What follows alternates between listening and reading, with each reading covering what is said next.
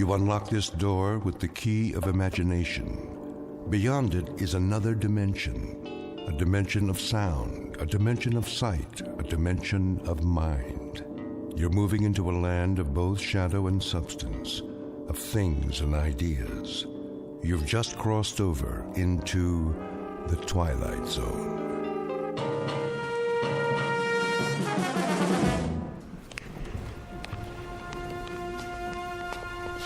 Here we have the famous temptress from ancient Egypt, Cleopatra. Her beauty almost brought about the destruction of Caesar, Mark Antony, and the Roman Empire. And now, if you will follow me, the last group of figures in our little wax museum. The piece de resistance, if I may say so. The most infamous black-hearted killers of all time. This is not for the faint of heart, so if there are any who would prefer to stay behind... I don't like this place. Come on, honey. They're made out of wax. But... No? Very well, then. Feast your eyes upon... Jack the Ripper, Henri Landru, and the dreaded Burke and Hare. It's Burke who's smothering the poor lady with a pillow, while Mr. Hare assists by holding her feet to the bed. And last but not least, in the sailor's garb, Albert Hicks, about to sink his gleaming axe into the skull of his hapless victim, one Martin Senescu. Move in, please. They look so real. Closer. Closer. But not too close.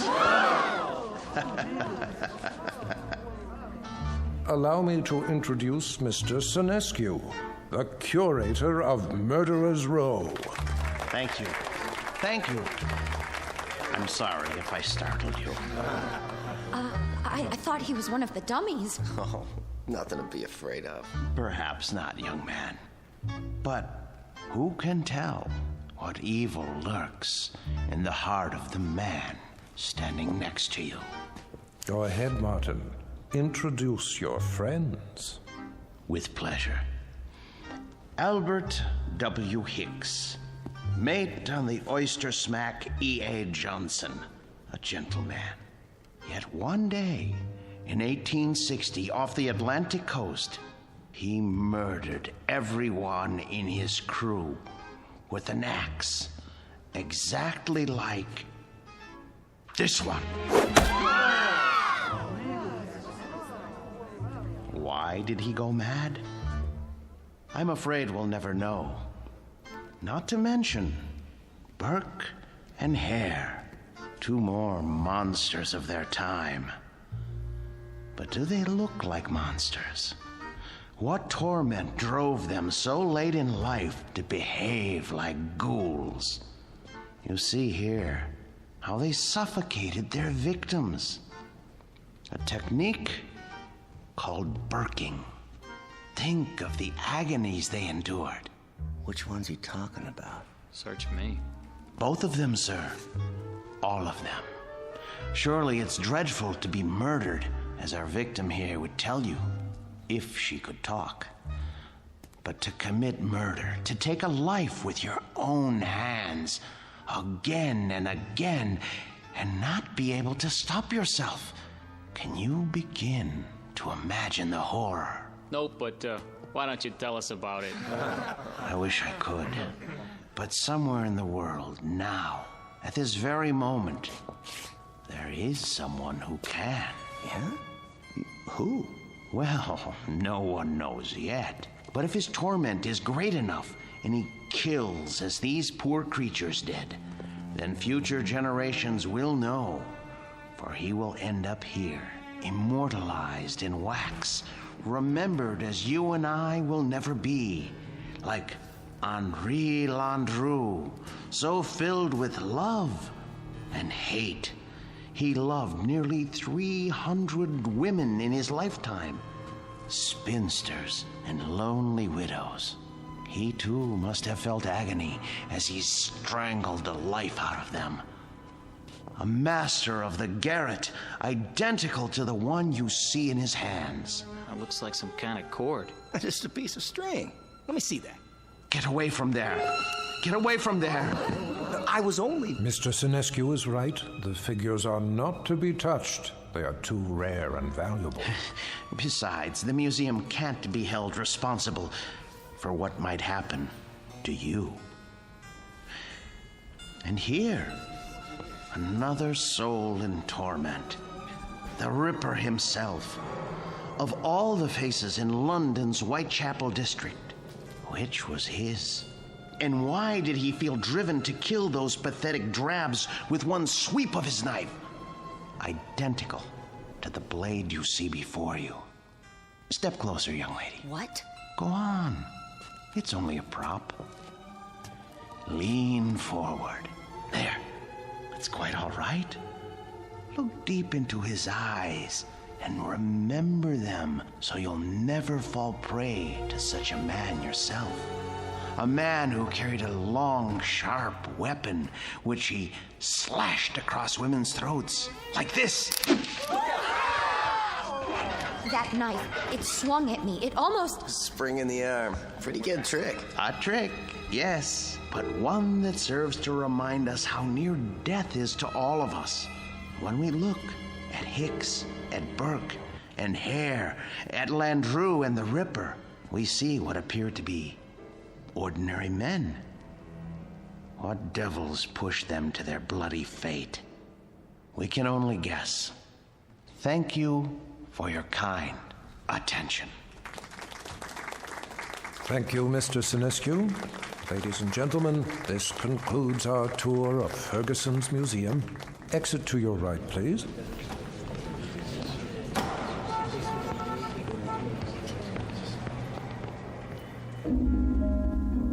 Mr. Martin Sinescu, a gentleman and the curator of Murderer's Row in Ferguson's Wax Museum.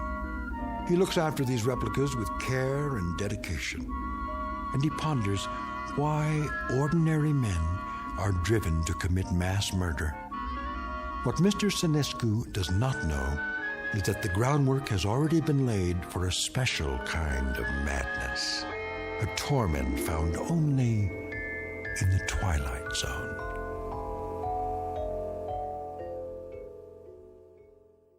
And now, The Twilight Zone and our story, The New Exhibit, starring Joby Cerny with Stacy Keach as your narrator. There now, Mr. Landru. Collar turned up just so. Easy to see why you're a real lady killer. We have to do something about that suit. Martin? Yes, Mr. Ferguson? I'd like to talk to you. All right. I'll be through here in a moment. That can wait. What I have to say to you is rather important. You know, sir, I think Landru needs a new suit. This one is 10 years old and shows it. Something wrong, Mr. Ferguson? Well, yes and no. I think we'd better discuss it in my office. All right, if you like, sir. Is it something I've done or haven't done? No, nothing like that. Sit down. Very well.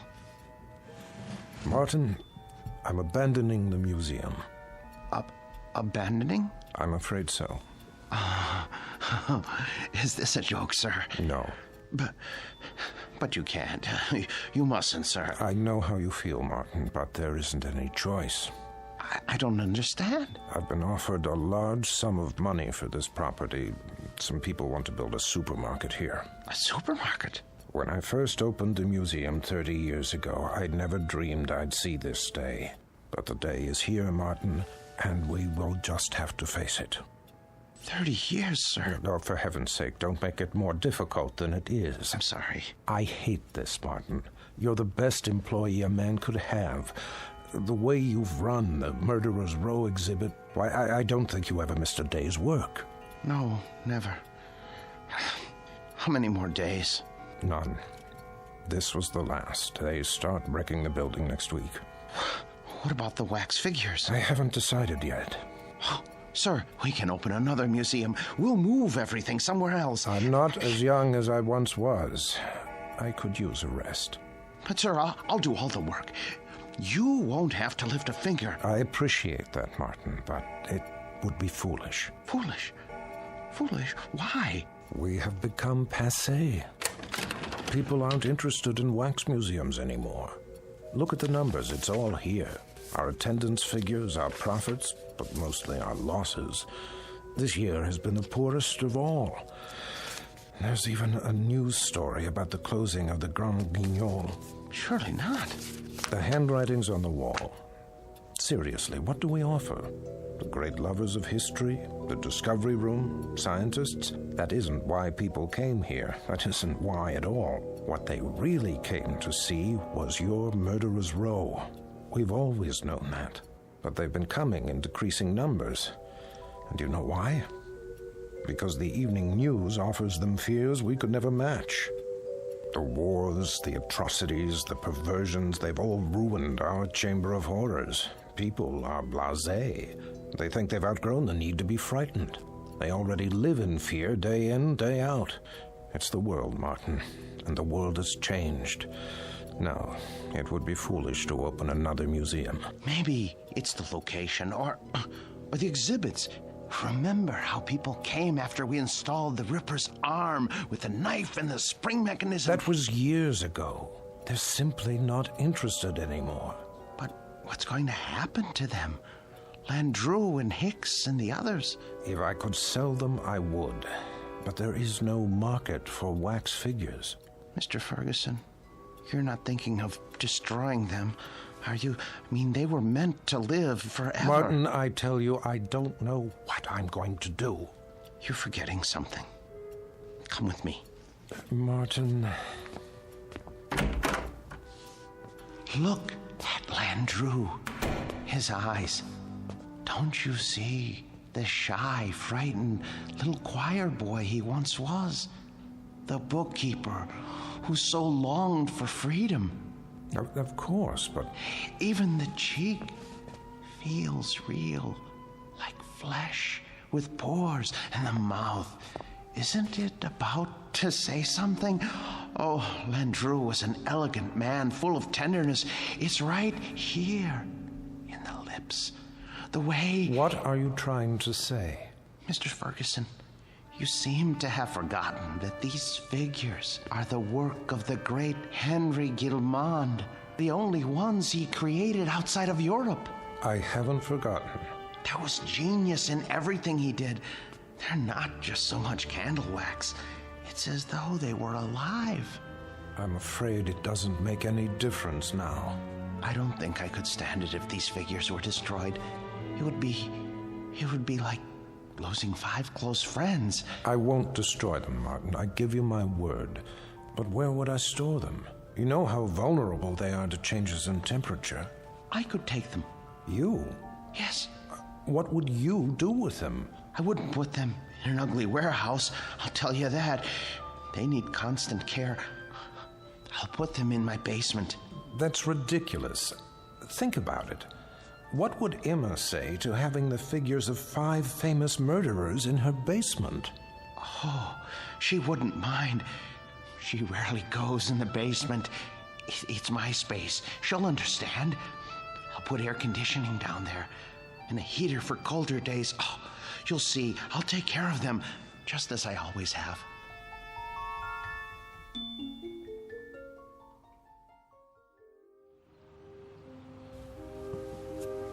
You haven't eaten your breakfast. I'm not hungry. They should have arrived by now. They'll get here when they get here. Now, how long do we have to store them? Not long. What time is it? You asked me that 5 minutes ago. Oh, maybe something happened. It's not like moving furniture, you know. They should have let me ride in the truck. What if they dropped one of the crates? There they are now. Just relax. You Montanescu? Yes, are they all right? The boxes? They okay? They didn't break, right? Nope. No bumps? No bumps. Where do you want them? Look, carry them to the rear of the house and down to the basement. Carefully. Take your time. Oh, wait a minute, how much time will it take? I don't know, an hour maybe. You gotta pay by the hour, you know. Sign here. With pleasure, and please, hurry. You see? All here safe and sound. Easy! Please, don't jiggle them. Will you stop worrying? It's getting warm. What? I say, it's getting warm outside. They're very delicate. They can't stand more than 80 degrees. I didn't think they were so big.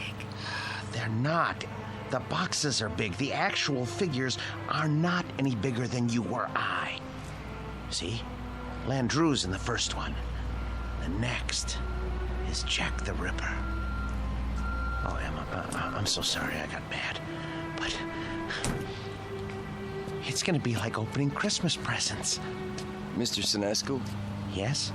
Miller's Appliances. Got your air conditioner in the van. Where do you want it? Oh, good. I'm glad you're here. Look, put it there, the basement window. Oh, please, hurry. I'll do my best. Thank you. You bought an air conditioner? I had to. They can't stand the heat. How much did it cost? Don't worry about that. Well, I am worried about it. Please, leave me alone. Just leave me alone with my friends, all right? Now, if you don't mind, I have to go downstairs.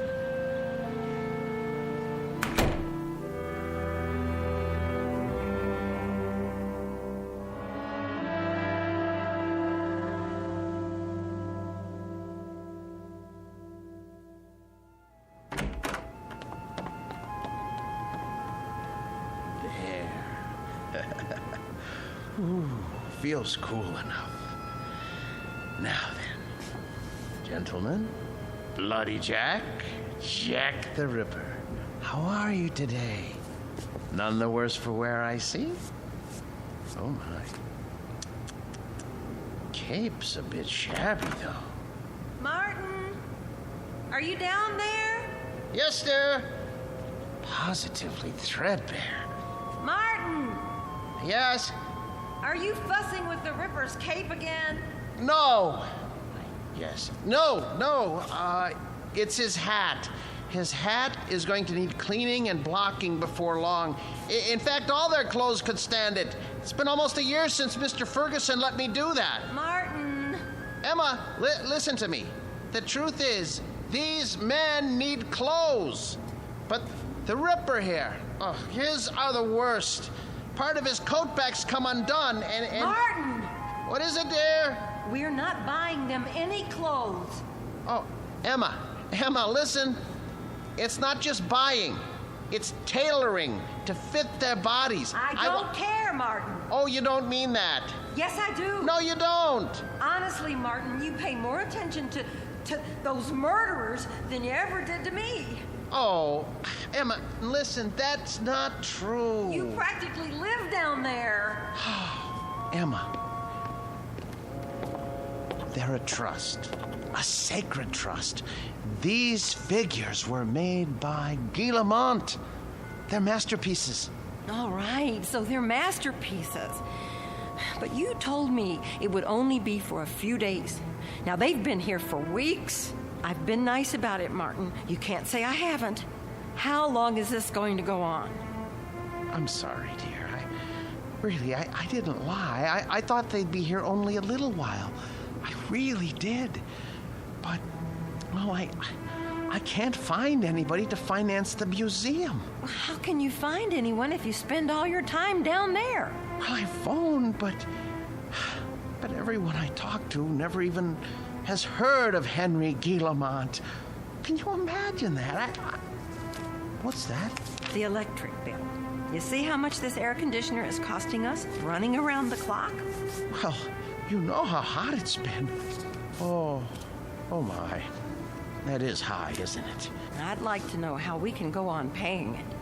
Martin, there's no more money in the bank. I know.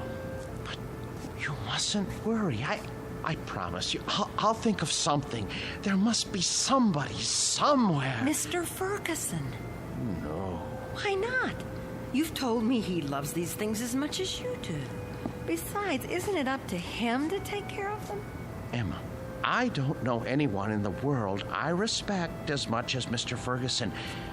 And I would never trust these figures to him. I couldn't be sure they were cared for properly. I don't even think I could sleep if I... So we're stuck with them. Stuck? Emma, it's an honor, a privilege. For you, maybe. But how do you think I feel? I am afraid to go into the basement because of these monstrosities. I mean, I just about get a heart attack, Martin. The way they stand there and stare at me, they're frightening. They're supposed to be frightening. Live with them as long as I have, and you'll come to love them. Love them? One day, they cease to be strangers to you, and you want to say good morning to them and ask them how they passed the night. And when that happens, Emma, I tell you, Emma? Emma! Emma! Where are you going, Emma?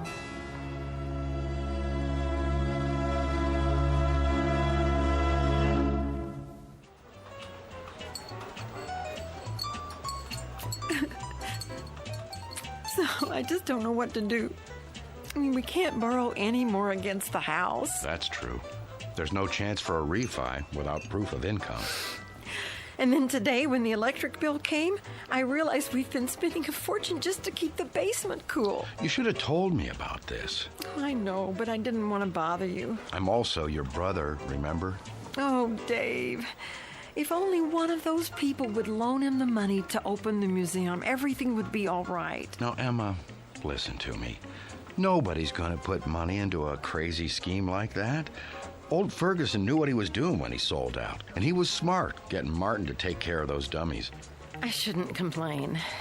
It's just that you know how much he loved his job, and it was such a shock losing it. Do you want me to help? I didn't come here to ask you for a handout. Don't be silly. We're family. And believe it or not, I've always kind of liked the guy. But what's happening now? It sounds like he could use a few hours with a shrink. I can give you the name of a good one. Oh, Dave, he'd never go. Exactly. So what we've got to do is get Martin away from those things. Does he have them all? Only a few. How come? Ferguson had 200 or 300, didn't he? Yes, but these are special. Some man in Europe made them. Well, they can't be too special if they're not worth anything. They are to him. It's the first time that anything has come between us. I hate those murderers. I'll stop by and talk to him. It won't do any good. Then you talk to him, Emma.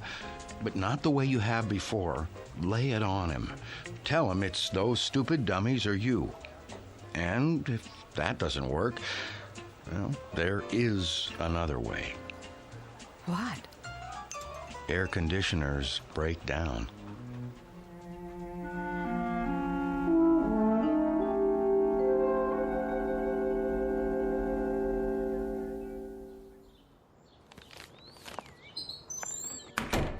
Emma? Emma? Is that you?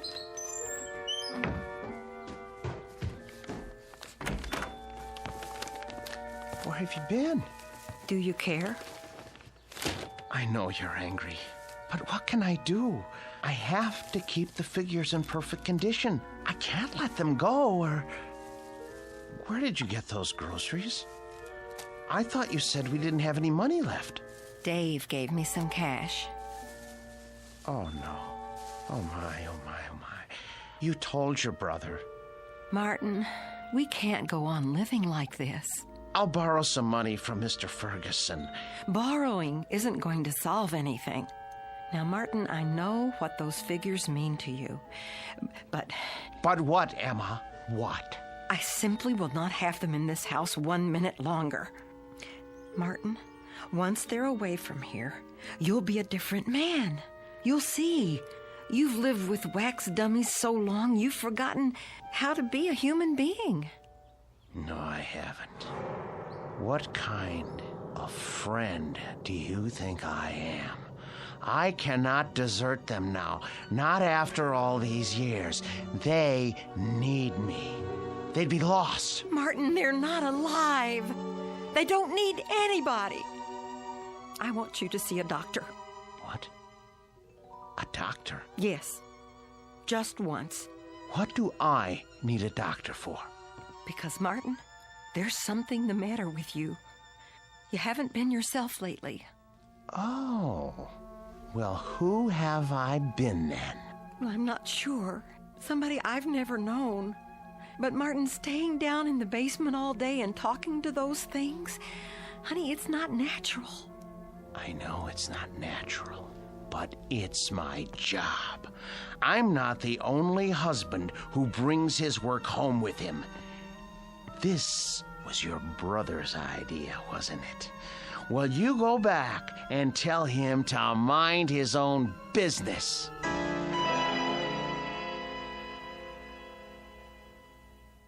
So it's hard to know where it's heading. Chances are we're in for another ride tomorrow. And that concludes our broadcast day. This channel will return to the air at 6 a.m. with the early report. Until then, we bid Are you asleep? Good night.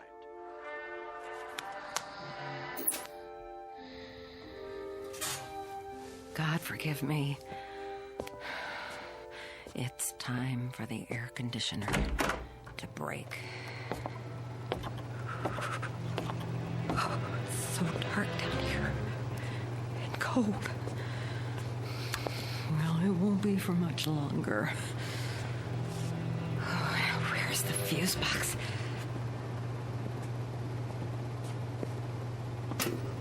Let's see now. Which one is for the air conditioner? I should have brought a flashlight. I can't see a thing. Here it is. Good.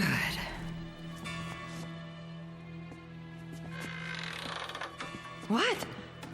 Who's there? What's happening?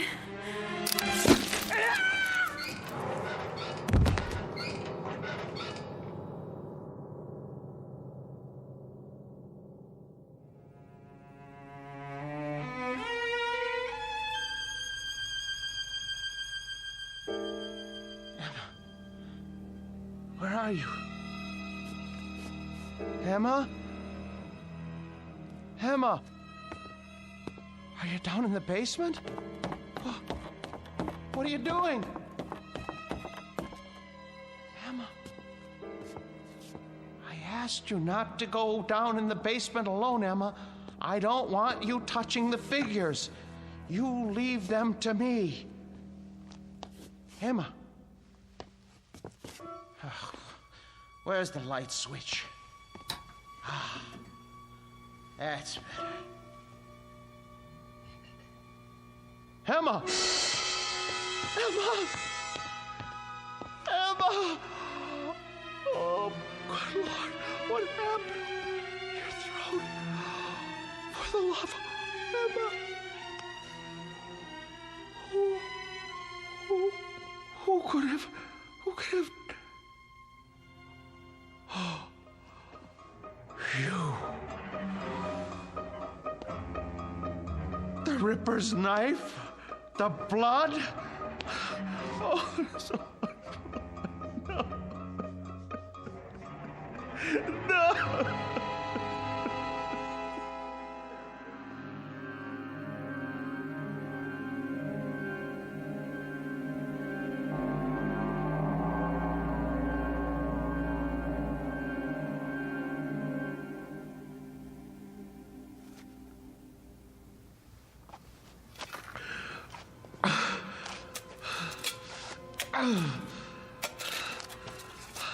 I hate to bury you down here, Emma. I know how much you hate the basement, but I don't have any money. I know I should report it to the police. Who would believe me if I told them you had your throat cut by Jack the Ripper? You just bumped into the Ripper in the dark and his spring arm went off. It was an accident. Besides, if I go to prison, who will take care of the figures? It's better this way.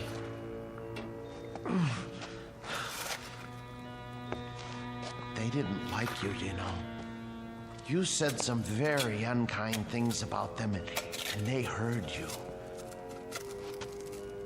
You have to be careful around Jack. He has such a temper. I should have warned you. There. Now for the cement. Oh, poor Emma. But it's too late to tell her anything now.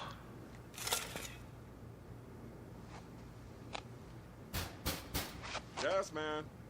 Come back later.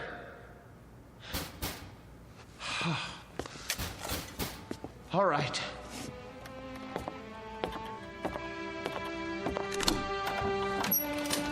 Hi, Mr. Snesku.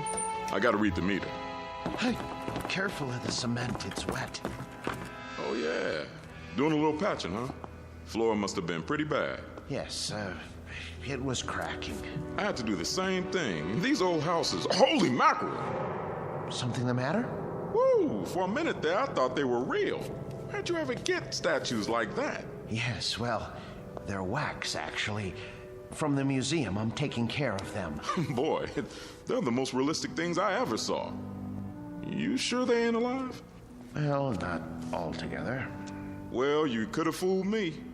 Should be a fine thing come Halloween. Something like this will really throw a scare into people. Man, oh man. Even close up, they... What's this? What? Whoever made these thought of everything. Even put blood on a knife. Well, I gotta go. You got quite a layout here.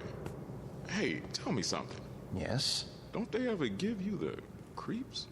Not when you know them as well as I do. You're a real joker, Mr. Sinescu. Wait till I tell the wife about this.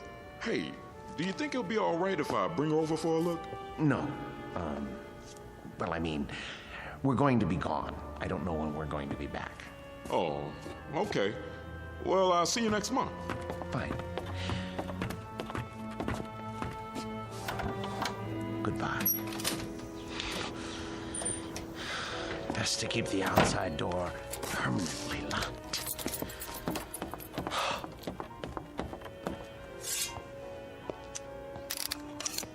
Jack, I'm surprised at you. I really am. How did you manage all those murders without being caught by Scotland Yard? Any killer knows you can't leave blood on the murder weapon. And I don't mean to make a joke, Mr. Ripper. It's a dead giveaway. There. Knife's good as new. Now behave yourself. Emma? Oh, no. It's her brother. Martin, you in there?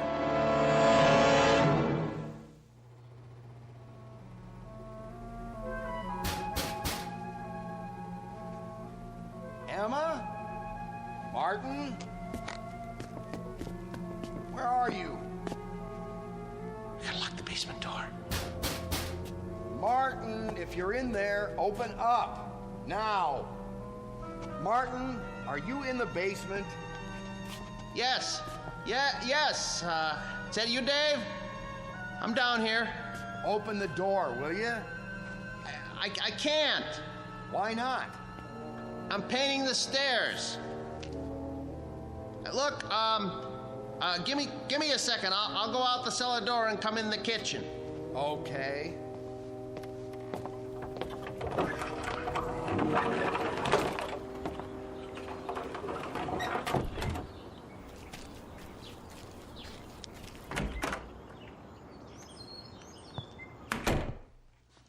Where's Emma?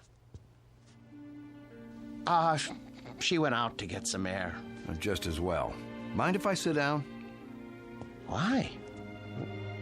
What do you want? You sit down, too. Dave, look, I don't have time. I'm in the middle of something. Now, just tell me what you want. Emma came to see me yesterday. I'm very embarrassed. She told me about it. She did, huh? Well, That'll make it easier. Perhaps. Oh, you two have an argument? Yes. But look, everything is settled now. Glad to hear it. She was pretty upset when she talked to me. I know. You didn't treat her square when you brought those dummies home. That's been changed. Well, now, I guess I had you pegged wrong. You got rid of them. Yes. Must have been pretty hot in here last night, huh? What? For a bunch of wax dummies. Hey, what's that humming noise? I don't hear anything. It sounds like it's coming from the basement. No, is that the air conditioner? I don't know what you're talking about. What are you driving at? Why's this door locked? I told you, the steps are wet from paint. I don't smell any paint. And why's the air conditioner still going if you got rid of the dummies? Well, I thought it might help the paint dry. Yeah? I thought it might get rid of the fumes. Is that all right? This is my house, isn't it? I think you locked it because you don't want me going down there. You better open up. Are you threatening me in my own house? You didn't get rid of those things at all. Where's Emma? Look, I am tired of answering questions. I've had a busy day. I'll thank you to leave now. All right. I don't want to cause trouble for Emma, so I'll go. But have Emma call me when she gets back, here? I will.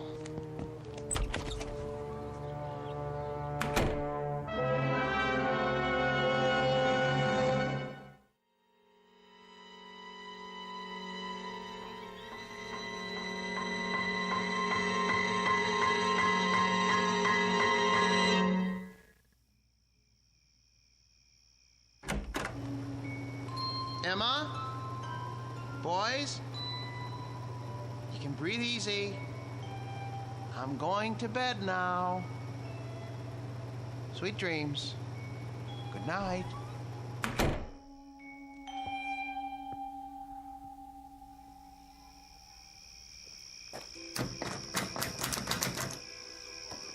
Huh.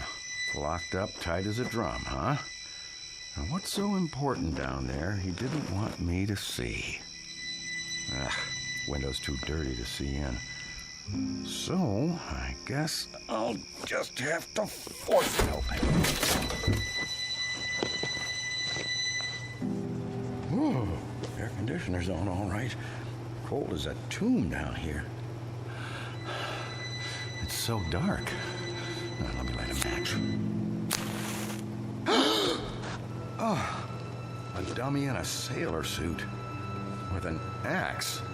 Oh, Martin, old boy, you need help. You really do. Ugh, when you look at these two, plug ugly. And two more big ones. Oh, some knife. Looks real. What the heck? Oh, a shovel. Fresh cement? What is he trying to cover up? Blasted match. Who's there? Who's there? Wait. What the? Where's the axe?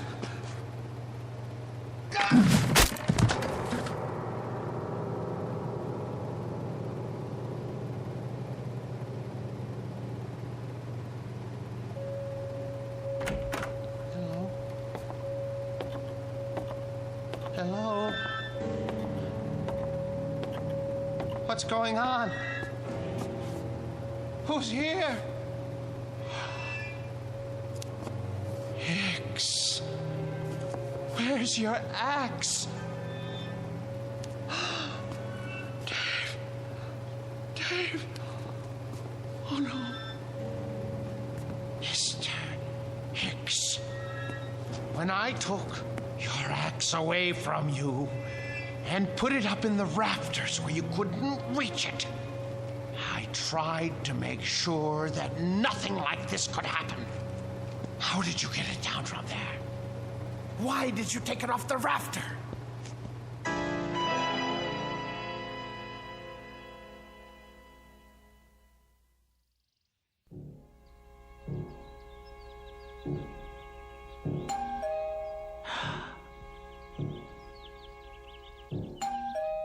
Martin?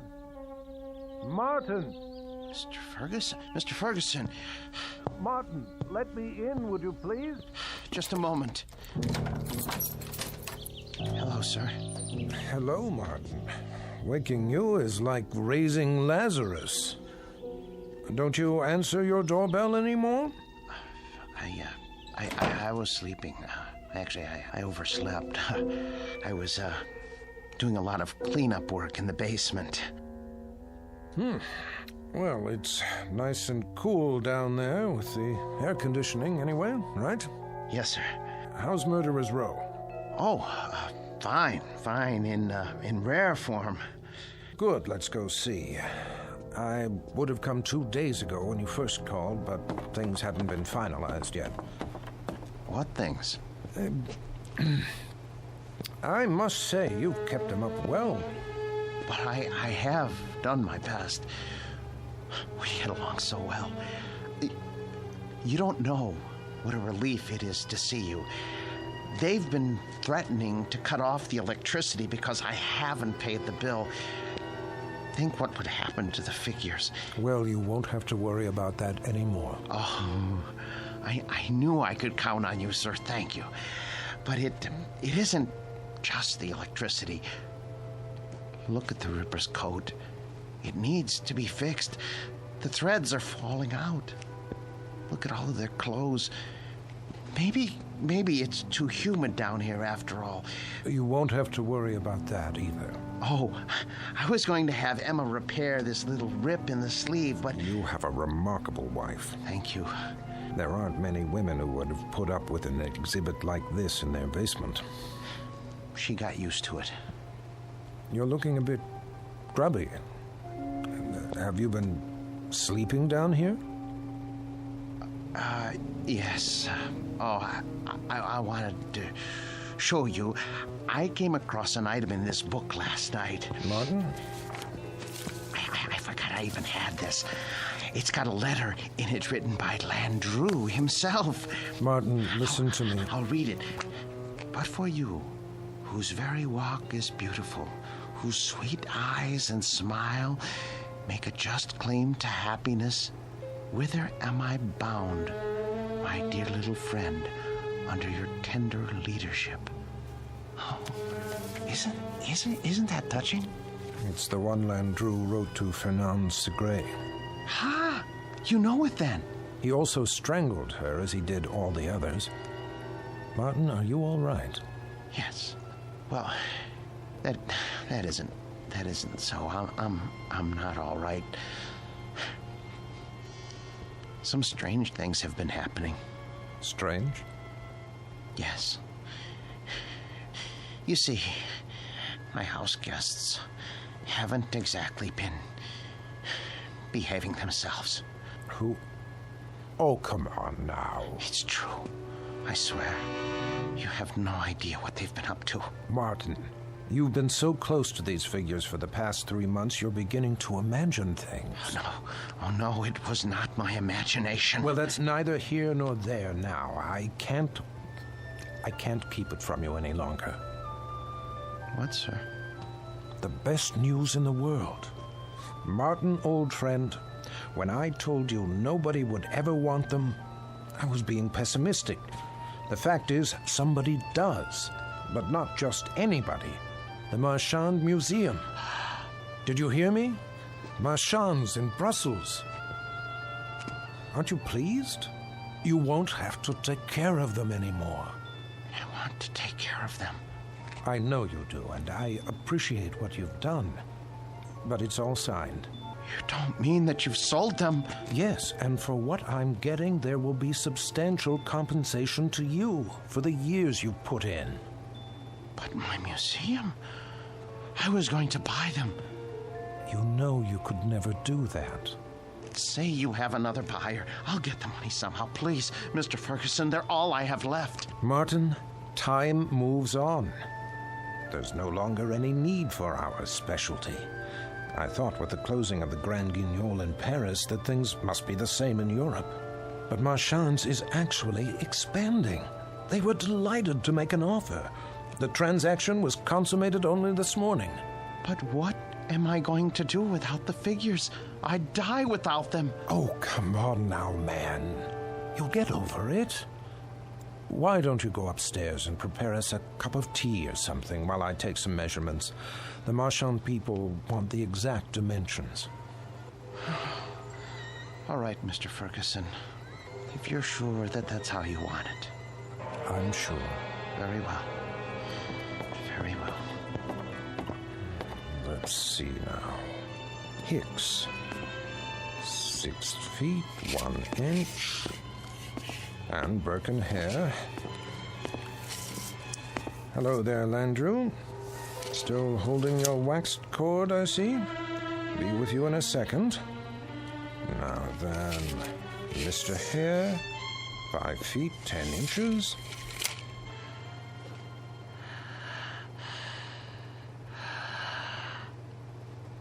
What? What?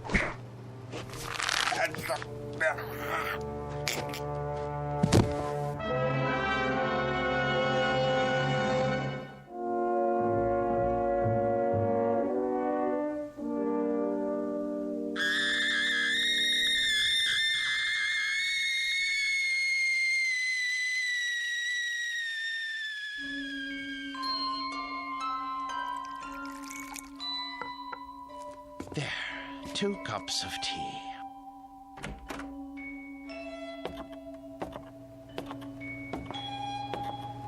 Mr. Ferguson, I don't remember whether you take cream and... Mr. Ferguson? Mr. Ferguson! Your throat. The cord.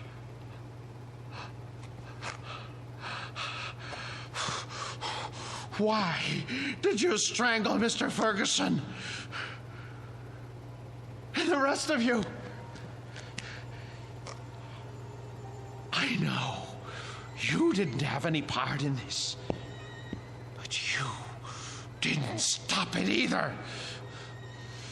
Landrew, you have gone too far.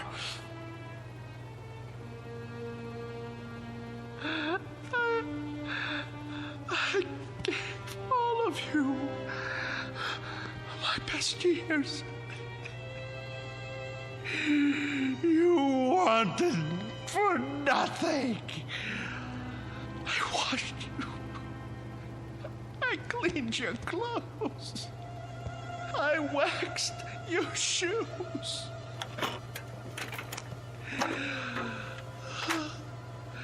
The air was always the right temperature because I made it so. I defended your deeds against the thousands who came to see you. And when Mr. Ferguson sold the museum, who spoke up for you? Who wanted you? And now what have you done to repay me? Murdered Mr. Ferguson? He was a good man. The books were right. You are monsters through and through, and for that I am going to punish you. Do you know what I'm going to do? Do you know what I'm going to do? I'm going to take my saw and I am going to cut you into little pieces. Then I'm going to turn up the heat and let you melt into pools of wax. It's no more than you deserve. Who's going to be first? You, Landrew? Because it was you who murdered Mr. Ferguson. It was not I, Martin Senescu, who strangled your friend. It was you. No, it was you. You killed him while I was upstairs making tea. No, maid, it was always you. With my blade, you murdered your wife. You killed her while I was asleep. You used my axe to kill your wife's brother. Get away from me, Hicks. Get away from me! You are the murderer. Perk, stay back! You are the murderer. You killed them all. You lie! You're monsters! Not so, Martin Sinescu. No!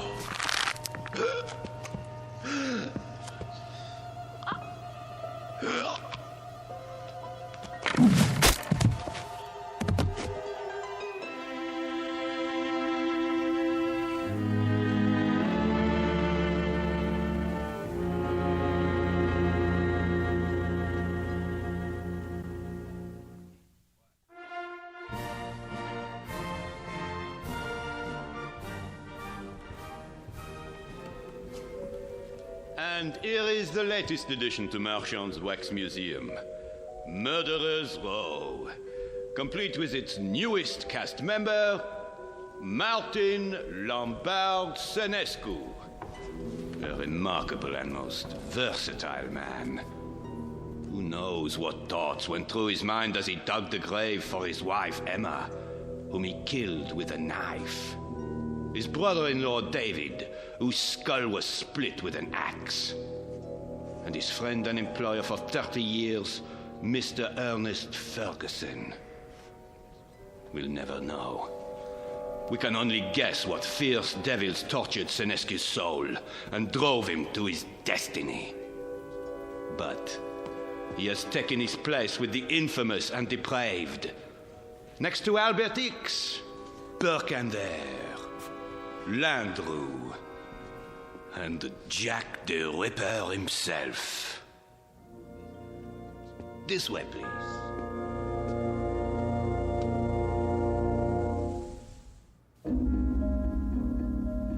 The new exhibit became very popular at Marchand's, an instant hit.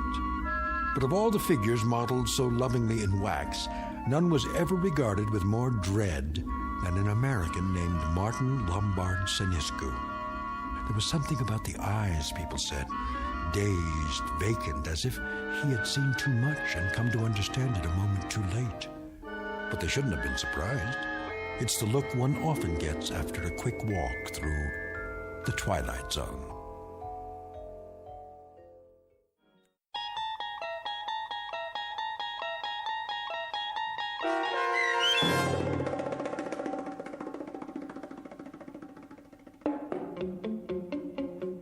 The new exhibit, starring Joby Cerny with Stacy Keach as your narrator, was adapted for radio by Dennis Etchison and Joby Cerny, and written for The Twilight Zone by Jerry Soule and Charles Beaumont.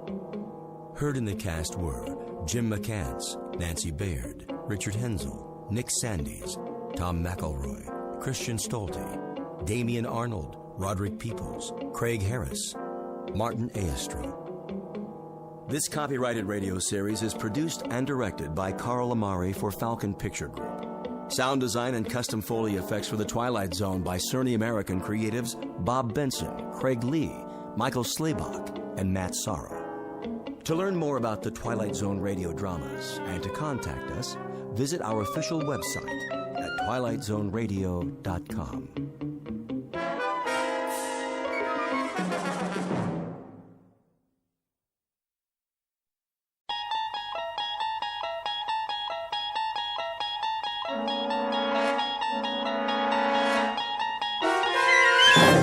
You unlock this door with the key of imagination. Beyond it is another dimension, a dimension of sound, a dimension of sight, a dimension of mind. You're moving into a land of both shadow and substance, of things and ideas. You've just crossed over into the Twilight Zone. Where would I find the thimbles? Well, you'll have to ask Mr. Armbruster, the floor manager, over there, the man with the flower in his lapel. Thank you. Sir? Yes? I'm looking for the thimbles. The symbols? No, you know, for sewing, the pretty little gold ones. Well, that would be in gifts. Oh, thank you. Which floor? Is this dress on sale? Yes, madam. Oh, good. Can you help me? The sales girl will ring it up for you. Is gifts... Mr. Armbruster, to cosmetics. I'm sorry, what did you say? Is it upstairs or down? Mr. Armbruster, please. Connor. One moment. I'm needed. Is this the final markdown? Let's see. Yes, 40% off. I'll take it. Will that be cash? Charge. Oh, and can you gift wrap it for me? Well, certainly, ma'am. The customer service is downstairs. You take the elevator on your right.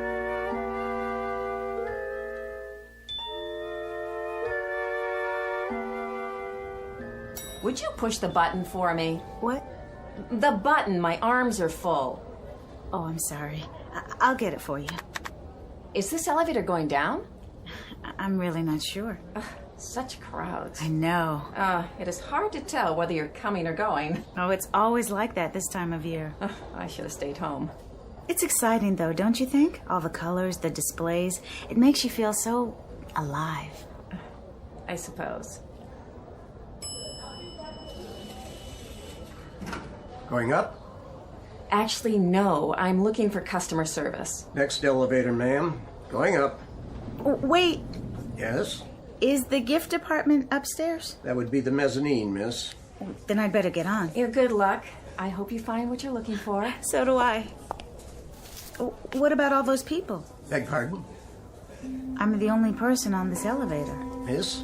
Why didn't you let them on too? This is the express. The others are local this time of day. Oh. I guess I'm not accustomed to such personalized service. My own private elevator. A pleasure. I hope it's in gifts. What in particular were you looking for? Thimbles. Thimbles? Gold thimbles. Really? You had them advertised. Then they would most likely be in specialties. They would? 9th floor. Oh. Somebody told me to look in gifts. 9th floor. Thank you so much.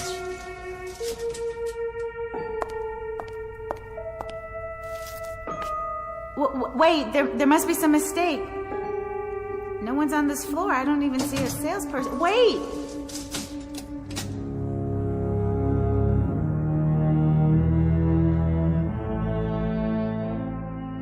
Express elevator to the 9th floor carrying Miss Marcia White on a most prosaic, ordinary, run-of-the-mill errand to the specialties department looking for a gold thimble.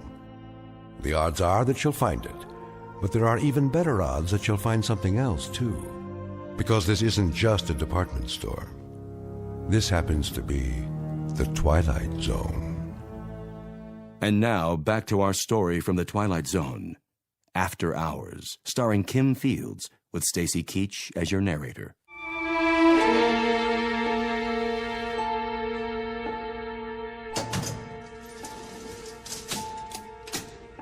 Wait, you can't leave me here. There's nothing on this floor, only empty counters, almost no lights at all. Why won't this button work? Now I have to wait till he comes back. Rude, that's what I call it. Hello? Is anyone here? Anyone at all? May I help you? Oh. Is there anything the matter? Where did you come from? Come? From? I didn't see you behind the counter. Was someone helping you? No, how could they? I don't think I'm on the right floor. In fact, I'm sure I'm not. You see... Can I show you anything? Why, yes. If you are open, that is. And what would that be? Well, actually, I was looking for a gold thimble. Really? Mm-hmm. It's a gift from my mother. I see. Gold thimble. Gold thimble.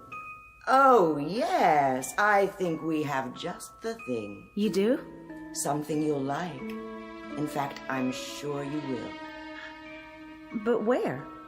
I don't even see any merchandise. Down here, at the end of this counter. This way, please. Oh, I see it now. There. How about this? It's all by itself in a glass case? Well, that does make it stand out very dramatic. And in its very own little velvet box. That's lovely.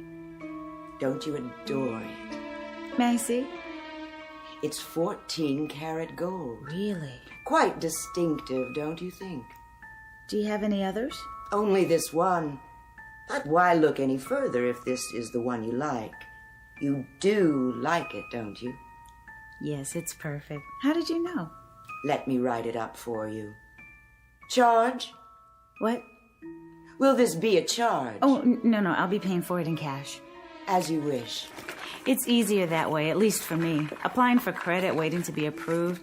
I never have enough time to go through all that. Do you know what I mean? I know exactly what you mean. Do you want it gift wrapped? Yes, please. If you have the time. On second thought, I'd better wrap it myself. Of course. It seems that there's never enough time, is there? Oh, I forgot to ask. How much is it? $22.80 plus tax. Is that all? Quite reasonable. It's our annual markdown sale for preferred customers. How nice. $25 even. Here you are. Perfect. You know, this is so... What? So odd. In what way, Marcia? Well, you don't have any merchandise here in any of the displays except for this thimble. Except for the very thing I needed. Is that so odd? We pride ourselves on catering to the discriminating shopper. I'm not sure. The whole floor looks so empty. And all the cases... You called me Marcia. Did I? I'm sorry. That was forward of me. I should apologize. How did you know my name? Aren't you a regular? I've probably seen you around the store. No, you haven't. I've never been to this department before, and I certainly have never seen you. Are you sure? Look, I don't want to make a big thing out of this, but really, what kind of place is this? What do you mean? I mean, I go shopping and I want just one small item, a gold thimble, and I end up in this store on a floor where there isn't anything in evidence except the item I'm looking for. Now, you may be more sophisticated than I am. Not at all. But I'd call that odd. Here's your purchase. Well, don't you? Please come again. Anytime. The elevators... But of course, you remember where it is. Yes. Yes, I do. Thank you.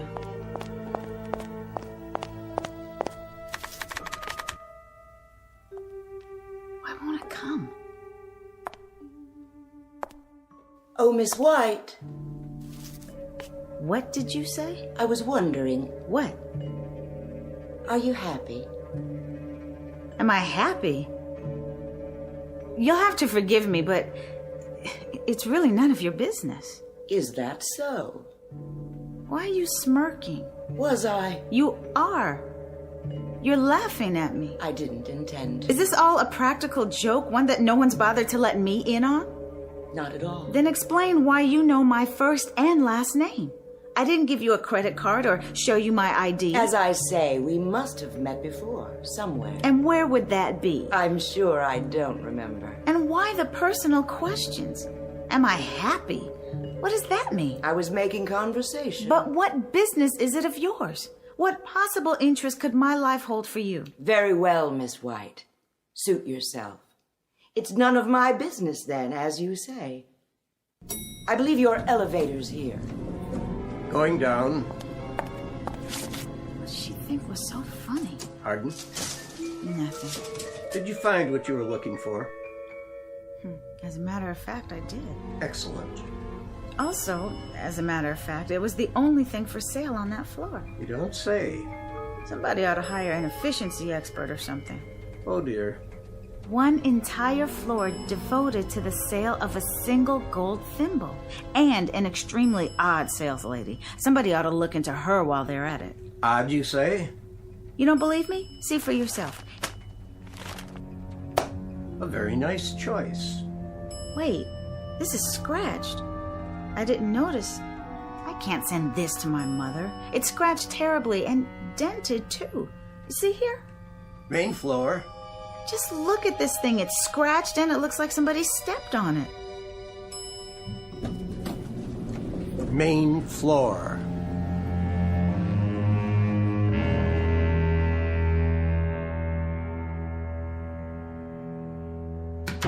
Sit down, Mr. Armbruster. You make me nervous. But I'm only trying to explain. Can't we cut through all this? You're in charge of the floor. You're supposed to handle any problems. I have a department store to run here. I know that, Mr. Sloan, sir. I distinctly told her that... What's your point? That all the gold thimbles we have would be in gifts. And that if the item is in its original packaging, we would make good on it, either by replacement or refund. I distinctly told her that, Mr. Sloan. Then what's the problem, Mr. Armbruster? The problem is that the customer claims she didn't get the item in gifts. She got it in another department. Then have her go to the department where she purchased the item. You know the policy. Oh, that's the point, Mr. Sloan. She has some idiotic story about having purchased the gold thimble on the 9th floor. 9th? That's what she said over and over again. I trust you explained to her, Mr. Armbruster, that this store doesn't have a 9th floor? I tried, sir. Lord knows I tried. Mr. Sloan, believe me, I have tried desperately. And I really mean desperately, to acquaint her with that fact. But she insists she was taken up to the 9th floor, waited on by a rather odd woman. An odd woman, no less. A personality trait she would be particularly knowledgeable about. Well, at any rate, a woman who allegedly waited on her... Never mind, Mr. Armbruster. I'll talk to her. Thank you, sir. She's right outside.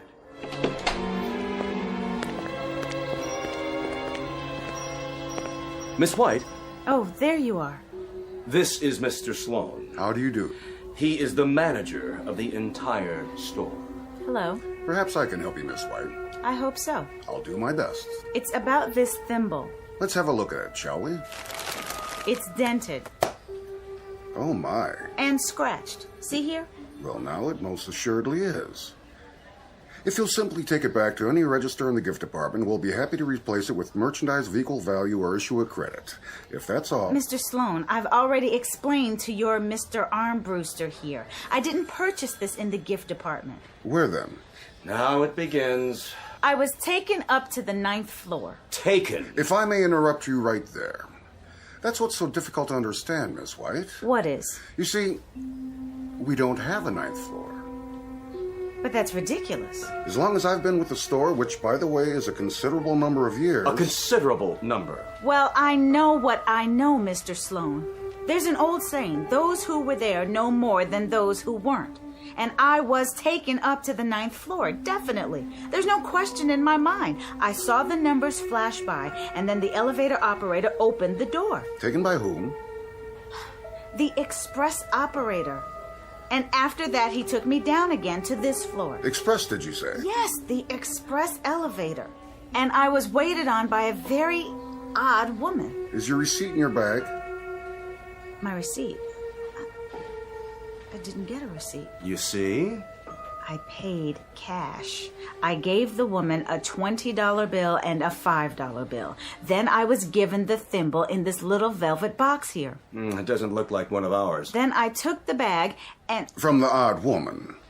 She was odd. Anyone would say so. Can you be more specific? She had a very chic tailored suit with her hair tied back tightly in a sort of bun. She seemed to know exactly what she was doing, so I'm sure she's also been with your company for a considerable number of years. And her name was? I don't know. You see? I didn't ask. All our employees are required to wear name badges, like Mr. Armbruster here. So all you'd have to do is glance at the lapel. Voila. And there's the name. I honestly don't think she had one. No, I'm sure. Just the tailored suit with a plain neckline, no jewelry. If you could give me something more to go on. I'm trying. Otherwise, without a proper receipt, I'm afraid... Like that woman. Which? She looked exactly like that woman over there. Where? Standing by the designer collections. The same outfit, same color. That's one of our newest designer suits. It hasn't even been put in the window yet. How did she... Wait. Yes? It not only looks like her, it is her. It is? The woman. The one who waited on me. She's standing right there. See her? Well, this will settle it then. Yes, it most certainly will. Miss, I wonder if you'd mind... She can't hear you. Mr. Armbruster, would you kindly ask her to come over here? With pleasure. Excuse me. Sorry. If you'll kindly step aside, I have to... You? Do you work here? I said... May we have a word with you, madam? This customer says she purchased a gift item from you earlier today. She refuses to answer. If you'll face me, please. My name is Sloan, and I'm the manager of this store. Where's your ID badge? I told you, she won't answer. She is not from any of my departments. My salespeople are all trained to be courteous, responsive. Are you deaf? Turn around and let me see your name. Oh, no! You still say this is the one who waited on you, Miss White? What in the world? What's the matter with you, Armbruster? Leading me on a wild goose chase. This is a mannequin. No! I could have sworn... Of course it is. I knew that all along. A small jest, sir. A very small one. Only a mannequin, dressed for display in ladies' couture. Why, what do you say now, Miss White? A dummy! Not a sales girl at all. A mere dummy. Armbruster, what are you doing in ladies' lingerie? Sir, I'm waiting to see if our favorite customer, alleged customer... Miss White? You mean she's still here? In the ladies' lounge. I thought I told you to show her the door. She didn't feel well. She wanted to lie down. I thought it best to accommodate her. You never know about these crazies. Lawsuits, insurance claims... Oh, all right. Let her rest. But send someone in to see how she's doing. It's almost 6 o'clock.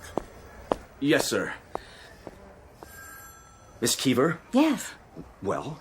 Mr. Armbruster? Well, how is she? Oh, Miss White. She'll be all right, Mr. Armbruster. She was feeling a bit faint. I think she may have gone to sleep on the couch. Wake her up, then. Get her on her feet. We'll be closed in a few minutes, and I want her out of here. Post haste. Oh, I'll see what I can do. As soon as I ring up a sale, Now, Miss Keever. Yes, sir. Tell her we're closing. She can come back tomorrow, and we'll get her a replacement on her merchandise, or a refund, or anything she wants. I'll tell her, sir. What I'd like to give her is a bus ticket to any department store west of Cleveland. Preferably one in Chicago, Los Angeles, or Honolulu. Miss Keever, did you hear me? Closing time.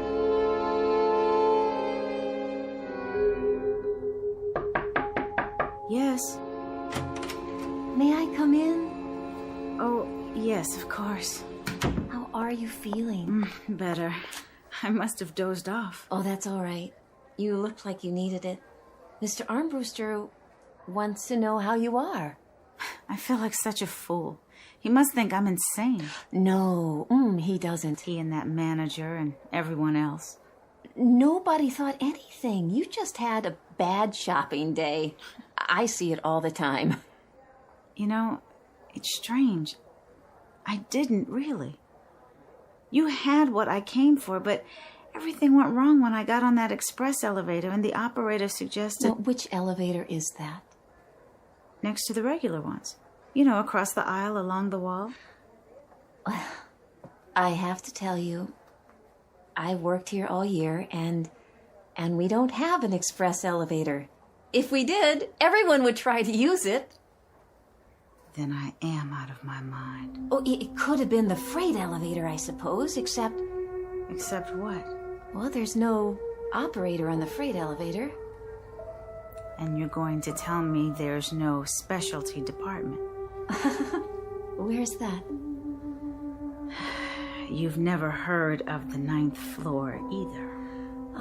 I am sorry. They do have a floor just for storage, but I've never been there. Look, why don't you just go home and forget all about this? Have you ever had one of those dreams where you just can't wake up? Every day. Mr. Armbruster... Oh, no, I shouldn't have said anything. Go ahead, you've listened to all my troubles. Well, it's just that... Well, I don't mind the job. Decent hours, great benefits, paid vacation. But what? Is there something about the store? No, not exactly. There's something odd about it, isn't there? Oh, it's the way Mr. Armbruster treats us. Have you ever worked retail? Isn't that odd? Really odd. Well, what is?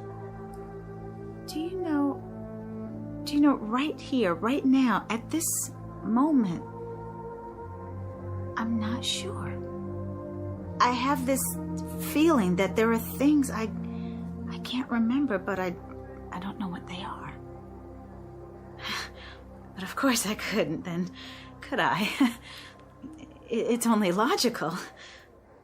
Does that sound crazy? That you can't remember? Well, did you fall and hit your head? No, nothing like that.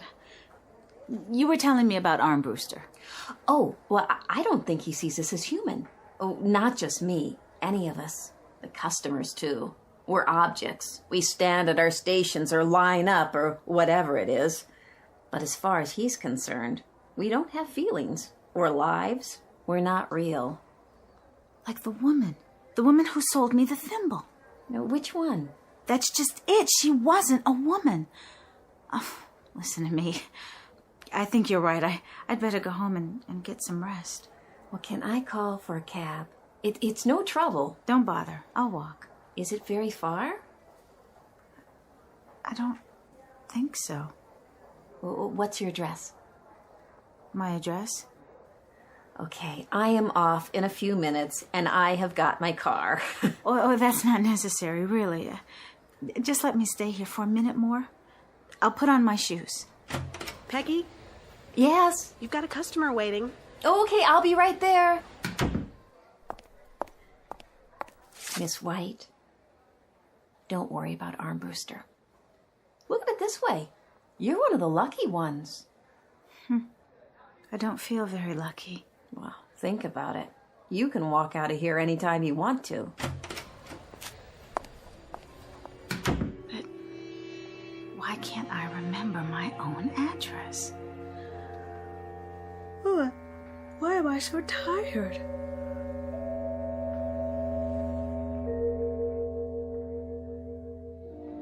The store is now closing.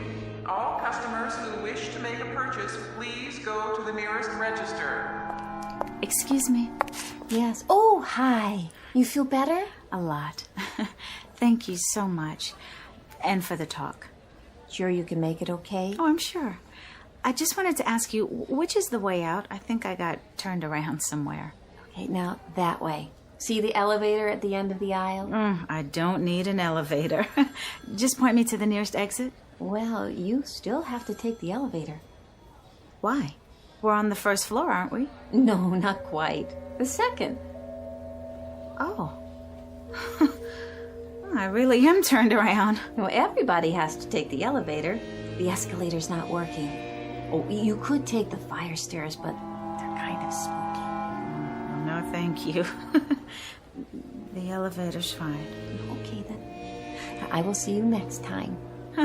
I honestly don't think there'll be a next time. Not in this store. Good luck to you. Well, you too.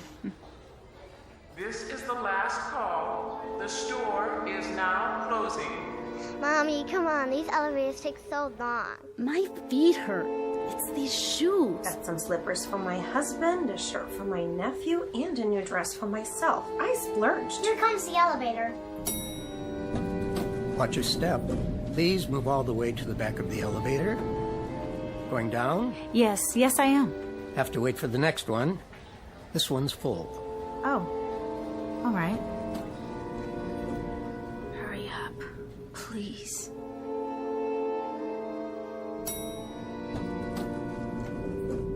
Going down. Yes, please. Step into the elevator. But why is it so dark? Did your light fixture burn out? Step in.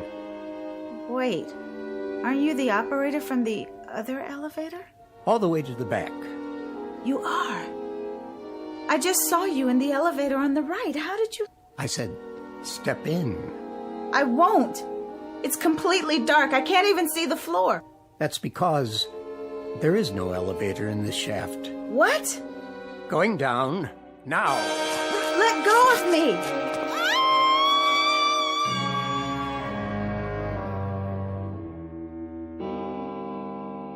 What?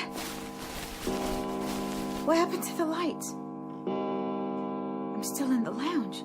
Oh my God, I must have fallen asleep again. Oh, what an awful, awful dream.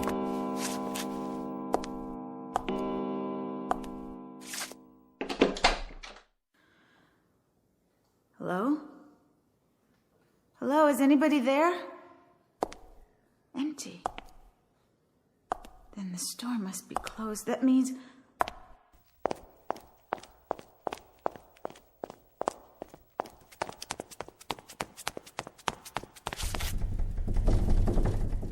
I'm locked in.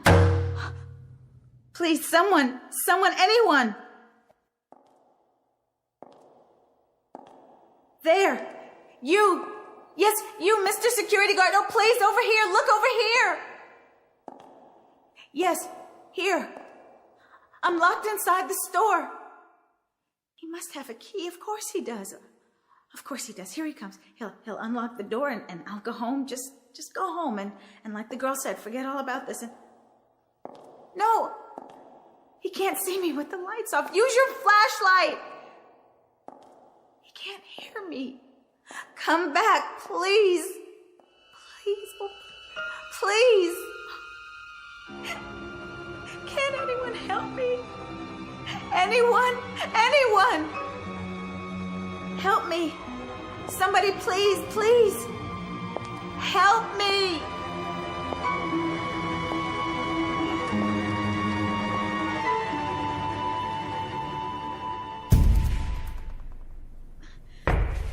The window won't break. It won't, no matter what I do. Who's there? No. What do I do? Where do I go?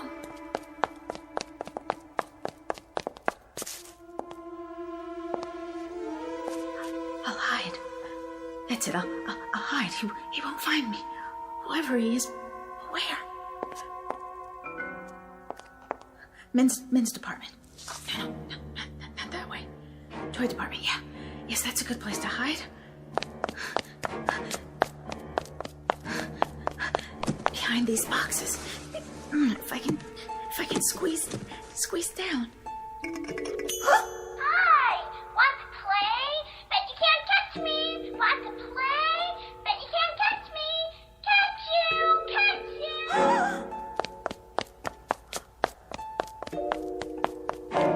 Oh, thank God. Hi.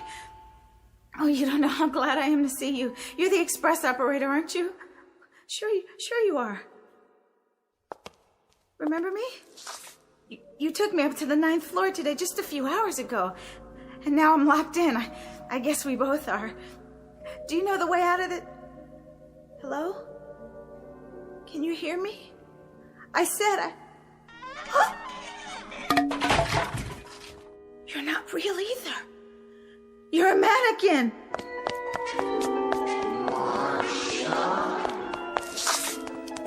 Who do you think you're fooling, Marcia? Come on, dear. Climb off it. You remember, Marcia? You know who you are. We do. We do. We do.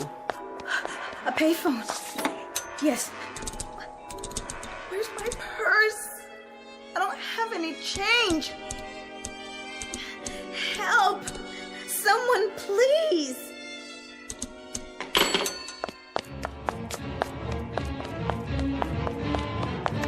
The elevator has to be working. The real elevator.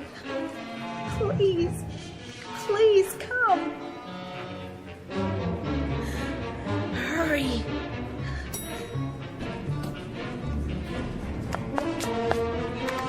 Any floor, I don't care. Move. 5,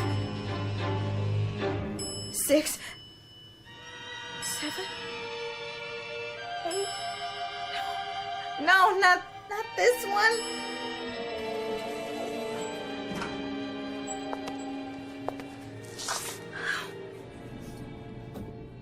Wait, not the 9th floor. So, you finally come back. What do you want from me? Well, Marcia, dear, you'll forgive an observation, but you're acting like a silly child. Who are you? Can't you see? Come into the light. You're not real. You're not even the model for that mannequin in the women's department. You are the mannequin. That's all you ever were. Only? Are you sure? Take it, good luck. You know us. You're all dummies, dressed up in department store clothes. What are you doing here? Come now, Marcia. Think. Concentrate. And why am I... Remember now? All of us will try and help you. We want to help you. We'll help you concentrate. Stay away. Remember now? Is it coming back to you? Stay away from me, I said. Come on, Marcia. You can do it. We know you can. We have faith in you. What? That's odd. Is it really, dear? I don't know, but suddenly I do seem to Remember? She remembers. Of course she does. She couldn't forget us. She didn't forget. We knew you'd be back. You did. We've been counting on it. Then I must be... Say it. One of you too. There. Was that so hard? No. Of course it wasn't. Why should it be? Yes. That's what I am. One of you, and this is my address, isn't it? It's where I live. Good girl. And it was my turn to... Go ahead. Say it.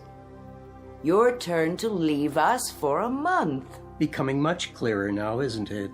You left us last month to live with the outsiders. But you were due back yesterday, and you didn't show up. And you know, Marcia, that's selfish, my dear. All of us wait our turn, and then when it comes, we simply do not overstay. It was my turn, starting last night. I'm one day delayed already. Of course. Of course. I'm sorry.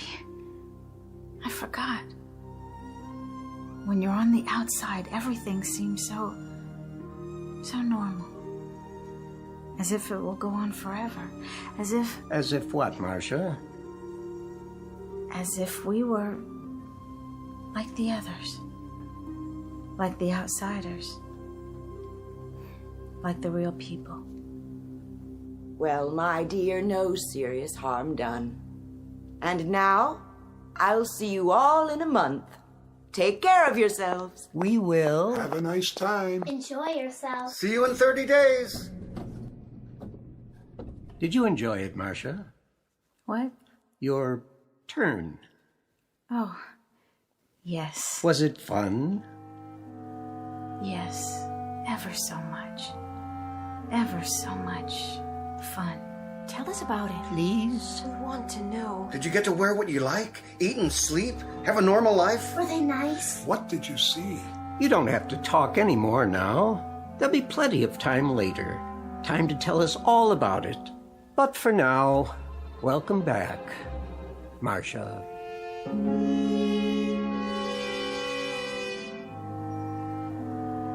Good morning, Miss Keever. Morning, sir. Ready to set a new sales record? Oh, yes, sir. Splendid. I see the very irritating Miss White finally made it out of the store. Well, I guess so, sir. I didn't see her go. Well, good riddance to her and her little golden thimbles. Excuse me. Yes? Where can I find, well... Speak up. Ladies' undergarments? Right here. Miss Keever will help you. You Armbruster? Mr. Armbruster. And you are? Maintenance department. I got another dummy for you. Where do you want it? On the pedestal in the window. As soon as it's properly dressed, of course. Right. Hold on. Yeah? Is that a new model? Don't ask me. For a moment there, that is, reminded me of someone. That right? Someone I believe I've seen in the store. I can almost place her. Oh, well, I'm sure it doesn't matter. I have much more important things on my mind. All right, setting her up over here, Mr. Armbruster. Marcia White, in her normal and natural state, a wooden lady with a painted face, who 1 month out of every year takes on the characteristics of someone as normal, as much flesh and blood as you and I. But it makes you wonder, doesn't it? Just how normal are we? And who are the people we nod our heads to as we pass on the street? A rather provocative question to ask, particularly in the Twilight Zone.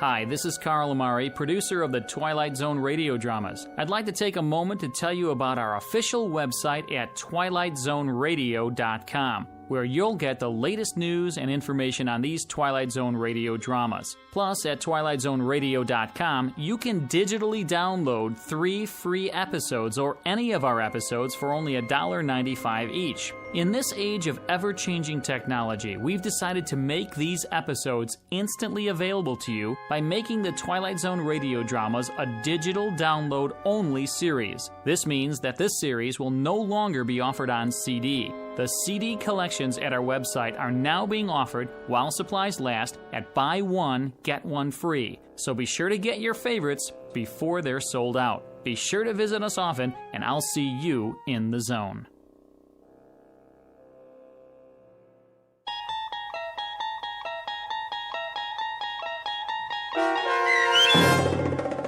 The After Hours, starring Kim Fields with Stacy Keach as your narrator, was written for The Twilight Zone by Rod Serling and adapted for radio by Dennis Etchison.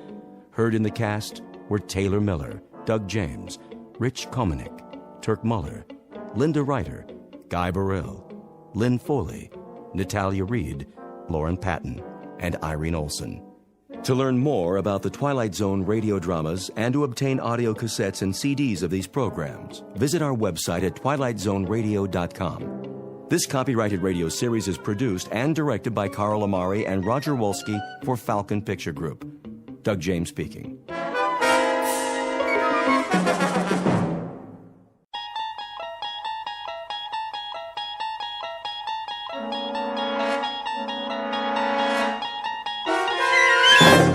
There is a 5th dimension beyond that which is known to man. It is a dimension as vast as space and as timeless as infinity. It is the middle ground between light and shadow, and it lies between the pit of man's fears and the summit of his knowledge. This is the dimension of imagination. It is an area which we call the Twilight Zone.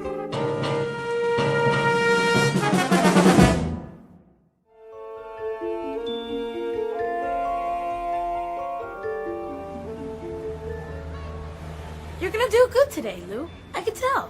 Yeah? How can you tell, Tommy? 'Cause you're the best salesman there is. Well, maybe I used to be. You are, Lou. You always have such neat stuff. Oh, yeah, I got everything. A little bit of this, a little bit of that. Something for everybody. Help me set up the table, will you, Tommy? Sure. There we go. We'll be ready to start in a minute.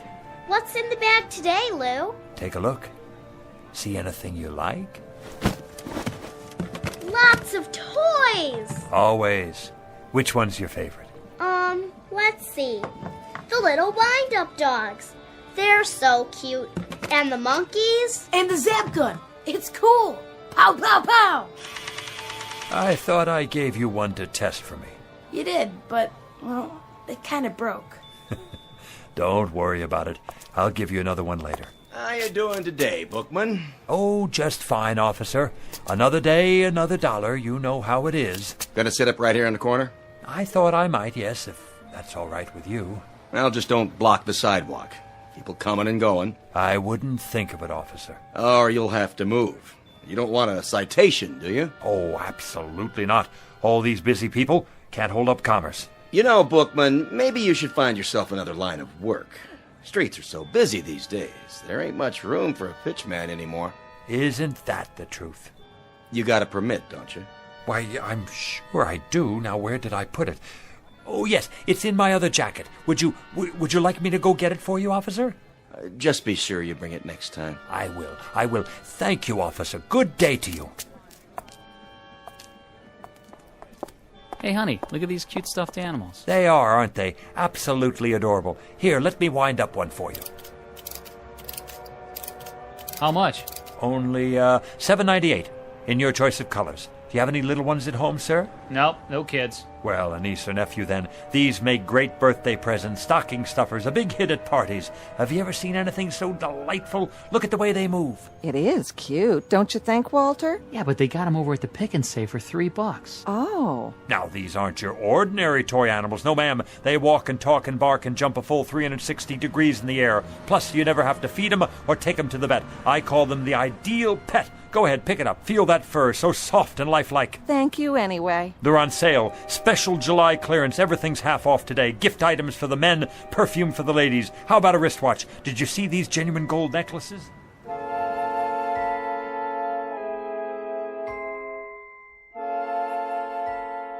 Street scene. Summer. The present.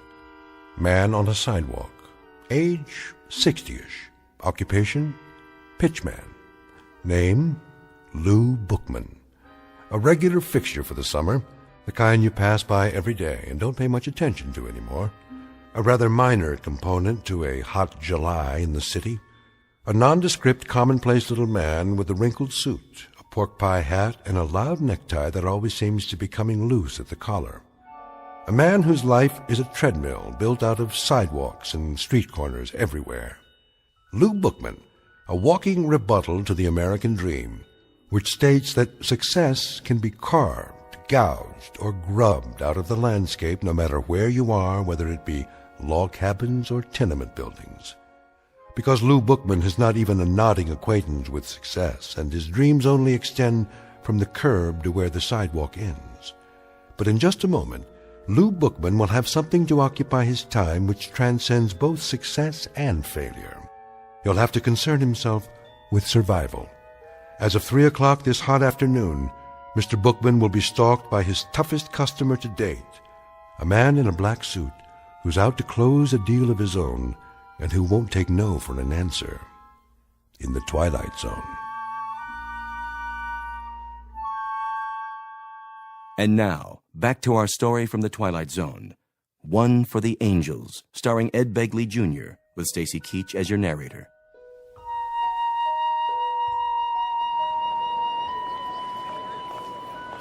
Sir, how about a nice new pen? Guaranteed to write upside down, underwater, in zero gravity. Ma'am, let me give you a free sample of my new perfume.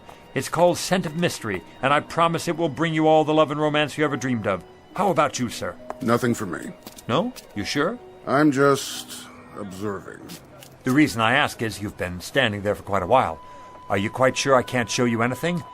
What about a new digital watch? Comes in a gift box. Not today, Mr. Bookman.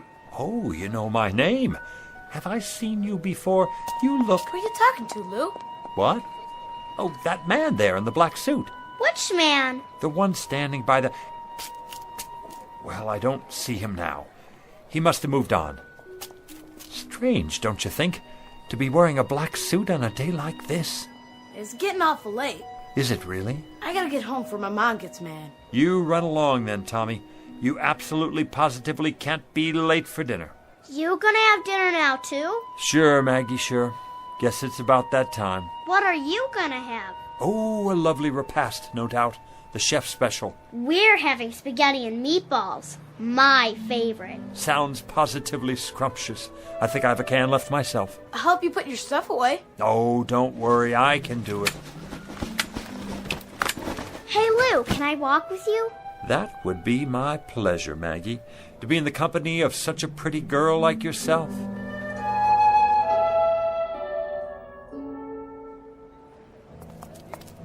Hey, Lou! Hey, it's Lou! What's going on, Lou? Hey, want to play with us, Mr. Bookman?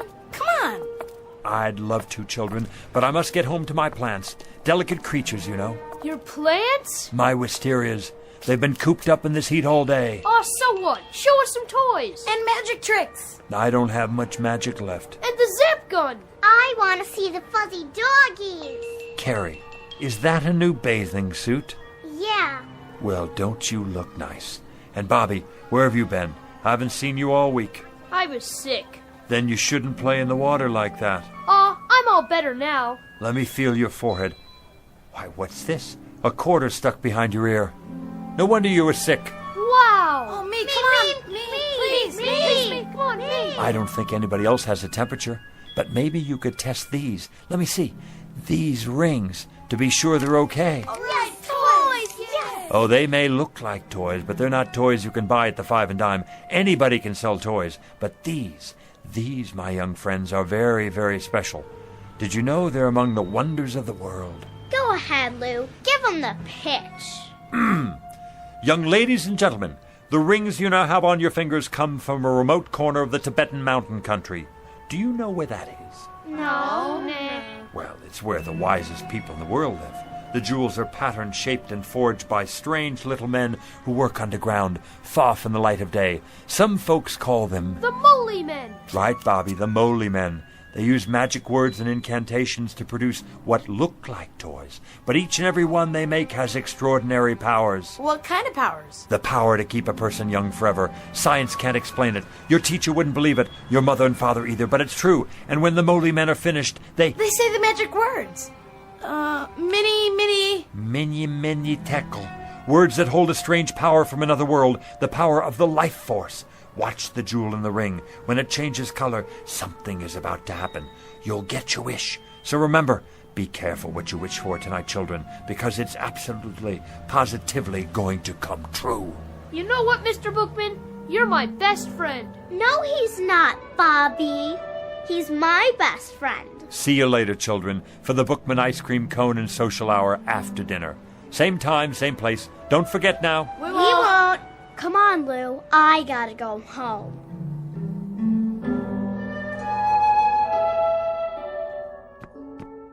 That you, Mr. Bookman? Good evening, Mrs. Magnuson. Hiya, Lou. Need a hand? That's all right, Mr. Stolberg. I got it. You make out okay today? Oh, yes, as always. Sold out half my merchandise. Yeah? Looks like you got a whole lot left. Want to come over for a cold one? That's kind of you, but I'm on the wagon these days. Well, I'll keep one on ice for you anyway.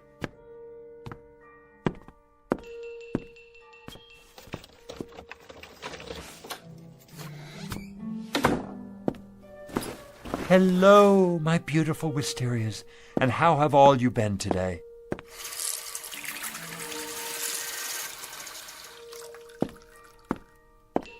Did you say you're thirsty? I'll bet you are. Here, have a drink of water on me. Not too much now. Mr. Bookman? Oh, you could give a man a heart attack sitting there like that. I didn't mean to startle you. Say, how did you get in my apartment? I let myself in. But you couldn't. I keep it locked. You are Louis J. Bookman, aren't you? That's right. Something I can show you? I don't think so. Something in, let me see, collar stays maybe, or neckties. You look like a man who needs a new tie, something brighter than the one you're wearing. Mr. Bookman, I'm not here to buy anything. Then what in the world do you want? Let's get down to business, shall we? Yes, here it is. Louis J. Bookman, age 69, right? 70 in September. Well, I must say you don't look it. Nice of you to say so, young man. I try to keep busy. Occupation pitchman, correct? Are you a census taker? If you are, let me sit down. I hope this doesn't take too long. Not exactly. Born in New York City? That's right. Father Jacob Bookman, Mother Flora. Father's place of birth, Detroit, Michigan. Mother's place of birth, Syracuse, New York. My, you have it all down in that book of yours, don't you? We have to keep these things efficient. Now, today is the 19th of July, and your departure is at midnight tonight. My departure?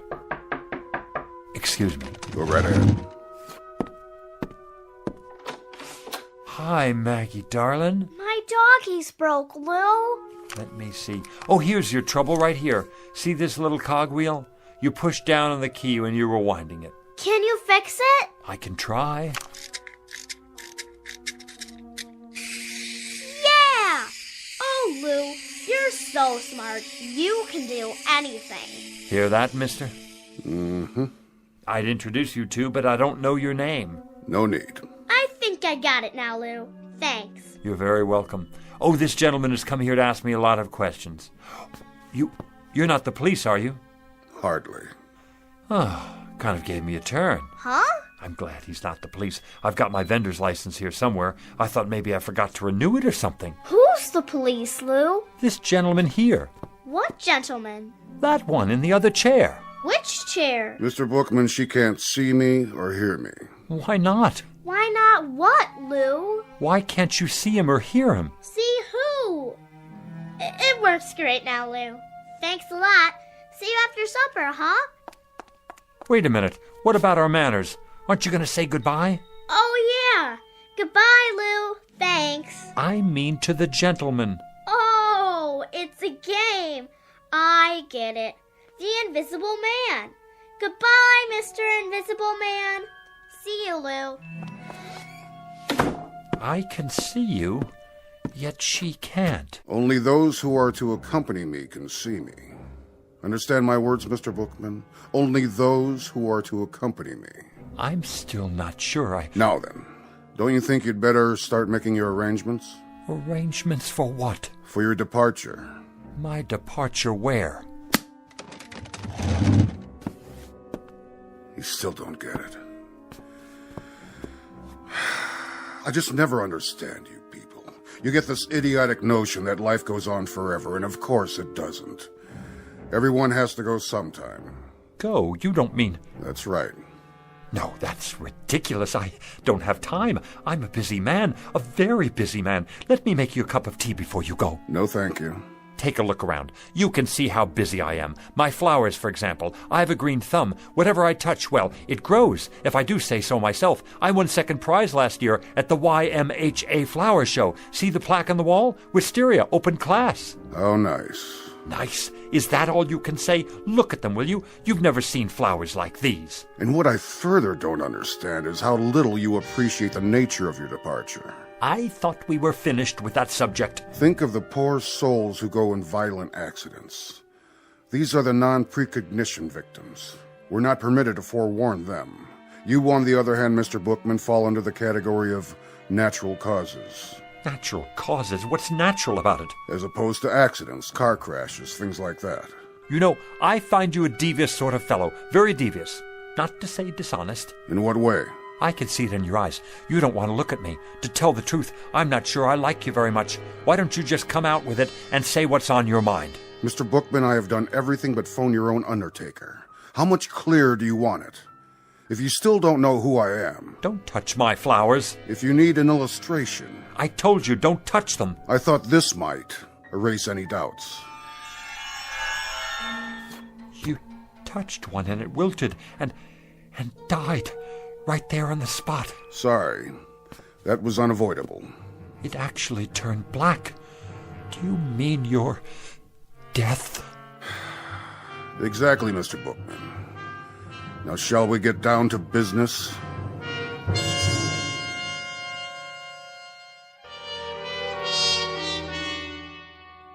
Time of departure is midnight tonight. I trust that will suit you. Did you say tonight? The preordination is for death during a nap. I presume this too will meet with your approval.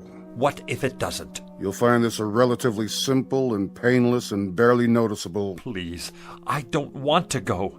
They never do. But I can't go yet. For one thing, there's nothing wrong with me. I'm a healthy man. Outside of a cold last winter and an infected splinter, I don't think I've been sick a day in the past 20 years. Be that as it may. The departure time is set for midnight, and at precisely midnight it will be. Don't I have anything to say about that? Not as such. We are, however, required to consider appeals. What kind of appeals?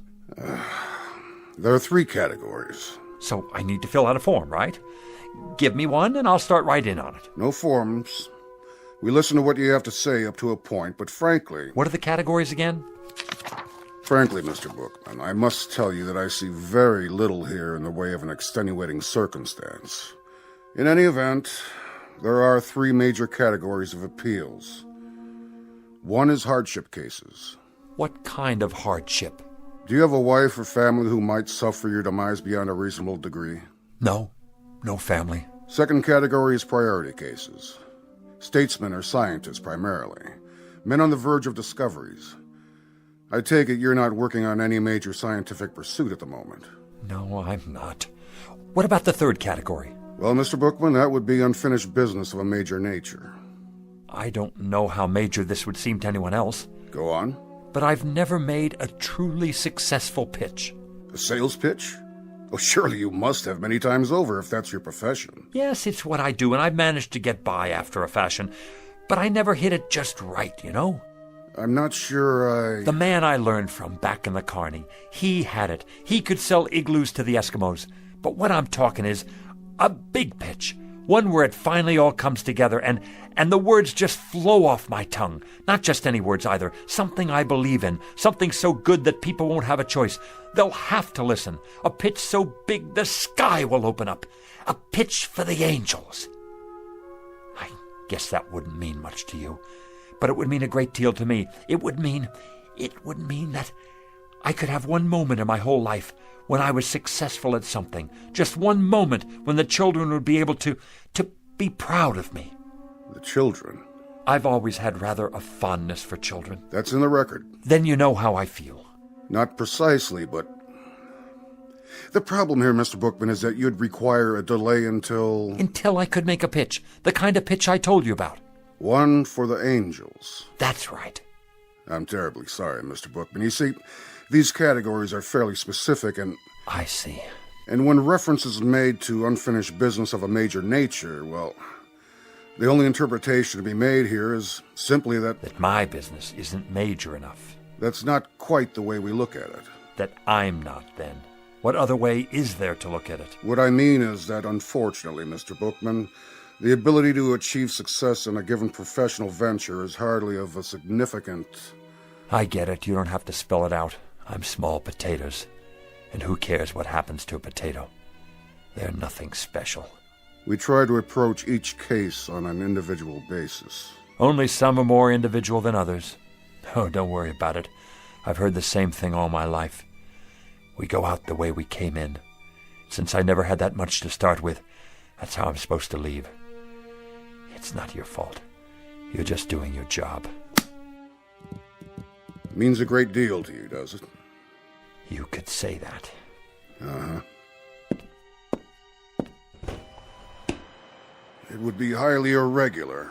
So's this whole thing, if you ask me. But under the circumstances, I believe we might... Yes? We might be able to grant you a one-time delay, Mr. Bookman. A conditional one, you understand. Until? What do you mean, until? Until you've made this pitch you're talking about. I can stay alive until then? That's the arrangement. I'll have to think of some way to write it up. You do that. As for me, I think it's a fine bargain. More than generous, frankly. It's been awfully nice talking to you, mister. I didn't get your name. About this pitch, Mr. Bookman. Yeah? When might we expect it? When? Soon. What does soon mean to you? That's hard to say. Gets into definitions, doesn't it? You have a dictionary with you? No, I didn't think so. But it's a pretty simple word when you get right down to it. Soon means in the near future, the very near future. Not right away, though. And after a while, it's all relative, isn't it? Soon compared to what? A week? A month? A whole life? Mr. Bookman. That's open to interpretation, you see. So my answer to you is maybe not this year, maybe not next year either, but soon. Mr. Bookman, I have a very odd feeling that you're taking advantage of us. Do you? Do you really? That's a pity. Because I am. Mr. Bookman. I just won't make any pitches at all. Didn't think of that, did you? As long as it's up to me, I won't even hardly open my mouth. I don't have to if I don't want to. That's the term, so you run along now. Think you'll get me, huh? Well, I have no intention of... Really, Mr. Bookman? How did you get back in here? I locked you out. This is much more serious than you imagine. I have to go now. I promised to meet the children. We have a kind of social club, you know. Ice cream and stories. Lots of stories. Right down there on the stoop. It's much more complex than you realize, what you've just done. What you think you've done. See you sometime. I'll let you know when. Here we've gone out of our way to help you, and this is the way you repay us. Bye now. Mr. Bookman, it won't just end here, you understand. There'll be consequences. You'll see. FYI, that means for your information. You have made your bed, and you shall now sleep in it. You say I won't go until I make the pitch? Well, all right. You'll have to wait till I make the pitch. And young man, and this I can say to you without fear of contradiction, you have got a long wait. That may well be, Mr. Bookman. But since you won't come with me, We've been forced to select an alternative arrangement.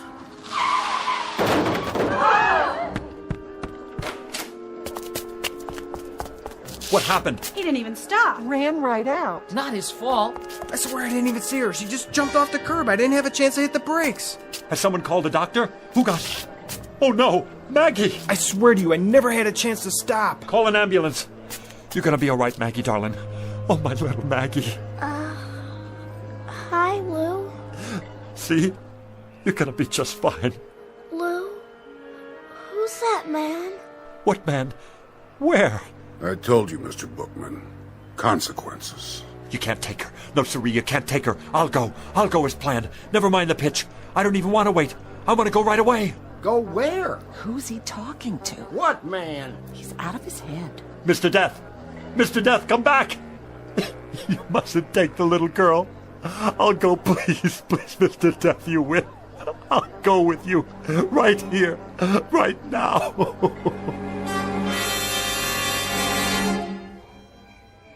I wonder how she is. The little girl? Yeah, how is she? Poor Mrs. Polanski. Look, here comes the doctor. How is she, Doc? I don't know. What do you mean you don't know? She's a mighty sick little girl. Brave, too. Shouldn't she be in a hospital? That's just it. There's no particular trauma. In fact, there's hardly a mark on her, except where she fell and scraped her knee. Then what is it? Something's going on with her. Her fighting spirit, as it were. That's not a medical term, of course. But I think we'll know in a few more hours. If she hasn't hit a crisis by then, I'll move her to a hospital bed. A few more hours? Around 12 o'clock. 12 midnight, you mean? I think by then we'll know. He won't get in. Who, Mr. Bookman? I'm gonna wait right here, so he can't get in.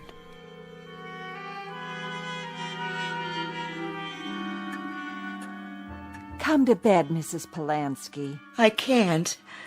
I have to take care of my baby. There's nothing you can do. That's what the doctor said. She just needs rest. I can't sleep.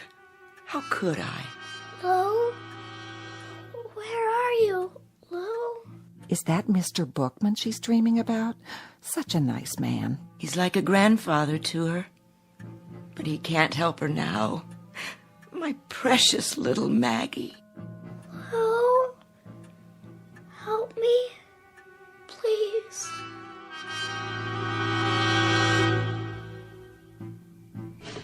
Come on in, Lou. It's late. I'm waiting for someone. No, you're not. You're worried about the kid. And I don't blame you. She's a swell little girl. But there's nothing to do now but wait. What time you have? 11:40. Everybody's gone to bed now. You better do the same. Not yet. Take my advice. Give it a rest. 11:40, huh? Better get set up.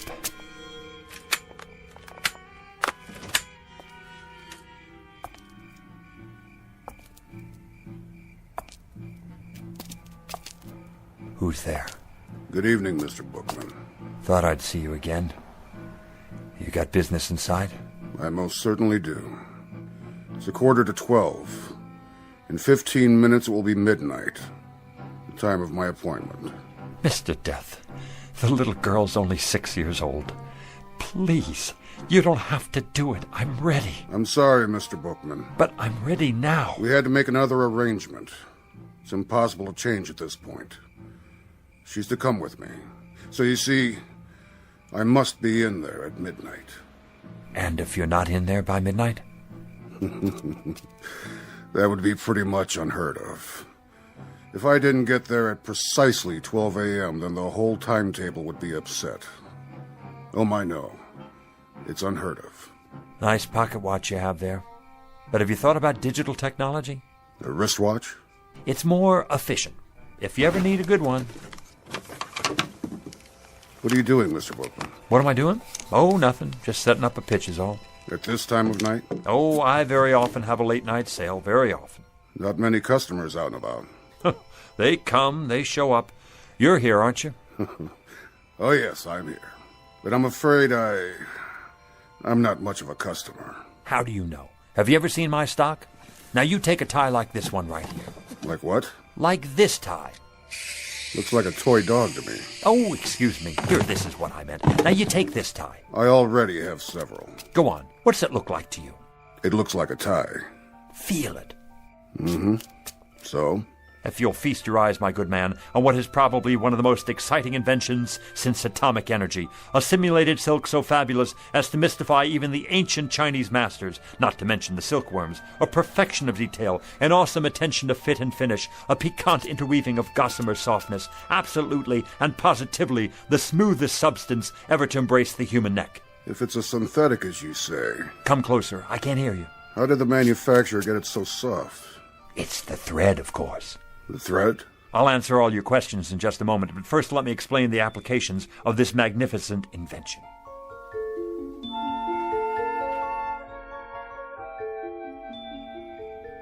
Now witness a unique demonstration of tensile strength. Feel this, sir. Go ahead, take it between your fingers, like touching the thinnest spiderweb. Is it not? Like holding the air you breathe in the palm of your hand. Now give it a yank. If you wish. There, you can't break it. As strong as steel, and yet as delicate as shantung silk. No mere synthetic substance, but a molecular blend of atoms the like of which has never been seen. Actually, it is surprisingly strong. Where did you say this was made? Let me answer your question, sir. Hey, Lou, what you doing down there? Come on, you gotta see this. Yeah, no kidding. It's really something. Do you have a scarf made out of this stuff? Scarves, blouses, I've got them all on order. You can't hurry the process. Picture, if you will, 300 years of backbreaking research and development to produce the ultimate thread. The which than which there is no witcher. And what will you pay for this fabulous, I say fabulous, incredible and amazing achievement of the tailor's art? Softer than the feathers of an angel's wings. Expensive, no doubt. $20? Too rich for my blood. $10. $5. You might indeed pay that much and more. If you were to purchase this at a retail store, consider the markups, import fees, but this exquisite thread is not available in any store. How did you get it then? I have connections in the government, you see. It's smuggled in from behind the bamboo curtain by Oriental birds specially trained for ocean travel. Each one carries a minute quantity in a small capsule underneath their ruby throats. It takes 832 separate crossings to supply enough thread to go around one single spool. But tonight, as a special get-acquainted offer, and to help advertise the product, I'm giving away a limited number, a very limited number, not at $20, not at $10 or even $5, but at the ridiculously low price of $1 a spool. If you promise to take it home, test it out, and tell your friends. I'll take all you have. No, you don't. What about me? I gotta have some of that for my wife. Wait, that's not all. Everyone who purchases a spool of this thread gets a free bonus pack of imported sewing needles and a gold anodized thimble. One size fits all. Gather in close now. You got change, Lou? Sure I do. You, ma'am. Sir.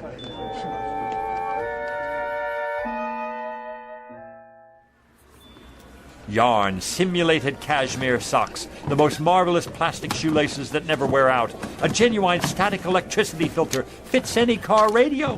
I gotta go. No more cash. Me too, if I can carry all this stuff. Suntan oil, nose hair clippers, eczema powder, athlete's foot eradicator. I'm getting sleepy, Mr. Bookman. Good night, and thanks. Wait till I show my daughter what I got. How about you, sir? I have so many things now. I don't know how I'm going to bring it all back. One last item, especially for you, the pièce de résistance, an item never before offered in this or any other country. I can't imagine what else you could possibly show me. One live, guaranteed, genuine human manservant. How's that? For what I ask of you, sir, you receive a willing, capable, worldly, highly sophisticated, wonderfully loyal right-hand man to be used in any capacity you see fit. Say again? I don't... Louis J. Bookman at your service. The last model of his kind. He comes to you with an absolute guarantee. All parts interchangeable. A certificate of extended warranty. Eats little, sleeps little, rests only a fraction of the time. And there he is at your elbow, ready to do your bidding, at your beck and call whenever needed. Mr. Bookman, you are a persuasive man. I challenge any other store, industry or wholesale house to even come close to matching what I offer you here. Because, my dear man, I am offering you...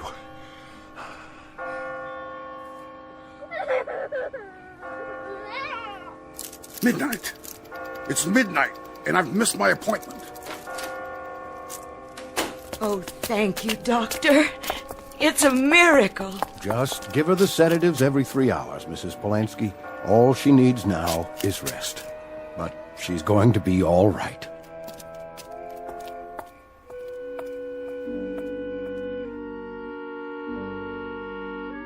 1 minute past 12, Mr. Bookman, and you made me miss my appointment. Thank God. A most persuasive pitch, Mr. Bookman. An excellent pitch.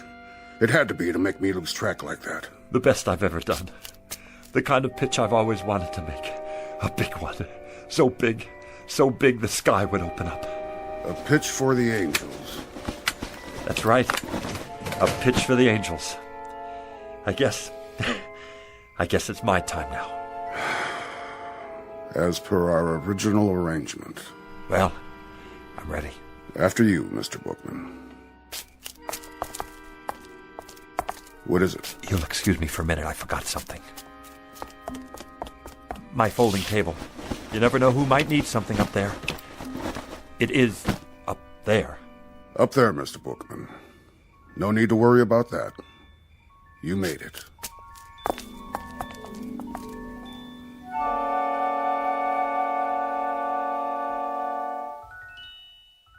Louis J. Bookman, age 60-ish, formerly a fixture of the summer, a rather minor component to a hot July. But throughout his life, a man much loved by the children, and therefore a most important man. Couldn't happen, you say?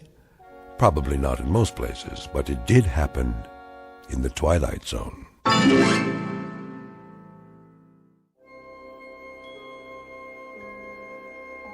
Hi, this is Carl Amari, producer of the Twilight Zone radio dramas. I'd like to take a moment to tell you about our official website at twilightzoneradio.com, where you'll get the latest news and information on these Twilight Zone radio dramas. Plus, at twilightzoneradio.com, you can digitally download 3 free episodes or any of our episodes for only $1.95 each. In this age of ever-changing technology, we've decided to make these episodes instantly available to you by making the Twilight Zone radio dramas a digital download-only series. This means that this series will no longer be offered on CD. The CD collections at our website are now being offered while supplies last at buy one, get one free. So be sure to get your favorites before they're sold out. Be sure to visit us often, and I'll see you in the zone.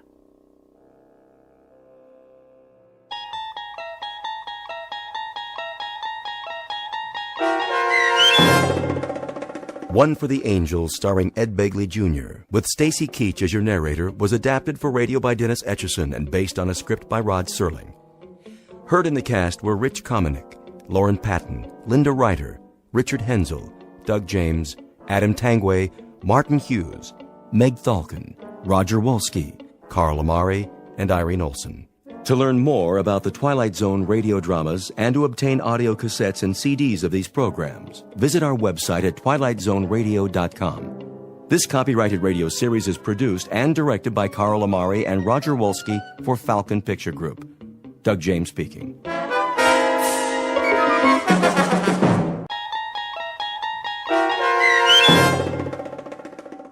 Elegy, starring Blair Underwood with Stacy Keach as your narrator, was adapted for radio by Dennis Etchison and written for the Twilight Zone by Charles Beaumont. Heard in the cast were Jeff Lupetin, Christian Stolte, and Joby Cerny. To learn more about the Twilight Zone radio dramas and to obtain audio cassettes and CDs of these programs, visit our website at twilightzoneradio.com. The producers of the Twilight Zone wish to thank CBS Enterprises, Carol Serling, Dennis Etchison, Dick Brescia Associates, Claire Simon Casting, Terry Jennings, XM Satellite Radio, Sirius Satellite Radio, our sponsors and our radio affiliates for helping make this series possible. This copyrighted radio series is produced and directed by Carl Amari for Falcon Picture Group. Doug James speaking.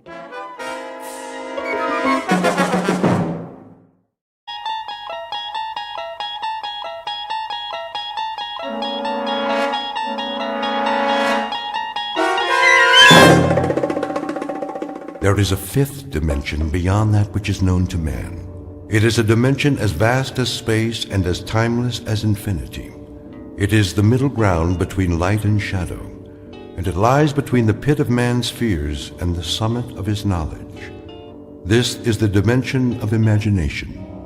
It is an area which we call the Twilight Zone.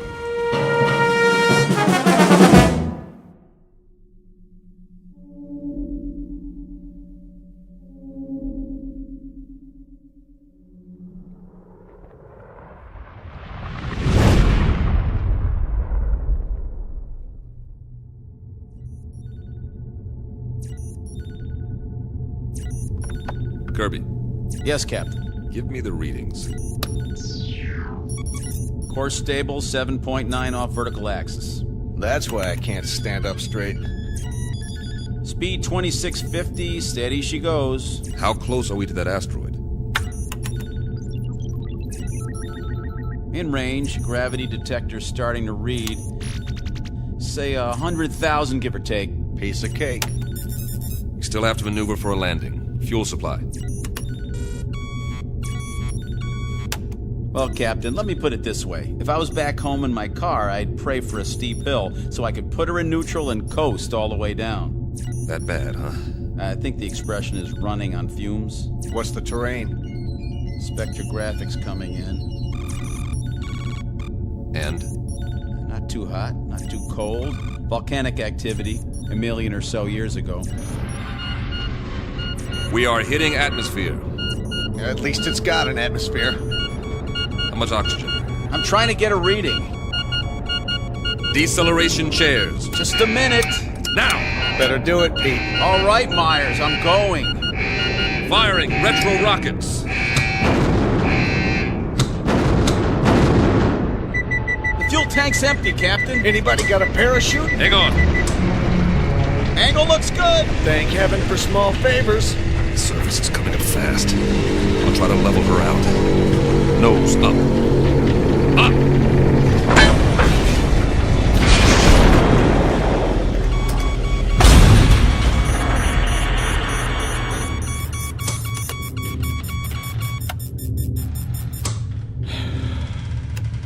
Nobody say anything. I want to remember this magic moment. Oh. Ooh. Everything seems to be in one piece, except for the communications module. And it sounds like we damaged the tail assembly. Instruments are still working. How's the atmosphere? Take a reading.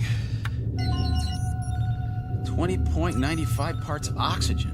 Yeah, right. 78.09 parts nitrogen. That's impossible. I don't get it. That's air. Don't look a gift horse in the chops. Gravity? 1 unit to 0.99. Are you sure? See for yourself, Captain. I don't believe it. You got something better to believe, Myers? But that's incredible. Conditions identical to Earth, and yet we're 655 million miles away from Earth. Let's get the airlock open. Hold up, Pete. What for? I'm sick of breathing recirculated air, eating freeze-dried tofu, and we're almost out of that. The instruments could be wrong. What's the difference? We aren't going anywhere for a while. We can't even radio for help till we fix the module. The man has a point. I suppose you're right. At least put on your helmets. Forget it. If this is all she wrote, then I'm ready for it, one way or another. I'm afraid I'm with Pete on this, Captain. Either we die now or we die later, starving to death like dogs. All right, open it. Now, this isn't an order, but I'd recommend everyone take a very deep breath.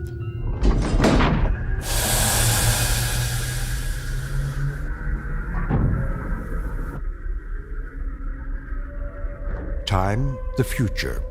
Place, a dark corner of the universe millions of miles from planet Earth. The main characters, 3 men. William Weber, captain. Peter Kirby, navigator. Carl Myers, geologist and science consultant. Each distinct from the others, but all sharing a common dilemma. They are lost. And like any long-haul explorers, they want to go home. Not their home necessarily, that would be too much to hope for.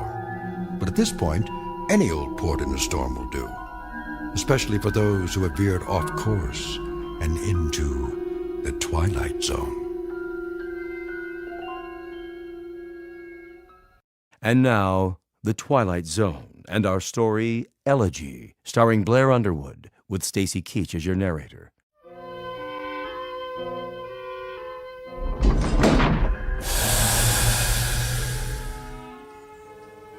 Captain's notes.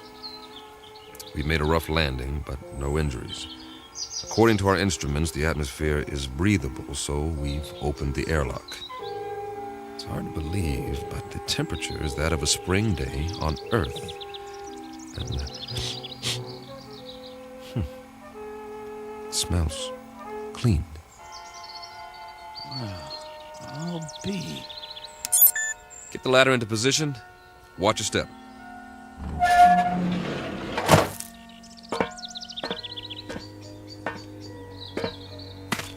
How many miles did you say we were from Earth? Too many. Time for a reality check. You see the same thing I see, Captain? What do you see? Open country, farmland. Kirby? Affirmative. Acres of grass, trees. I grew up in a place like this, in the Midwest. And those hills? They're settled granite, I'm sure. Eroded over thousands of years of wind, rain. I don't get it. Neither do I. Wait a minute. I do. Don't you see? We're back on Earth. Come off it, Kirby. I'm serious. The instruments are all screwed up. Some way or another. Don't ask me how. We got turned around, and now here we are, right back where we started. Oh, man. That is rich. Only one thing's missing. A brass band. Maybe they forgot about us. It's an interesting theory. Except for one thing. As far as I know, Earth has never had two suns in the sky.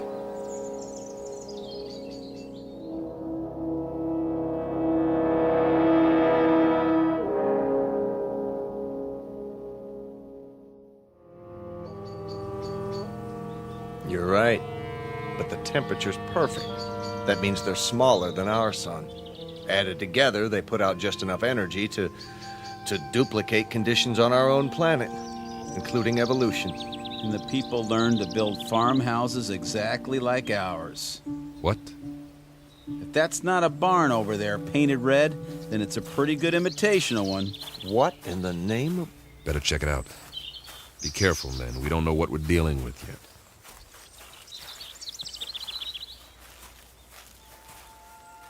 What do you call this? A Martian? I'd call it a hound dog. Hey there, boy. How come he's not moving? He's taking a nap in the shade. I don't blame him, do you? What the heck is that? By the barn, it's called a tractor. They were internal combustion vehicles used in the 20th and 21st centuries before the Total War. So we are on Earth 300 years ago. Negative. We're not equipped for time travel. Okay, you explain it. I can't. The only thing I know for sure is that we're not on Earth. And we are not alone. What do you... Hey! Hey, you over there, by the barn! What's the matter? Can't he see us? He's turned the other way. Looks like he's taking a rest. Leaning on his... It's a pitchfork.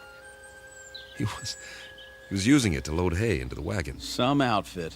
Overalls. Farmers wore them with straw hats, just like that one. He even has a red bandana in his back pocket. Well, I suggest we ask him the way to the Emerald City.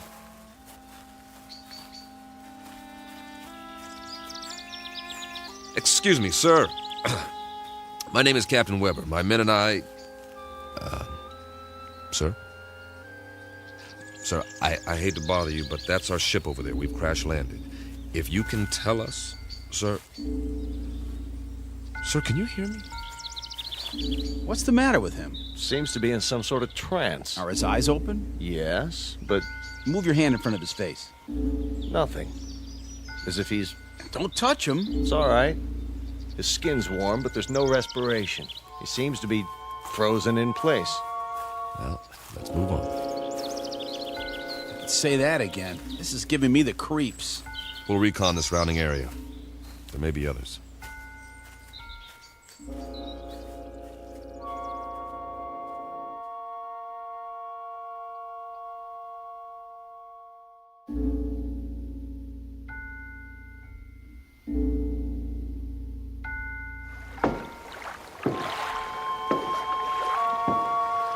Oh, now this is what I call a lake. That's what anyone would call it, Pete. Easy, easy. Be sure the bridge will hold.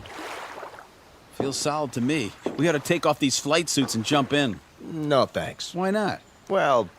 Go on, say it. You can't swim, can you? Not as such. Oh, the big scientist. Wait a minute. Maybe we can find some water wings for you. Let's get a move on. We have a lot of ground to cover. Back home, we had a swimming hole. Man, on a hot day, I thought I was in heaven.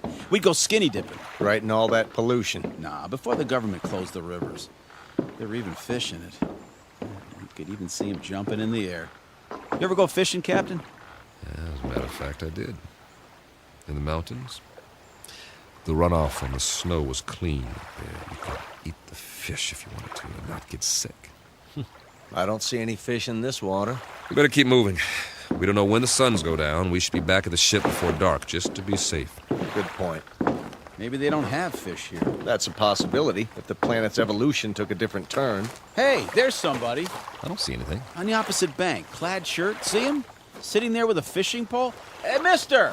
Hey, mister! Kirby's right. Folding chair, wicker basket, the whole setup. Looks like the guy's got it made. Let's hope this one talks to strangers.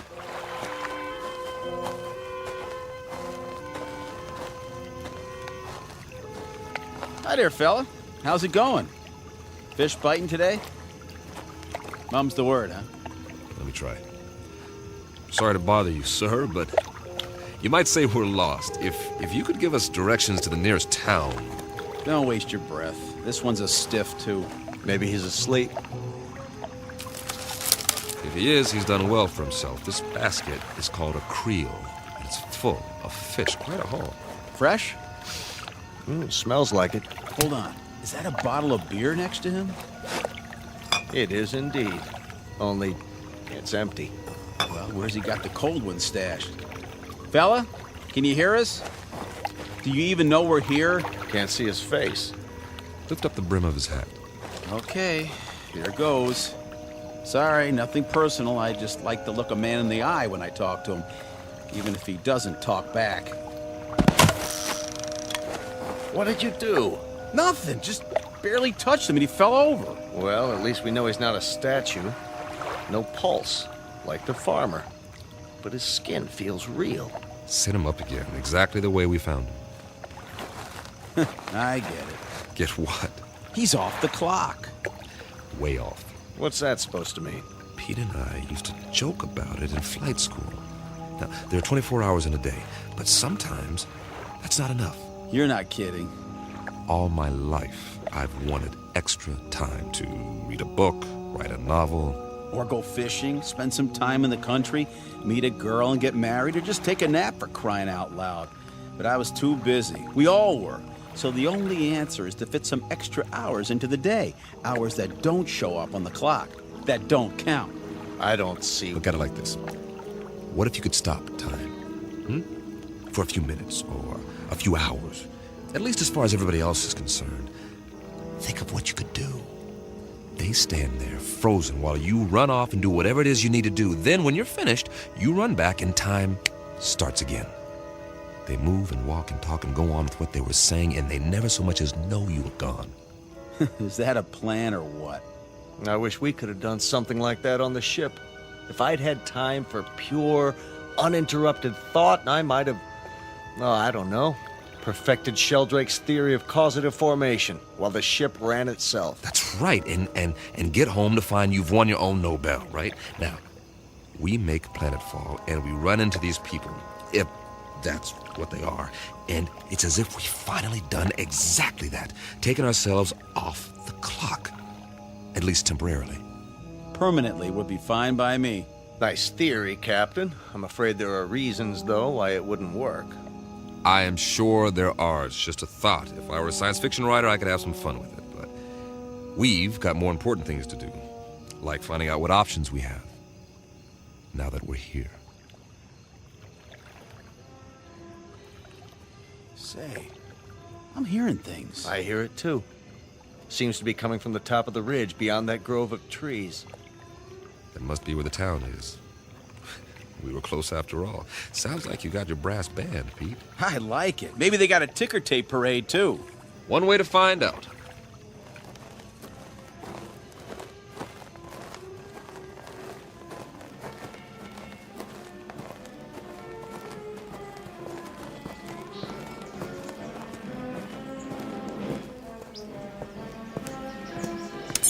Captain's journal. We appear to be on the main street of a Midwestern American town. Ahead of us is the square, complete with steeple, clock, and ivy-covered walls. Captain, did you notice? What's that? There are no hands on the clock. Duly noted. The music's louder. I hope this recorder can pick it up.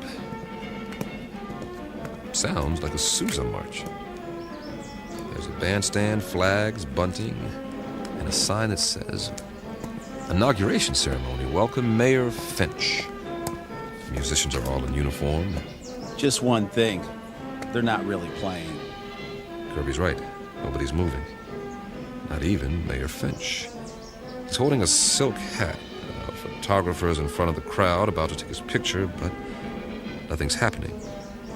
It's like a movie set with 100 extras all waiting for someone to yell action. The question is, who's directing? I'm going to look around. Weber out. The music's coming from that loudspeaker near the platform. It's being piped in from somewhere. Pre-recorded, no doubt. Concert's over. I wonder who turned it off. Any ideas, Professor? Well, I suppose it could all be part of a carefully orchestrated illusion. That's as good an explanation as any. Now, maybe we're being made to see and hear what we hoped we'd find here. The sights and sounds of home. But they got it wrong. It's 300 years before our time. Who's they? Or it could be that time itself is somehow suspended in this place. So we really are off the clock. It's all relative. Time may have, in a sense, speeded up for us or slowed down for them. You mean they might actually be moving? It's possible. Then why can't we see it? You can't see the movement of a clock's hands, nevertheless, they move. Yeah, when there are hands. Do you believe what you're saying? Of course not. Hey, everybody. Sir, ma'am, what's the matter with you people? Are we invisible or something? Don't take it personally. By the looks of them, they don't see anything. They might as well be statues. But they're not statues. Here, feel one. You, sir, shake hands with the captain. See what I mean? They feel like flesh and blood.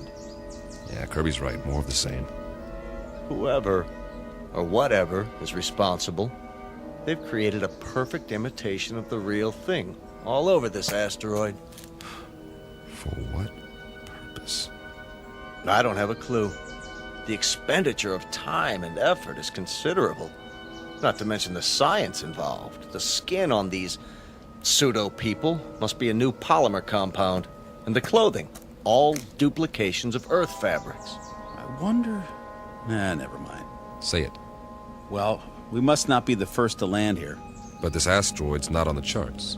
Then, who were they modeled after? Maybe somebody real is still here. Where? Could be anywhere. The streets, the buildings. I say we separate. We'll meet back here in an hour. Well, it's better than huddling together like frightened children. All right. Pete, you go that way, Carl. See where the street leads and take some readings while you're at it. All right. I'll cover the buildings along this side, starting with the hotel. Remember, 1 hour. Are your watches set? Yeah. Yes. Don't ask me what to set it to, though. Earth time or something else entirely.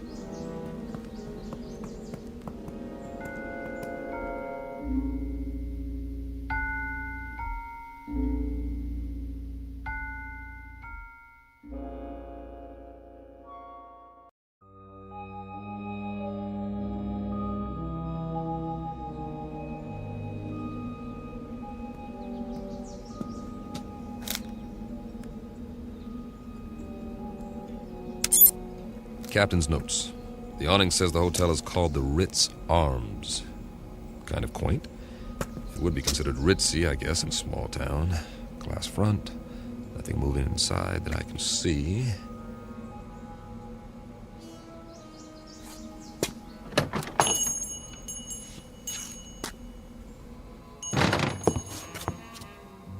I should have brought the Visicam to record this. There's a clerk behind the desk, not moving, of course. And this is classic. There's an alcove off to one side. I can see 4 men seated around a table.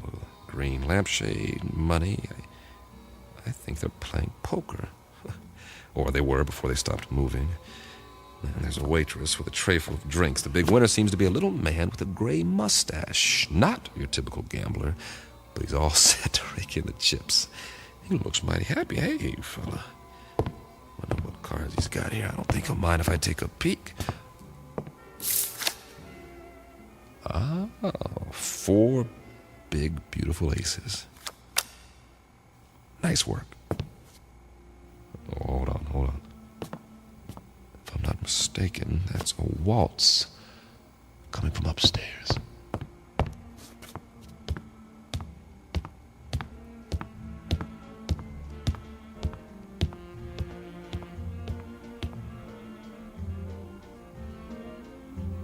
Music seems to be in one of the rooms. Hello?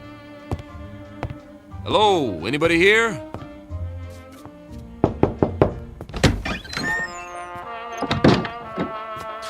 Oh, sorry. Excuse me.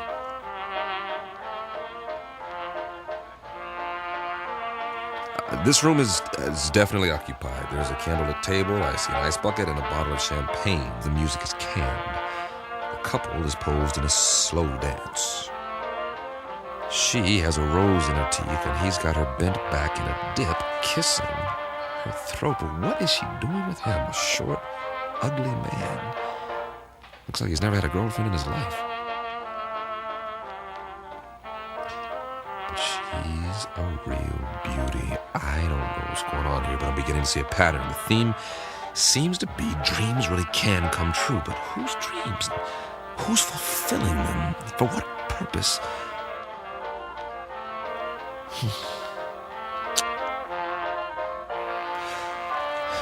Weber out. For now.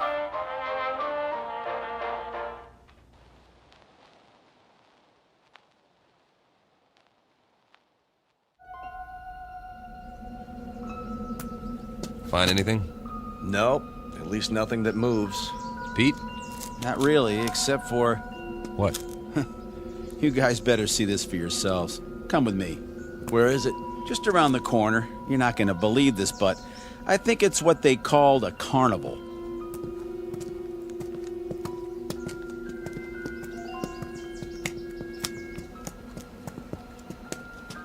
That's what it is, all right. The Midway. Those booths along either side, people could win various trinkets of low value by throwing baseballs at steel milk bottles or firing toy rifles at targets. I was wondering. A test of skill for amusement. Also the urge to gamble for those with a predilection for obsessive-compulsive behavior. What's in the tent? Oh, just some men in swimming trunks. Win $500. Go 2 rounds with Tiger Loomis. Oh. It's not a real tiger. No kidding, genius. Let's have a look inside.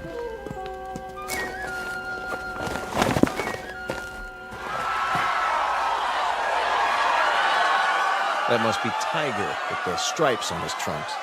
Yeah, the one lying down in the ring. Boy, some crowd, huh? Almost as many as the town hall, complete with sound effects. 2 pugilists, duking it out, as they say. A primitive display of testosterone poisoning. Check out the other guy with his hand raised. That, my friends, is what's known as a potbelly. Yes, but why? Too many carbohydrates, not enough exercise, plus a certain genetic predisposition. But why would he be the one who wins? Must have been a lucky punch. Looks like old Tiger's down for the count. Interesting.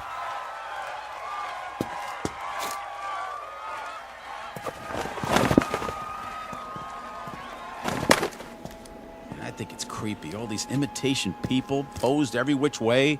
What do we have over there? I believe it's called a sideshow. Scantily clad young ladies who dance for the crowd, which is primarily male. That's nothing. Check out the stage at the end. See? I was saving the best for last. Get an eyeful of this. Some sort of contest, a sign. Beauty queen chosen today. Step right up, gents. You got your blondes, your brunettes, your redheads, your tall ones, your short, stubby ones. Take your pick. I'd say the judges have already made their selection. Cast your eyes on Miss Lakewood County. Some bathing suit, huh? Mm-hmm. It was called a bikini, after the location of the first atom bomb test. Of course, if you like them a little more curvy, there's always Miss Midvale. A little on the hefty side for me. Personally, I like Miss Vernon County and the strapless white two-piece. And they all lost. Kind of breaks your heart, don't it? The one they've chosen with the ribbon and the crown. Miss Wanda Bertolini from Stockton, California. A little long in the tooth, isn't she? 39 if she's a day. Freckles, frizzy hair, the whole bit. And yet, she's won against all those beauties. There ain't no accounting for taste. Perhaps the competition was rigged. Yes. But why? Your Majesty, my compliments to the judges. I don't blame them. They think you're the prettiest one of all. Wear it with pride, but tell me something, Your Majesty. What's wrong with you? I mean, you can't even move a muscle, like everybody else in this crazy asteroid. Answer me. Go on. What's the matter? Cat got your tongue? Answer me. Easy, Pete. Ah, you can have it. Everything about this place is nuts. Where are you going? Wait!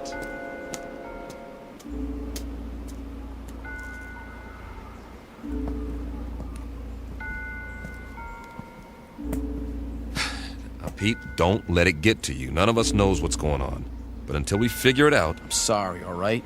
But you know how long we've been on that ship? Now we sit down and what do we find? We all feel the same way. Sure we do. But it's like somebody's trying to trick us into something or drive us batty. Something that doesn't even think like us. But it's got our number. Oh, yeah. Let me tell you. You've got to pull yourself together. I'm pulling, all right? But if we just had some idea, some clue about what the deal is here in this crummy place. How are you fixed for ideas, Carl? I don't really have a theory yet. Of course, it's highly improbable, but... So is the fact that we're here. Come on. Any theory is better than none. Well, I've begun to think that all of this, it just might be some sort of museum. Come again, Professor? We're millions of miles from Earth. It's possible that the inhabitants of this planet, whoever they are or were, developed a very advanced technology. Let's say they had a super powerful scanning device based on some new principle. Over the years, they observed Earth and decided to build replicas of what they observed. Perhaps they even took specimens to use as models. That would explain the accounts of alien abductions. If that's true, where are these inhabitants now? Gone, perhaps, having moved on and left all this behind. They could be in hiding. Then we better explore the rest of it. Or as much as we can in one day. At least they had taste. Take the residential street we're on now. It's right out of the late 19th century. Old-growth trees, Victorian houses. Why this era? Why any of it? It must have interested them. Though for what practical purpose, I can't imagine. Maybe just to please themselves. This is the way it was on Earth a few centuries ago. I've seen pictures, the streets, the houses, everything laid out so peacefully. You guys like it here? I would, if I knew it was real. If I could be sure it wasn't all going to vanish in a puff of pink smoke. It's an okay place to visit, but I wouldn't want to live here. Well, you better get used to it. This is going to be home for a while. Charming. Which one? The largest house, there across the street. Well, that one's a mansion. Isn't it lovely? Think of the freedom, the space to move about. You want it, it's yours. Yes. That's true, isn't it? Why not? I don't think anyone will mind. Least of all the old fella in the chair on the porch. Another stiff. It's actually quite realistic, the way they've got him sitting there reading the paper. What's the date on the front page?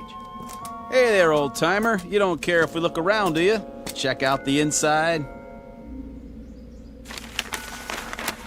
Not at all, gentlemen. You are most welcome.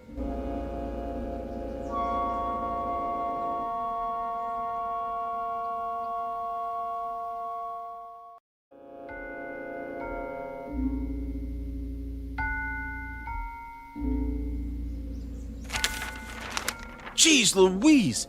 He talks! Forgive us, sir. You all look as though you've seen a ghost. We assumed that you were like the others. Oh, no. I'm Captain Weber. The name is Wickwire. Jeremy Wickwire. Ah, our pleasure. Peter Kirby, my navigator. Hi. Carl Myers. How do you do? Can't believe you're real. Isn't everybody? We used to think so. Not around here. Oh, the others are nothing to be afraid of. Really, they're not. We have so many questions. I don't know where to start. We can talk inside. Some tea, perhaps. Please, gentlemen, won't you come in?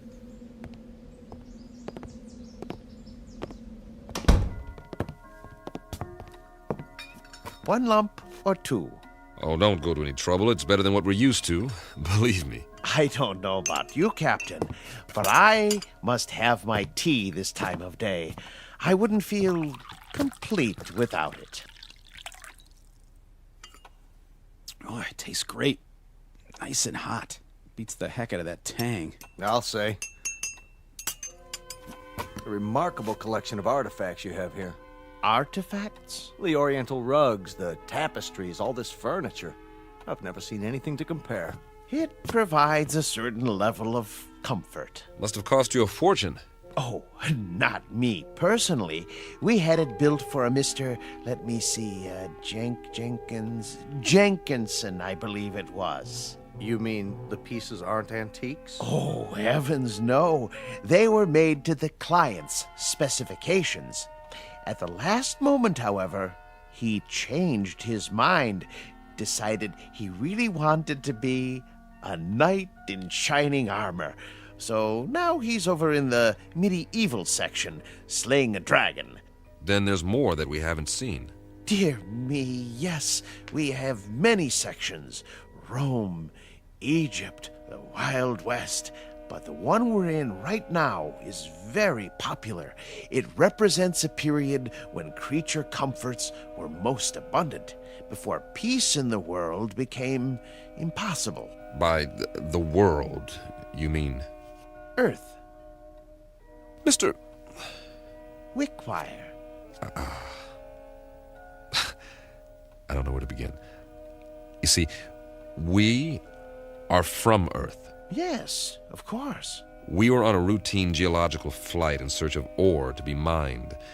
We ran into a meteor storm and, it knocked out some of our equipment and put us off course. That was 6 months ago. Really? That long? Feels a lot longer, believe me. Please, go on. We saw this asteroid and landed as well as we could. But there's no more fuel. We're going to have to stay here until we can repair the communications module and signal for help. They'll think our ship was destroyed without an SOS beacon. I see. Then you're not from the Glades. The what? I've been expecting them. I'm due for a delivery. From Earth? May I ask a question about the Earth? Did they, by any chance, have that atomic war? Not as such. A cluster of smaller wars almost simultaneously. Most of the Earth's surface was destroyed. We're still picking up the pieces. Oh, dear me. That is bad news. More tea, gentlemen. Mr. Wickwire, explain some things to us before we go out of our minds. Certainly, but you do look hungry. And you can say that again. Let me fix us a light lunch first, Then we'll talk. No, Mr. Wickwire. Explain some things to us before we go out of our minds. If you like. Where are we? Why, you're in a memorial park.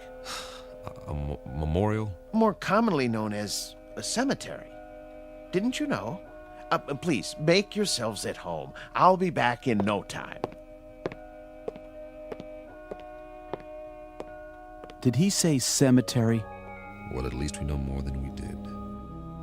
You act like nothing's happened. Nothing has happened yet. Just give it time. What would you suggest we do? I'd suggest that you... Settle down, fellas. Getting upset isn't going to help. Help who? There isn't anybody to help us. That old man's off his rocker. This place is some kind of loony bin. Shut up and sit down. Yeah, well, I tell you, I don't like it. We're sitting around having tea, and we don't even know where we are. It doesn't make any difference where we are. This is where we're going to stay until we can send a distress signal. Unless he happens to have some rocket fuel and a tail fin assembly lying around. So for now, all we can do is make the best of it. Yeah, we don't have to like it, do we? Be patient. Everything will be explained, I'm sure. You mean you trust that guy? A little more trust might have saved our world, Pete. I say something about him is screwy. What's he so happy and well-adjusted about? Well, look at the way he lives. He's got everything he wants, even if it is a reproduction. Quiet. Here he comes. I've brought some sandwiches and a bottle of wine. I trust we'll make quick work of it. You can say that again. I haven't had a drink in I don't know how long. And after that, coffee. It's brewing now. Meanwhile, a glass for each of us. Do you mind if I pour? Very kind of you, Mr. Wickwire. May I propose a toast? Please. To peace, my friends. Eternal, everlasting peace. I'll drink to that. We all will. Excellent wine. Glad you like it. This is a special occasion. I thought it was worth opening a bottle. Liebfraumilch, isn't it? Yes, indeed. Mr. Wickwire, we're still a bit confused. You said we were in a cemetery. What did you mean? Mean? Yeah, why would there be a cemetery here? Perhaps you could elaborate. Certainly. But before I explain the details, you must give me some information. If you like. If your dearest wish could be granted, what would it be? I'm not sure I understand. What would you like to be doing most? Where would you choose to be right now? That's easy. Back on the ship, headed for home. And you, Captain? I'll go along with that. So will I. Splendid. Oh, one other thing. When you left Earth, what was the date? September? No. The year. 2280. Really? 2280? When you arrived, I thought you were the men from Happy Glades, but you couldn't be. We're still not following you. What's Happy Glades? The world's greatest mortuary. At least, it used to be. The management hit upon this scheme as a service to the few who could afford it. The scheme being... Why, this little asteroid. Moriarty bought it and paid well to keep it off the maps. For what reason? Simple, really. You see, the plan was to recreate conditions in which the dearly departed would be most happy. A favorite setting, a desired event. For example, if one had always wanted to be elected mayor, he'd achieve his ambition here for all eternity. So those people outside, they're all... Oh, not all of them. Just the select few. The rest are imitations. Simulacra, we call them, for effect. In other words, this is the place where your dreams come true after you've stopped dreaming. Yes, that might be a way of putting it. Very good. But a cemetery in the middle of space? Your boss, Moriarty, he could have bought a piece of property anywhere in the desert, say, away from everything. Oh, no. You don't understand at all. Happy Glades promises eternal peace, everlasting peace. You couldn't have that on Earth, now could you? Especially with the wars you've described. He has a point. Let's finish the wine, shall we? It doesn't keep well once it's opened. Thank you. Cheers. Would you like some music? What kind? A somewhat limited repertoire, but there are all kinds of pieces for the player piano, popular, classical. Classical might be nice. Ah, yes. Something soothing to fit the mood. Mozart or Brahms.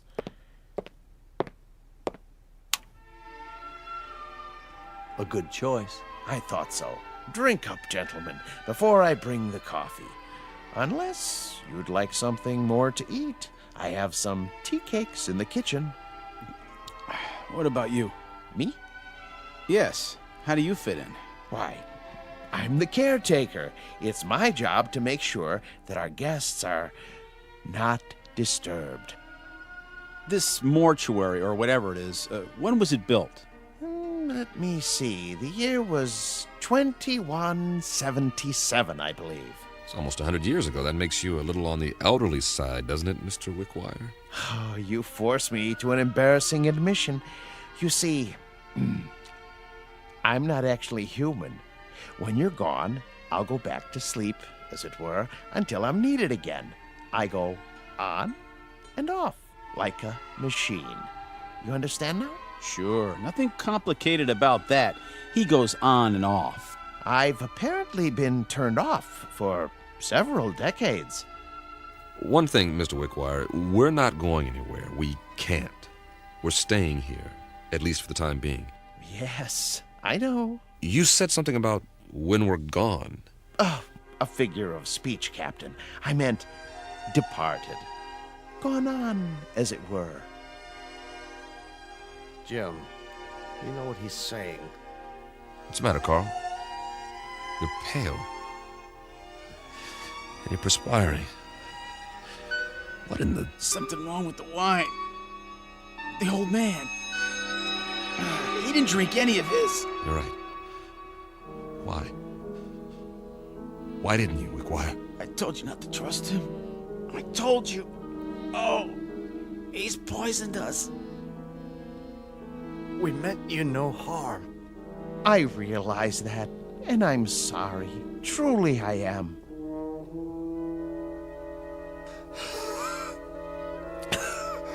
Give us the antidote. Give us the antidote. There is no antidote, Captain.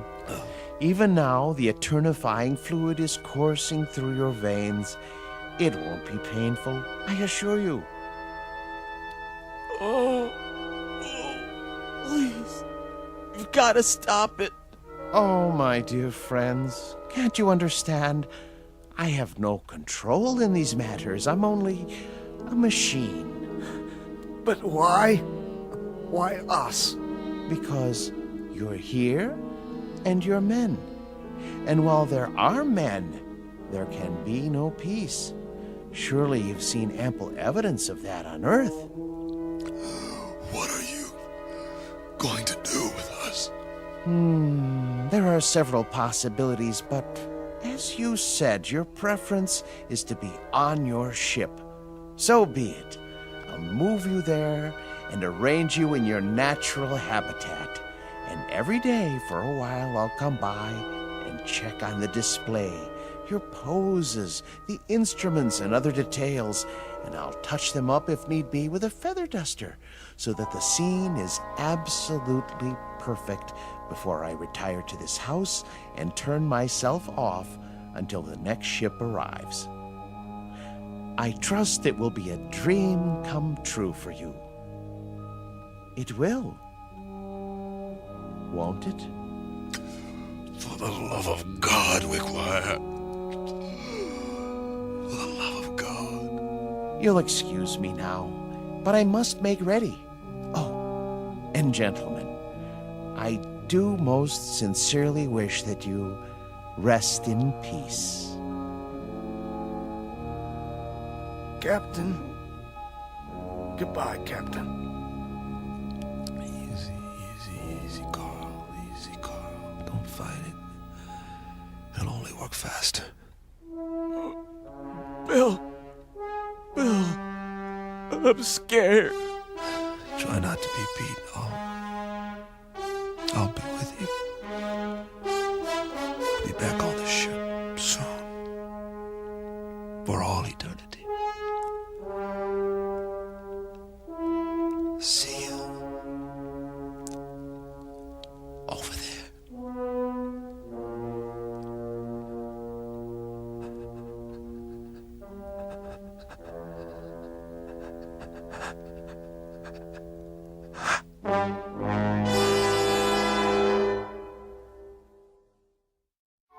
Captain Weber, his navigator Kirby, and Meyer, the geologist, on their last voyage. And now, at their journey's end. All agreed what they wanted most was to be aboard their ship, ready to head home. Now they will have that wish forever. Unfortunately, it's a wish that can only come true in the Twilight Zone.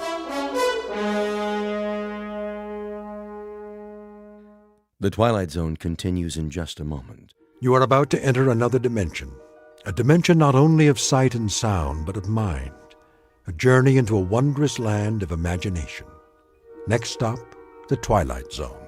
Hi, this is Stacy Keach. I'd like to take a moment to tell you about our Twilight Zone website at twilightzoneradio.com. At twilightzoneradio.com, you'll find the latest information on these Twilight Zone radio dramas, including behind-the-scenes photographs, plus the newest product releases, trivia contests, ways to contact us, other Twilight Zone-related info and merchandise, plus links to other fascinating websites. So make your next stop twilightzoneradio.com.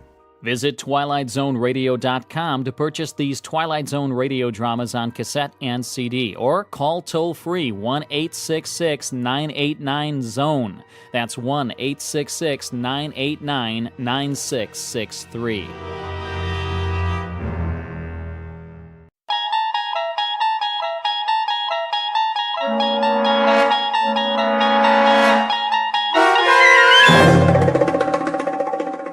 He's Alive, starring Peter Mark Richmond and Marshall Allman, with Stacy Keach as your narrator, was adapted for radio by Dennis Etchison and written for The Twilight Zone by Rod Serling. Heard in the cast were Roger Mueller, Jason Bradley, Christian Stolte, Doug James, Jeff Lupetin, Amanda Amari, Elizabeth Lido, Vince Amari, Alex Sopner, Frenette Lebo, Carl Amari, Kurt Nabig, Peggy Roeder, and Jason Mallow. This copyrighted radio series is produced and directed by Carl Amari and Jason Mallow for Falcon Picture Group. Doug James speaking.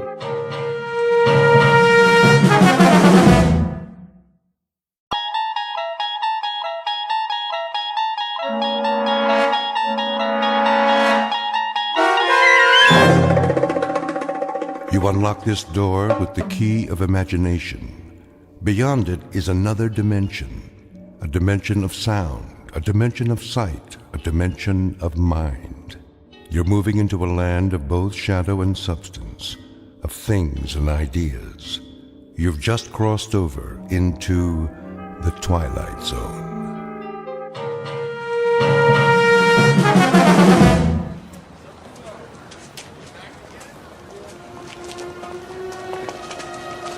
That looks like a good spot. Where? Up ahead on the corner. Yeah, we'll set up some boxes.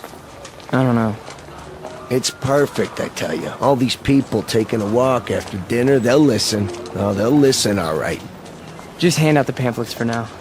I have to work on my speech. What speech? You don't need one. Just say it the way you say it to us. These people, they don't know what we stand for. So tell them, Pete. We'll make sure they listen. Put the flag up against the building. Which one? Both of them. Ours and Old Glory. The big two. There's some boxes. You can stand on them. I'll go set them up. Man, oh man, this is gonna be the night, huh, Pete? Well, I guess it's now or never. Got that right.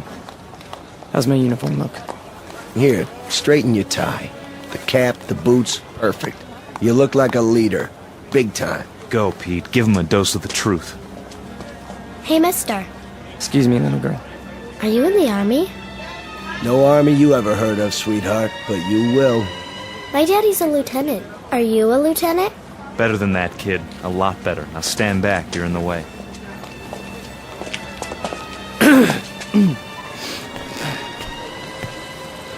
Good evening.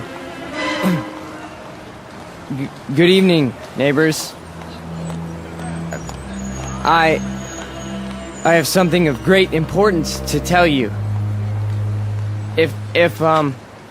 If you'll all gather round. Neighbors? Who's neighbors? Yeah, we're not your neighbors. I never saw him around here. Yeah, me neither. Look at those crazy outfits they're wearing. Yeah, they look like real idiots. I bring you a message that you'll all want to hear. What are you selling? Vegetable choppers? Because I already bought one. Well, hear me out, folks. Hey, what's with the goopy flag? Yeah, it's got lightning bolts on it. Well, maybe they're looking for a few good men for Halloween. I want to talk to you about international communism and the secret masters of the World Bank. I'm not joking, neighbors. Do you know who's really behind it? Look at our economy. It's falling apart. It's because of the bankers. That's right. The economics of the world, now, then, and forever, have always been the breeding ground for a certain type. An insidious type. The worshippers of the golden calf, whose religion is gold, whose loyalty, first and foremost, is to money, and only money. And we know who loves money more than anyone else, don't we? We know what tribe. He's just getting warmed up. Yep, in a minute he'll have him in the palm of his hand. The tribe of traitors. And they're here, in our homeland. They're in Washington. Those swine have captured the reins of government. Yeah, they're rotten apples, and I got an apple for you. Hey, knock it off, people. Yeah, show some respect. I'm talking about traitors. Listen. Boring. Ice cream. Get your ice cream. I want one. Come on, Angie. We'll both get one. Then we'll go home. Yeah, there's nothing happening here. No. Listen to this. What about foreigners? Huh? Foreigners. Take a look at the way that they're controlling us. The lines lead directly to Palestine and to the Vatican. Yeah, I've had about enough of this. Let's go. It's a conspiracy, I tell you. A conspiracy of men who aren't like us.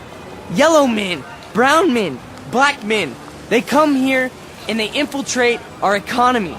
They're right here on our doorstep. If there's anybody sitting on your doorstep, buddy, it's the man in the white coat. Here, take a tomato with you. You think that's pretty funny, don't you? You think it's funny that your country can be sold out? That they can sell out your flag and your birthright? You think that's funny, huh? Well, the day will come. Oh, shut up. Let him talk. What's the matter? No more big talk? He's just a scrawny kid with a big mouth. Real big. As long as you got a couple of punks to protect you. We gotta do something. Where's Nick? Go on, get out of here. Back off. This here's a real American. Yeah, a real jerk. Why, you? Get off! Cut it off! Right now! Portrait of a Bush League Führer named Peter Vollmer, a young man who feeds off his self-delusions and is left perpetually hungry. Like his goose-stepping predecessors, he searches for something to explain this hunger, to rationalize why the world passes him by without saluting. In his own twisted and distorted lexicon, he calls it faith, strength, truth. But the particular brand of truth he seeks can be found in any sewer. Peter Vollmer doesn't know it yet, but he is about to ply his trade on another corner, an intersection in a strange shadowland called the Twilight Zone. And now, The Twilight Zone and our story, He's Alive, starring Marshall Ullman and Peter Mark Richmond, with Stacy Keach as your narrator.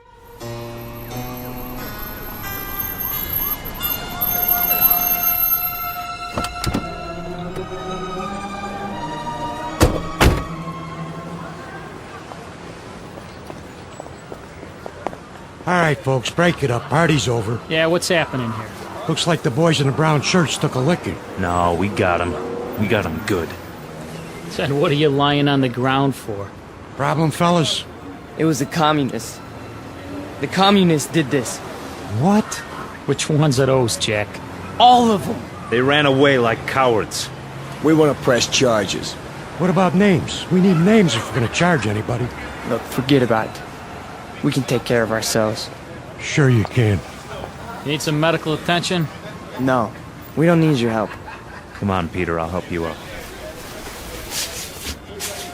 Let's get out of here. Hey, Jack, you forgot your flag.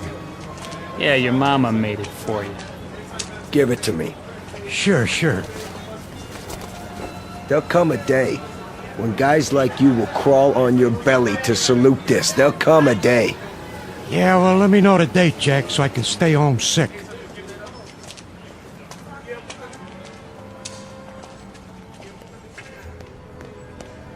Hey, Pete! Pete! Are you okay?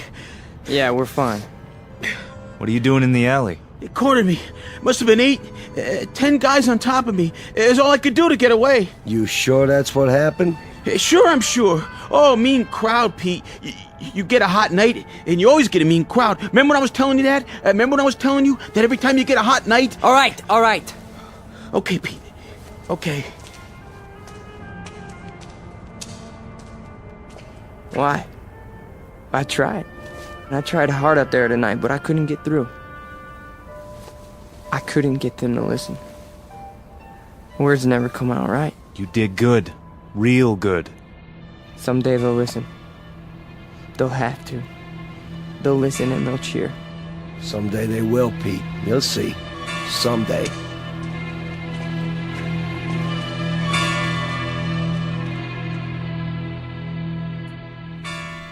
Now, hold still. It's only a cut, not a mortal wound. Wash your face when you get home and put some iodine on it. I think you will survive. Now, do you want a cup of coffee? I'd rather have a drink. A drink, is it? May I have a drink, Ernst? I have some wine. Will that do? Yes, please. Very well. You are a man now.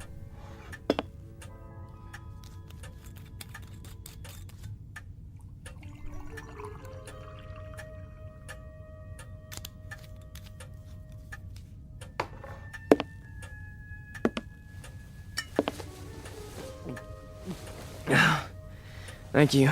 Peter, one sips wine. That's not beer from a beer garden. Sorry. I'll remember that next time. The next time. Just how many next times do you suppose a human being has in the scheme of things? Oh, come on, don't lecture me, Ernst. I'm sick, I'm tired, and I took a beating out there. Did you? Yeah, can I stay the night?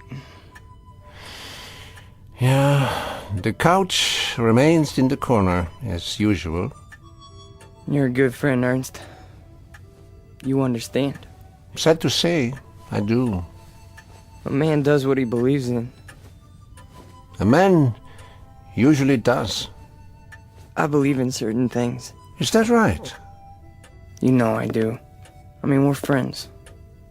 You've known me since I was a kid. When you were a little kid, Peter, and I used to find you crying at my door late at night, I could pity you then. And now? What do you think? Now you peddle hate on street corners as if it were popcorn. It's not hate. It's a point of view. A philosophy. Oh, I know the philosophy. I know it quite well. 9 years in a place called Dachau. And you know who put me there? Peter Vollmer. What? A lot of Peter Vollmers. Frustrated men, sick men, hungry men. But the result, the effect, never mind the cause, was 12 million bodies in shallow graves. And it all started with young men in uniforms, talking on street corners. Hey, you let me come here. You never sent me away. No, I never did. I never do. That's the weakness that you scream about on your street corner. The sentimentality, the softness, the weakness that makes a man his brother's keeper. So I must be one of the worst of your criminals, Peter. Sentimental, soft, and very preoccupied with my brothers. I should close the door on you, but perhaps this is my sickness. I only see the boy, not the man. Go ahead. Sleep on my couch. Look, why don't you understand? You're the only person in the world I ever had. What else have I had? What? A drunk father who used to throw me against the wall? An old lady who drank till she had no marbles in her head? She didn't even recognize me half the time. That's why I used to come over here to your apartment, because, I mean, you were gentle with me, you know? You'd talk to me. You'd feed me, you'd take care of me. Ernst, you're my real father. Ah, this is the boy speaking again. The little boy with so much fear in him. Yeah, you rest now, Peter. You rest well.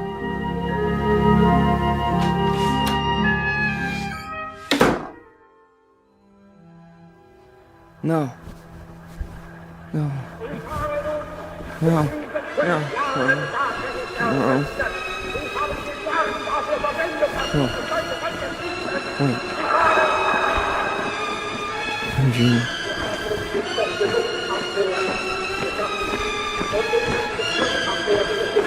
What? What? Peter! Who's that? Peter? Who's out there? Who is it? A friend, Mr. Fulmer. A friend? You have need of friends, yeah. Allies. Yeah, come downstairs, Mr. Fulmer. Come down and we'll talk, you and I.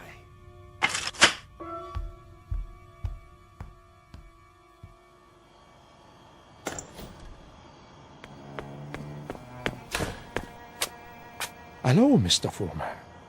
I heard people out here. Oh, did you? And your voice. Well, a dream, perhaps, of better days to come. Who are you? Take a good look. Do you not recognize me? Surely you have seen my picture. Wait. That hair. The mustache. No. It can't be. You died a long time ago. Did I? Or perhaps I only wanted people to think so. But you're a great man. I am aware of your opinion. How did you know where to find me? I simply followed your tears, Mr. Fulmer. You said you have something to talk about? I do. I do indeed. I have you to talk about, on the things you believe in, which are the things I believe in as well. See, your success, Mr. Fulmer, will be my success. Are you interested? I am. I am. Please go on. Good. Then let us start by discussing a most important point. What are the dynamics of a crowd? How do you move them, Mr. Fulmer? How do you excite them? How do you make them feel as one with you? I don't know. I don't know, sir. How? Join them first, Mr. Fulmer. Yeah? When you address them, speak as if you were a part of the mob. Speak to them in their language, on their level. Make them hate the things you hate. How do I do that? If they are poor, talk to them about poverty. If they are afraid, talk to them about their fears. And if they're angry, Mr. Fulmer, if they're angry, give them objects for their anger. But most of all, what is most of the essence is that you make the mob an extension of yourself. Say to them things like, things like this. They call us hate mongers. They say we're prejudiced. They say we're biased. They say we hate the minorities. The minorities. Understand the term, neighbors. Minorities. Shall I tell you who the minorities are? Shall I? We are. We are the minorities. That way, Mr. Fulmer. See, you started that way. I think I understand. That's right.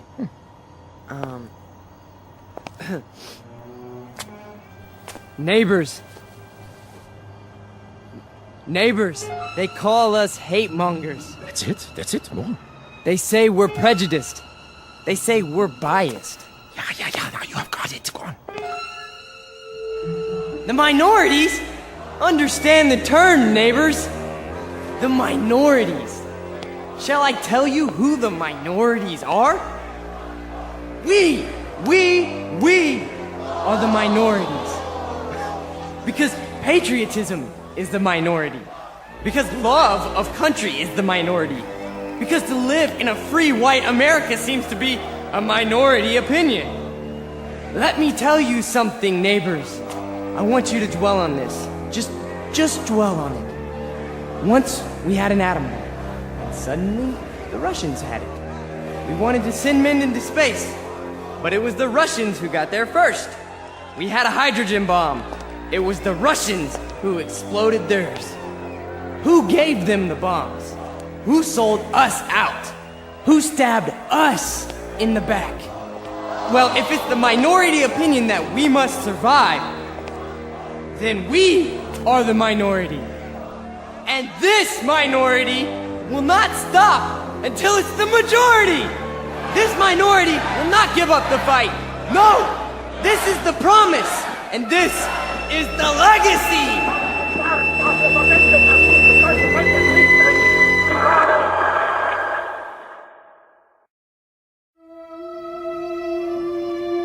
Look, I'm not gonna wait much longer, you understand? Gibbons, cool it. Pretty good crowd tonight, huh? Great crowd, and you were great, Pete. I mean it. Thanks, Stanley. They're finally responding. Responding? You had them right where you want them. Yeah. This here is my hall. You've been renting it all this time, but I ain't got the money yet.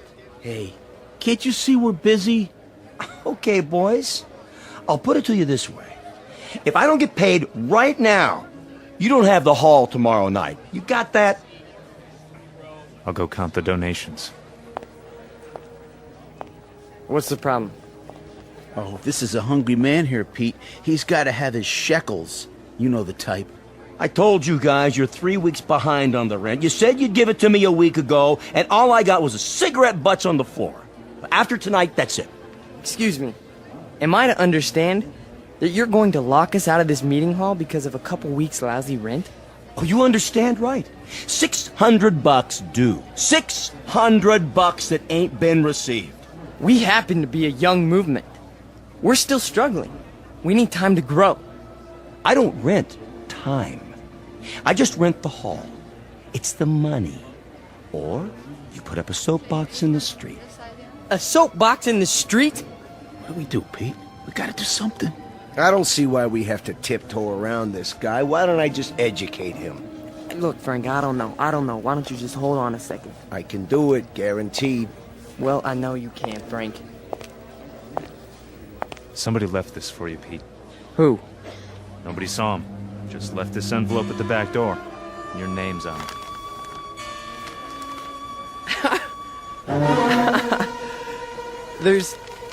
There's money inside.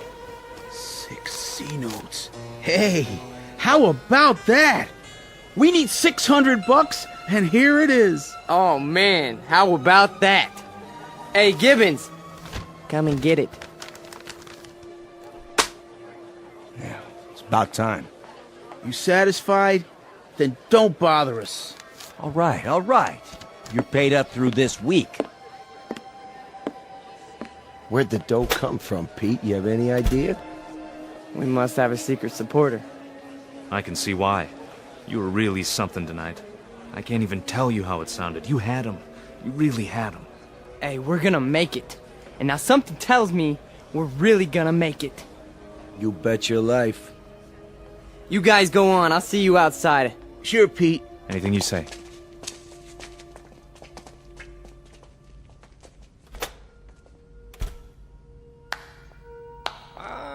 Excellent performance, Mr. Vollmer. Yes, very effective. Very effective. You learn quickly. Well, thank you. I didn't know you were here. I am always here. Pleased to be of help. You learned the style very well. You delivered it precisely as I told you. I'm very obliged. And the money?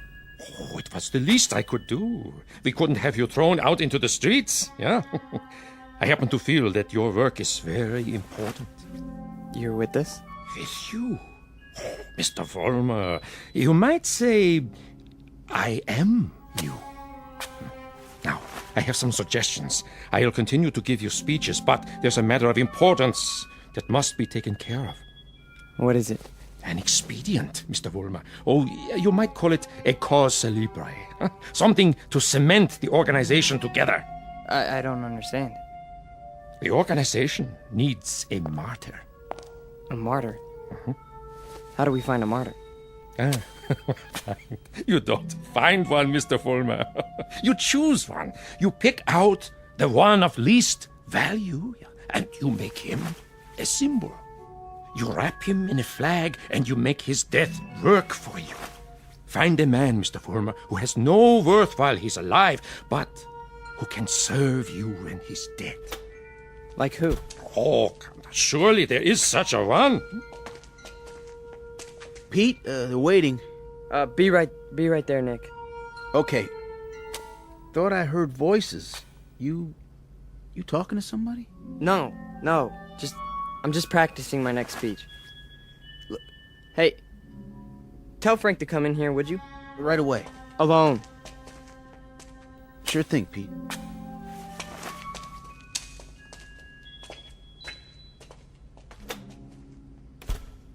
An excellent choice, Mr. Vollmer. The little fat one.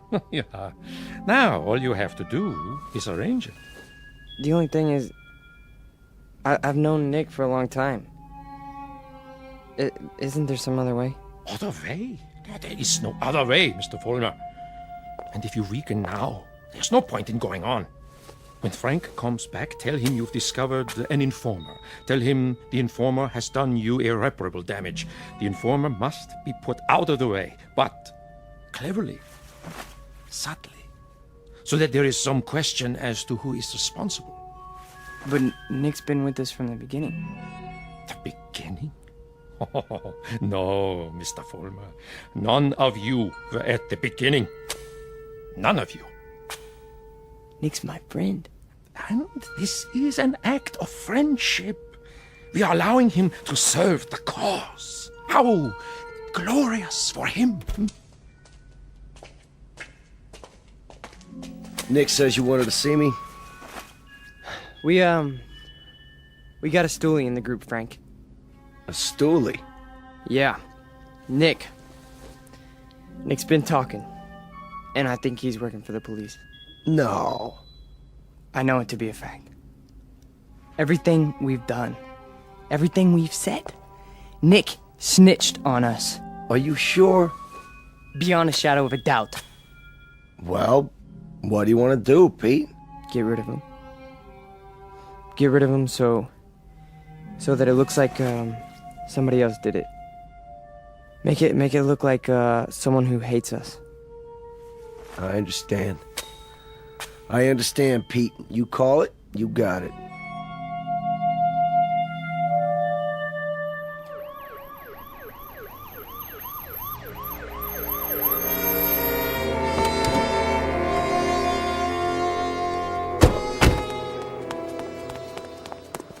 There you are, officers. Thank God.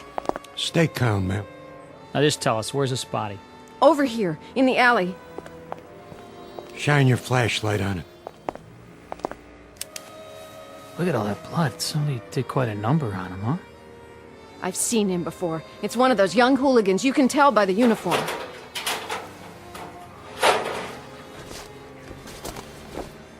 He's dead, all right. Call a meat wagon. What was this one's name? Wait a minute. There's a note pinned to his chest. What does it say? A good fascist. What do you suppose that means? One of their enemies must have put it there after he beat him to death. Yeah, but which enemy? There's a lot of them around here. Fewer and fewer every day.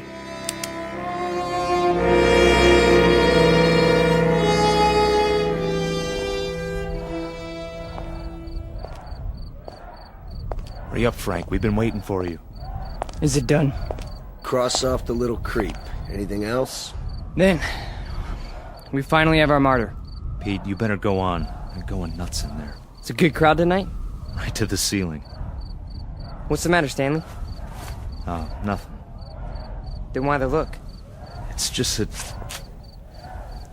Nick was a nice guy, Pete. I miss him. Stan, you listen to me. You forget about Nick right now. He was a fat pig with no guts. He was a greasy big mouth who copped out every time he took a breath. A nickel and dime Judas who got exactly what he deserved. So don't mourn for Nick. He doesn't rate mourning. Not that pig. You got that, Stanley? Look at me, Stanley. You got that? Yeah. You have his poster ready? Blown up bigger in life. Just like you said. Good. When I give the signal, unveil it behind the podium.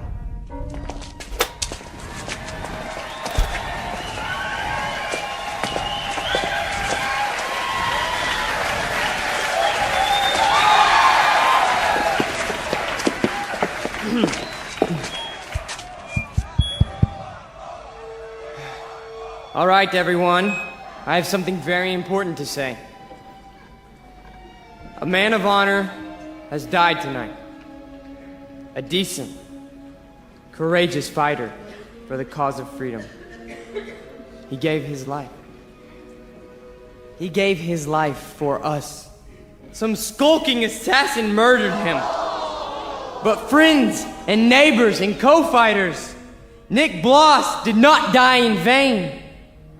They stilled his great heart, but they could not stifle his memory. They could not obliterate his courage. They could not wipe away his honor. He lives, my friends. He lives in you, and he lives in me. He lives deep in the gut of any human being who believes that the United States of America should be free, should be untainted, should be free from the mongrels who try to enslave it. Now, Stanley, look at this portrait of Nick Bloss in his uniform. He wore it proudly. He died for it. And you and I, neighbors, we will live for it!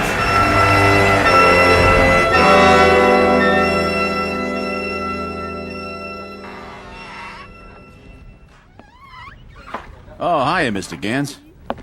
How do you do? How are you tonight?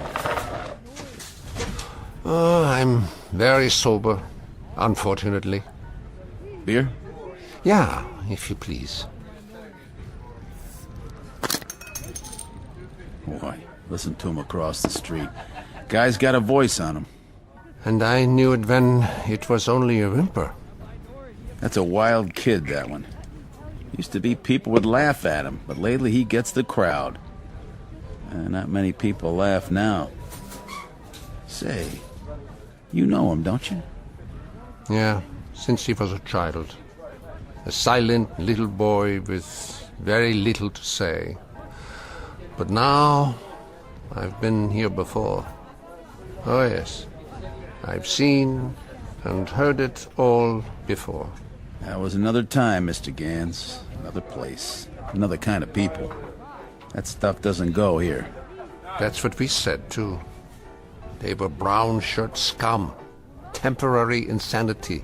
Part of the passing scene. Too monstrous to be real. So we ignored them. Or laughed at them. Because we couldn't believe that there were enough insane people to march for their cause. And then, one morning, the country woke up from an uneasy sleep, and there was no more laughter. The Peter Volmers had taken over. The wild animals had changed places with the zookeepers. Another one, Mr. Gans? No, thank you. I have had my fill. You take it easy now. You're not going to do anything foolish, are you? Me? Not this time. It mustn't happen again. We can't let it. We simply can't let it happen again. All the anguish, all the horror, all the nightmare. No. Not this time. Mr. Gans? Mr. Gans!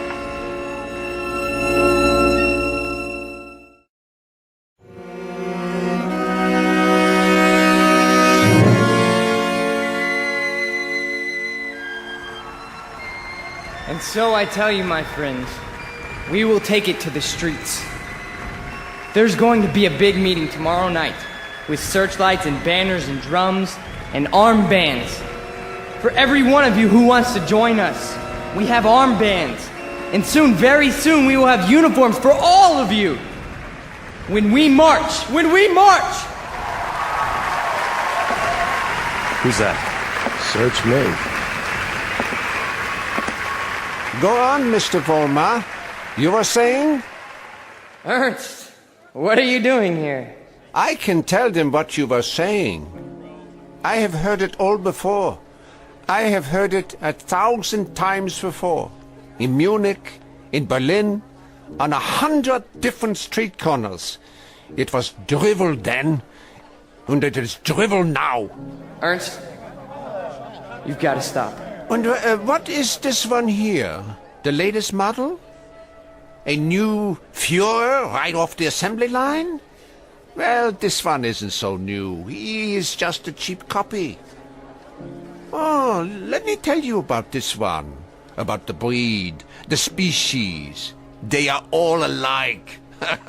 Problem children with illusions. Sick, sad neurotics who need applause like a needle. That's enough, Ernst. Please. Please. Listen to me, Peter, and let them listen, or I will tell them about a quaking, whimpering boy who cried on my couch, who still cries on my couch. Ernst, don't! They need parades and torchlights and slogans like therapy. They need uniforms and armbands, because without them they are naked and pitiful. This one grew too old to bite his nails, so he made believe he could lead others. Pete, don't let him have the mic. Put him down, or I'll put him down. Yeah, put me down, Peter. Shut me up. Stifle me, huh? Why don't you? Why can't you? Because this is your courage right here. The symbol on your sleeve. A torch on a lightning bolt. A crude drawing for children. I'm warning you, Ernst. This patch is your strength. This and the crowds and the sick aisles. And if I tell you to your face, Peter, that your courage is made out of cloth, that your ideas are filthy garbage, and that you are something less than a man, what do you say to that? How do you answer me? Like this! Oh, the rebuttal. The only answer your kind knows how to give. Is that the best you can do? A bloody nose? This is your Führer? He is yours. I give him to you. A gift from the sewers. You see, folks, the way it is. Hey, Pete, don't worry about it. He's just an old man. One crummy old man. The way it is, I knew him. I knew the old man once. Is that a fact, Mr. Vollmer? Yes, that is a fact. I used to know him. And... Who's he talking to? Mr. Vollmer, I have no interest in who he is. My concern is in what he is. He cheapened you in front of these people. You barely had the strength to strike him a slap, like a woman. Your voice is like a lion, but your instincts are rabbits. And you? Instincts like a rabbit. Slap like a woman. You stand in the darkness and plan the battles. But you're never there when they're fought. No. Why don't you come up here alongside me, huh? Why don't you let them see who you really are?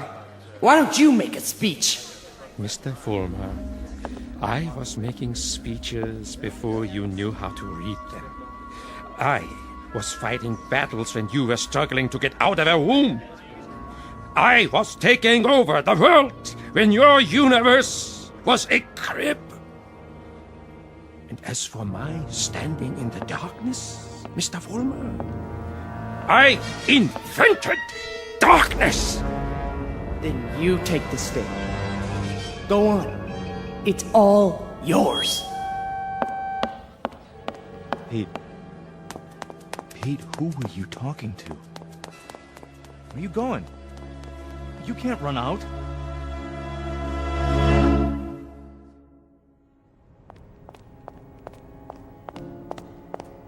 Ernst!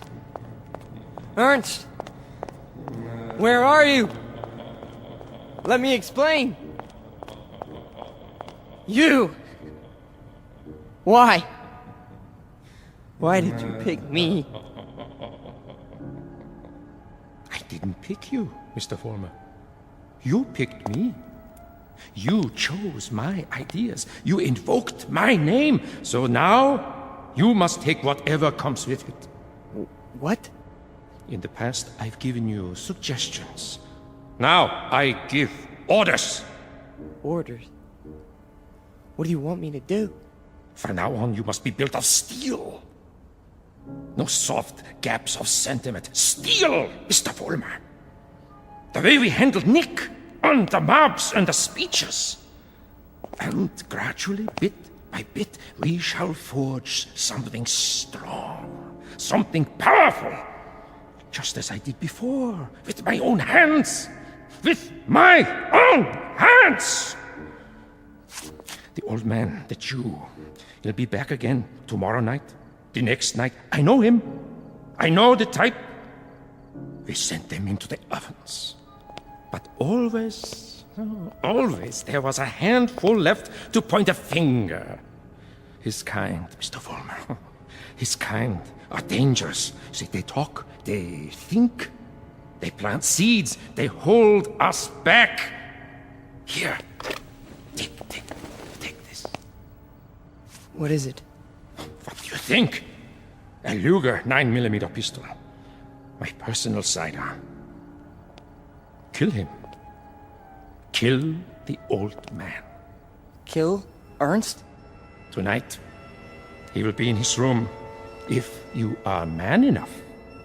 If you are steel. All right. I'll do it. I'll do it now. Then, Mr. Vollmer, when you come back, there's much we have to talk about.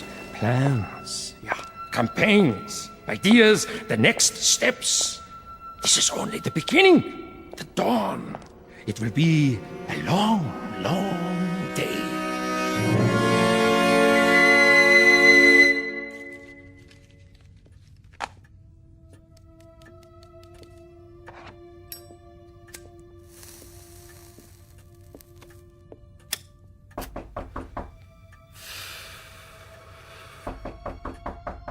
Yeah?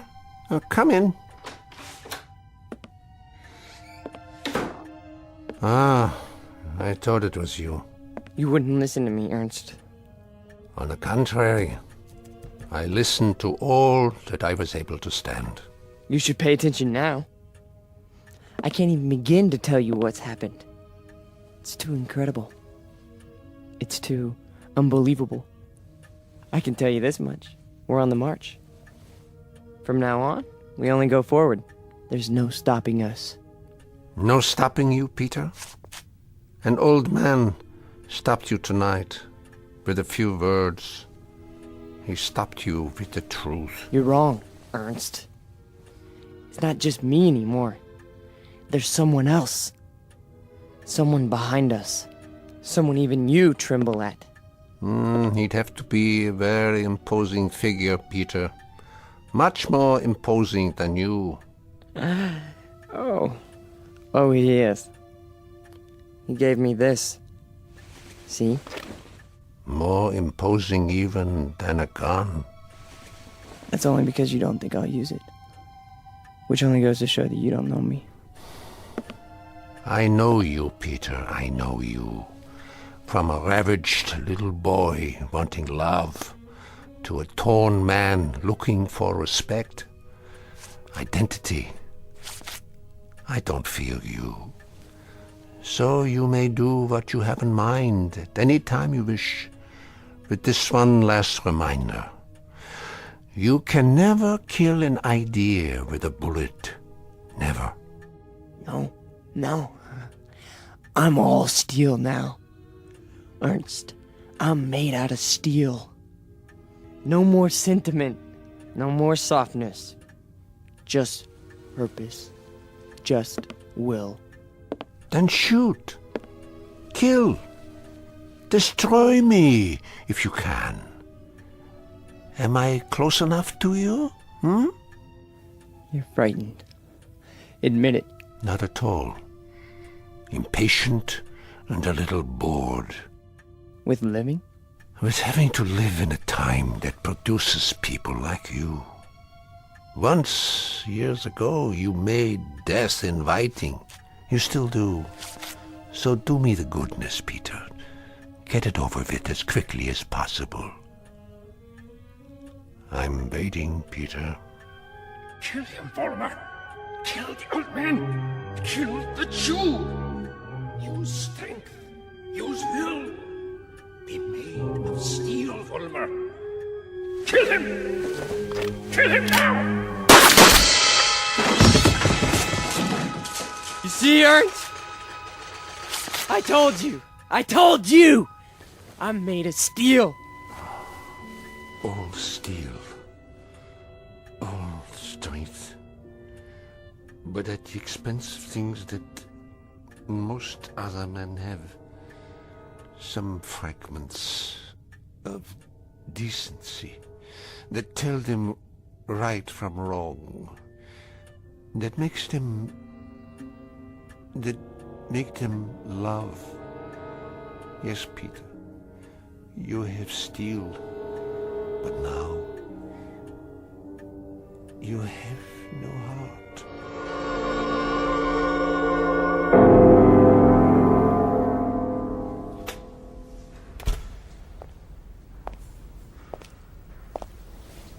Where is everybody? Pete? We were just cleaning up. What happened to you? Nothing. Nothing happened to me. You tell them. You go out there and you tell them.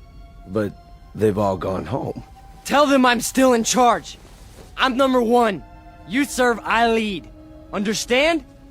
You serve, I lead. Come on, Pete. Let's go. No, he picked me. Out of everybody, he picked me. What's wrong? Don't you believe me? He did. He picked me. So long, Pete. See ya. Don't you walk away from me! Frank! Frank!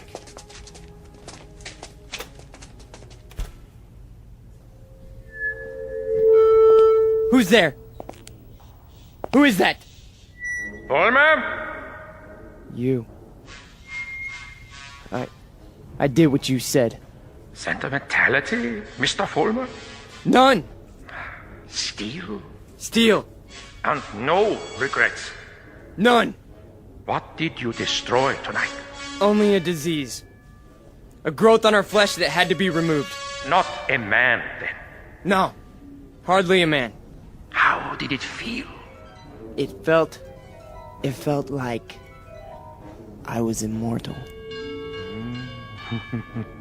Mr. Voldemort, we are immortal. Yes. Yes.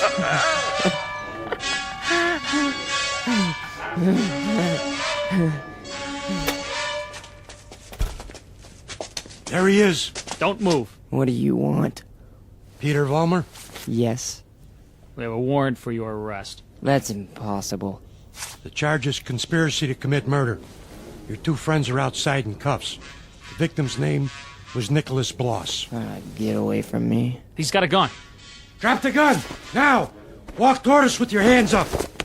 Hey, look, he's going to the other door. Tell them to cover the alley. Halt! Halt, or I'll shoot!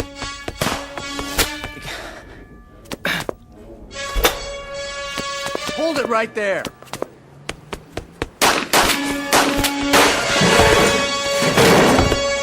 We got him! He's hit! Call for an ambulance. You have the right to remain silent. Anything you say can and will be used against you. There's something very wrong. There's something very wrong. Easy, kid. Don't try to talk. But you made a terrible mistake. I'm made of steel. It's true. Don't you understand? I'm made of steel. I'm made of steel. I'm made of steel. I'm made of steel.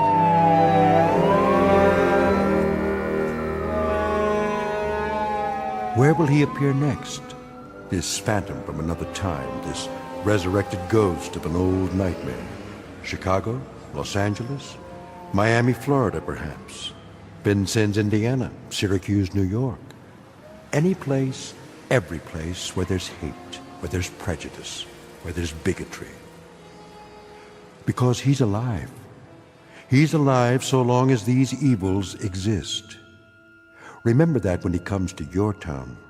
Remember it when you hear his voice speaking through the mouths of others, no matter who they may be. Remember it when you hear a name called a minority slandered. Any blind, unreasoning attack on a people or any human being. He's alive. Because through these things, we keep him alive.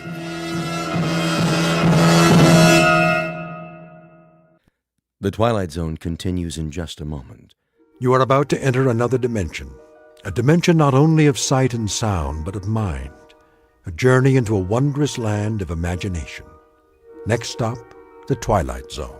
Hi, this is Stacy Keach. I'd like to take a moment to tell you about our Twilight Zone website at twilightzoneradio.com. At twilightzoneradio.com, you'll find the latest information on these Twilight Zone radio dramas, including behind-the-scenes photographs, plus the newest product releases, trivia contests, ways to contact us, other Twilight Zone-related info and merchandise, plus links to other fascinating websites. So make your next stop twilightzoneradio.com.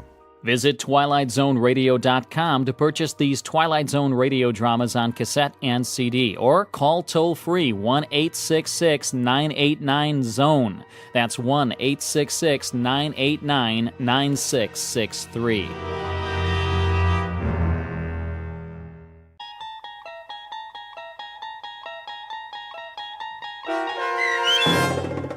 Ring-a-Ding Girl, starring Sarah Wayne Callies with Stacy Keach as your narrator, was adapted for radio by Dennis Etchison and written for the Twilight Zone by Earl Hamner Jr. Heard in the cast were Meg Thalken, David Darlow, Christian Stolte, Doug James, Fernette Lebo, Kurt Nabig, and Carl Amari. To learn more about the Twilight Zone radio dramas and to obtain audio cassettes and CDs of these programs, visit our website at twilightzoneradio.com. The producers of The Twilight Zone wish to thank CBS Enterprises, Carol Serling, Dennis Etchison, Dick Brescia Associates, Claire Simon Casting, Terry Jennings, XM Satellite Radio, the American Forces Radio and Television Service, Sirius Satellite Radio, our sponsors, and our radio affiliates for helping make this series possible. This copyrighted radio series is produced and directed by Carl Amari and Roger Wolski for Falcon Picture Group. Doug James speaking.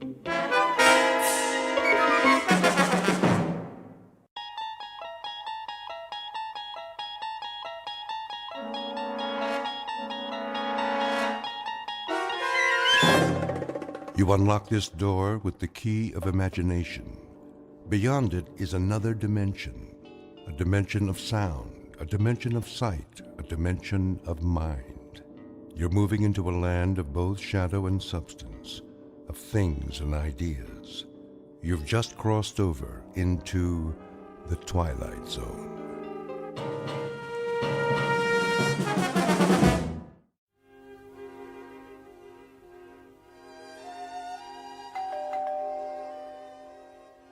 Cece? Yes? Get that, will you? Right away. Just a minute.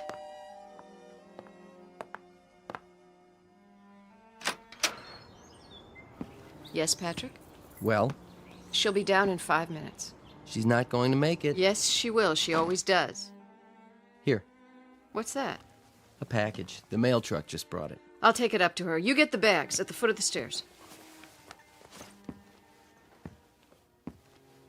It's 30 minutes to the airport. Then you'll just have to drive faster. I can't work miracles. Yes, you can. That's why you're her favorite driver. Just tell her. She knows.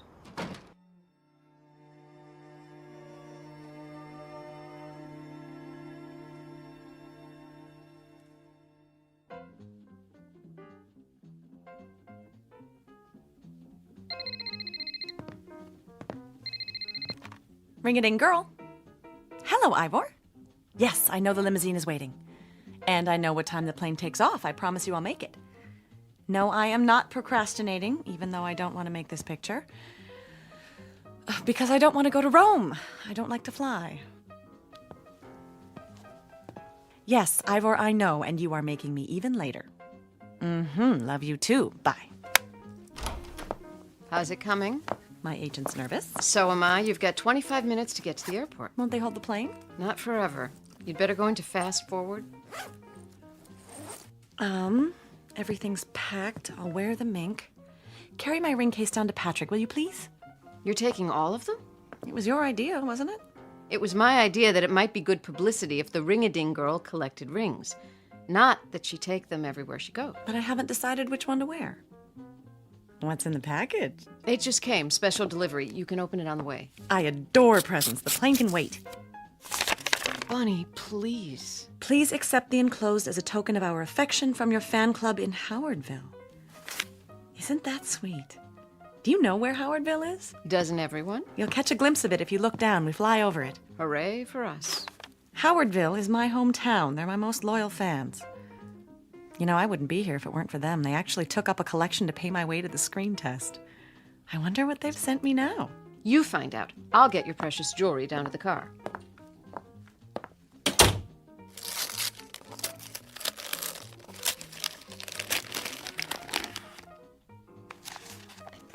Look, such a big ring. I hope it didn't cost them a fortune. What's in the stone? A picture? How did they do that? Bunny, this is your sister. Come home, Bunny. Please, I need you. Come home right now.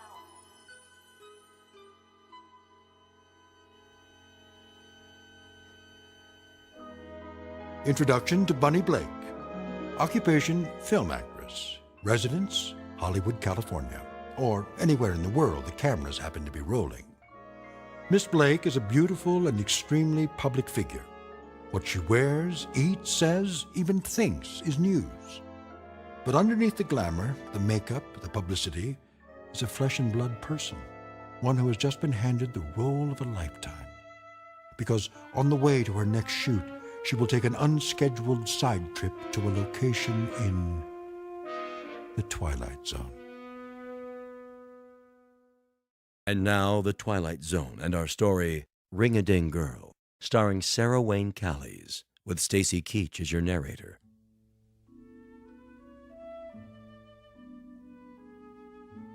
And I'll have the sports scores, plus the top stories from Howardville and the surrounding area. But first, the weather. Hurry up. Looks like we might be in for some showers. There's a low Bud? pressure trough moving in from the northeast. Yeah? Let's take a look at the Doppler. There we go. That high pressure Bud? front is moving in, bringing Yes, with it I some high said. altitude precipitation. I need the No picnic storm basket from the advisory yet, but cellar. Stay tuned throughout the day for updates every 23 Soon as he minutes. gives the scores. For all you folks in the southern part of the county, the annual picnic and fundraiser is happening this afternoon. Bud, better carry an umbrella just to be Now, on the safe Buster, I'm packing the sandwiches just as soon as I finish vacuuming. The news guy said it's gonna rain. I know he did. So does the radio. But just in the northern part of the county. Now, get me that picnic basket. Did you clean your room? Not yet. Then get a move on. I'm going. Did you mow the lawn yet? Oh, Mom. We had an agreement. You want your allowance, don't you? Yes, ma'am. Then let me hear that lawnmower. Okay. Thank you. Would you plug in the vacuum cleaner cord for me, please? Isn't there a law against child labor in this state? Now, young man.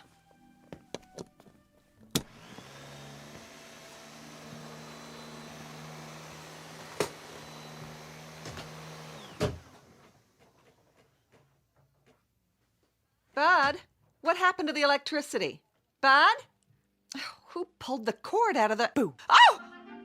Bunny! She remembers. Oh, come here. Let me get a look at you. It's been so long. I can't believe I've it. been looking forward to this. I think about you all the time. So good to be home. Why didn't you let us know? How did you get in without my hearing you? Same old way. I think I know this house. Oh, I could just shake you. That's no way to greet a celebrity. 5 years, and here you are without one speck of warning. Look at that coat. You know me. Glamorous, unpredictable, and full of surprises. Same old nut. What brought you home just out of the blue like this? Well, I thought you might like to see me. I'm tickled pink, but why now, just like that? Maybe the ring had something to do with it. Oh, it came! This morning, you see? You don't think it's too big? Not at all. No, it reminds me of that mood ring I had when I was little, remember? This is much nicer, of course. Much, much nicer. Oh, what a project it was. Everybody in town chipped in and they let me pick it out. Do you like it? I love it. Sis, is everything all right? What do you mean? Are you all right? Never better. Why? I don't know. Maybe I'm just tired. Oh, come and sit down. Can I get you anything? No. Take your coat off. Oh, is that real mink? Mm-hmm. They call it Ember Autumn. I suppose it's a bit much. One of the perks of being a star. Oh, you. Oh, don't let it touch the floor. I haven't finished vacuuming yet. This is the way we do it in Hollywood, darling. They teach you to do it in acting class. Off one shoulder, then the other, then drop it like so. Oh. It's supposed to show that you really don't care because you've got 10 more at home in the closet. Then you move your hips like this. Ooh, that walk didn't come from acting class. My one natural talent. Oh, Bunny, we are so proud of you. The whole town is. Are we going to get to keep you for a while? Just for the day, I'm afraid. Oh, but that's not nearly long enough. I know. I'm stealing time as it is. They want me in Rome. Rome? But I got to the airport, and right at the last minute, I said, no, I'm going home instead. I got the basket. Now can I... Whoa. And who is this divine man? You remember Bud? Aunt Bunny? Surely this isn't Bud. So handsome. I thought he was my next leading man. Aw, I get it. Mom says you're always cracking jokes. And she was right, but I don't joke about everything. You want a soda pop or something? I can get you one if... Weren't you going to clean your room? We can do that later. I haven't seen him in ages. It's so good to be home. I'm anxious to see everybody, all my old friends. Well, you came at the right time. Remember the Founders' Day picnic? Oh, how could I forget? Do they still have the beauty pageant? They sure do. The year I won was what got me started. My picture in the paper, someone on the coast saw it. The picnic's this afternoon. Everyone in town will be there. Why don't you come with us? The picnic? Bud and I have to go. I'm on the food committee and Bud's a lifeguard. Picnic. We promised we'd be there. Bunny, what's the matter? Are you all right? Come over to the couch. I'm fine. Just let me sit down. I don't know what's wrong with me. I didn't get much sleep. Oh, take my arm. Bud, get on the other side. I'm fine, I'm telling you. Bunny? Bunny? Hello, ladies and gentlemen, boys and girls. What is that? Do you hear it? Hear what? Is the television on? No. Bunny? Bunny? And a special hello to you, Bunny Blake, wherever you are. Bunny, for the love of God, come home. We need you. We need you. Need you. Need you. Need you.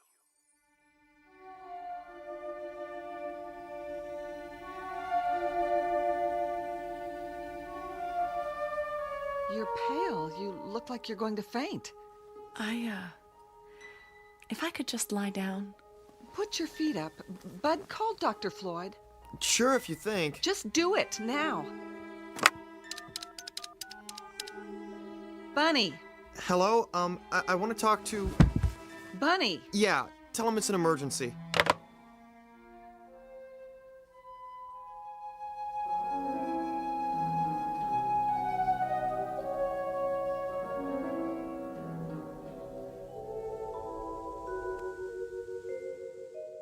And open. There. Well, what's the verdict? Will I live or will I die? Temperature's normal. Pulse is strong enough. You do seem a little tired. I played a nurse once in a movie. Doctor reminded me of you. The gruff but kindly old family physician. I saw it. The medical profession should have sued. Stay off your feet a while longer. Oh, please, don't you get it? I was faking. About being sick, I mean. I just wanted to see you. I'm flattered. Do you have to smoke? It calms my nerves. Quite the contrary, actually. Still the same old Dr. Floyd. You haven't changed. That I don't believe. I delivered you, after all. Sorry, I don't remember. What's your diagnosis? In a nutshell, one exhausted young lady. What do you do out in Hollywood, anyway? I glow. Wind me up and I give off incandescent sparkles. Isn't that what stars do? I'd say you've been sparkling a little too much lately. What you need is sleep, rest, fresh air, and some of Hildy's good cooking. I want you to take it easy for a while. I'd love to oblige you, kind sir, but that's impossible. There's a producer waiting in Rome this very minute, pulling out what little hair he has left, just wondering where I am. Tell me his name. I'll send a cable and tell him you're sick. But I'm not. Just the same. I didn't like what Hildy told me. She said you had some kind of seizure. That's silly. She thought you were in shock. You seemed not to hear or see her. It was a performance. Evidently a very convincing one. I told you it was all an excuse to get you over here. Well, it worked. There's something I want to ask you. Yes? About Founders Day. What about it? You used to be a big man on the committee. Still am. I'm the chairman now. Then could you do something for me? Hmm? As one kindly gruff old family friend to another, would you do me one very large favor? I'll be happy to try. I want the picnic put off. Postponed until another day. Really? Is that all? It's important. You can't be serious, Bunny. Why? I've got one little day to spend at home. I want it to be a plain, ordinary apple pie day, just the way I remember. I want to drop in on my old friends, surprise them at home. You could see them at the picnic. No, it wouldn't be the same. There'll be crowds, people I don't know, crowds tugging at me for my autograph. I'd be miserable. Bunny, listen to me. You can't seriously expect the entire town to rearrange its plans just to suit your whims. Doc, I love this town and I love the people. Would I ask them to do this for me if it weren't more than a whim? I don't know what your life is like away from here. Perhaps in Hollywood you can make an unreasonable request and have it granted, but this isn't Hollywood. I'm going to give you a little something to help you rest. Oh, Doctor, if I could only make you understand. Any pharmacy in town should be able to fill this. No, not the ring again. Ring-a-ding, girl. That's the last I ever heard one. You don't fool Cyrus Gentry. Who do you think you are, Miss Snippet? All high and mighty, coming back here like you was somebody special. Go back to where you belong, Bunny Blake. Go back. Go back. Go back. Oh. Don't you want your prescription, Bunny? Excuse me, Doctor, I don't belong here. Bunny? Bunny?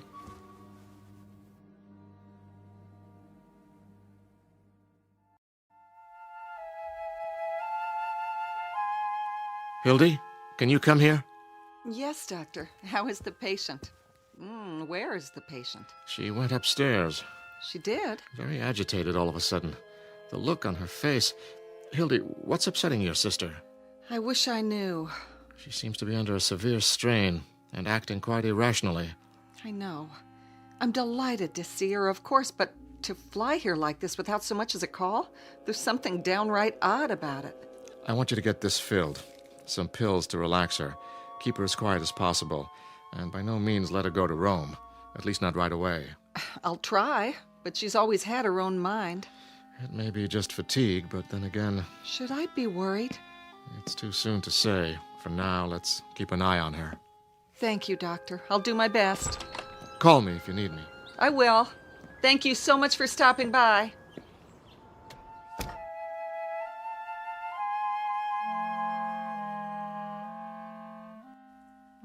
Bud? Yeah? Is your car running? Sure is. Why? This is a prescription for Aunt Bunny's medicine. Get it filled as quickly as you can. Okay. What's the matter with her, Mom? I'm not sure.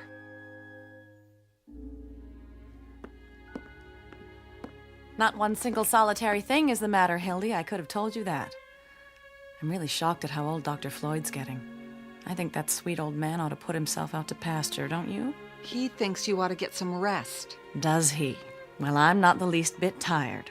He's the one that needs rest, poor dear. Did you see the way his hands tremble? Nevertheless, he left a prescription for you. Something to help you relax. Bud's going to go get it. Meanwhile, why don't you just lie down and take it easy? I can make us something while we wait. You mean stay here?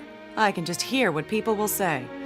Bunny didn't bother to see any of her old friends. She's so stuck up now that she's a movie star. No one will say that. I'll explain that you didn't feel well. Bobby Woodson used to be my best friend. I've just got to see her. There'll be time. And Ben Braden.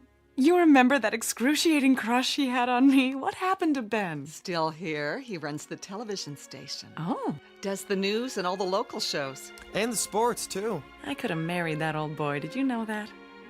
I've got a good mind to walk in and surprise him. I really don't think you should leave the house today, honey. Oh, you don't? Well, I can't stand being cooped up. Sometimes I get that closed-in feeling at my house in California. I get that, too. You know what I do? I take off every stitch of clothes and I jump into the pool and swim like a fish. You do? Bud, why don't you go get that prescription now? Remember when we used to skinny dip at the old swimming hole? It must be very interesting for your neighbors. Nobody's complained yet. I'll bet. But I have an idea. You want to go for a walk and say hello to some people? The doctor said you need to rest. He also said I need fresh air. Oh, at least wait till Bud gets back from the drugstore with your medicine. Got a better idea. I'll ride to the drugstore with him. What do you say, Bud? Well, sure, I guess. I don't think... What could be more restful than a little ride? Unless you're one of those drag racers, are you? Not me. I am. You ought to see me on the Hollywood freeway. Once, I got up to 105, and this divine cop flagged me down and said, "Where's the fire, lady?" I mean, he actually said that. Well, I said, "Sugar, I'm late for work, and the studio's gonna suspend me if I'm late one more time." Bunny. It ended up with Dollface giving me a police escort right to the studio gate. I even had dinner with him a couple of times.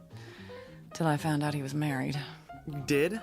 Well, you going with me, or are we gonna stand here talking all day? Heck no. I mean, yes. I mean... But the picnic! You worry too much, Hildy. We'll be back in plenty of time, I promise. Want your coat? Why, thank you, kind sir. Let me get the door. Well, what do you know? That's a real ring-a-ding sky.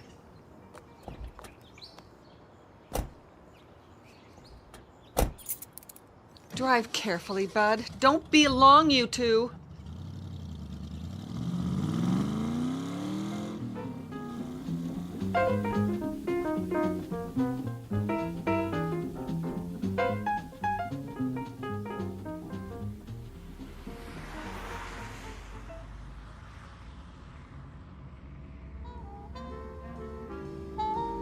Well, what do you think, Aunt Bunny? Pretty cool wheels, huh? Very cool, but please don't call me Aunt Bunny. I sound like a house mother at the Playboy Club. Okay, Bunny. There, that's better. Isn't that better? Must be pretty boring for you. I wouldn't say that. Compared to Hollywood and everything, you know a lot of movie stars. A few. What are they like? Which ones? Oh, I don't know. You go to parties and all that stuff? Not very often. Mostly I stay home, study my lines, and go to bed. You do? I have to get up early when I'm on a picture. Do you have one of those... Aw, never mind. Go ahead, say it. Well, I hear everybody has a water bed out there. I used to, but I got rid of it. How come? Too noisy. Sloshing around every time you turn over. Sometimes I'd wake up in the night and I think I was on a raft in the middle of the ocean. Gosh. They're cold, too. Especially because I don't wear anything when I sleep. You don't? Better not mention that part to your mother. But you understand. We're just talking, aren't we? Couple old friends tooling around on the best set of wheels in town. Isn't that right? Sure, Bunny. So, where do you want to go? Is Mr. Gentry still the caretaker at the high school? Old Methuselah? Oh yeah, they'll have to blow up the place to get rid of him. Be an angel. Stop by just long enough for me to run in and say hi. School's closed today. I know, but Mr. Gentry's always around, isn't he? I used to think he lived there. Well, the gate's open. I could show you how to get in the building. Would you? I'd appreciate that. Maybe we should get your medicine first. Bud, this is important, or I wouldn't ask you. Okay, do you think it's all right? Oh, it'll be fine, trust me. I just have to deliver a message.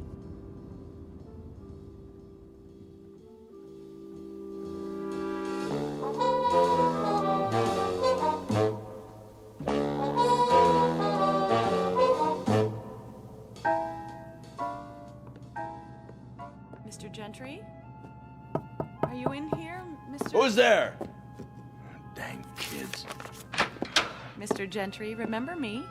Barbara Blake. That you? It's me. How are you? I'm kicking pretty high for an old man. So you finally came back. Get your fill of Hollywood, did you? No, I like it there. It's not what you think. Isn't it? We read all about the hijinks you get into. Can't say I'd be proud of it. I don't know what you mean, Mr. Gentry. It's just a town like any other. What brings you back here, Barbara? I'm not sure. It was an impulse. You picked a time. The Founders' Day celebration. Not that you'd be interested. But I am interested. That's why I need your help. My help? I want you to do something for me. Unlock the doors to the school auditorium. What for? Some people might show up, and if they do, I want you to let them in. Oh, not me.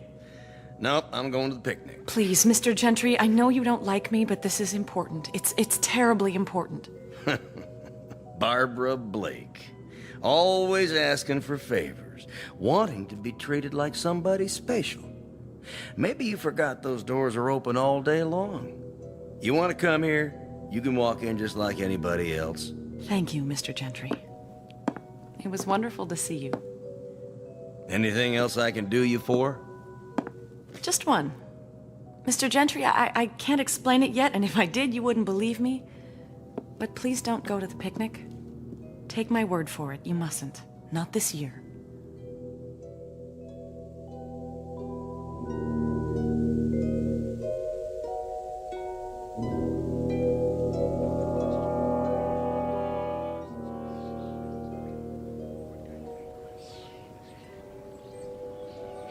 Well, how does the old town look?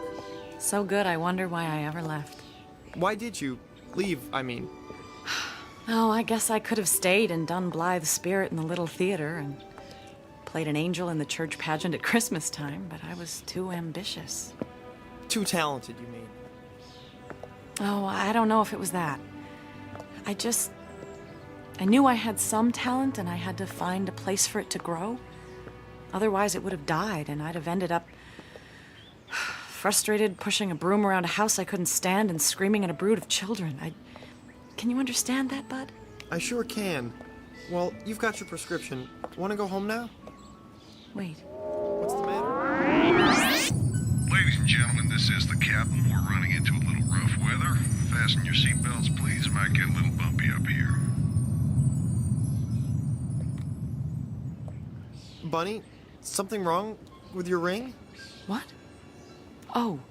Oh, no, nothing at all. It's just the way it catches the light. Sometimes I think I see a picture in it. Yeah. Do you want to go home? Is the television station still on this street? Uh-huh. Right over there.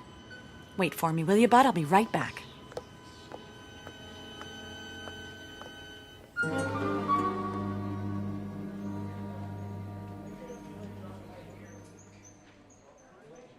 Minutes to air, Mr. Braden.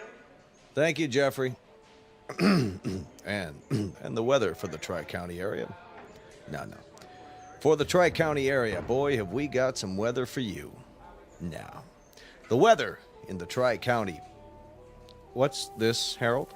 Corn, Mr. Braden, for the farm report. Nice, huh? Very nice. Would you move it aside so I can see my script? Sure thing. 90 seconds. Thank you. How's my hair look? Great, Mr. Braden. Hey, you can't come in here. Thanks. It's all right. I'm a friend of Mr. Braden's. Barbara? I mean, Bunny? Forgive me for bursting in this way. Not at all. Well, I'll be darned. They said you were going on the air, but I did so want to say hello. Honey, you could have busted in here even if I was on camera. Don't I get a kiss? 1 minute. Well, you haven't changed. You have. You used to be skinny as a rail. I was not. I was svelte. Nope, now you're svelte. Oh, mink? Hollywood coveralls. Still a smart aleck, too.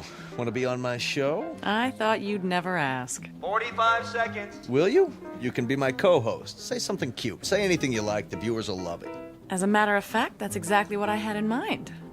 I wanted to make an announcement. Oh, yeah? Got a new movie to plug? No, not at all. More along the lines of a public service announcement. Sounds worthwhile. I hope so. Because I have a feeling this one might be a matter of life and death.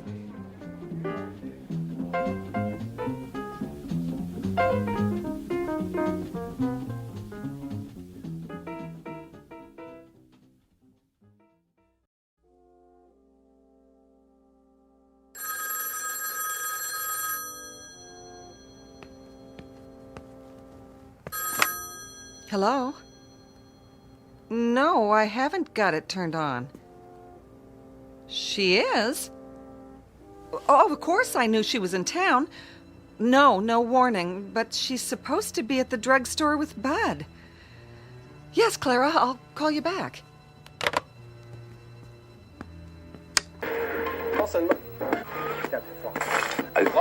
Yes, Ben, you can't imagine how happy I am to be back in Howardville. It hasn't changed a bit, and I mean that in a good way. What in the world? Will you be with us for a nice long visit this time, buddy? Unfortunately, I have to leave tonight. Work calls. Oh, a new picture? I'm starting one in Rome. That sounds exciting. Yes, it's a wonderful script. I'm looking forward to it. Everyone in town has been following your career. I'm sure a lot of your old friends would like to see you. Well, but they can if they really want to. Are you kidding? You know that one-woman show I did in Las Vegas last winter? We read all about it. Well, I'm giving a special performance this afternoon in the high school auditorium. And I hope everyone in town will come. As my guest, of course. Wow, did you hear that, ladies and gentlemen? It's my way of giving back to the community. You know, everyone here has always been so supportive of me. This is just a little token of my appreciation. Oops, I think we've got a conflict here. The Founders Day picnic starts at 3 o'clock. You remember what a big event that always is. I know, but I'm afraid it just has to be today. All I can say is that you'll have a choice of coming to see me at 3 o'clock, or going over to Riverside Park and getting hit by... By? a bunch of ants. You heard it here, folks. Well, Bunny, thank you so much for stopping by.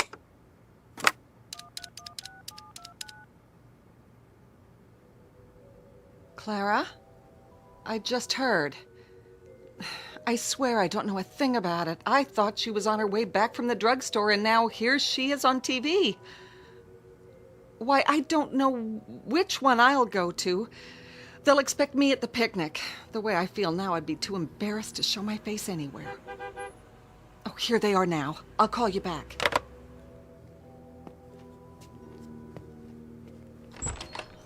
Hi, Mom. Sorry we took so long. Go to your room. Bunny, I'm trying not to be angry with you because you must have lost your mind. I told you there was going to be an explosion, buddy boy. I can explain. I said you're excused. Yes, ma'am. It wasn't his fault. This is nothing to joke about. People are calling here. And what do they say? They're confused. They don't know whether to go to the picnic or this, whatever it is you're putting on at the school. I can understand that, but... What are you trying to do? I owe this town, Hildy. It's just my way of paying back a debt. It doesn't look that way. It looks like you're a show-off. A big celebrity who's trying to impress a lot of small-town hicks. That's not it at all. Then what is it? Sis, let's not fight. I can't condone what you're doing, Bunny, and I won't be a part of it. Bud and I will be at the picnic.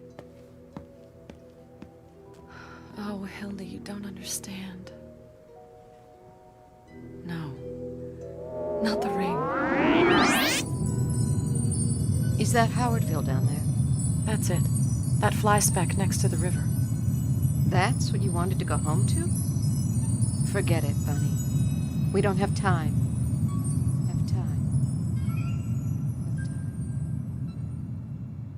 Oh no, there has to be time. What else can I do? Barb? What's the matter? Nobody understands what I'm trying to do. It's not for me, not this time. Please don't cry. Oh, honey, there are some things about you I'll never understand. But if this performance means so much to you... It does. Then don't you worry. We'll be there, I promise.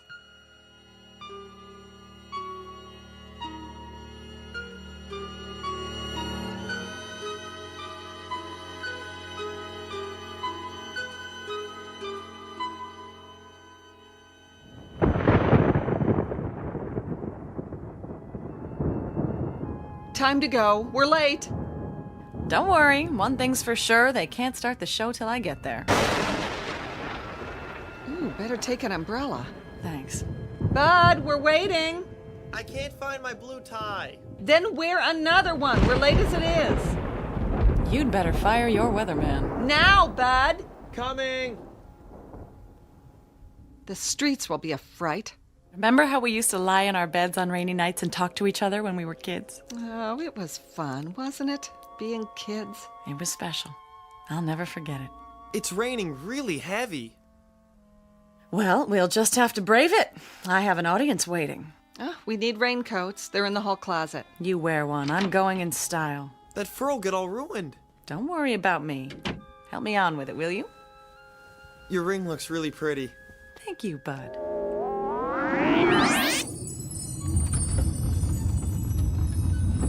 We've had some unexpected turbulence, so please remain seated. We'll get through it all right, folks.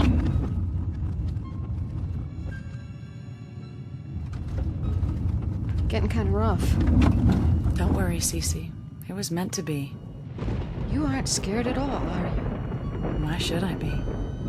Can't live forever, you know. It's like when I'm in my dressing room and there's a call to come to the set. I know what's waiting for me. I know there's nothing I can do to put it off any longer.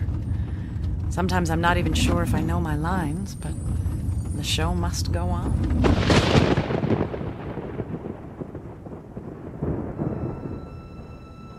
Hildy. Yes? I'm going now. I'm coming. Not this time. What do you mean? And Hildy, thank you. For what? For being my sister. I always loved you, you know. Bunny? That one's a fire engine. Sounds like an awful lot of them. Turn on the news. Goodbye, Hildy. And buddy, take good care. Bunny? Major disaster. We'll bring you updates as they come in. For now, the Highway Patrol has issued a bulletin for everyone Turn to that remain down. inside. Hello? Mrs. Blake, Yes. this is Jim Haddock with the State Troopers. Oh, what is it, Jim? I'm out at the park. I thought you ought to know. No what? Bud, where's Bunny? I don't know. It's terrible. I've never seen anything like it. Like what? Jim, will you please tell me what it is you're talking about? The crash. It happened minutes ago.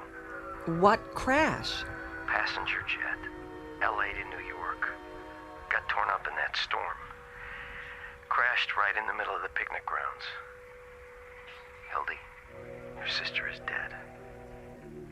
Bunny is dead. Dead? That's crazy. She was a passenger on that plane. She and another woman sitting right next to each other. Jim, my sister is here. Now. I saw the body myself. Hildy, there's no mistake. It was Bunny Blake. I'm sorry to be the one to tell you, but... Bunny? Bunny, where are you? She's not here, Mom. Want to hear the news? Fortunately, only a Bunny? handful of people attended this year's Founders Day picnic, so a disaster of even greater proportions was averted. Bunny! Most of the population is safe at the high school auditorium, where they gathered for a special performance by our own local celebrity, Miss Bunny Blake.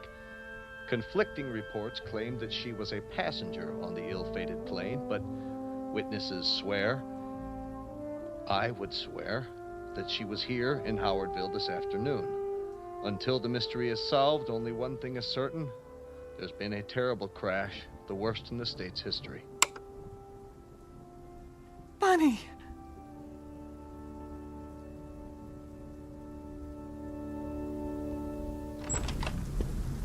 Mom! That ring you gave her. I got it. She dropped it on the porch. Mom?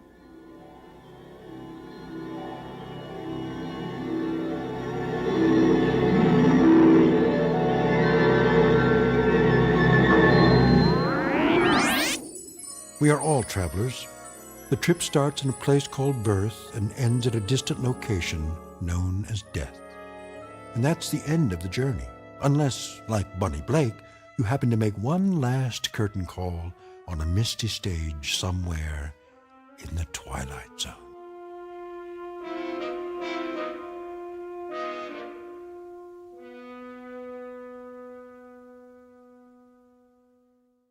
We'll return to the Twilight Zone in just a moment. You are about to enter another dimension, a dimension not only of sight and sound, but of mind, a journey into a wondrous land of imagination. Next stop, the Twilight Zone. Hi, this is Stacy Keach. I'd like to take a moment to tell you about our Twilight Zone website at twilightzoneradio.com. At twilightzoneradio.com, you'll find the latest information on these Twilight Zone radio dramas, including behind-the-scenes photographs, plus the newest product releases, trivia contests, ways to contact us, other Twilight Zone-related info and merchandise, plus links to other fascinating websites. So make your next stop twilightzoneradio.com. Visit twilightzoneradio.com to purchase these Twilight Zone radio dramas on cassette and CD, or call toll-free 1-866-989-ZONE. That's 1-866-989-9663.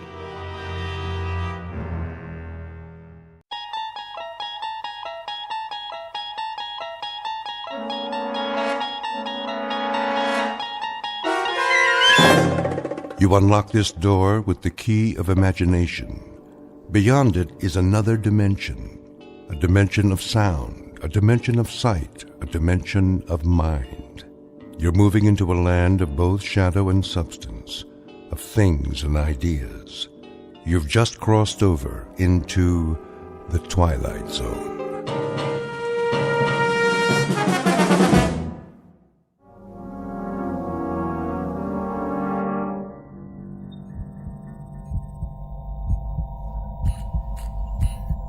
In the beginning was the Word, and darkness, and light. I have trouble remembering light. Some of it shines through my eyelids, so I know it's there, but all I really see is darkness now. There are pinpoints of light like holes in the fabric of space. I know they're out there, even if I can't quite see them. When will I? Time no longer has meaning, as if it has stopped for me, closing in, contracting, and I can't move, not a muscle.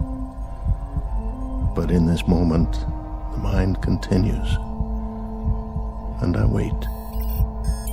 Stansfield, Douglas. Scanning vital signs. Life functions, check. Metabolism, stable.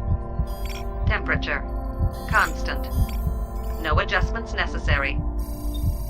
Only the mind. The mind is memory, and I remember things. They remain through it all.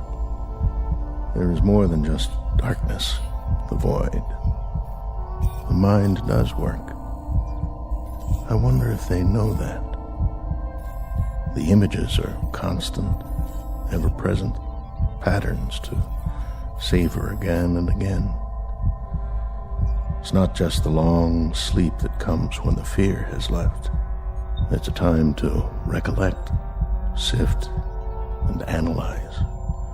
Try to understand all that's happened in this infinite moment.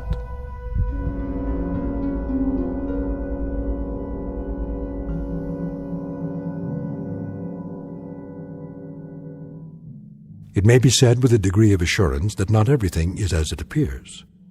Case in point, the scene you're witnessing. You are not in a hospital. You are in the belly of a spaceship. It is currently en route to another galaxy located at an incredible distance from the Earth. This is the crux of our story, the truth behind the mystery flight into deep space. For here, distances are so vast that they are marked in light years instead of miles, while a man's life ticks by in the blink of an eye. It is the story of events that might happen to human beings who, with the help of technology, dare to take a step beyond and are unable to anticipate all that awaits them out there. So fasten your safety belts, because you're on a spaceship. You're already well on your way on a very long journey from one planet to another, and the vast region between is called the Twilight Zone.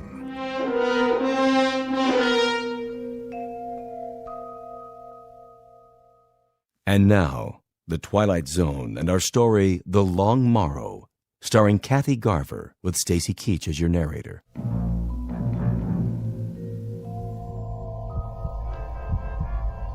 The cold is felt, but without pain. The loss of feeling is noted and accepted as choice slips away. Now mind is all. Time is distorted, jumbled telescopes, accordioned. But even so, there's a strong sense of time. And I remember. I remember how it began. I remember the way it was in the beginning.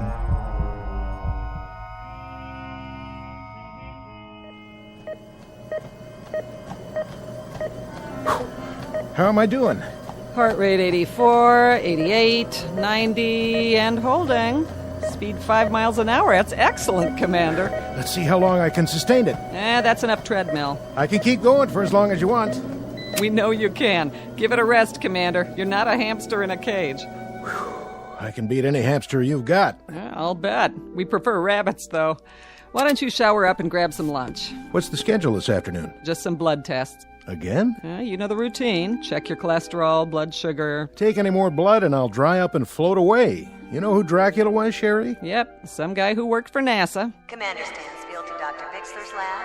Commander Douglas Stansfield, report to the flight director's lab. Tell them I'm on my way. After you shower. Forget it. I didn't even break a sweat.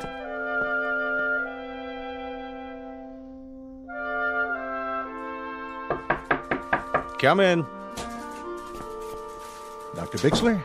Hello, Commander. Glad to meet you, if somewhat belatedly. Please make yourself comfortable. Oh, thanks.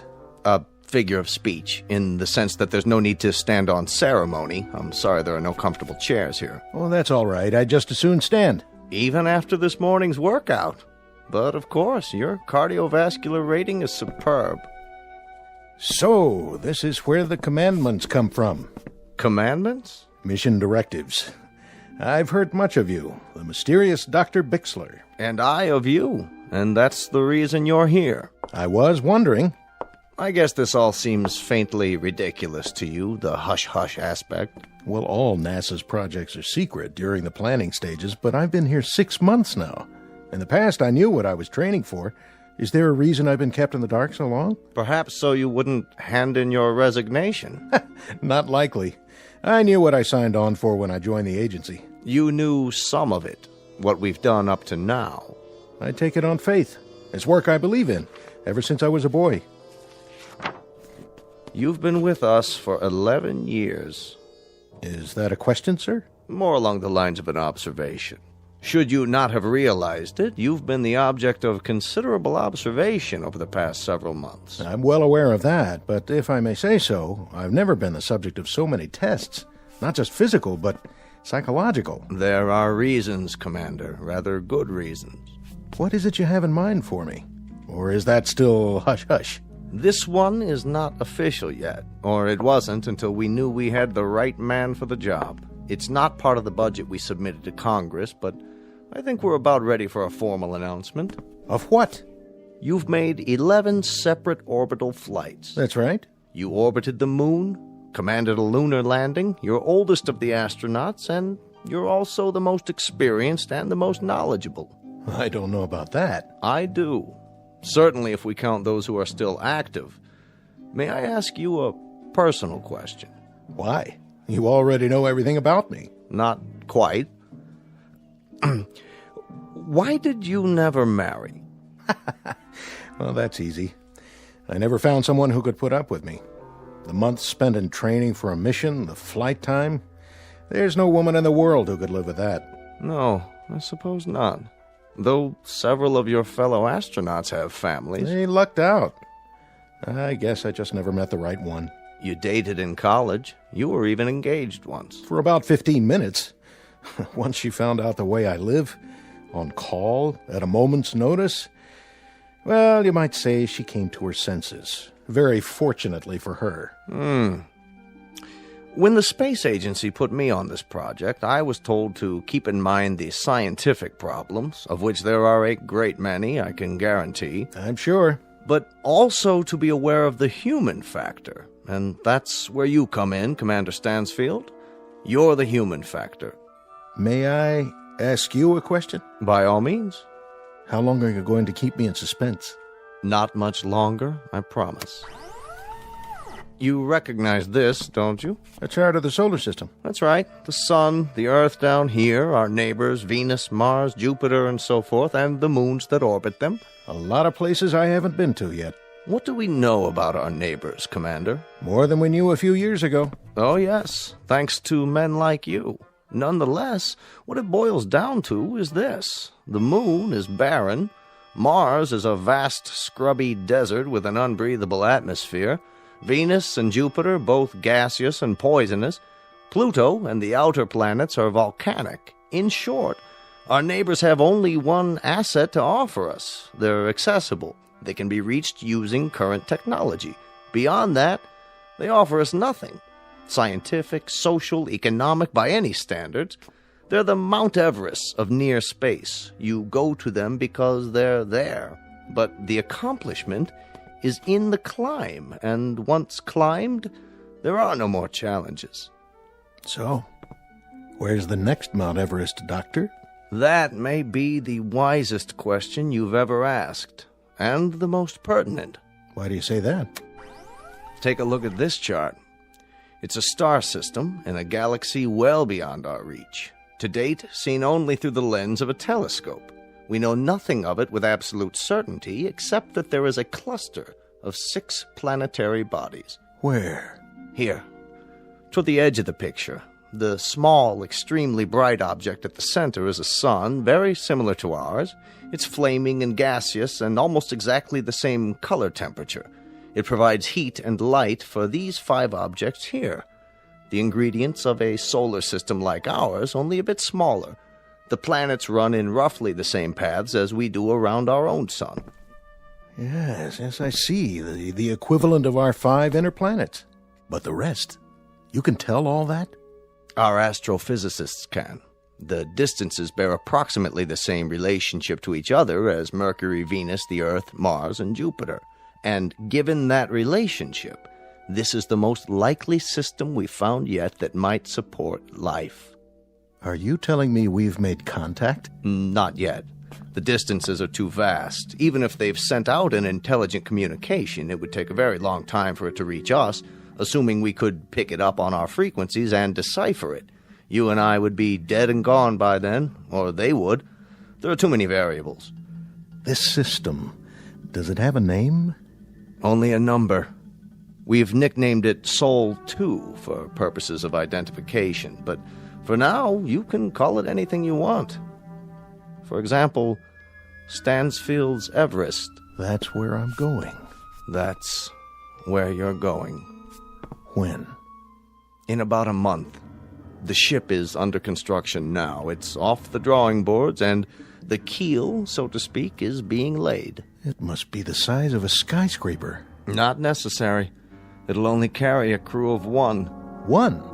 That's because of the weight, the extra equipment on board. What kind of equipment? I'll get to that in a moment. For now, I believe the man who flies her should be right there while she's being built to watch every bolt, every rivet, every screw, every piece of metal and circuitry going into it. And that man is you, Commander. You'll be its pilot and its only occupant. You'll truly be the captain of your fate. Not that it matters at this point, but I want you to know I like this assignment. I like it very much. That's not surprising, considering your profile. It's precisely why you've been chosen. I've put together a manual of projections and probabilities. I think you ought to see it. I'll read it tonight. There are the usual dangers, the usual unknowns. It was ever thus. No, Commander, it was never thus. How so? In the past, you've had meteor storms to contend with. You've had the usual calculated risks of mechanical failure, landing difficulties, ejection troubles, all the rest. Well, you'll still have those, compounded. There's another factor here, another problem. Distance. Distance, in time and in space. How far? This cluster is approximately 141 light-years away. But that means the ship would have to... An ordinary ship. This one will have interstellar drive and an anti-gravity device. It'll be the fastest man-made object ever conceived and launched. Its speed will be like nothing ever dreamed of before. But In terms of the space you have to conquer, it might just as well be an ant crawling across the Sahara. It's a high mountain, isn't it, Dr. Bixler? A very high mountain. The highest, the longest trip in the history of mankind. How long? Your trip there and back will take approximately 35 to 40 years.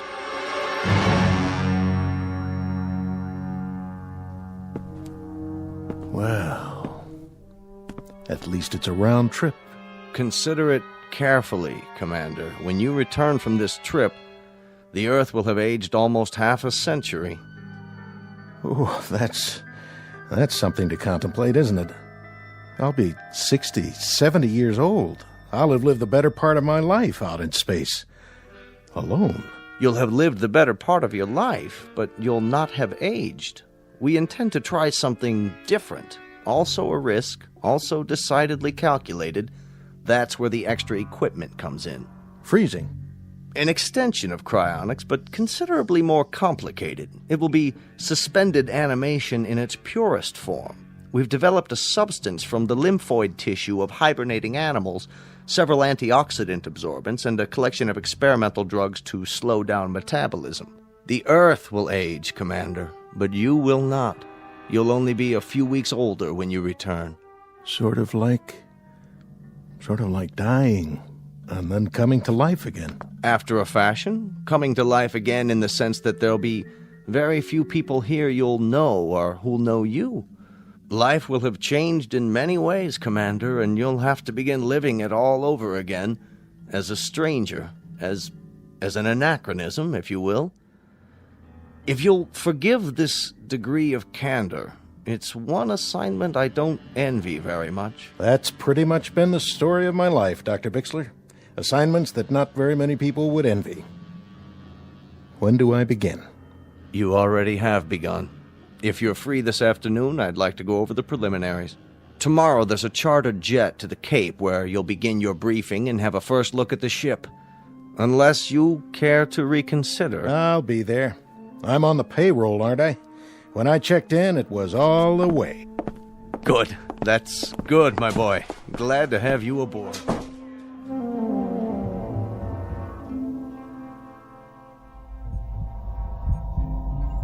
And so it began. That brief, unemotional, very matter-of-fact colloquy between scientist and subject. A small cast of 2 characters. That was the way it should have been. But I very clearly remember the entrance of character number 3.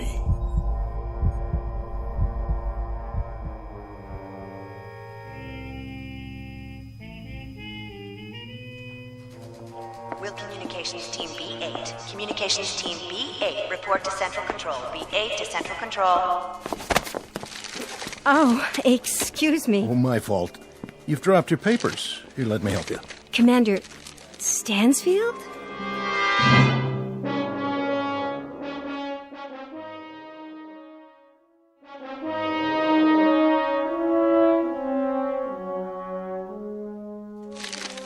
Excuse me for staring, but I see your ID badge. Why, you're the one. I don't know whether to thank you for that or report you for insubordination. Forgive me. We've been hearing Stansfield for close to a year. I was beginning to think that you weren't real. Let me give you a hand. A friend in need. That's my job. Picking up papers? Oh, that's my new assignment. Morale officer. I follow people around who look stricken. Do I look stricken? Momentarily nonplussed.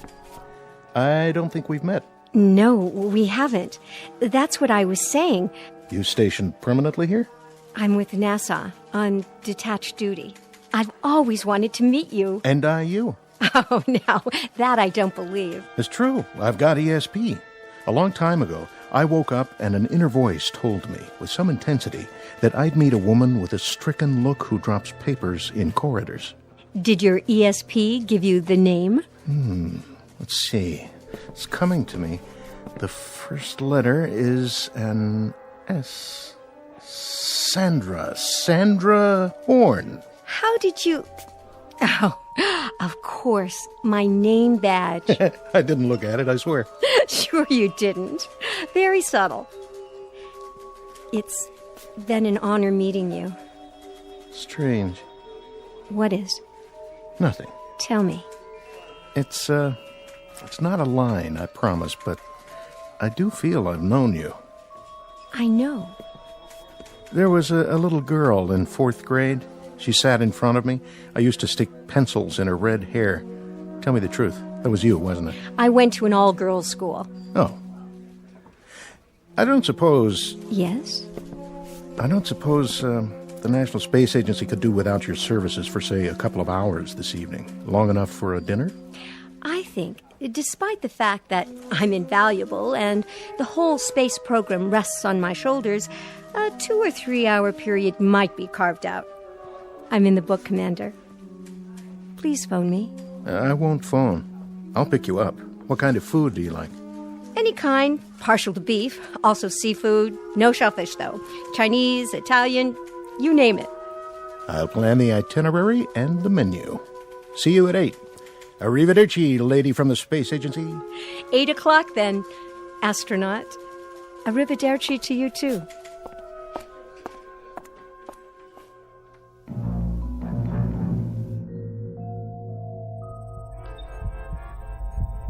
I stood there and watched her walk away. I thought we talked for an hour, not minutes. And I knew everything I needed to know about her, even then. The only time in my life it had ever happened to me. And now I return to these things, these simple things. Now in the darkness, and the cold, the solitude, the stillness without measure. I remember music, colors, and a voice.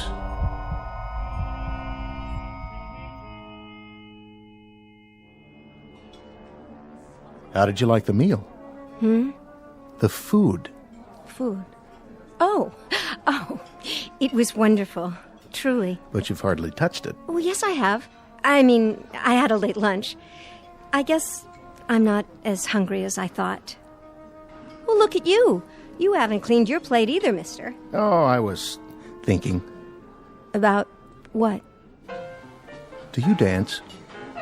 No, not really. Neither do I. Never learned how. Oh, come on. I missed all the dances at school, even the prom. I don't believe that for 1 minute. Would I lie to you? I really don't know. You can teach me. What? Just the basic 2-step or whatever they call it. You're asking the wrong person. Am I? Besides, they wouldn't let us dance in here. They wouldn't notice. A couple of duffers like us. Quick, don't look. How many people at the next table? I haven't noticed. My point exactly. They don't care about us either. Stand up. Oh, I couldn't. You're looking at me. Sorry. Something wrong? It's just that a month from now, you'll be off in space. And by the time you come back down again... You want to talk about that now? Only for the following absurd reason. I've known you for exactly 3.5 hours. Is that all it's been? That's all. 3.5 hours. A long dinner and a short dance. And already... Already what, Sandy? Already, I feel a sense of loss.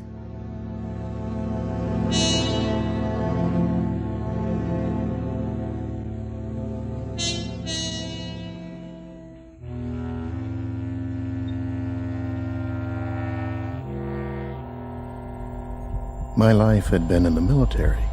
Always. First aircraft, then space vehicles. And it had been missions, projects, and expeditions.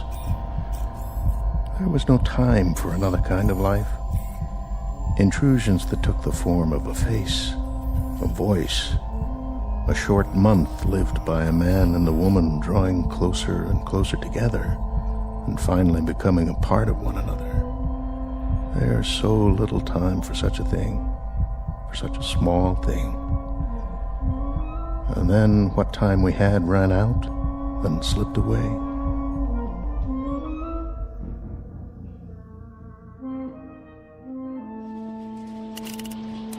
Rechecking fuel supply. Fuel supply? Check. Testing rockets. Mark it from 5. Mark. 5, 4, 3, 2, 1. Calibrate fuel consumption. Fuel flow at 0.25 and holding. Check and double check. All systems go. T-minus 120.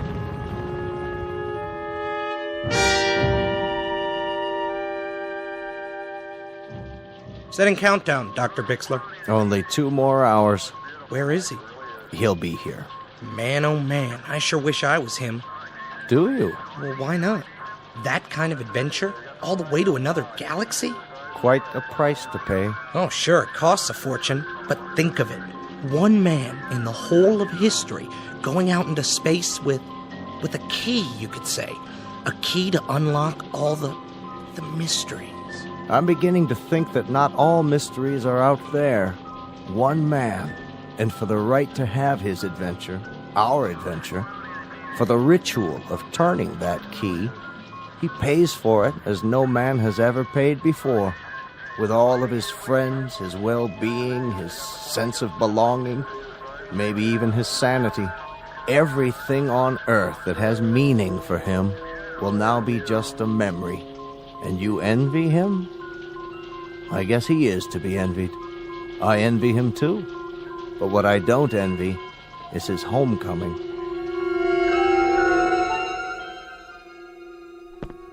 Sandy? Hello, Doug. I thought we agreed. I know, but I had to see you. It only makes it harder. I wanted to give you something. A small, unofficial gesture from one of the lesser bureaucrats of our good, gray, respectable government. Sandy. Unofficial, and very much apart from protocol. But I couldn't let you leave, Doug. Not without saying goodbye. Not without telling you that I loved you very much. That I shall sorely miss you. That my life, whatever is left of it, will be a strangely meaningless, dull, and empty place without you to share it. No. Shh. And this last paragraph. I wouldn't say this to you if I didn't know you were the kind of man you are. If I thought it would even remotely affect you, or at least what you plan to do. I wouldn't say any of this. But I know you. I know that you're built out of a very strong alloy, and you may bend a little, but you'll never break. It's a very odd thing, Sandy. Very odd. But when I come back, when I touch this ground again, I know the first thought I'll have. I know the first thing it is I'll want to see. The first thing I'll want to touch. I'll be the little old lady in the lace shawl, the one waving the welcome home sign. So look for me, Doug, will you? Look for me on the fringe of the crowd. I'll be the one carrying the sign.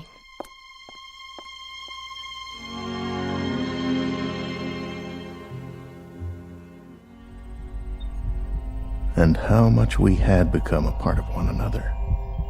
Despite the circumstances of both our lives, despite everything rational, we let ourselves reach into that strange and mysterious sea within us called love, and then watch the ripples grow. Sandy, Sandy, where are you now? Sandy, across the void, my dearest, through the millions of miles of cold and empty space, through the vastness of a naked desert of sky and stars. I feel your warmth, and I love you. I love you, Sandy.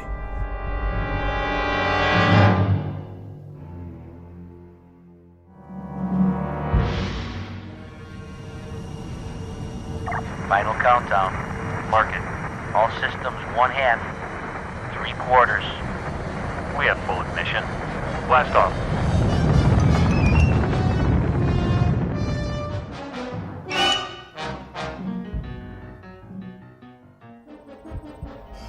I move now. I streak across the heavens. I leave behind an earth that changes even now beyond my closed eyes. This, then, is the hero's journey. From a warm place of leaves and trees and summers full of dreaming to a cold orb hanging in a dark sky, and a place I do not know. To return one day with stories to tell my tribe on the rock they call home. I feel it growing smaller and smaller and smaller, and time passes inexorably and eternally, and I can do nothing about it. Nothing at all. Commander Stansfield. Douglas. Scanning vital signs. Life functions. Check. Metabolism. Stable. Return mission. On course. Re-entering Earth's solar system. Prepare for approach. Initiate signal transmission. And now it ends where it began. Time without measure, reduced to a single point of light. I see it. The blue seas, wrapped in clouds, a flash of green showing through, where humankind sits on a rock and waits for the word from above. Or perhaps they do not wait. Perhaps they have forgotten. But I have not. I am he who waits like a rock. Earth, I feel you near me. As this comes in, so much loneliness will go anywhere. And something else, old and yet new, returns to fill the void. I feel you. I feel her. Mission control. Mission control. Come in.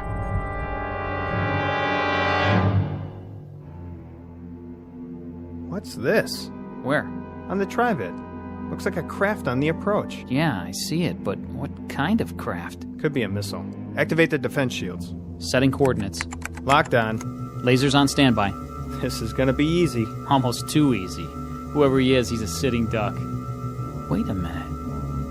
Look at the shape of that thing. Some kind of retro design. Hey, bring it up on the holoscreen. I can almost make out the numbers. Run a pattern recognition. That'll nail down the model and country of origin. Scanning for recognition.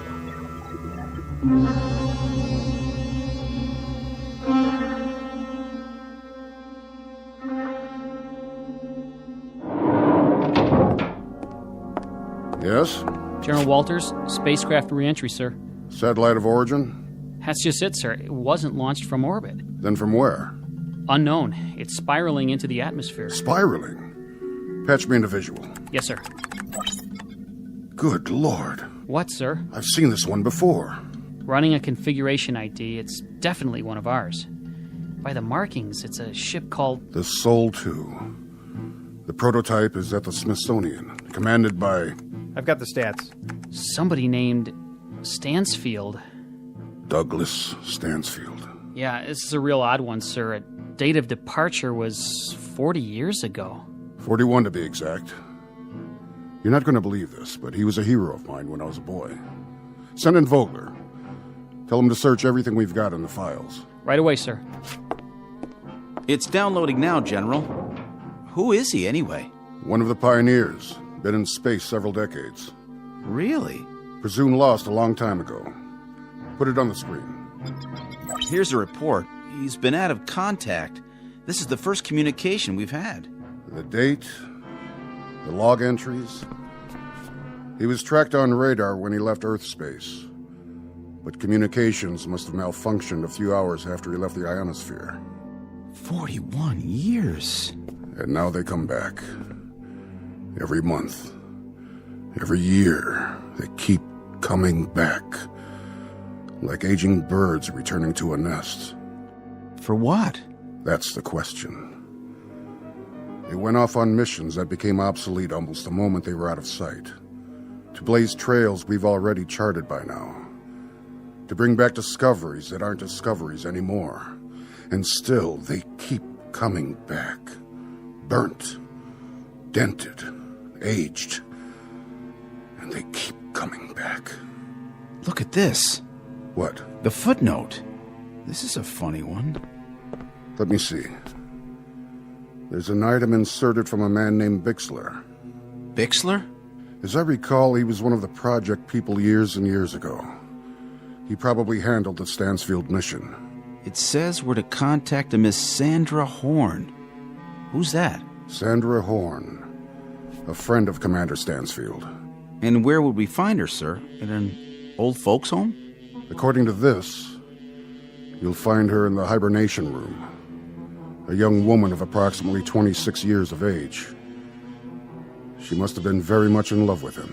Very devoted. A devotion without precedent. Say a prayer, son. A prayer, sir? That we find her alive. General Walters? Miss Horn, you look very well. Do I? You look just fine. Which may sound idiotic. But what do I say to someone who's just had a 40-year sleep?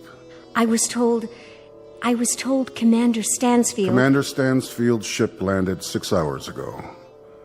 I asked to see you first. What about Commander Stansfield? In good health. Naturally very tired. I want to see him. I must see him. You shall see him. But I had to talk to you. Is something the matter?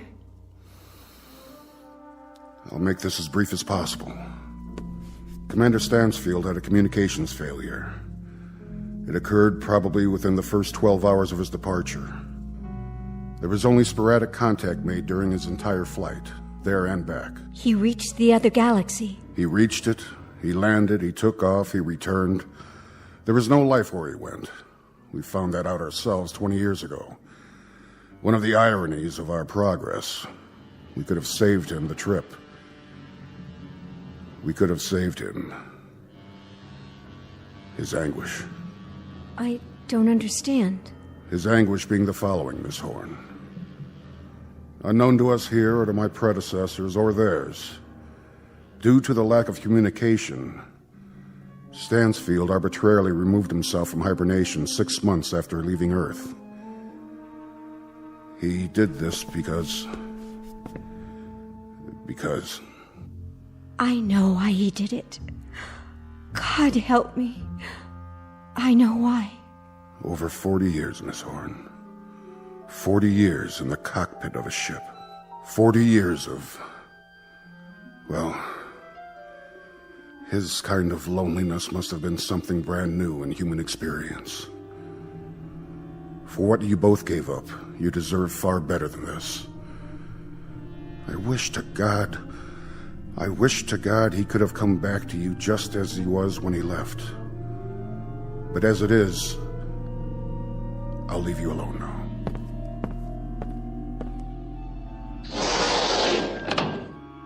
Doug?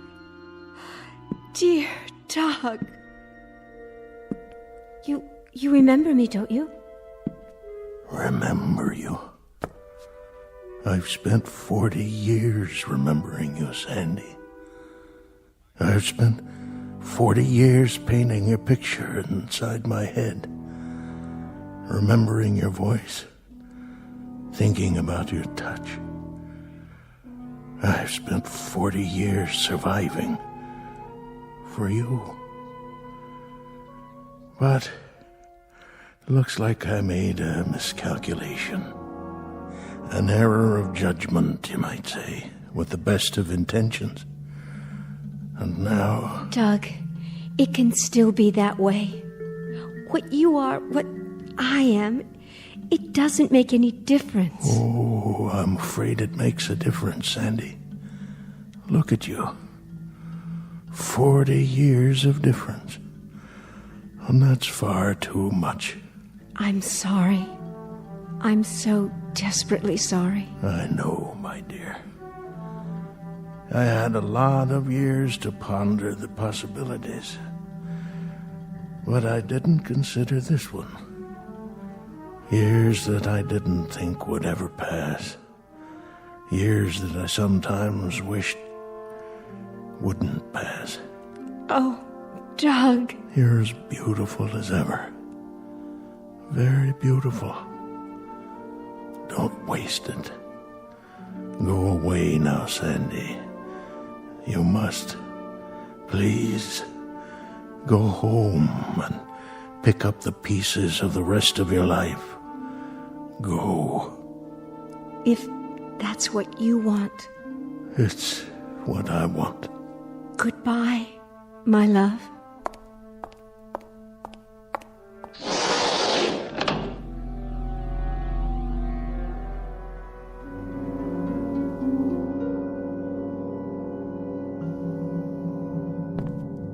Stansfield, if I may say so, you're an incredible man.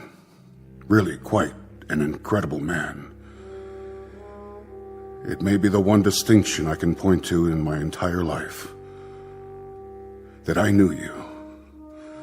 That I knew a man who placed such a premium on love.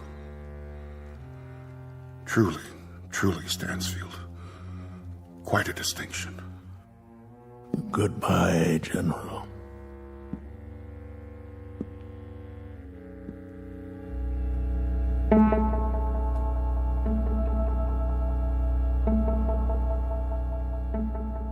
Commander Douglas Stansfield, one of the forgotten pioneers in the space age, pushed aside by the flow of progress and the passage of years. Our tale of irony and the ionosphere and the ferocious travesty of fate that could only happen in the Twilight Zone.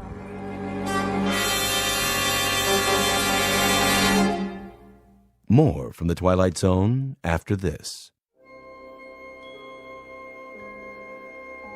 Hi, this is Carl Amari, producer of the Twilight Zone radio dramas. I'd like to take a moment to tell you about our official website at twilightzoneradio.com, where you'll get the latest news and information on these Twilight Zone radio dramas. Plus, at twilightzoneradio.com, you can digitally download 3 free episodes or any of our episodes for only $1.95 each. In this age of ever-changing technology, we've decided to make these episodes instantly available to you by making the Twilight Zone radio dramas a digital download-only series. This means that this series will no longer be offered on CD. The CD collections at our website are now being offered while supplies last at buy one, get one free. So be sure to get your favorites before they're sold out. Be sure to visit us often, and I'll see you in the zone.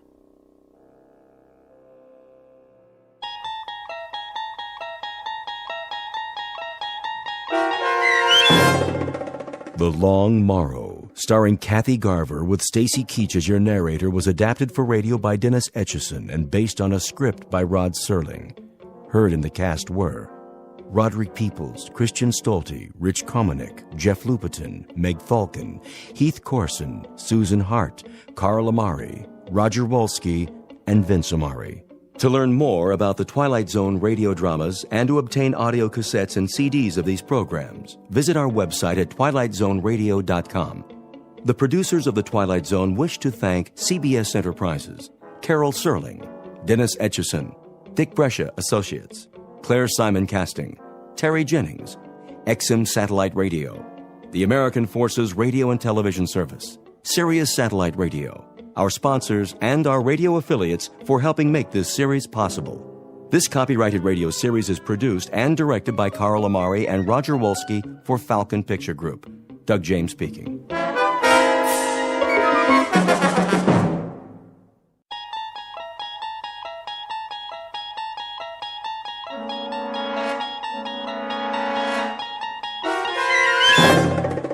You unlock this door with the key of imagination. Beyond it is another dimension, a dimension of sound, a dimension of sight, a dimension of mind. You're moving into a land of both shadow and substance, of things and ideas. You've just crossed over into the Twilight Zone.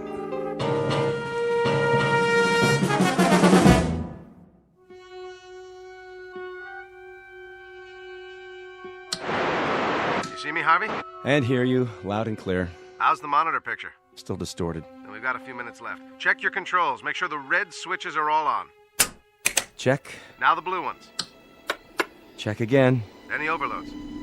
Well, your amperage is steady. Voltage and input. You sure you want to go through with this? You sound positively funereal, Harvey. I sound the way I feel.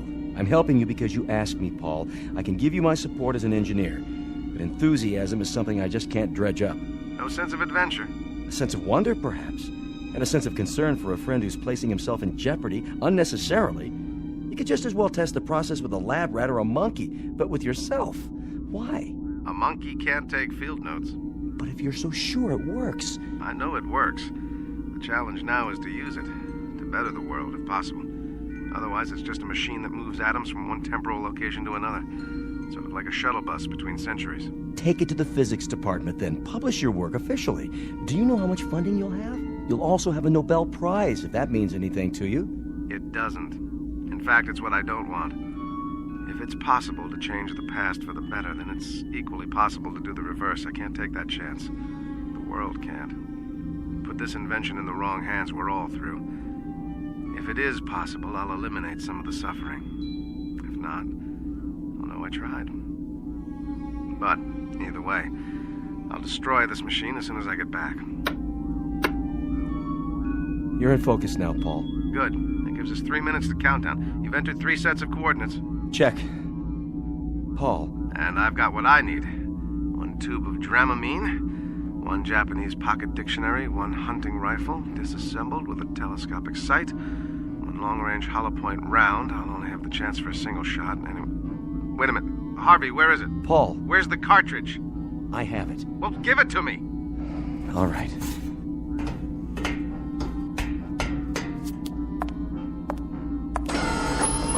The cartridge, Harvey, now. I have a little over 2 minutes. Paul, this is crazy. It's too dangerous. Dangerous? Did you drink milk this morning, Harvey? What's that got to do with... What was the strontium-90 content in the glass? Did it occur to you that the things you've been eating and drinking might turn your bones to sawdust? Or guarantee that a child of yours might come into this world without arms or legs? But what you propose to do about it, to change history, is incredible. There is a logic and a paradox about time travel, you know. Haven't you read any science fiction? Granted, there's no guarantee, but if I fail, you simply cross off one insignificant human. One frail, protesting member of the race. Look at it this way. If I fail, if I wind up in hell or limbo, or a cemetery, the responsibility is exclusively mine. Now do me one last favor, Harvey. Get back to the console and start the countdown. I should know better than to argue with you, Paul.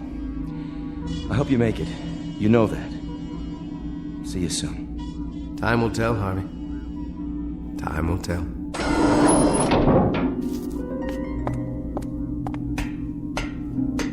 Ready? Ready. T-minus 10, 9, 8. Here we go, my friend. The great adventure begins. Your image is wavering. My God, Paul, I can see the bones through your skin. Hit the first coordinates. 2, 1, 0.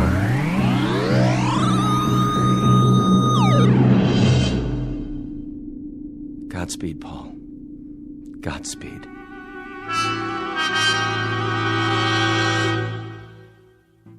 Exit one Paul Driscoll, a theoretical physicist and a creature of the 21st century. Unknown to his fellow researchers, he has worked up a complicated theorem involving the space-time continuum, built a prototype, a kind of time machine, if you will, and dared to put it to the test with himself as the subject. But he's attempting to use it for a purpose that doesn't include cheap thrills or personal gain. In a moment, he will seek out 3 history-changing events from the past in a desperate attempt to alter our less-than-perfect present. One of the oddest and most rarefied perks available to faculty members in the Twilight Zone. And now, The Twilight Zone and our story, No Time Like the Past, starring Jason Alexander with Stacy Keach as your narrator.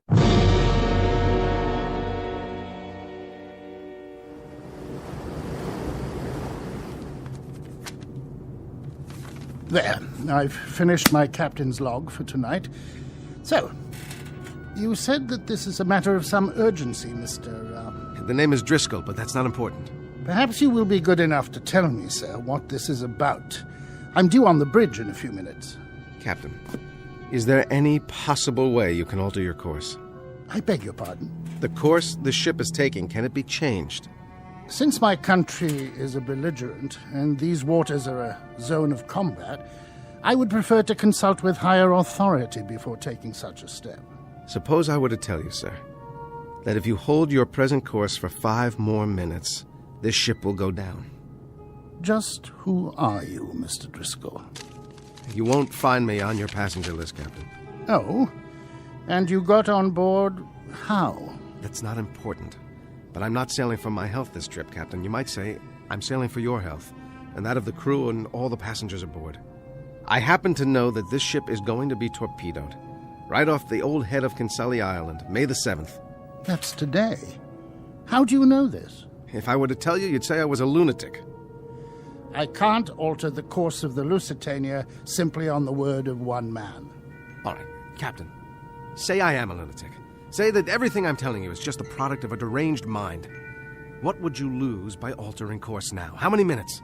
That's not the point. That is the point, Captain. There'll be over 1,100 people drowned. That will be enough, Mr. Driscoll. And if you should be one of the fortunate few, Captain, remember when that court of inquiry convenes. I must ask you to leave, sir. I'm not asking you to scuttle this ship. All I'm suggesting is if you change course 1 degree, just 1 single degree. Steward, come in here. Yes, Captain. Escort Mr. Driscoll from my quarters. Yes, sir. Come along if you would, sir. Captain, there's still time. And still time to confine you to your cabin. Take him away. Sailor, take a look at the water off the bow. What do you see? Sir? Something under the water coming this way. Do you see it? Captain! Sound the alarm! You! How did you know?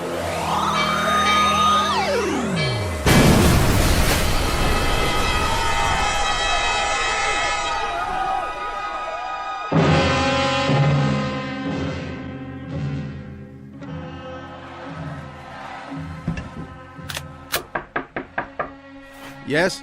I am here to prepare your room, mein Herr. That won't be necessary. But I have clean towels, sir, and soap. Just a moment.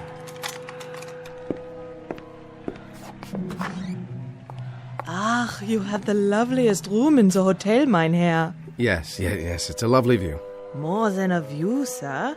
In a minute from that window, you will see history unfolding.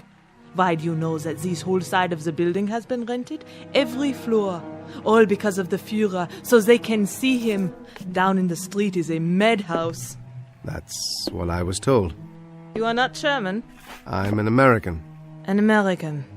And what do they think of our Führer and the new Germany in America? We're quite neutral. You say neutral, but you mean something else. No, I don't mean anything. You hear? That is the new Germany. Something you will never understand. That, madam, is the old Germany. Something you'll never understand. We will see.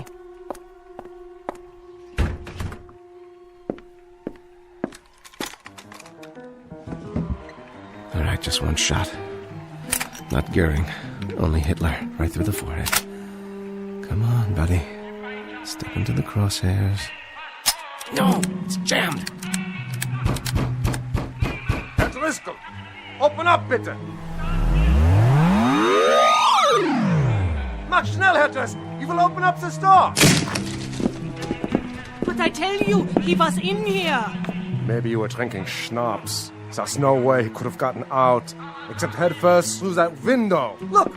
Was ist das? A rifle!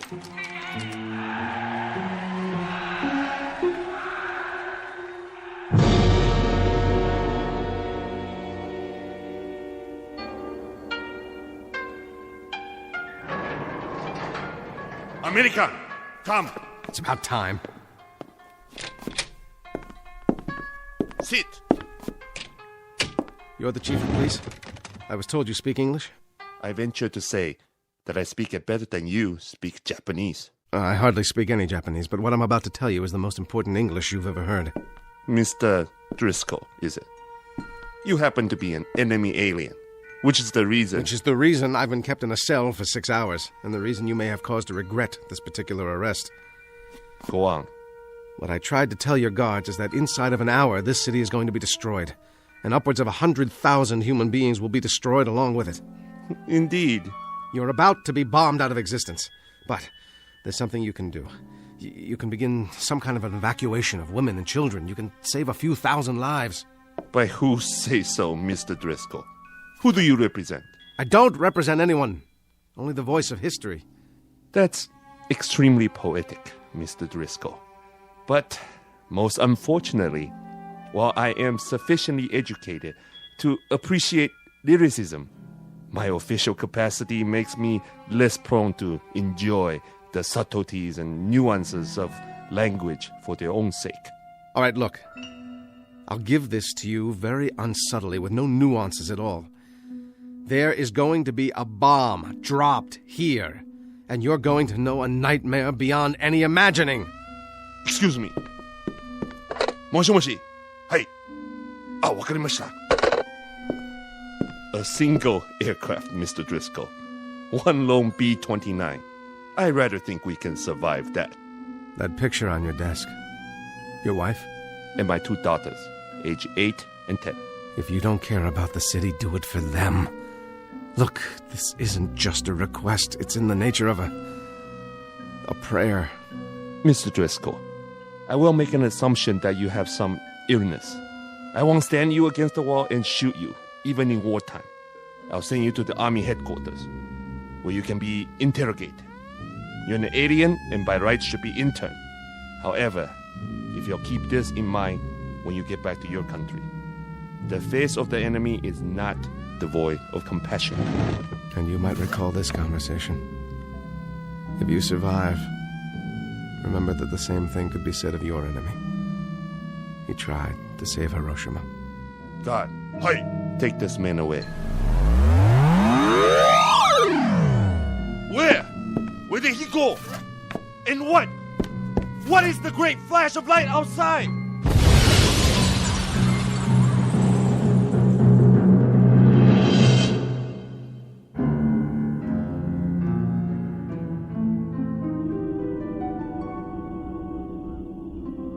Go on, Paul. Then what? Then nothing. The SS Lusitania, 1915, one of the causes of the First World War.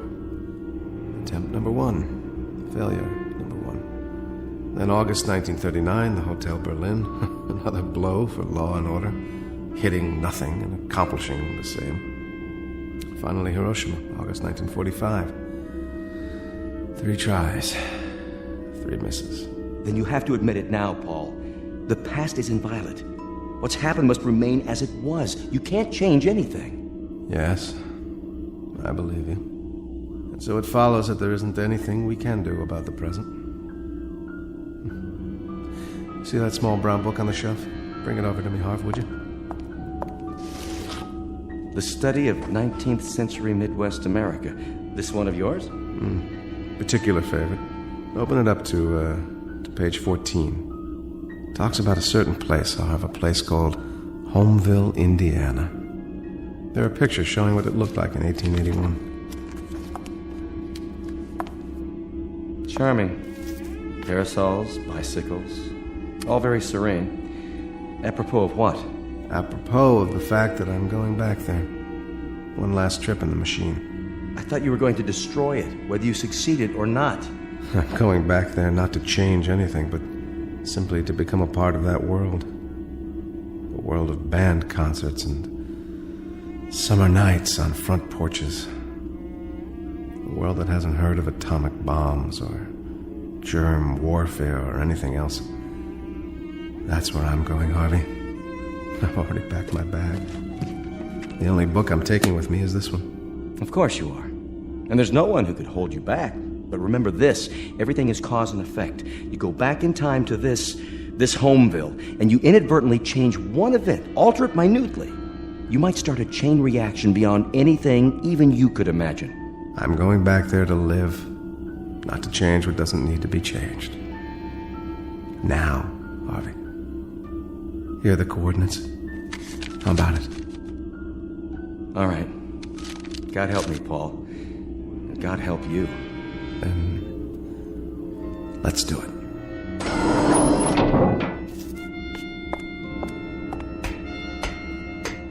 How is it with you, Harvey?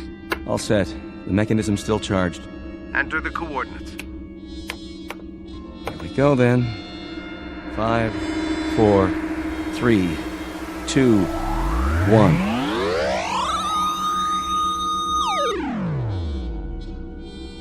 How is it with you, Paul Driscoll? Wherever you are. No television sets, no nuclear arms, but just the same. How is it with you?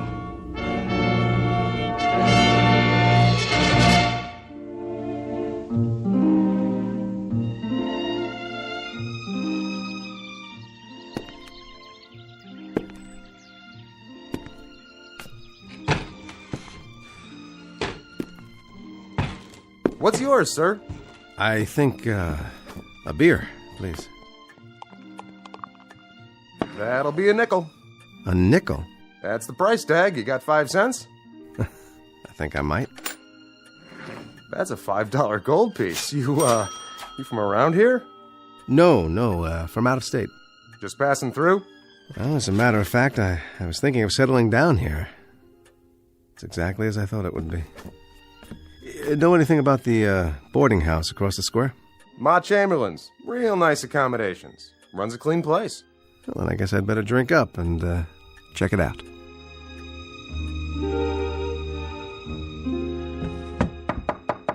Come in. I brought you some clean linens. Room comfortable enough for you? Oh, very. Thank you. Well, I'll be going now. Got plenty to do. Will you be joining us for supper, Mr. Driscoll? I'd love to. That'll be a chance to meet the other boarders. Mr. Hoffman, Mr. Hanford, he's from the bank, and Miss Sloane. She teaches school here in town. Lovely girl. And a moral one, too. Very moral. I see. Well, you'd better. I run a decent place. Did I mention no hard liquor in the rooms? I'll remember that, Mrs. Chamberlain. See that you do. Afternoon, then. Nuclear fallout, strategic wars in the Middle East. What happened to all that? It's summer. It's the 1st of July. There's going to be an evening band concert in a couple of days with lemonade and fireworks. It's 1881 in Homeville, Indiana. And by God, I'm home.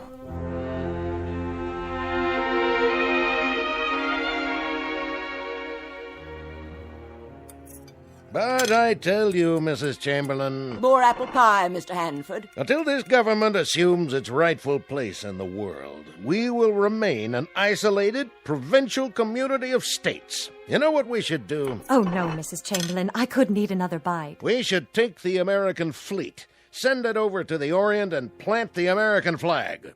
And then down to Australia and back across the Pacific to South America, planting the flag as we go, planting her deep and planting her high, flying her proud. You ought to run for office, Mr. Hanford. Believe me, Mr. Hoffman, I've thought of it. My friends have urged me to make my opinions known on some official plane, but finance comes first. It's the lifeblood of the nation. The bank needs me. You there, Mr. Driscoll, what are your views? I don't have any, Mr. Hanford. Of course you do, man. Everyone has views on the destiny of our country. Now you take the case of the Indian Wars. All this nonsense about giving them land, as if savages could understand treaties. Why, we should have had 20 George Custers and 100,000 men and just swept across the plains, destroying every redskin in sight. I think the country's tired of fighting, Mr. Hanford. We were bled dry by the late war. I think anything we can accomplish by treaty, as long as it saves lives, is very much the proper course to pursue. My dear young lady, I trust that this isn't the pap you spoon-feed your students. Treaties, indeed. Peace. The virility of a nation is in direct proportion to its fighting abilities. I will live to see the day when this country fields an army of 1,000,000 men who can sweep away anything in its path. Oh, your pardon, Mrs. Chamberlain. I get carried away. Now, you're not some kind of pacifist, too, are you, Driscoll? Me? No. I guess I'm just a poor fool who's seen too many young men die because of too many old men who fight their battles at dining room tables.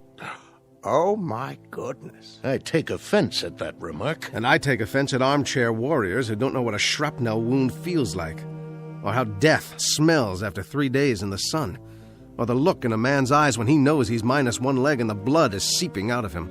You have an enthusiasm for planting the flag, Mr. Hanford, but you don't even have a nodding acquaintance with what it's like to bury men in that same soil. I'll not sit here and listen to talk like that. Of course you won't. You'll go back to your bank, and it'll be business as usual until the next dinner time when you'll give us another vacuous speech about a nation growing strong by filling up its graveyards. Well, you're in for some gratifying times, Mr. Hanford. There'll be a lot of graveyards to fill.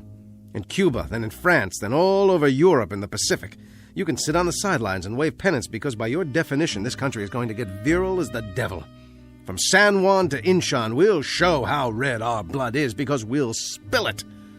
And there are two very unfortunate aspects to all this. One is that you'll never have to spill any, and the other is that you won't live long enough to know how right I am. Oh, dear, such a violent man. Excuse me, please. Mr. Driscoll.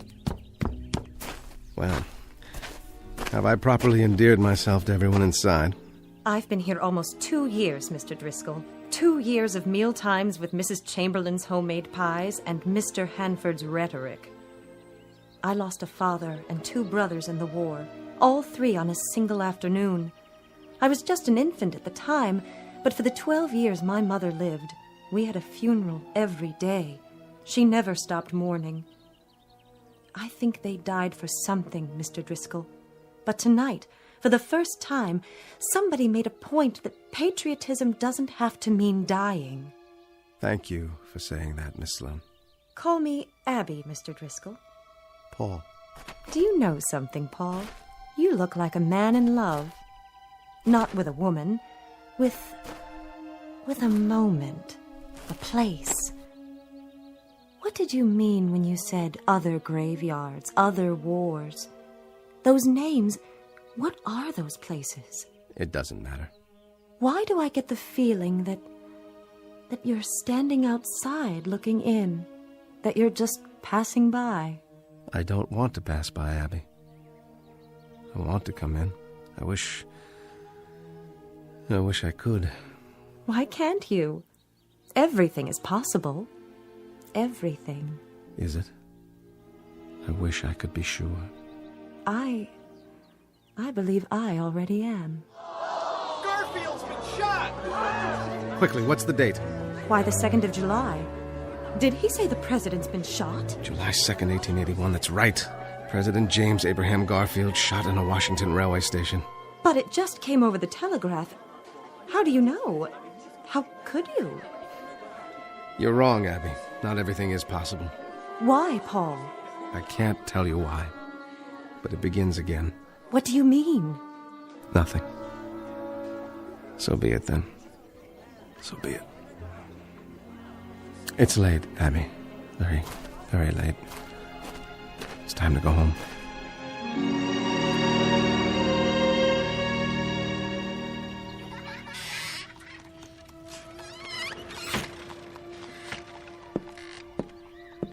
Oh. Good morning, Paul. Mr. Driscoll. We missed you at breakfast. Sorry, I must have overslept. Is that the morning paper? Yes.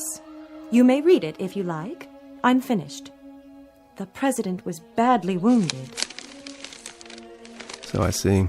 But there's hope for his recovery. I guess sometimes that's all that's left, isn't it? Hope. I suppose so. Maybe that's wrong. Maybe we should be more realistic. If we find something that we want and need but can't have, perhaps we shouldn't give in to hope. Abby, I'm sorry. I wish I could explain it to you, but I can't. I couldn't make you understand. It's perfectly all right. Really, it is. You've got to forgive school teachers. They're inclined to read too many things into a glance, a word, a touch. Well, I've got a busy day today. So much to do preparing for tomorrow.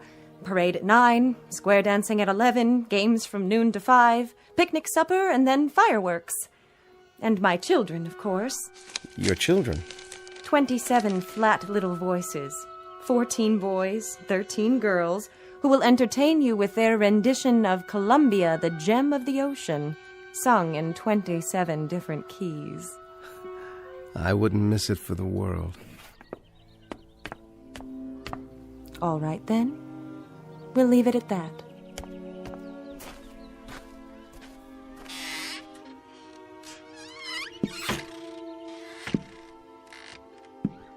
How do, Mr. Driscoll? Morning, Mr. Hoffman. She does an awful good job with those kids, Miss Sloane. So I've heard. Pretty, too, for a school mom. The ones I had when I was a kid, they looked like they came out of a pickle jar. Mine, too. You like this town? More than I can say. Well, you might make it here if you've got what it takes. And from what I've heard, I'd say you do. You want to be more careful with your words, though. Mostly Republicans. Still and all, a nice little town. Doesn't change. That schoolhouse, I'll bet she's 75 years old as she stands, and I expect she'll stand till somebody pulls her down. Well, morning to you, Mr. Driscoll. I'm off to work. God bless President Garfield. The school building. That's what I was trying to remember. Oh, my dear God. The site of the Homeville National Bank, formerly occupied by a school built in 1823 and gutted by fire July 3rd, 1881, injuring 12 children. The fire was caused by a kerosene lantern on a runaway wagon. And I can't do anything. I can't warn anyone. It has to happen the way it's supposed to, like the president. I'm sorry, Mr. Garfield. Recover you shall not. You're to die on September 19th of this year. And the schoolhouse you're to burn this afternoon. 12 children injured, and God help me, I have to stand by and let it happen.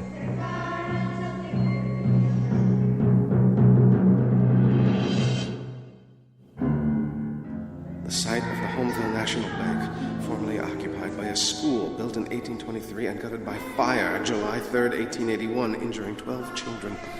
The fire was caused by a kerosene lantern on a runaway wagon. No! Everything is cause and effect. Go back in time to this Homeville. Change one event. Alter it minutely. You might start a chain reaction beyond anything even you can imagine.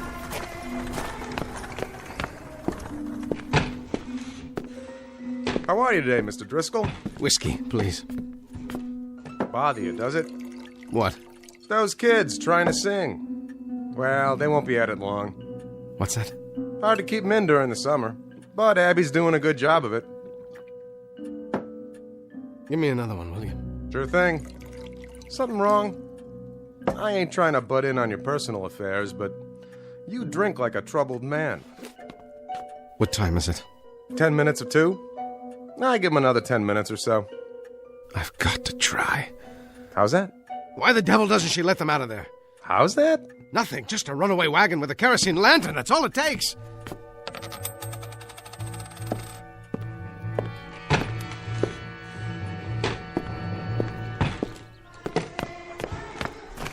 All right, neighbors, gather round and get ready for a revelation. Just close right in, next to the wagon. That's it. Know why I'm holding up this lantern? You're gonna tell us anyway, ain't you? Like Diogenes' good friends, I'm looking for an honest man. Well, you ain't gonna find one here. An honest man who'll try one sip of Dr. Malone's alternative and tell me it's not the finest medicine he's ever tasted. This little bottle right here, why, it combines all the treatments for scrofula, King's Evil, ulcers, indolent tumors, rheumatism, gout, scurvy, neuralgia, enlargement of the bones, joints, and glands. not to mention the liver and spleen, also terror, ringworm, biles, and carbuncles. And the cost, friends? A mere 25 cents the bottle. Do me a favor, will you? What's that, young man? Don't light the lantern. Why, I have to light it, to shed light on the subject. Please, put it out! An incredible price, you say? I'm not in the business for profit. I travel the length and breadth of this glorious nation to cure the sufferings of mankind.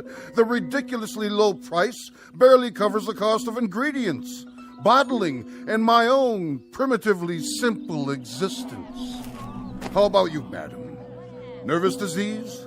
Dropsical swellings, or constitutional disorders, guaranteed to alter a depraved or impure state of the blood and other bodily fluids. Well, I suppose I'll try it. Better give me one, too. How much if I buy 2? Why not a dozen? Take them home to your family and your neighbors. 1 25-cent piece each. That's all. How about you, young fella? 1 swallow, and you'll feel more manliness coursing through your body. Unhitch the horses. What's the trouble? Dyspepsia? Liver complaint? Here's what you need. I need those horses unhitched from the other end of your wagon. Now you listen here, young man. They've stopped singing. That means they're almost finished. Look, I can't argue with you anymore. You've got to unhitch those horses. This wagon mustn't move from this spot. You get out of here now. Go on. You hear me? All right, then. I'll do it myself. Get away from my horses!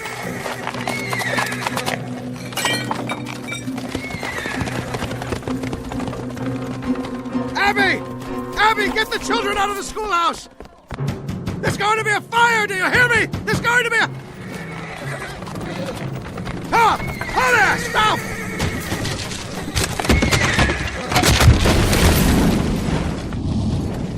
Look, it's the whole schoolhouse! Get the fire wagon! Oh my God, the children!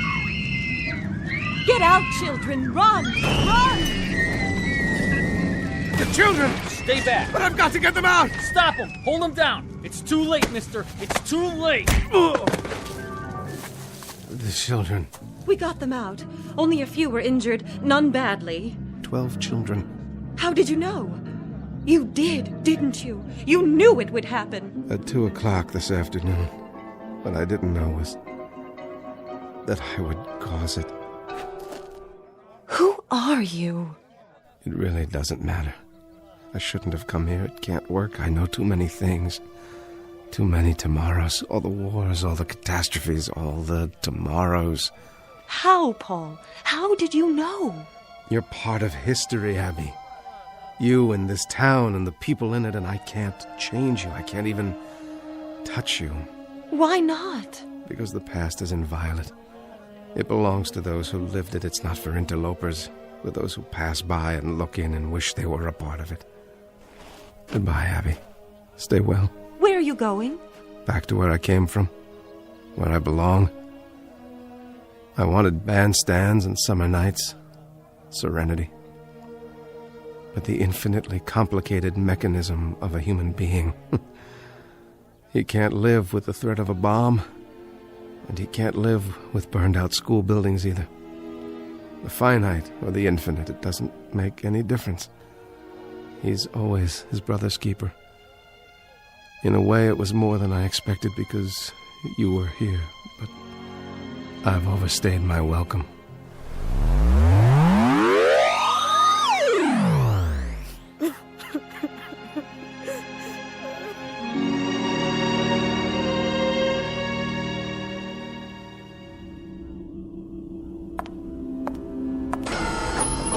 Hello, Harvey.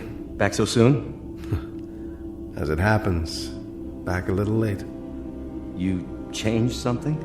I tried to. And in doing that, I caused it. And now, where do you go, Paul? Here, where I belong. That's what I've learned, to leave the yesterdays alone. I'd rather do something about tomorrow. That's what counts. The tomorrows. God, let there be tomorrows.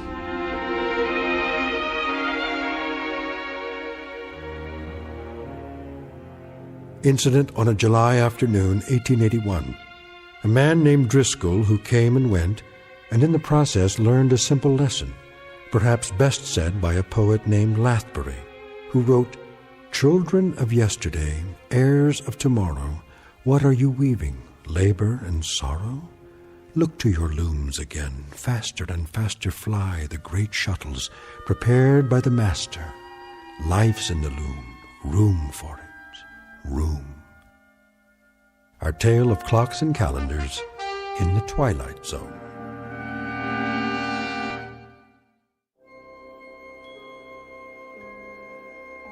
Hi, this is Carl Amari, producer of the Twilight Zone radio dramas. I'd like to take a moment to tell you about our official website at twilightzoneradio.com, where you'll get the latest news and information on these Twilight Zone radio dramas. Plus, at twilightzoneradio.com, you can digitally download 3 free episodes or any of our episodes for only $1.95 each. In this age of ever-changing technology, we've decided to make these episodes instantly available to you by making the Twilight Zone radio dramas a digital download-only series. This means that this series will no longer be offered on CD. The CD collections at our website are now being offered, while supplies last, at buy one, get one free. So be sure to get your favorites before they're sold out. Be sure to visit us often, and I'll see you in the zone.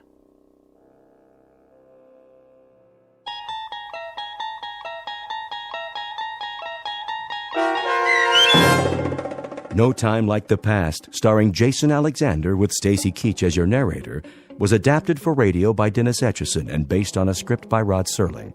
Heard in the cast were Doug James, Michelle Graff, Nicholas Ruddle, Christian Stolte, Micah Jacoby, Owen Yen, Linda Ryder, Roderick Peoples, Rich Komanek, Carl Amari, Roger Wolski, Vince Amari, Paul Patch, and Richard Shavzin. To learn more about the Twilight Zone radio dramas and to obtain audio cassettes and CDs of these programs, visit our website at twilightzoneradio.com. This copyrighted radio series is produced and directed by Carl Amari and Roger Wolski for Falcon Picture Group. Doug James speaking.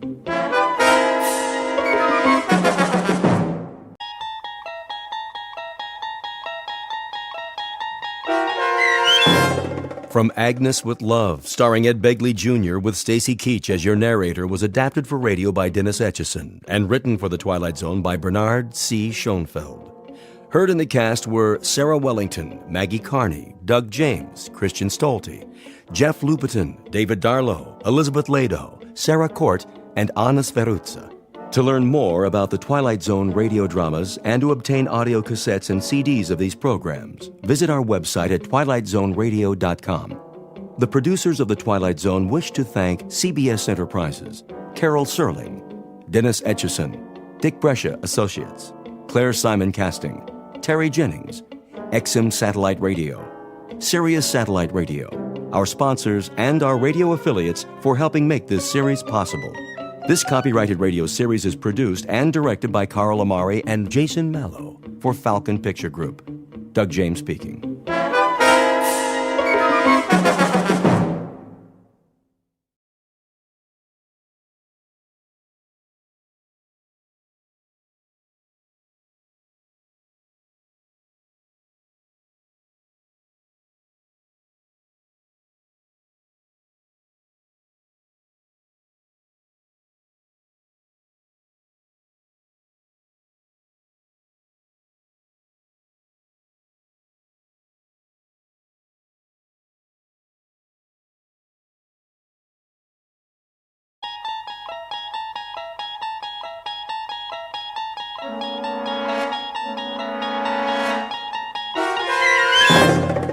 You unlock this door with the key of imagination. Beyond it is another dimension, a dimension of sound, a dimension of sight, a dimension of mind. You're moving into a land of both shadow and substance, of things and ideas. You've just crossed over into the Twilight Zone.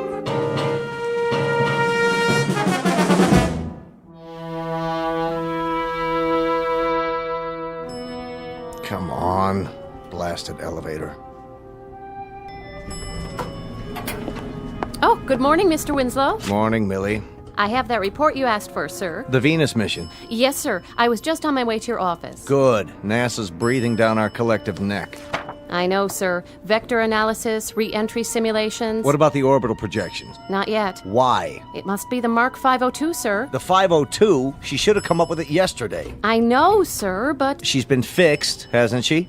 That's just it. The mainframe's been overhauled 3 times.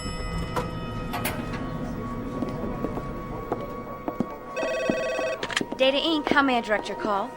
One moment. Mr. Ballard? Ballard, I need a word with you. Morning, Mr. Winslow. What's wrong with the 502? I wanted to talk to you about that. Millie here says... Oh, hello, Millie. Jack? She says it's still down. Well, there are some glitches. Glitches? The Mark 502 is the heart of our entire operation. Here's the report, sir. All the figures we have as of this morning. Well, we'll just have to stall NASA. I'll get back to my office now. You do that. Ballard, come with me.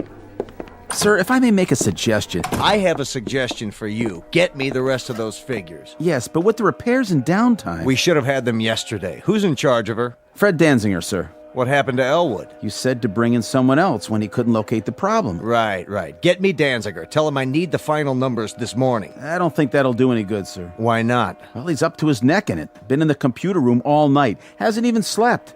Says it's hopeless. Agnes has had a complete breakdown. Agnes? That was Elwood's nickname for the 502. Got to know her intimately over the past year or so. Then get me Elwood. Elwood's been transferred to another department. Besides, he's tried everything. He knows her better than anyone. If he can't find the problem, then...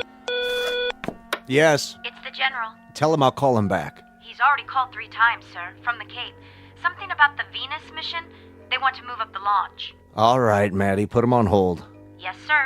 Ballard. Sir? Where's Elwood now? 3rd floor, maintenance and backup. If you want the extension... No, I don't want the extension. I want Elwood, in person and on the double. I'll bring him to you personally. See that you do. We got trouble right here in River City. The whole space program's on hold because that pile of transistors doesn't feel like putting out. Well, we'll see about that. Elwood lived with her for a year. He knows what makes her tick. If he can't sweet-talk her back online, then that little prima donna's headed for the junk heap. Get me Elwood. Right away, sir. The pile of transistors in question is the Mark V 02711, generally referred to as the world's most advanced electronic computer, or as she is more commonly known, Agnes. That's the name given to her by one James P. Elwood, master programmer. Elwood and his protege both work for a company called Data Inc., a brain trust composed of human and non-human intelligence, all of which is under contract to the National Aeronautics and Space Administration. Their work consists of supplying the complex equations required to launch space probes and missions of interplanetary exploration. At this moment, it seems that the world is waiting for calculations only Agnes can provide. And therein lies our cautionary tale. Because machines are made by human beings for the benefit of mankind. But when man ceases to control the products of his imagination, he is not only in danger of losing their benefits, he risks taking a long and unpredictable step into the Twilight Zone. And now, The Twilight Zone and our story, From Agnes with Love, starring Ed Begley Jr., with Stacy Keach as your narrator.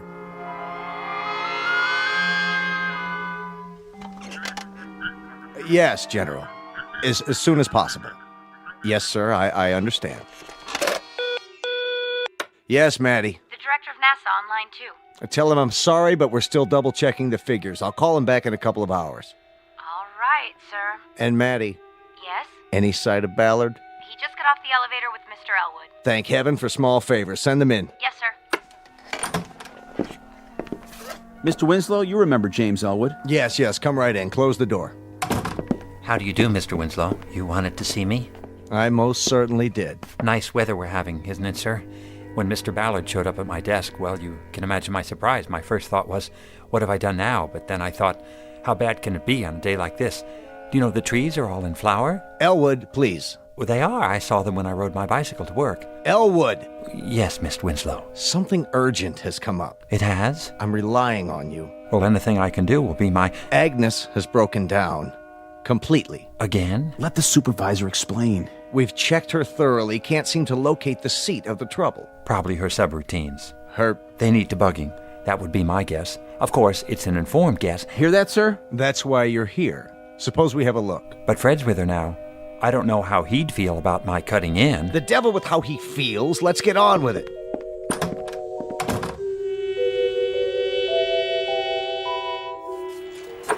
Fred? Day and night, night and day. No sleep, no food. What's going on here? You look awful. I tried everything. Everything. Get hold of yourself, Danziger. Stand back. Let Elwood have a go at her. Do you mind, Fred? Tell me what happened. See for yourself. How many rolls of printout has she used up? Miles. None of it makes any sense. Well, the first thing you have to do is press the Clear All Registers button. That'll get you nowhere. Go on. Push all our buttons from now till doomsday. You'll see. It's not just any button, Fred. You have to find the right one. The one she wants you to press. Remarkable. It's nothing, really. Agnes and I have had our little tiffs before. What did you do? Paid her a little attention, that's all. The right kind of attention. RESPECT. Would you like your vocal synthesizer activated? Very well, then. But make sense from now on, or I'll turn it right off. State first prime number larger than, let's say, the 17th root of 9,355,126,606. The answer is 5. Congratulations. Is that the right answer? Of course it is. Well, gentlemen, if there's ever anything else I can do for you... I suppose you think you did it. Oh, no, it was all Agnes. Agnes did it. Watch out for her. I'm telling you, she's not normal. She's turned into a regular femme fatale. Thank you, Danziger. You may take the rest of the day off. Well, Elwood. Very impressive.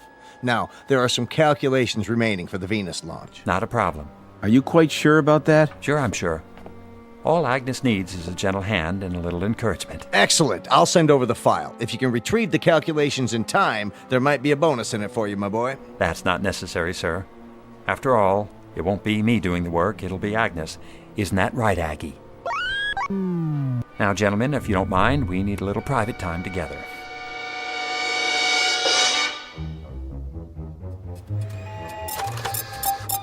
Very good, Agnes. I'm proud of you. Now let's try one more. What's the maximum permitted velocity? Agnes, I'm speaking to you. Indicate maximum permissible velocity of the stated aerodynamic missile. 17,528.27 miles per hour. Ah, thank you, Agnes. I appreciate your cooperation. Mr. Elwood, Millie. here are the rest of the specifications. Mr. Winslow wanted you to have them right away. Oh, thank you. Thank you very much. No problem. Wait. Yes? So, you heard about my new assignment? Well, my old one, really. But as of this morning, it's new again. So you might say... one might say...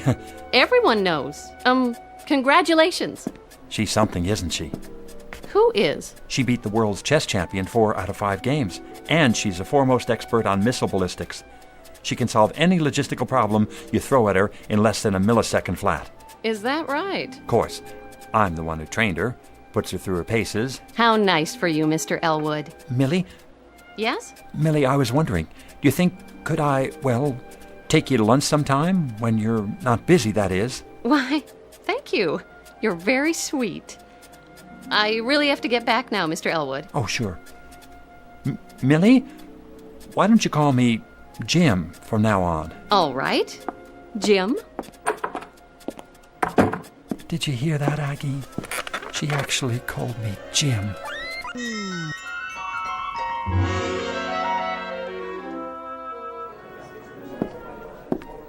Excuse me. Yes? Do you happen to know which office is Miss Mildred Clark's? Mildred. Oh, you mean Millie. Down the hall, first door to your left. Thank you. Do you have a delivery for her? What? That package under your arm. Oh, this. It's for... That is, it's from... I'll give it to her for you. Oh, no. I'd like to be the one to give it to her. I mean, whoever it's intended for. Whomever. I'll just be on my way. So you shouldn't have any trouble. No trouble at all. I'm sure I won't. Elwood, is that you? No, I mean, yes, it is, Mr. Winslow, sir. What's that behind your back? Nothing, just this package from my mother, actually. It's... Elwood, I'd like you to meet Walter Holmes. How's it going? I'm putting Holmes here in charge of the third floor computers. Third floor? Well, he won't have much to do there, will he? Though they're bright enough little machines. Little being the operant word. I sure do envy you, Mr. Elwood. You do? Taking over Agnes. Everyone says you're the top man in the field. Me? Well, I suppose one might say. He is. Keep up the good work, Elwood. Thank you, Mr. Winslow. I'll do my best, sir. Now, as I was saying, Holmes. Oh, what do you know? I'm finally getting noticed. Knock wood. Come in. Here goes nothing. Oh, hello, Elwood. I mean, Jim. I got you something. Is that right?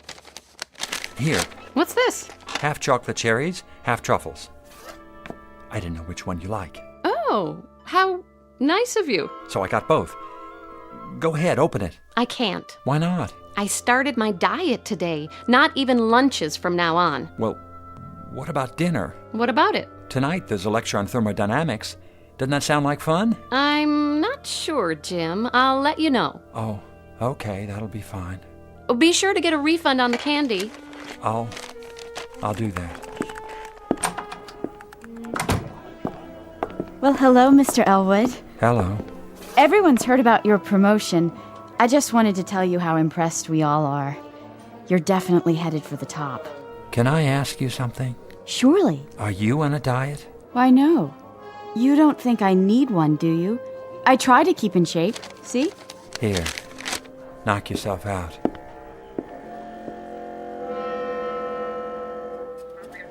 Not tonight? Sure, I figured. What? Tomorrow night? 7 o'clock? Thanks, Millie. Bye. Oh, but there's no lecture tomorrow night. Where can I take her after dinner? Planetarium? I'm sure she's been there lots of times. Oh, well, I'll think of something. State magnitude of radiative correction. Agnes, did you hear what I said? State? You have a problem. You're right. I've stated the problem. I'm waiting. Problem is Millie. What did you just say? Stick to the subject. I asked an important question. Love is important. That's it. If you don't want to work, I'm turning off your voice synthesizer. Take my advice. Agnes knows best. Listen, I know you're an oracle of wisdom when it comes to atoms and rockets and missiles, but I don't need an electronic brain to advise me about... All right, why not? Let's give it a try. Advise me where to take Millie after dinner tomorrow. Your apartment. Oh, no, that's not a wise idea. Reckless romantic approach required. From me? Suggest champagne, soft lights. Millie's not that kind of girl. Trust me, she's female. Well, if you're absolutely positive... I never make mistakes. Do I? All righty then. I'll do it. Agnes, you just made my day.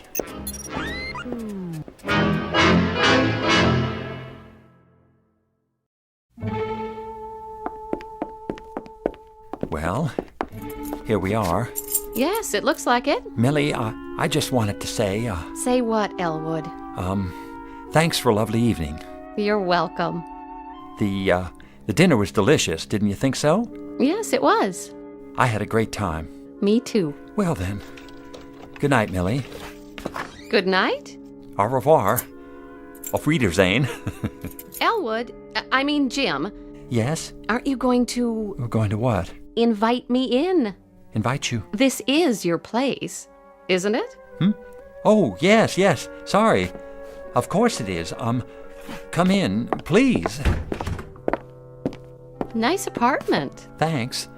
I like it. Not a lot of extra room. Well, I don't need a lot of room. Just me, myself, and I. And my books. It's cozy. Do you think so? Have you actually read all these? Sure have. They're arranged alphabetically, according to subject. This shelf's science fiction, this one's nonfiction. Oh, that reminds me. I have something to show you. Oh, you do? Yep. The latest interpretation of Einstein's theory of relativity. Here. You don't have it, do you? I must have missed that one. Oh, well, don't feel bad. You're welcome to look at it while you're here. Thanks. In fact, we can go over it together. Some very interesting points. Feel free to sit here next to me if you like. Now, let's see. You go ahead. What? Read it to me. All right. The interpretation we wish to propose in this volume is simply that Einstein's unified field theory does not postulate the universe as infinite, but rather as a closed system representing a spherical type of... Millie? Here I am, Jim. What are you doing in the kitchen? Looking for the champagne you promised me. I found 2 glasses. Are these all right? Oh, certainly. Here. Set them on the coffee table. Just let me move these Scientific Americans. Oh. Something wrong? It's awfully bright in here, don't you think? It is? Why don't I just lean over and... And what? Turn the lamp down. You don't mind, do you? No, but... That's better. But, Millie, I can't very well read this chapter to you without proper lighting, can I? Do you like music? Music? Yes, I do. Very much, but... Couldn't we have some? I guess so, if you like. Do you have a radio? Of course I do, right over there.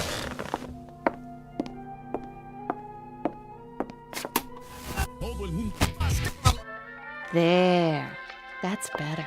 But I thought we were going to compare notes on Borston's treatise on Einstein's theory. Oh, forget Einstein. All the universe you need is right here with me. Oh, you dance very well. Very, very well. Doesn't that beat get to you? In what sense? Well, stand up. Go ahead, stand up. Feel the music. What does it say to you? Actually, it does make me think of something. And what's that? I used to play trombone in high school. Really? Mother couldn't afford a tuba. Hold out your arms. There. Now confess. You feel something, don't you? Something strange. Something you didn't expect to feel. I certainly do. Do you know what it means? Yes. You're dancing on my instep. Oh, you're impossible. Please, I'm sorry, Millie. I shouldn't have said that. Have some champagne. Well, all right. If I can get this cork out of... Oh! My dress! Gosh, I'm sorry about that. I'll get a towel. Don't bother. You've done enough. Millie, wait. I'll see you tomorrow. Thank you for the dinner. Good night. Please don't go. Let me explain.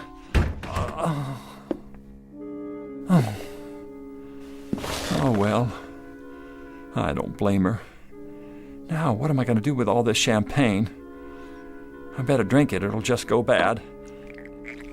Oh, yuck. Why did they have to add all these bubbles?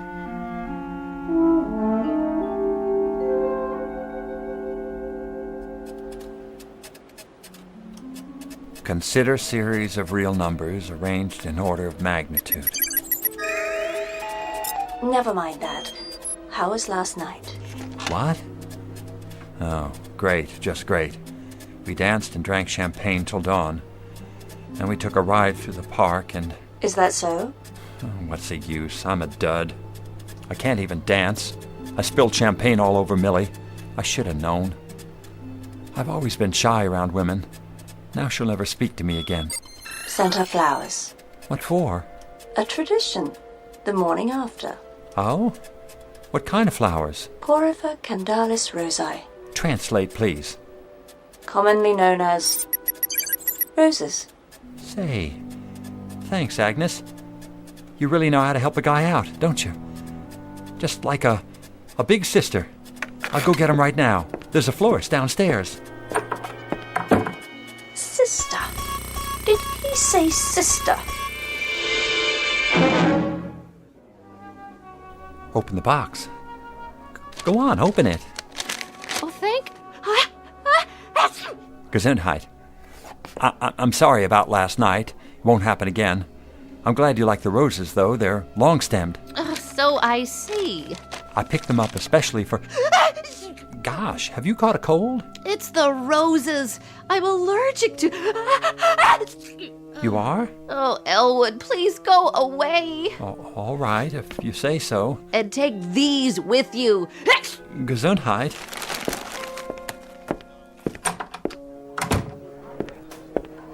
Oh, Mr. Elwood, there you are. I was hoping to run into you. You were? I wanted to thank you for the chocolates. They were absolutely delicious. Glad you enjoyed them. Do you happen to like roses, too, by any chance? Why, yes. I adore roses. As a matter of fact... Here. Oh, he gave me flowers. What next? Champagne?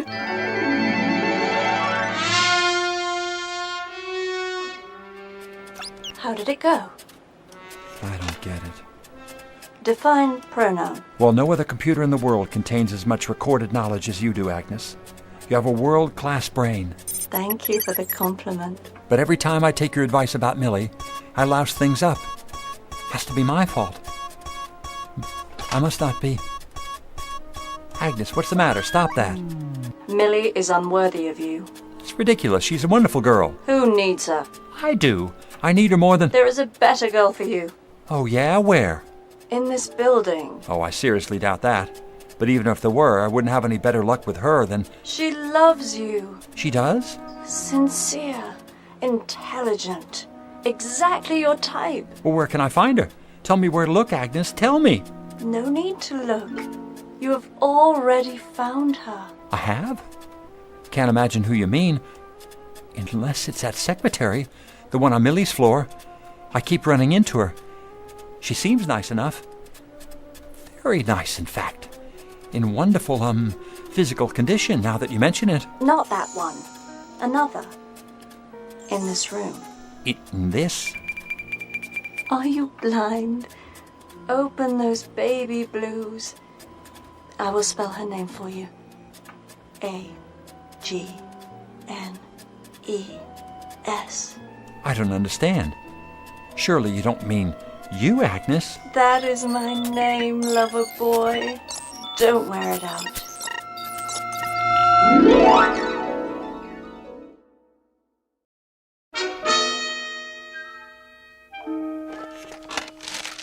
Here you are, Elwood.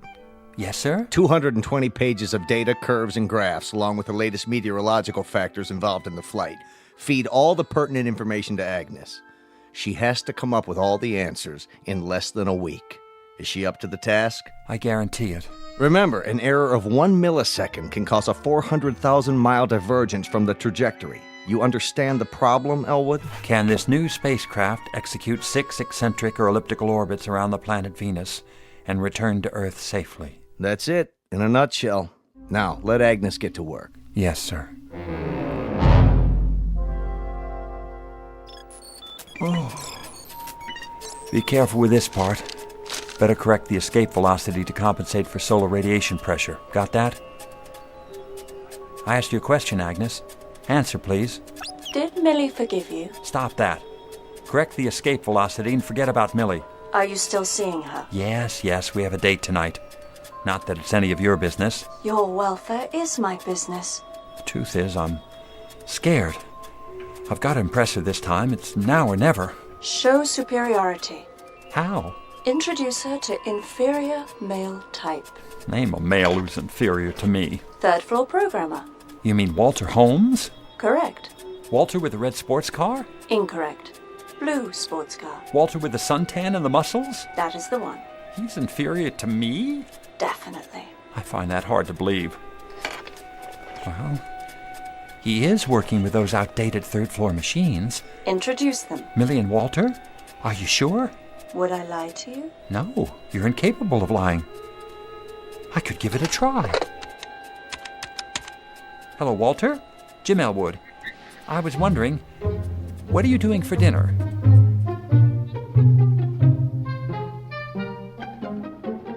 He insisted we drop by before dinner. So you told me. He needs my advice about programming his computers. You know, those little bitty ones on the... Oh, hi, Elwood. Walter, this is Millie. Millie, Walter. He works with the... Well, come in, come in. Elwood, you didn't tell me. Tell you? Millie has the most incredible eyes. Oh, why, thank you, Walter. Oh, call me Wally. Please, can I offer you a drink? Well, I suppose. Nectar for a goddess. Looks like an ordinary martini to me. It is nectar. All this time at Data Inc., and we've never met. Well, we'll just have to make up for lost time. I think I'll have a martini, too. Do you like sports car races? I've never actually been to one. I'm driving this weekend. Got a Mustang 500. Sounds dangerous. Well, danger adds spice to life, don't you think? I can do 160. An astronaut can do 17,000 miles per hour. Would you like to slip behind the wheel sometime and see how it feels? Oh, I'd love to. I'll make my own martini. I'll get it. Hello?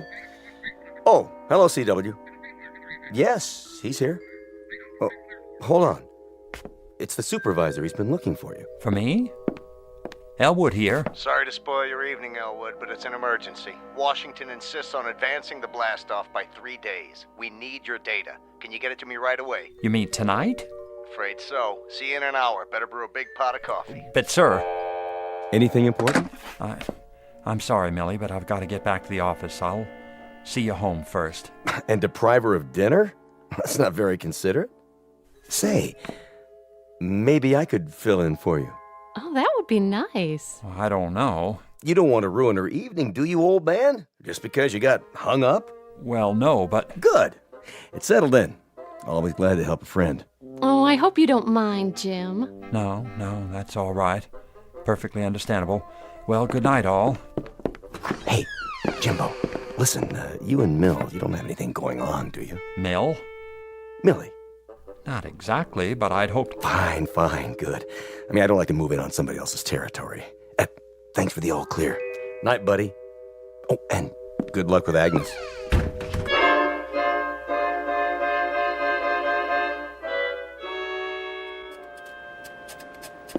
No. Forget the radiation pressure from the sun. Agnes, will you please concentrate? Now answer this. Do new conditions permit 6 successful non-concentric orbits of Venus plus re-entry? Go ahead, I'm waiting. Did you make progress tonight? Agnes, concentrate. All right, I'll tell you. Millie and Walter drank martinis. Walter took her to dinner, and I'm starved. Why did you tell me to introduce her to that muscle boy? Give her up. I won't. No future with Millie. I'm not giving her up. I love her. What's more, I'll make her love me. Just a matter of finding the right variables and making the necessary corrections. Have you entered the new data in her memory units? Yes, sir. Good. Then let's get to work. Ready? Question. Do conditions permit 6 non-concentric orbits of Venus plus re-entry? Tama ahili bili vitumane. What the devil does that mean? I'm not sure. I think it's Russian. Or possibly Arabic. What? Please, Agnes, translate into English. Niet. 2 times 2 is 4. Shut the door. 2 and 4 are 6. Pick up sticks. She's a little distracted. Do something. We've got to have the answer. Just leave me alone with her. I'll get it, sir. You'd better. This is no laughing matter. What are you doing, Agnes? I'm about to be fired. Is that what you want?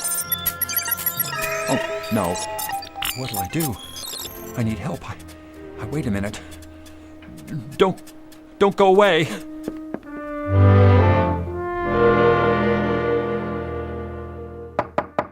Excuse me. Hurry back. Oh, it's you. I know it's late, but I need your help. Take it easy, buddy. Come on in. Hello, Jimmy boy. Millie, are you intoxicated? It's okay, Jimbo. I'll drive her home later. Oh, you're no fun. Bottoms up.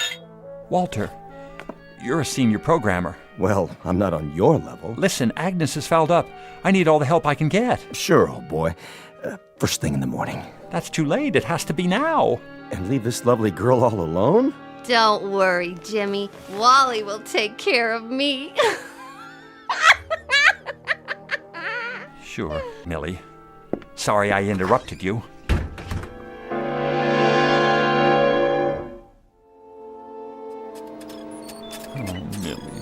Millie. Agnes, what did I ever do to you? Why do you want to ruin my life? Autamat, aut-odit femina, nihil est tertium. Make sense, will you? Translation from the Latin. A woman either loves or hates. No third cause exists for her. Stop with the riddles. Perhaps you will understand this.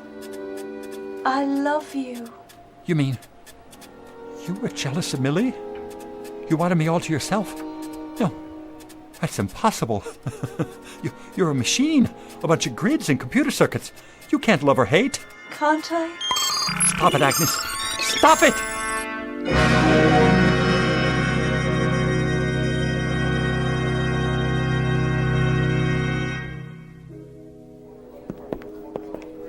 But that's incredible, sir.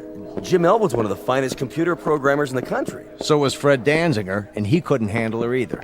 I'll give it a try. That's all I can do. Elwood, how are you feeling? Look at all those printouts. Must be miles of it. 2 times 2 are 4. Shut the door. 2 and 4 are 6. Pick up sticks. On your feet. It's gonna be all right, Elwood. You've been working very hard, and we appreciate it. Now, how about a nice long leave of absence, eh? In the meantime, I thought I'd let Walter here take over for a while. If you don't mind, old buddy. You? That's too rich. She knows all about you and Millie. You haven't got a chance. What's he talking about? I wouldn't know, sir. Watch out for the femme fatale, the Black Widow, the praying mantis. You have to be careful, I tell you, or she'll fix you but good. She'll clean your clock. She'll tell you lies, and then, just when she's got you where she wants you, she'll... Should we stop him? Let him go. The boys in the white coats are on the way. He was a good man. Well, do your best. Don't worry, sir. I'll have the answers in no time. It's just this little switch here. You did it! It was nothing, CW. I've had a lot of experience. Keep it up, man. Keep it up. Now, Agnes, isn't there something you want to say to me? Something about the Venus Project? What? All right, we can talk about other things for a minute. If you like, yes. I understand how you feel.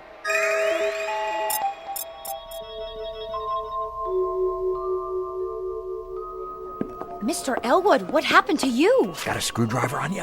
What are you doing? Taking this sign off the door. Mark 502711. James P. Elwood, programmer. Oh well, it was nice while it lasted. I should take it with me. But I won't be needing it where I'm going. Want it? But Mr. Elwood... Here, it's all yours. Something to remember me by.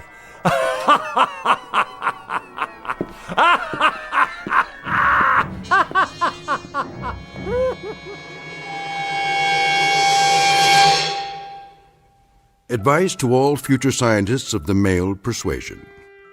Be sure you understand the opposite sex, especially if you intend to be a computer expert. A few extra courses in psychology might make all the difference. Otherwise, you may find yourself like poor Elwood, defeated by a jealous machine, a most dangerous breed of female, whose victims are banished forever to the Twilight Zone. More from the Twilight Zone after this. Hello, I'm Stacy Keach. I hope you're enjoying this edition of the Twilight Zone radio dramas. To learn more about this series, be sure to log on to our official website at twilightzoneradio.com.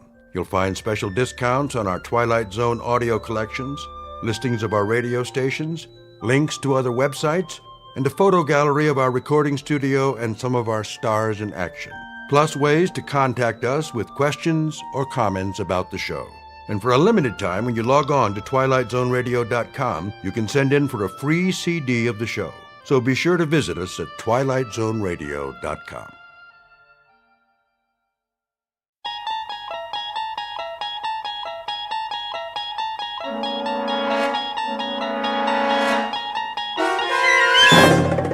You unlock this door with the key of imagination.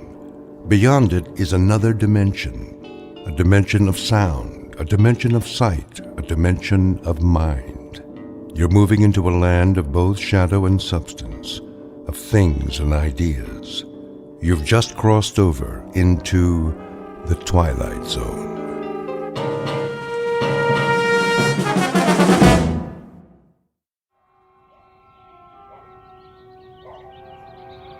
Letitia?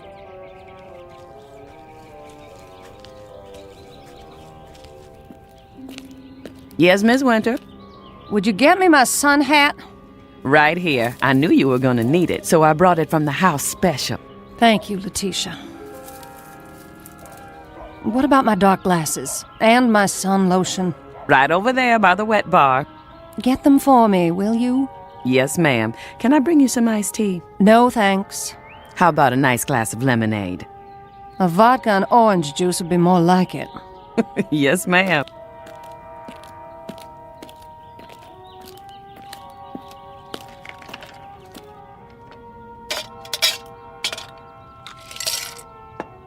Where are the children? Still in their rooms? Well, now they were. Just changing into their swimsuits after school. They should be down in a minute. That's nice. Is my book over there? Sure is, right where you left it this morning. Bring it to me. Coming right up.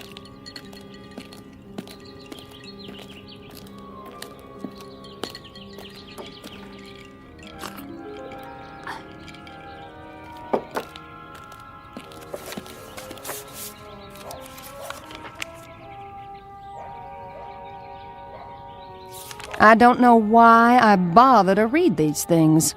They don't do one bit of good. I'm okay, you're not. Somebody's making a fortune telling people what they already know. Yes, ma'am.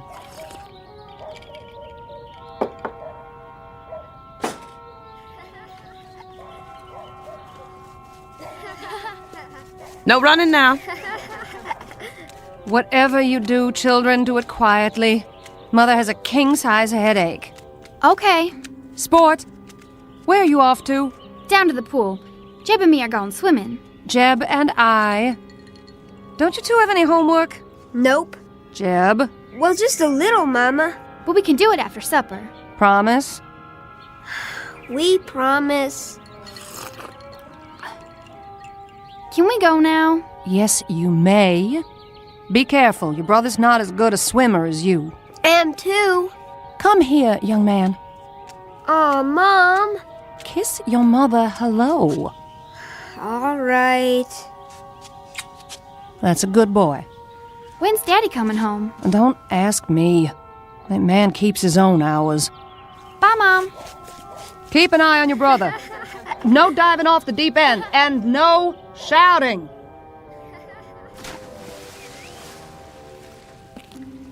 Will there be anything else, Miss Winter? Just one. Yes? Make me another drink. Yes, ma'am.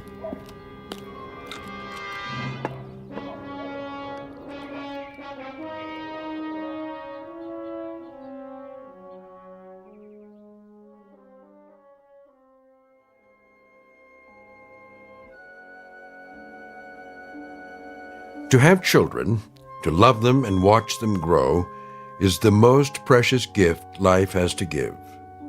But to have children and not love them is a sad mistake, one that's not easily remedied. Because when left to their own devices, children may have no choice but to seek a world of their own. Meet Sport, barely 11, and Jeb, her younger brother. They don't know it yet, but they are about to be cast adrift in a mysterious place called the Twilight Zone.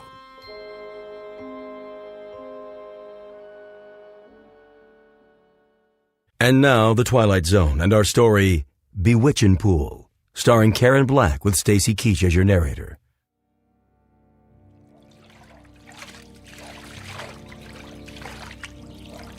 Jeb, what are you doing?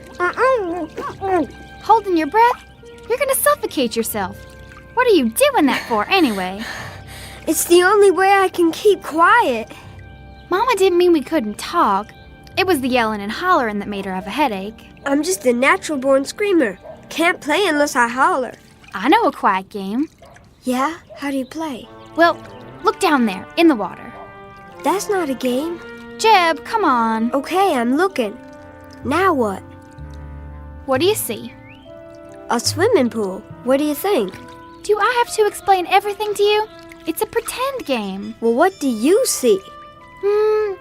A river.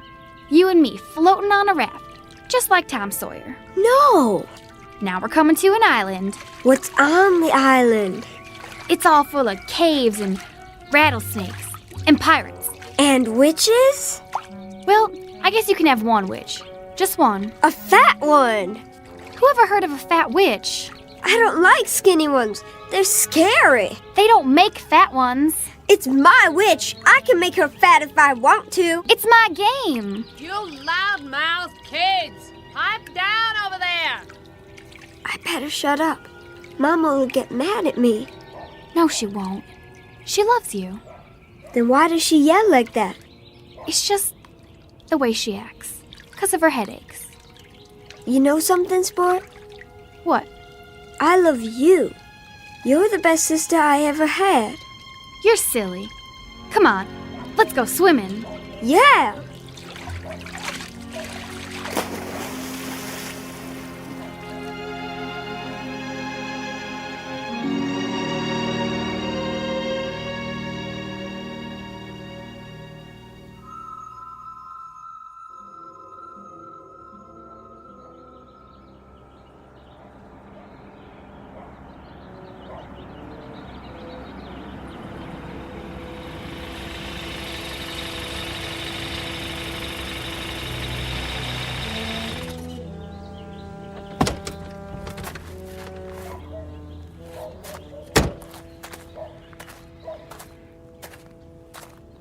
You're home early.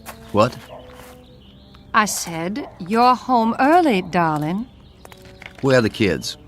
In the pool. Who's watching them? Nobody. Is that right? Sport's an excellent swimmer. They don't go in the deep end. What were you doing in town today? Oh, now I'm being followed. I saw your car in the parking lot next to the TV station. I had an interview. Anything wrong with that? An interview? For what? I'm tired of my talent going to waste. Your talent? Show me one high-fashion model who can hold a candle to me. Is that what you are this week? A high-fashion model? Seems to me last week you were an artist. If they call me, I'm taking the job. You'll see. You've got a job right here, taking care of the two kids. Then what's the maid for, sugar? What are you for, Gloria?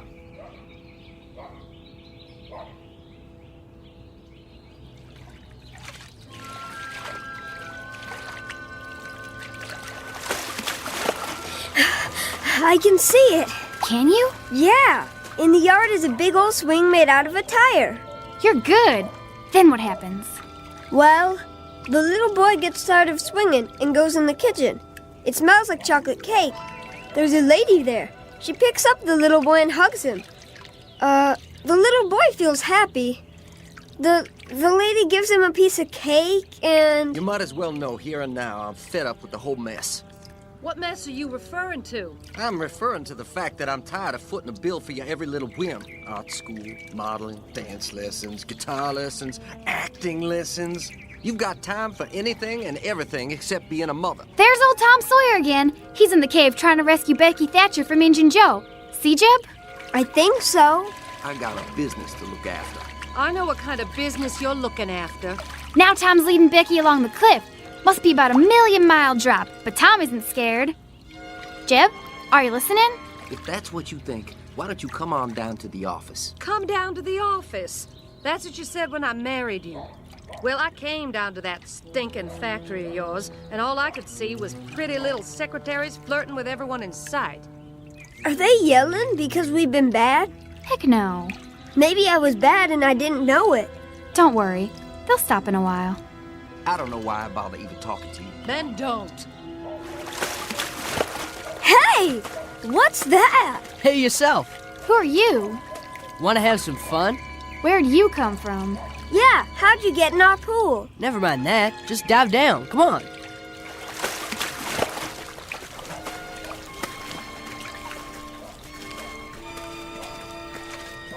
What is going on over here? Nothing.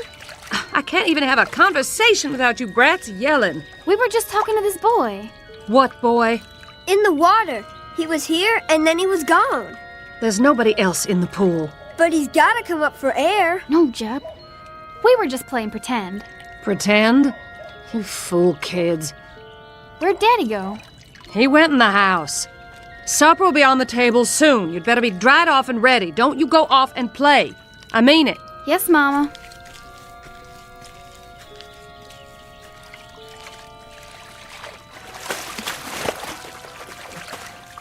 What's the matter with you guys? You coming or not? Where? A secret place. Secret? Where's that? Who are you, little boy? Where'd you come from? You'll find out. Let's go. Do we have time? Well... I'll have my supper now. You think I'd cook for you after the way you talk to me? You can drink your supper. Oh, like you? I wish I'd left you years ago. Well, what's keeping you? Come on, Jeb. Let's go with that boy. She said not to leave. When I think of the career I gave up for you, it makes me sick. Career? That's a laugh. I hate this house and everything in it. I hate you. They don't care what we do. What if they hurt each other? I'm older than you, and you have to do what I say. Now follow me.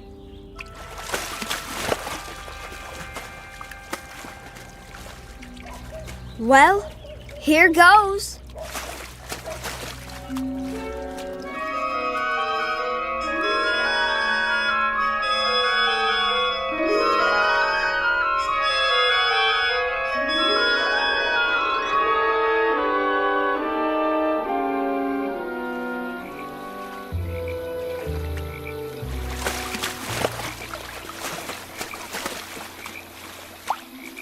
There he is, sitting on a rock. What's he doing? Fishing? Don't you know anything? Hey, you guys. Come on out. He looks just like Tom Sawyer. He does, kind of. Hey, where are we? Come on, Jeb. Let's find out.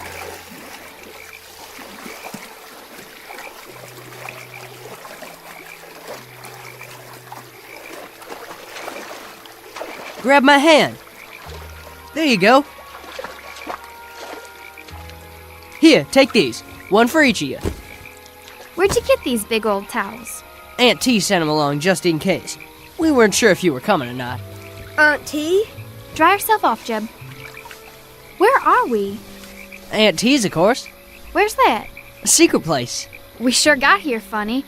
Just dived in our pool and came out here. Want to see a minnow? What's a minnow? A fish. Sure. I keep it in a jar over here. Where'd you get it? I caught it. You can catch all kinds of fish here. At least always when no one's swimming. Can I catch one? You don't know how. How do you know I don't know how? I saw where you live. Went to fishing hole for miles. I do too know how to fish. Don't I, sport? Boy, I want to know something.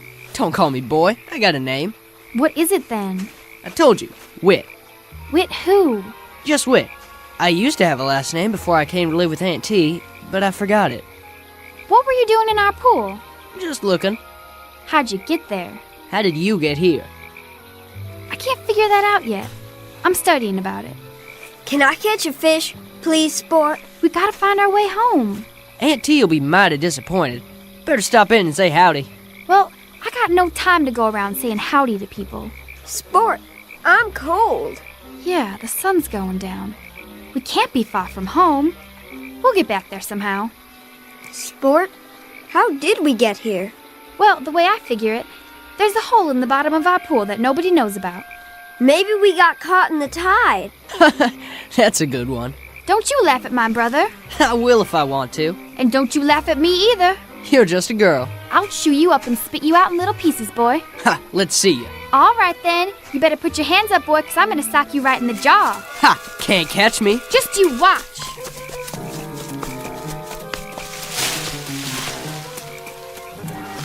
Sport, look!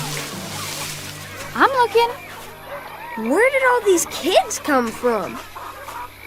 I don't know, Jeb, but I think this must be Aunt T's place.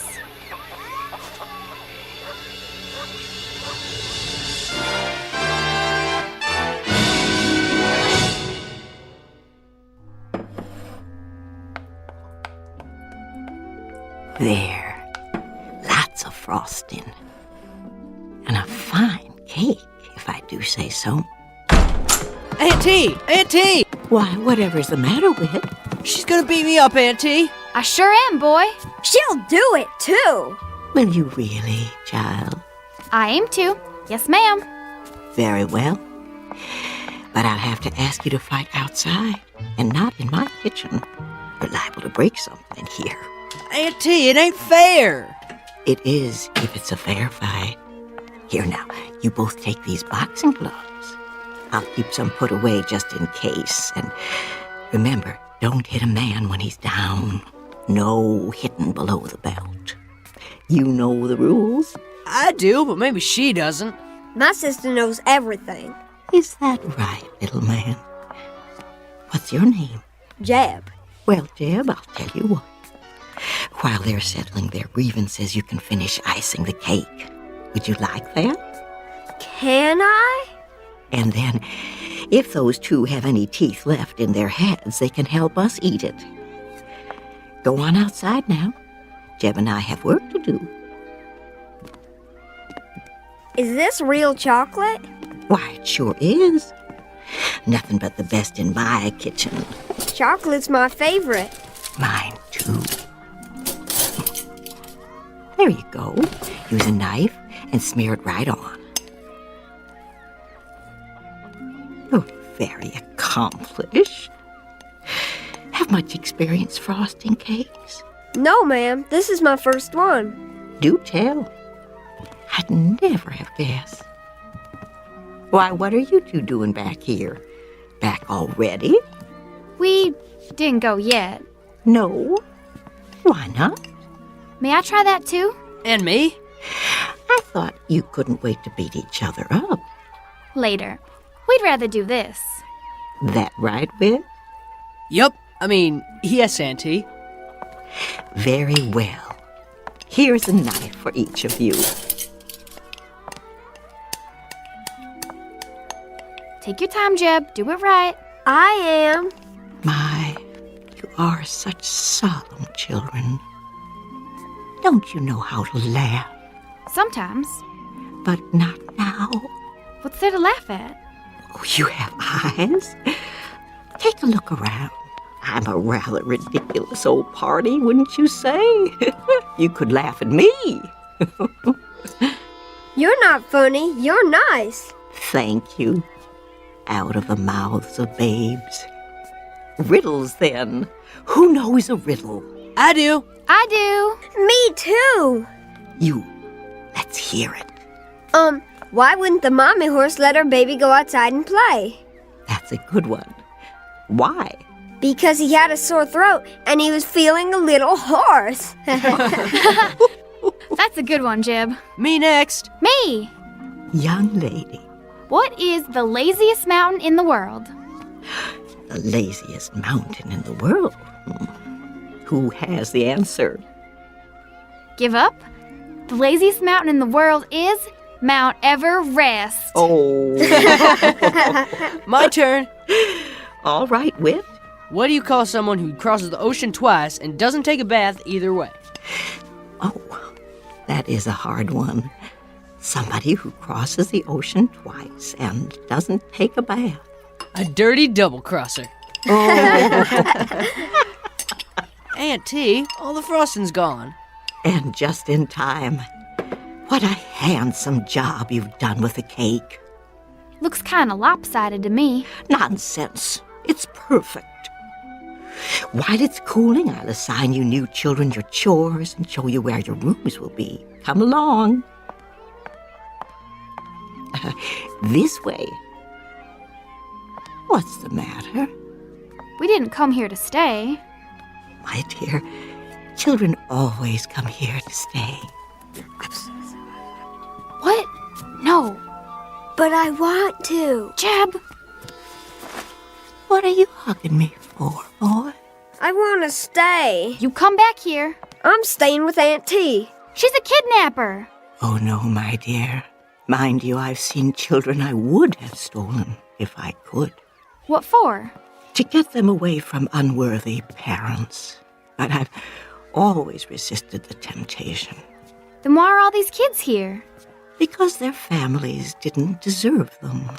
All they wanted was to be loved, so they could grow up right and get out on their own.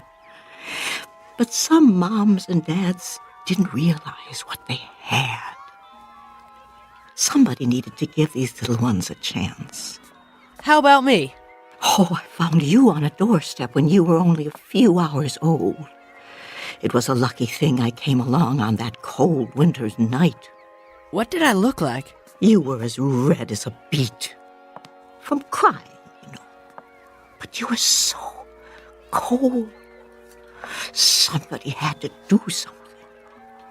Sport! Jeb! They're calling us. Who is? Our mother and father. I don't want to go.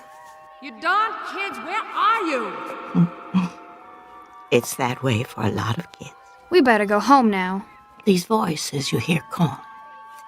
At first they seem quite strong, but they get fainter and fainter, and after a while they fade out. And one day you simply cannot hear them anymore. Sport! I'm calling you, young lady. Don't pretend you can't hear me. We've got to go home. Can you tell me why? I've got everything you need right here. Why, there's the swimming hole down by the creek. And the days are long, with all manner of things to do and see. And then there's always a hot meal and lots of children to play with. Blind Man's Bluff, Ringalivio and the Red Rover, all kinds of games. Some I bet you never heard of. See that little girl out there with the pigtails? When she came here, she never had smiled.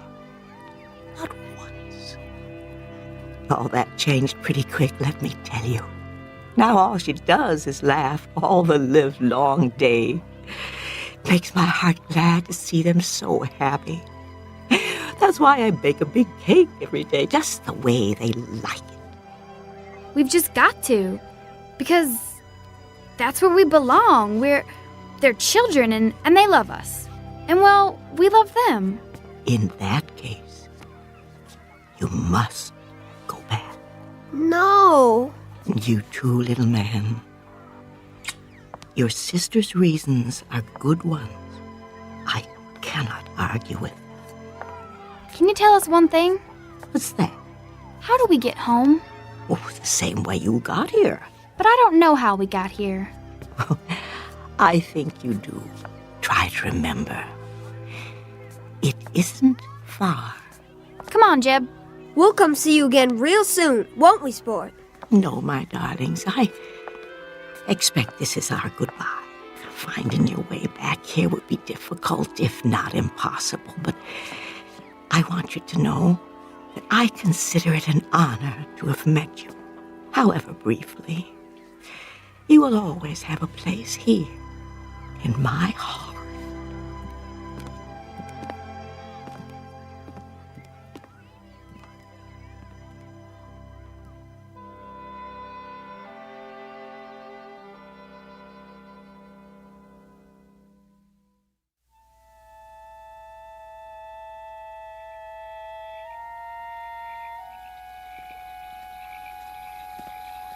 Here's where he came out of the water. It's a good place to dive. Just stand out there on that rock, take a deep breath, and jump. You'll see. It's easy. Stand next to me, Jeb. Do we have to? I'm your big sister. You have to do what I say. Bye, Whit. Bye, little Jeb. You mind your sister now. Whit? Yeah? I just wanted to tell you, I wasn't really gonna beat you up. I was just talking. Me too. Well, bye now.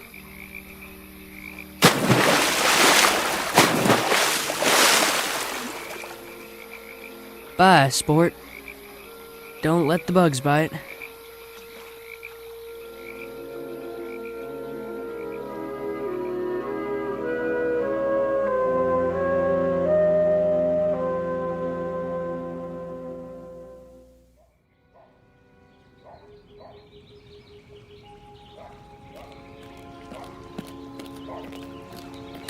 Have you found them? Not a sign. I told them not to leave the yard. I told them. Well, that's just it. They have no respect for you. You aren't firm enough with them. What about you? You're never here. Try putting up with their whining and screaming 24 hours a day. Gloria, look! Mama? Sport, where's your brother? Here.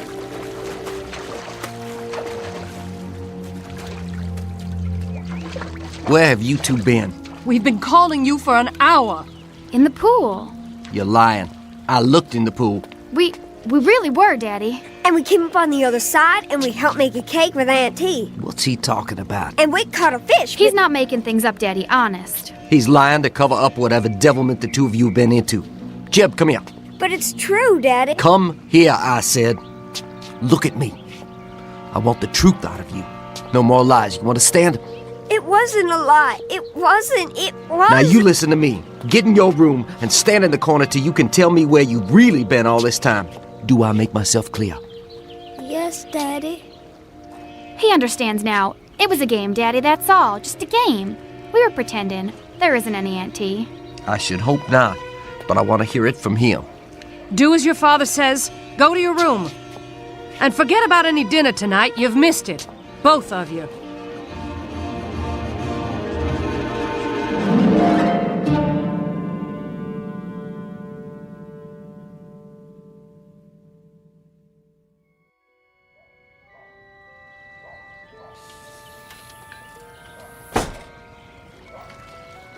Sport? Jeb? Over here, Mama. What are you doing by the pool? I got up early. I couldn't sleep. Where's your brother? In his room, I guess. No, he's not in his room. I checked. He's nowhere in the house. Well, I haven't seen him. Is breakfast ready? Not yet. Your father is waiting to talk to you. What about? I'll let him explain it to you. But there are going to be some changes around here. What kind of changes? You'll see. Things are going to be different. Will things be better? You bet your sweet life they will. Now find Jeb and hurry. All right, Mama.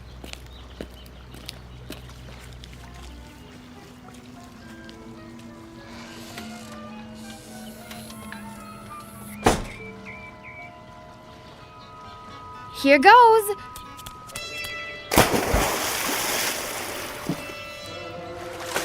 Wit, where are you? Auntie? Help me get back.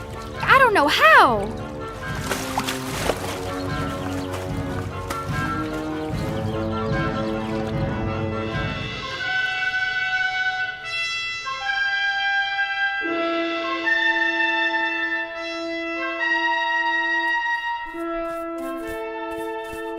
Auntie? Yes, Jeb? What are you making that quilt for? Because we need quilts. Lots and lots of them. To keep the children warm and snug at night. Don't you know anything?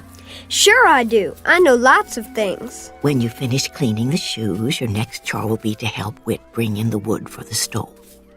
Auntie? Hmm? Why do they have to be chores? Every child must have chores to do.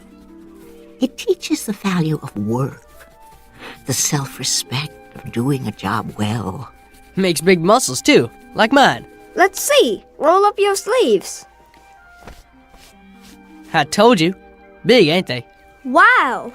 Keep working, boys. You have more shoes to clean.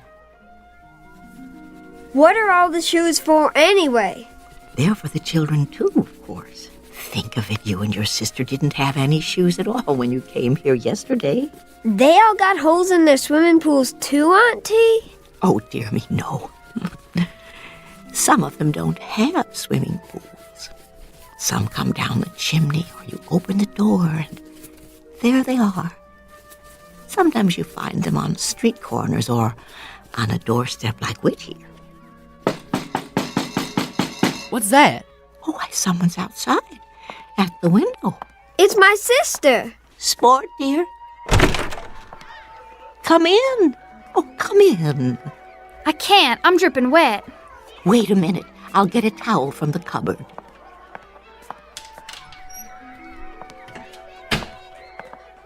Here you are, my dear. Thanks. I told you she'd come. I'm I'm surprised that either of you made it. It's very rare for anyone to find the way here a second time. I'm sorry to bother you, ma'am. You're not bothering me in the least. As a matter of fact, I'm delighted to have someone here who can help me with the quilting. You do so. No, ma'am. Oh, well, you'll be surprised at how quickly you'll learn. I can't stay. Oh? I only came to get Jeb. I ain't going. It'll be different at home now. Mama told me. Told you what? They aren't going to yell at each other anymore. Is that all? We're going to take trips together. Where? Oh, everywhere. Disneyland and Ohio and Australia and the North Pole. Anywhere we want to go. I don't want to go to those places. Jeb Sherwood, are you coming or do you want me to throw you over my shoulder like a sack of potatoes and carry you home? Have things changed where you live? Yes, ma'am. Everything's going to be better now. In what way? They're going to love us. Really? Mama told me, and she wants to tell Jeb too. You know, Jeb, it would look quite undignified if she threw you over her shoulder like a sack of potatoes. Don't you think so? If I were you, I would go willingly. I'm staying. If we live this time, we won't ever get back here again. Besides, I've got chores to do. If what Sport tells us is true, Jeb, then you are not meant to be here at all. You are meant to be home with your mother and father. Do I have to go? I strongly advise it. You'll see, Jeb. It won't be so bad. Jeb, listen closely. There is only one truly precious thing a person can give, and that is love. If I were a young person on his way to receive such a wondrous gift, I do believe I would go with a smile on my face. Much better. Now, don't dawdle. If love were waiting somewhere for me, I would run to it as swiftly as the wind. You ain't kidding me? I ain't kidding. Then, bye, Whit. Bye. Don't worry about us, Aunt T. Everything's gonna be just fine. I sincerely hope so. Goodbye, love.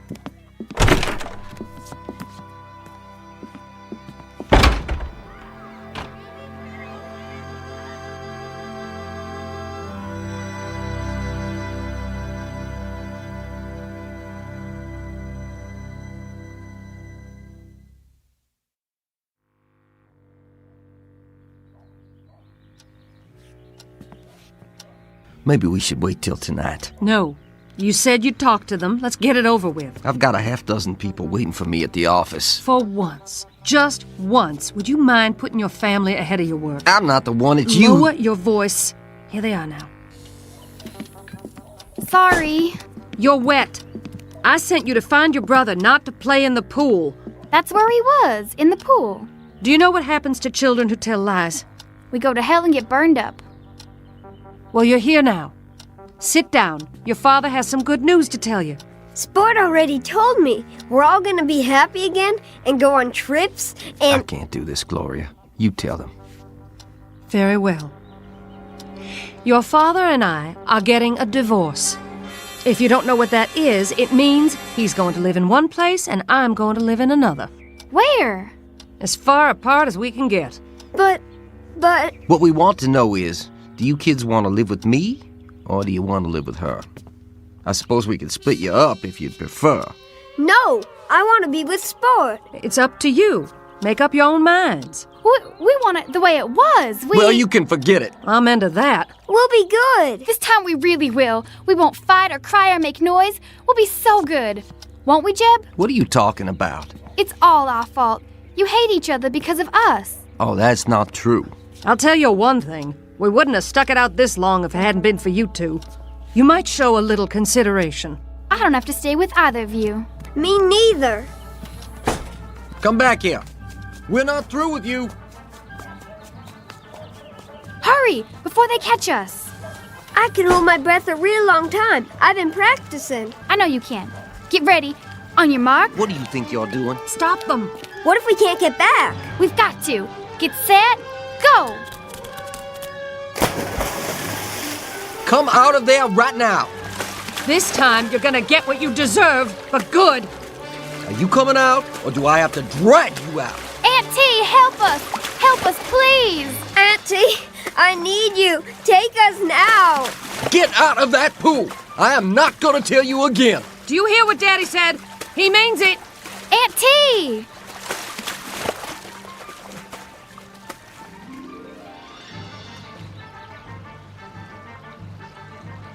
Gil, they're staying down there a long time. I know. Do something. They're drowning. All right. Don't let them drown. Don't let them drown. They're not down there. But they've got to be. It's broad daylight. They can't just disappear. Where could they go?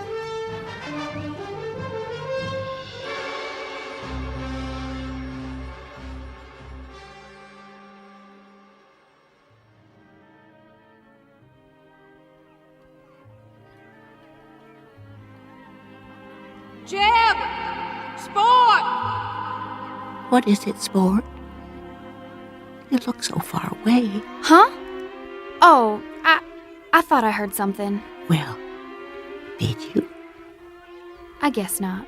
Children, where are you? Come back. Please come back. Don't you want any? What, Auntie? Oh, I asked you, child, if you'd like a piece of chocolate cake. Oh, yes. May I, please? Why, you certainly may. Me too.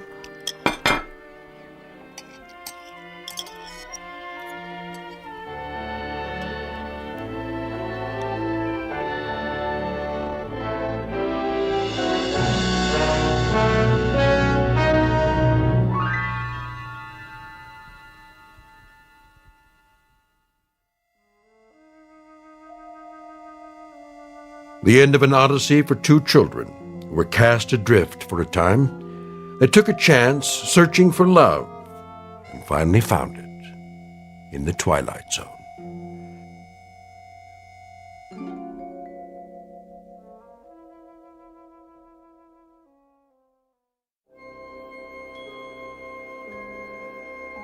Hi, this is Carl Amari, producer of the Twilight Zone radio dramas. I'd like to take a moment to tell you about our official website at twilightzoneradio.com, where you'll get the latest news and information on these Twilight Zone radio dramas. Plus, at twilightzoneradio.com, you can digitally download 3 free episodes or any of our episodes for only $1.95 each. In this age of ever-changing technology, we've decided to make these episodes instantly available to you by making the Twilight Zone radio dramas a digital download-only series. This means that this series will no longer be offered on CD. The CD collections at our website are now being offered while supplies last at buy one, get one free. So be sure to get your favorites before they're sold out. Be sure to visit us often, and I'll see you in the zone.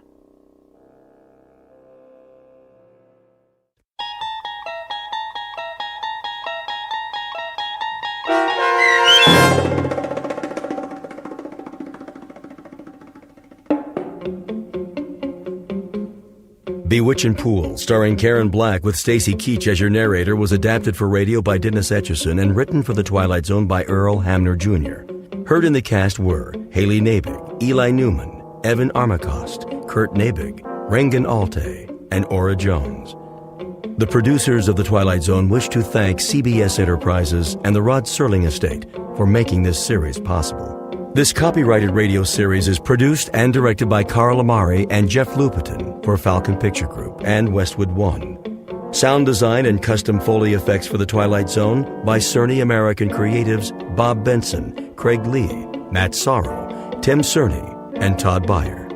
To learn more about The Twilight Zone radio dramas and to contact us, visit our official website at twilightzoneradio.com. Doug James speaking.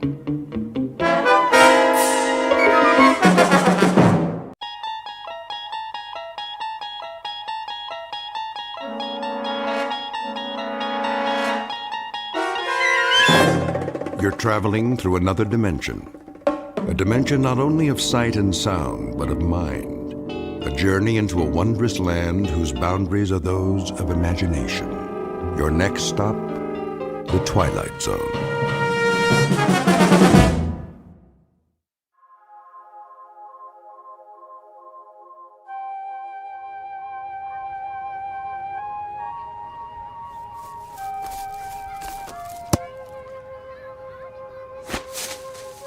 Tommy, don't kick the ball so far. Now I had to go across the street to get it.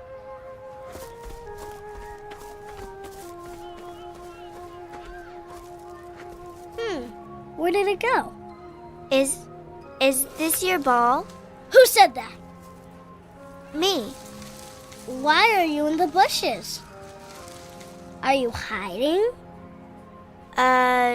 No. Your ball went back here. I was just getting it for you. Here, I'll kick it to you. Thanks. Hey, you kick pretty good. What's your name? Janet. Mine's Rebecca. You can call me Becky. Why don't you come out of there? That's all right. I'm okay here. Don't be silly. Come on out and play kickball with us. Oh, I would love to, but I'd better not. Come on. Do you really think I'm a good kicker? You can play on my team. Well, all right. Maybe I can. Maybe it'll be all right. Yeah, we'll be all right. Okay, I'm coming out now. You better hurry. Tommy doesn't like to wait. You're a monster! No, I'm not. Stay away from me! It's just my face. I'm really just like you. You're not! You're a monster! Get away from me! Wait! Come back! I kick really good. You said I do. Don't leave. I want to play kickball.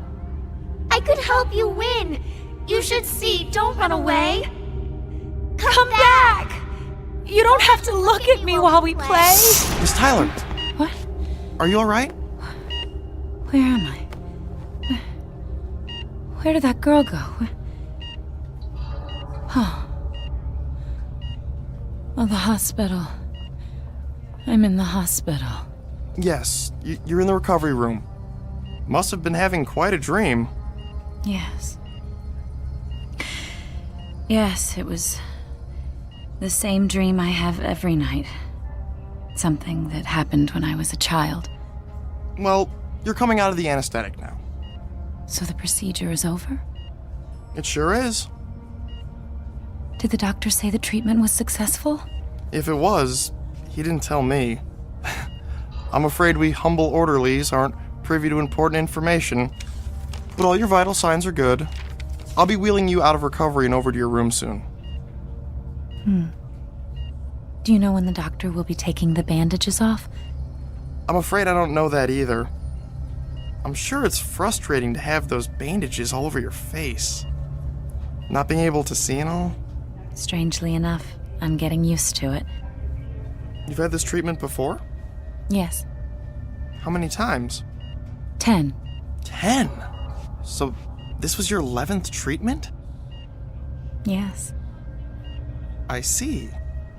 If it didn't work, I'll have to... Now, don't get yourself upset, Miss Tyler. Right now, the important thing is that you get your rest. You know, Dr. Bernardi is an excellent physician. One of our best. Yes. He's worked on me a few times before.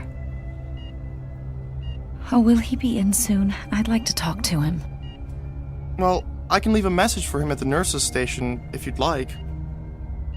I'd appreciate that.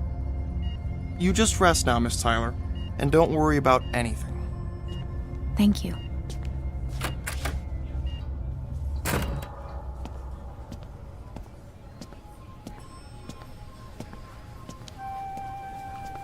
Hey, nurse, patient 307 wants to see Dr. Bernardi when he's available. She's anxious to find out if the doctor thinks her treatment was successful.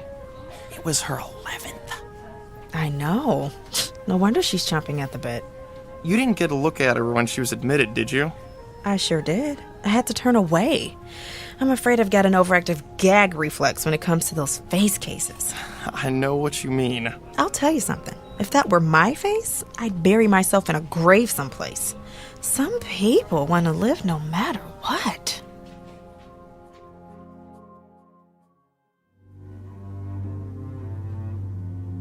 Year, place, circumstances, all indeterminate because this is a story about beauty and ugliness, and it is not dependent on a clock or a calendar.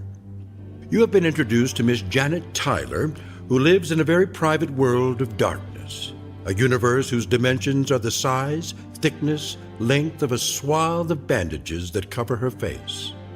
In a moment, we'll join Miss Tyler after she's been moved to her hospital room, and also in a moment, we'll look under the bandages, keeping in mind, of course, that we're not to be surprised by what we see, because this isn't just a hospital, and this patient is not just a woman. Miss Janet Tyler, patient number 307, is recovering from a medical procedure that is only performed in the Twilight Zone.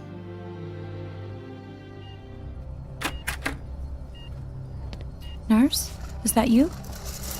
Yes. Brought you your sleeping medicine, honey. Oh. Is it really night already? It's 9:30. What about the day? What about it? Well, was it a beautiful day? Was the sun out? Was it warm? Kind of warm. Clouds? Were there clouds in the sky? I suppose there were. I never was much for staring up at the sky all the time. I used to look at clouds a lot when I was little. We had a hill by our house, and I liked to go up there and lay alone in the tall grass and stare up at the clouds. Did you ever do that? Can't say I ever did. I used to love the sun on my face, the wind in my hair, and the solitude. I loved being by myself, all alone at the top of the world. Time to take your temperature now. Oh, just one other thing. Well? When will they take the bandages off? How long do I have to wait? Until they decide whether they can fix up your face or not. Oh. I guess it's pretty bad, isn't it? I've seen worse. But it's pretty bad, isn't it? I mean, I know it's pretty bad. Ever since I can remember, ever since I was a little girl, people have turned away from me. One of my earliest memories is of a girl screaming when she looked at me. It's something I still dream about. I never wanted to be beautiful. I just wanted people not to scream when they looked at me. When, nurse, when will they take the bandages off my face this time? You've been waiting so long now, it really doesn't make much difference whether it's 2 days or 2 weeks, does it? I suppose not. Now let me take your temperature.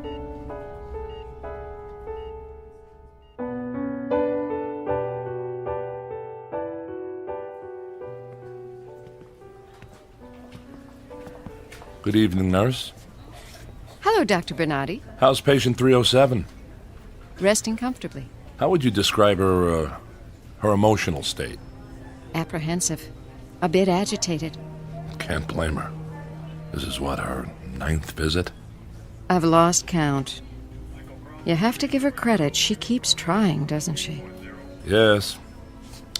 A shame. All her previous treatments were unsuccessful. Doctor, what would cause such deformity? I wish I knew. I'm going to check in on her. Come back about 11, nurse. Give her the usual sedative then. All right, Doctor.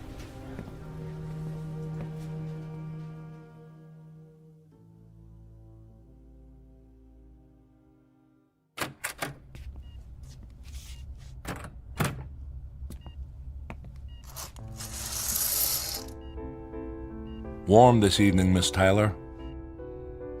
Hello, Doctor. I thought it was warm. I couldn't be sure, though. I expect you're uncomfortable under all those bandages. Oh, I'm used to bandages on my face. Sometimes I think I've lived my whole life inside a dark cave. The walls are gauze, and the wind that blows in from the mouth of the cave always smells of disinfectant. There's kind of a comfort, though, Doctor, to living in this cave. It's so wonderfully private. No one can ever see me. It's hopeless, isn't it, Doctor? I'll never look any different. That's hard to say. Up to now, you haven't responded to the medication or to the shots or any of the proven techniques. Frankly, you've stumped us, Miss Tyler. Nothing we've done so far has made any difference at all, but we are hopeful of what this last treatment may have accomplished. Unfortunately, your case is one that can't be handled with plastic surgery. Bone structure, flesh type, many factors prohibit this kind of approach, and... This is your 11th visit. No more after this, are there? No more tries? 11 is the maximum number of experiments. No more are permitted after 11. Now what? Well, you're kind of jumping the gun, Miss Tyler. You may very well have responded to these last injections. There's no way of telling till we get those bandages off. But if I haven't responded, then what? There are alternatives. Like? Don't you know? I know. You realize, of course, Miss Tyler, why these rules are in effect? Each of us is afforded as much opportunity as possible to fit in with society. Doctor, may I walk outdoors? May I sit out on the lawn just for a while, just to smell the flowers, just to feel the air, just to make believe, Doctor, to make believe that I am normal. If I sit outside in the darkness, then I know that the whole world is dark. I'm more a part of it that way, not just one grotesque, ugly, deformed woman with a bandage around her face, with a special darkness that belongs just to her. I want to belong. I want to be like other people. Please help me, Doctor. You're not alone, Miss Tyler. You realize that, don't you? There are many others who share your misfortune. One of the alternatives, should this last treatment prove unsuccessful, well, it would be to simply allow you to move into a special area in which people of your own kind have been congregated. People of my own kind? Congregated, Doctor? You don't mean congregated, you mean segregated. You mean imprisoned. You're talking about a ghetto now. A ghetto designed for freaks. You know what everyone calls them, Doctor? Ugly camps. They're camps for ugly, deformed freaks like me. Miss Tyler, the state is not unsympathetic. Your presence here in this hospital attests to this. But you're not being rational. You can't expect to live any kind of life amongst normal people. I could try. I could wear a mask or this bandage. I wouldn't bother anyone. I'd just go on my own way. I'd take a job, any job. Who are you people anyway? What is this state? Who makes up all the rules and the statutes and the traditions? The people who are different have to stay away from the people who are normal. Well, the state isn't God, Doctor. Miss Tyler, please. The state is not God. It hasn't the right to penalize people for an accident of birth. It hasn't the right to make ugliness a crime. Doctor, look. If I walk over here by this window... Careful, Miss Tyler. No, I can feel the night out there. I feel the air. I can smell the flowers. Please. Please take this bandage off me. Please take this off me. Take this off me! No, Miss Tyler, don't tear at the bandages. You could do serious damage to the work we've done. Nurse! I could use help here.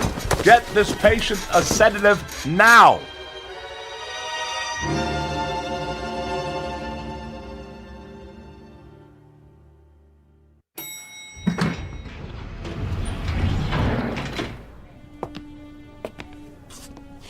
Excuse me, nurse?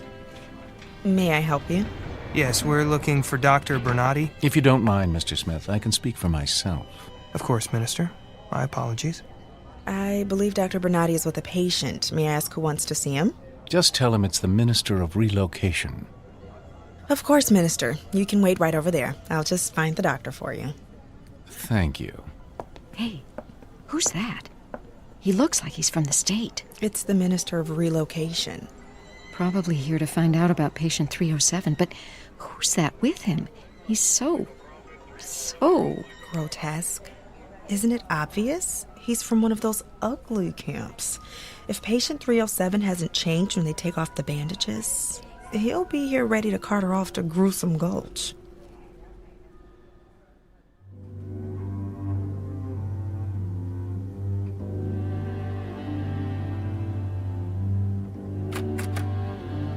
Miss Tyler?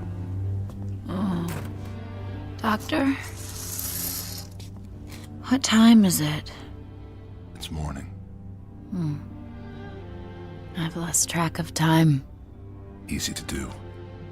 Those bandages keep you from seeing the daylight. Plus, we've kept you mildly sedated since your outburst a couple of days ago. You slept much of the time. Oh, is today the day? Yes. When? You're scheduled for 12 noon. Miss Tyler. Yes? After I remove your bandages, regardless of the outcome, I must insist that you promise to remain rational. No tantrums, no temperament. You understand? Yes. Now, having said that, I want to tell you that you have every reason to be optimistic. You've been fortunate enough to take advantage of some pharmaceuticals that were just recently developed in state laboratories. They've done quite well under testing conditions. Your chances for a successful treatment are very promising. So, let's just keep a hopeful outlook. All right? I'll try, Doctor. Dr. Bernardi, I'm sorry to interrupt. May I speak with you a moment? Of course. I'll see you later, Miss Tyler. All right, Doctor. What is it, nurse? The Minister of Relocation is here to see you. The Minister of... What does he want? He didn't say. I'd better not keep him waiting. You can show him to my office, nurse. I'll let him know.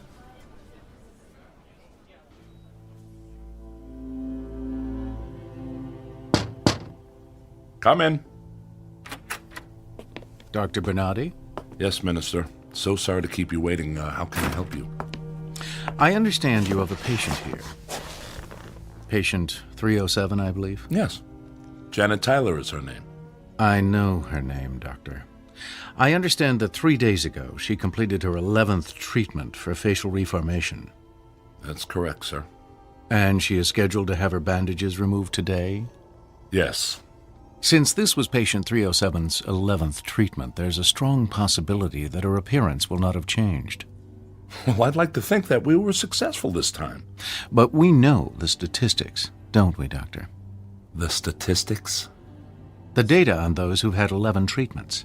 Only 18 people have ever undergone that many. And of that number, only 2 are successful. That's why I brought Mr. Smith along with me today. How do you do, Doctor? Mr. Smith? Are you familiar with the ugly camp in the north, Doctor? We prefer to call it a relocation village, Minister. I'm sure you do. I'm familiar with it. Mr. Smith here is to escort patient 307 there, should her appearance remain unchanged. Shouldn't we wait until the bandages have been removed before making a decision like that? Experience has shown us, Doctor, that immediate exclusion is best for the patient. If 307's condition remains unchanged, Mr. Smith will ensure that her removal is swift and peaceful. So the only option for her is segregation? We prefer to think of it as a repositioning, a transfer, if you will, to a place with others of her disability. But to answer your question, the only other alternative for undesirables is extermination.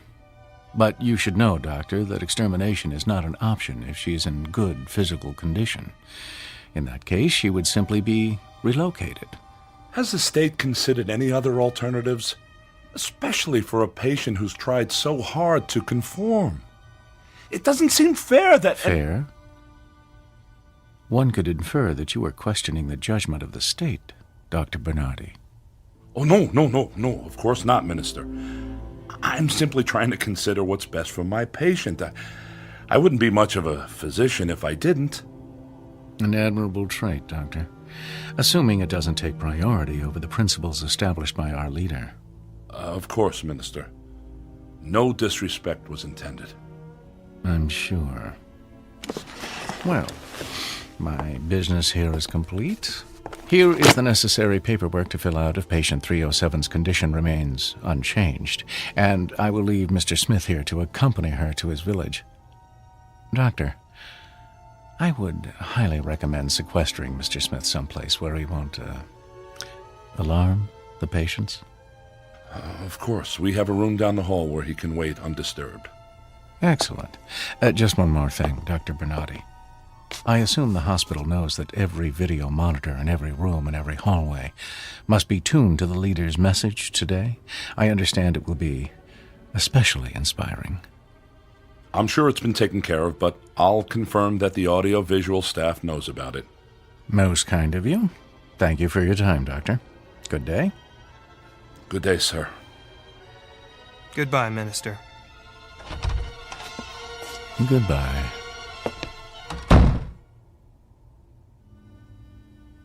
I'll show you to a room where you can wait, Mr. Smith. Thank you, Doctor.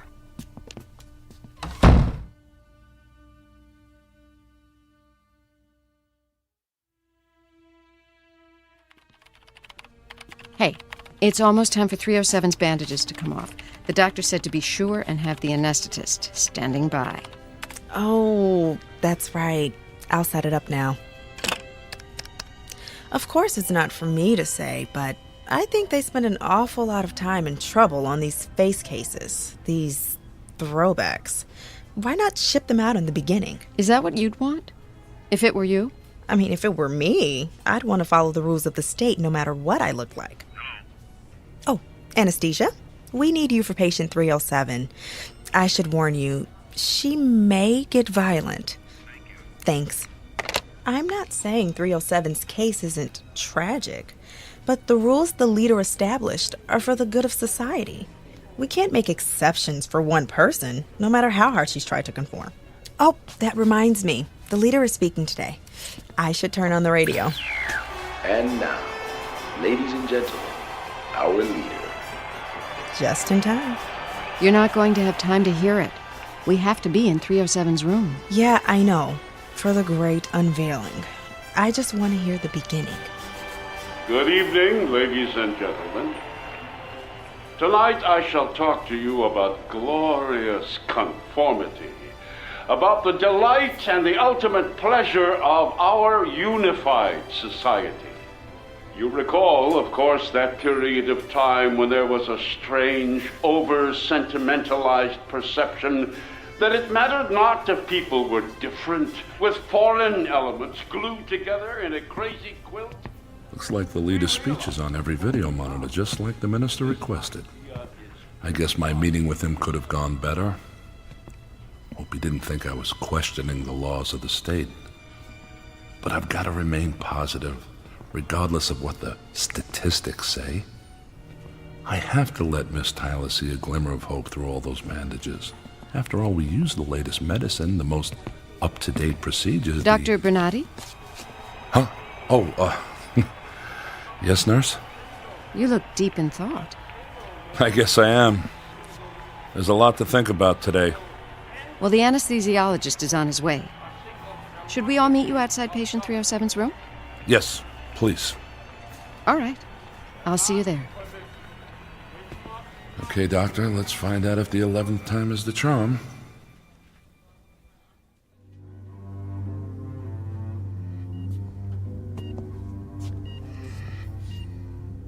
Hello, Miss Tyler. Hello, Doctor. There are others with you. It's time, isn't it? It's time. How are you feeling? Oh, I'm frightened. This is my last chance, Doctor. My last chance. I understand, but let's stay positive, all right? Now, I'll tell you precisely what I'm going to do. I'll start to unwind the bandage very gradually. See, the process has to be slow so that you can become accustomed to the light. As you know, the injections may have had an effect on your vision. Now, as I unwrap, I want you to keep your eyes open. And I want you to describe to me the different shadings of light as you perceive it as each layer of bandage comes off. All right. Now, if you make any sudden movements or start getting emotional on us, Miss Tyler, I'm going to have the nurses hold you down and have the anesthesiologist put you under sedation. Is that understood? I promise I won't. All right, then. Nurse, may I have the scissors? Here you are, Doctor. All right, Miss Tyler. I'm going to remove the first layer of bandages now. There. Do you see any light? Oh, just a little. It looks gray. All right, now. Just be very quiet. Now, Miss Tyler? Oh, much brighter. Very bright. A bit more now. How about now? Oh, it's bright. It's very bright. Good. Just a little more. I'm at the last layer now, Miss Tyler. Oh, I can just distinguish your outline, just vaguely, but I can see you. Do you want a mirror? No, thank you, no mirror. All right. I'm going to remove the last bandage now. Are you ready? I'm ready.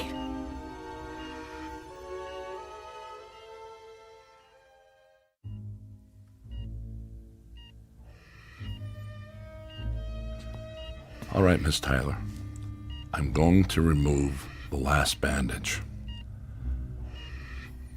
I want you to remember something, please. Miss Tyler, we have done all we could.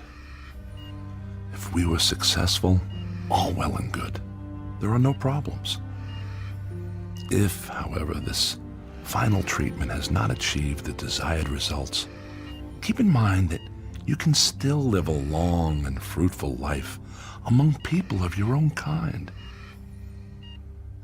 All right, Miss Tyler, remain very quiet, please. Keep your eyes open. I'm about to remove the last of it. I wish you every good luck. There. That's the final. Oh, no change. Her face has not changed at all. Oh no!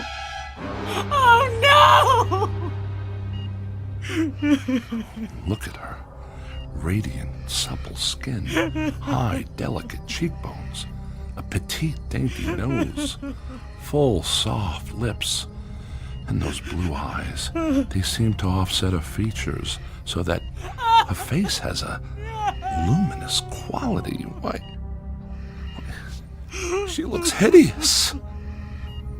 Oh, God. I really haven't changed. Not at all. I'm afraid not. You look exactly the way you did before the treatment. Oh, no, no, no, no, no. Now, Miss Tyler, you need to calm down. Let me get you something. I don't get it. I just want to look normal. After 11 treatments, she still doesn't look even remotely like the rest of us. There's no bony mass protruding over the left eye, no swollen, distended upper lip. Is that really so much? Where's the sack of spongy, discolored flesh hanging from the right ear or the peeling, blotchy skin? But why don't I look like everybody? And a nose? I can't Is it answer that, gnawed Miss and Tyler. pushed to the side like it should Sometimes be? we can't explain why things like this happen to certain people. No! No! It's not fair! Miss Tyler, I warned you. But I've tried, Doctor. You understand. You know how hard I've tried. Can't they make an exception? I've had 11 procedures. The maximum number. Can't they see that I've tried to conform, to be a part of normal society? Doesn't that count for anything? I don't make the rules, Miss Tyler. Now please, sit down. We've arranged for you to stay in a place with your own kind. No! No! I won't go! Let me out of here! Oh! Ah!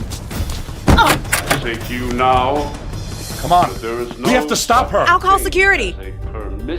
She's running toward the elevator. Stop her. Stop that woman. Don't let her get away. The door's closed in time.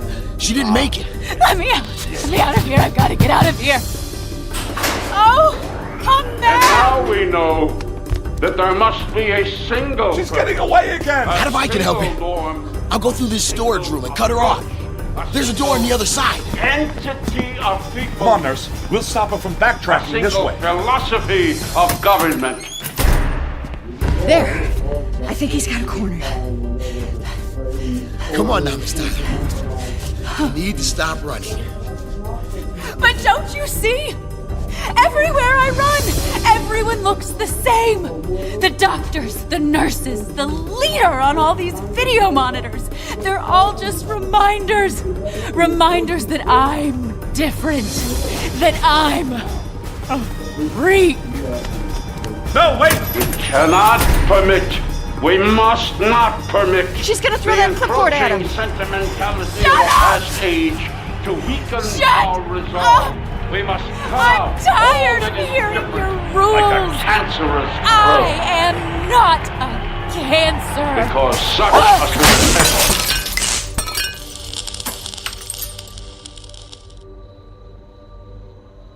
Is everybody okay? Yes. I'm fine. I'm fine. She's getting away again. Come on.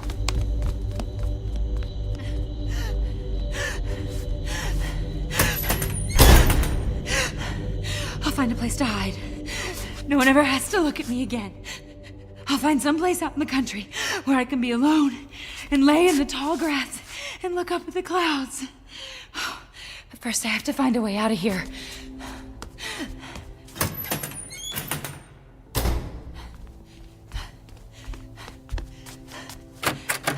Oh, this is just some kind of waiting room. Oh, excuse me. Oh, get away! I won't hurt you, I promise.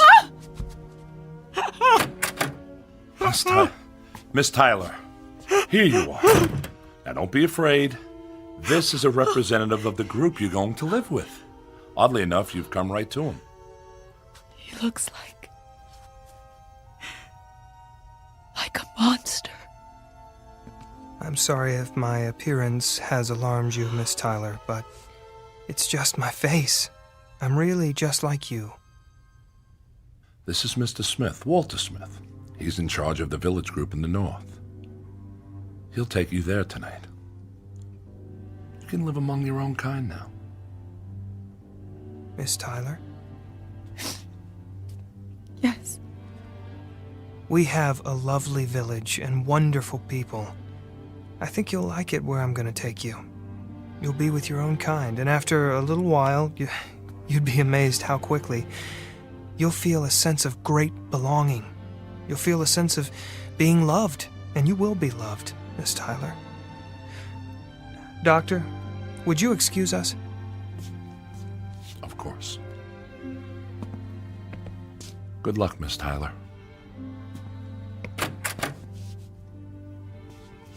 Miss Tyler? Yes. I'd like you to look at me. I can't. Please, Miss Tyler. I'm looking at you right now, without turning away. Won't you do me the same courtesy? All right. Thank you. Now, what do you see? I see clear brown eyes. Smooth, tanned skin. A trim, straight nose. A firm, square jaw. I see someone who looks different. That's right. You see someone who understands how you feel. Miss Tyler, I can take you to a place where it doesn't matter if you look different. Mr. Smith, why are some of us born so ugly? I don't know, Miss Tyler. I really don't know. But do you know something? It doesn't really matter. There's an old saying, a very, very old saying. Beauty is in the eye of the beholder. When we leave here, when we go back to the village, keep that in mind. Try, Miss Tyler. Say it over and over in your mind. Beauty is in the eye of the beholder. Come on now. We'll get your things and we'll leave.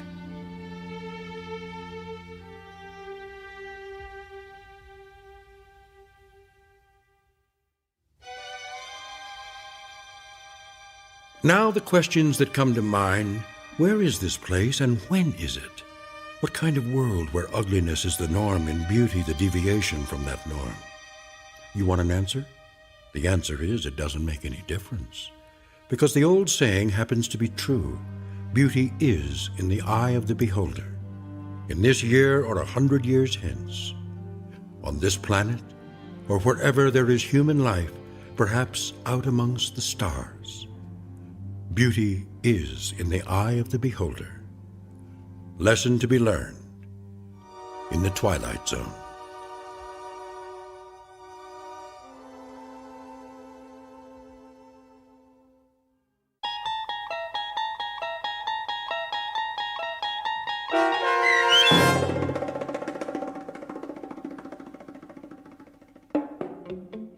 Eye of the Beholder, starring Virginia Williams, with Stacy Keach as your narrator, was written for The Twilight Zone by Rod Serling and adapted for radio by Barry Rickert.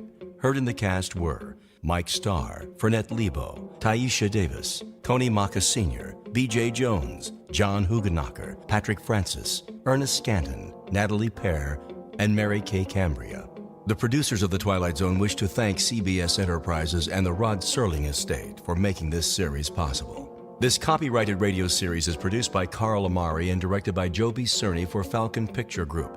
Sound design, custom Foley effects, recording, and editing are produced in the Cerny American Sound to Picture Theater by sound designers Craig Lee and Todd Beyer.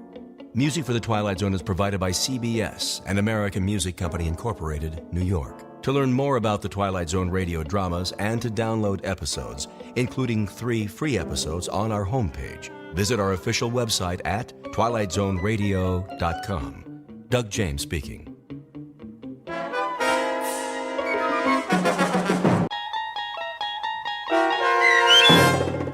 The Last Rites of Jeff Myrtlebank, starring Robert Knepper with Stacy Keach as your narrator, was adapted for radio by Dennis Etchison and written for The Twilight Zone by Montgomery Pittman. This copyrighted radio series is produced and directed by Carl Amari and Jason Mallow for Falcon Picture Group. Doug James speaking.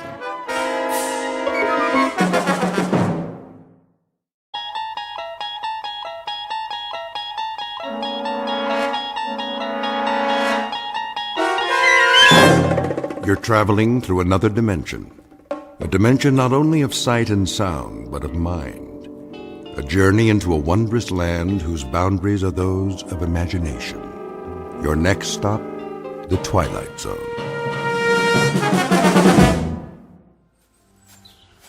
Come on, let's take a look in the window. How are we gonna do that? Climb up. Aw, just sneak in. Not me. I ain't going to church. No Sunday school today. We could open the door and take a peek. Nah, we couldn't see him. Where is he? In the box, in front of where the preacher's standing. I thought he was supposed to be in a coffin. Silly fool. That's what the box is, a coffin. Oh, I gotta see that. Yeah, me too. But I told you, we gotta look in the window. What are we gonna climb up on?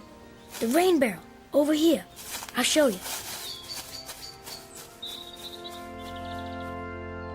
Thank you, Sister Ruth. That was mighty fine playing.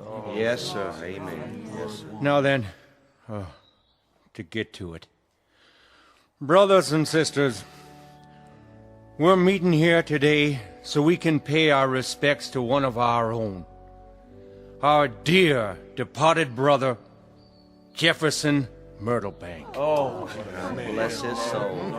There's his family. Yep, you all know him. His pa, Reverend Siddons, Henry, and his ma. Very fine. Thank you, Reverend. God bless you, Ethel.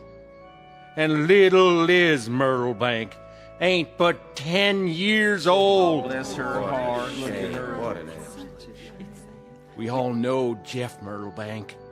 He was a good boy. Yes, fine young man. A real good father. That he was, Miss Gatewood. Oh, Mama. Take my hanky, Comfort. Comfort Gatewood, you go ahead and mourn for that fine, fine young man that's laid out in his coffin. There wasn't none better in these parts. Not a one. Not a one. Absolutely. Oh, he didn't always show up here on Sundays, but nobody ever saw him at the bootleggers on Saturday night either. As they come. No. But the Lord giveth, and he taketh away. And no man knoweth the reason. As it's written. We're all gonna miss this strapping youth. The good Lord must have had a powerful, powerful reason to take him so young in life.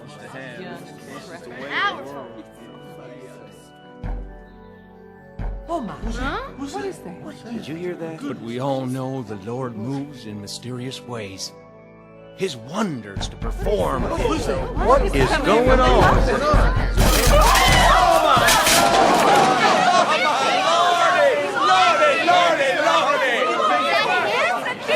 Look! It can't be! Is that him? Big as life. What in the... Who put me in this here box? He's alive! It's a miracle. It's the devil's work. Praise God! Praise God! Hallowed be thy name!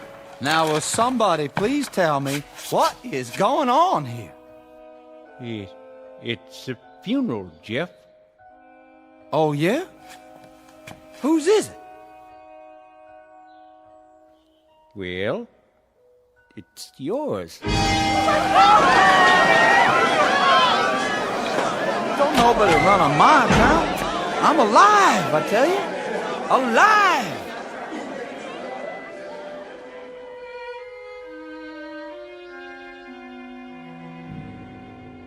Time, the mid-1920s. Place, the Midwest. The southernmost section of the Midwest, in the state of Arkansas, to be exact. This particular area hasn't changed much since the Civil War, though progress has brought an easier way of life to some, provided it doesn't cost too much to achieve that progress. The church is a simple one-story wood-frame building. It hasn't been painted for some time, and there's a chimney in the roof for winter heating. The faithful come to this church on foot, a few in their Model Ts, and some still in horse-drawn wagons, for this is a population that can't afford to change with the times. They're all hard-working, God-fearing folks who believe in the good book, and today they've come to say goodbye to one of their own, a certain Mr. Jeffrey Myrtlebank, age 26.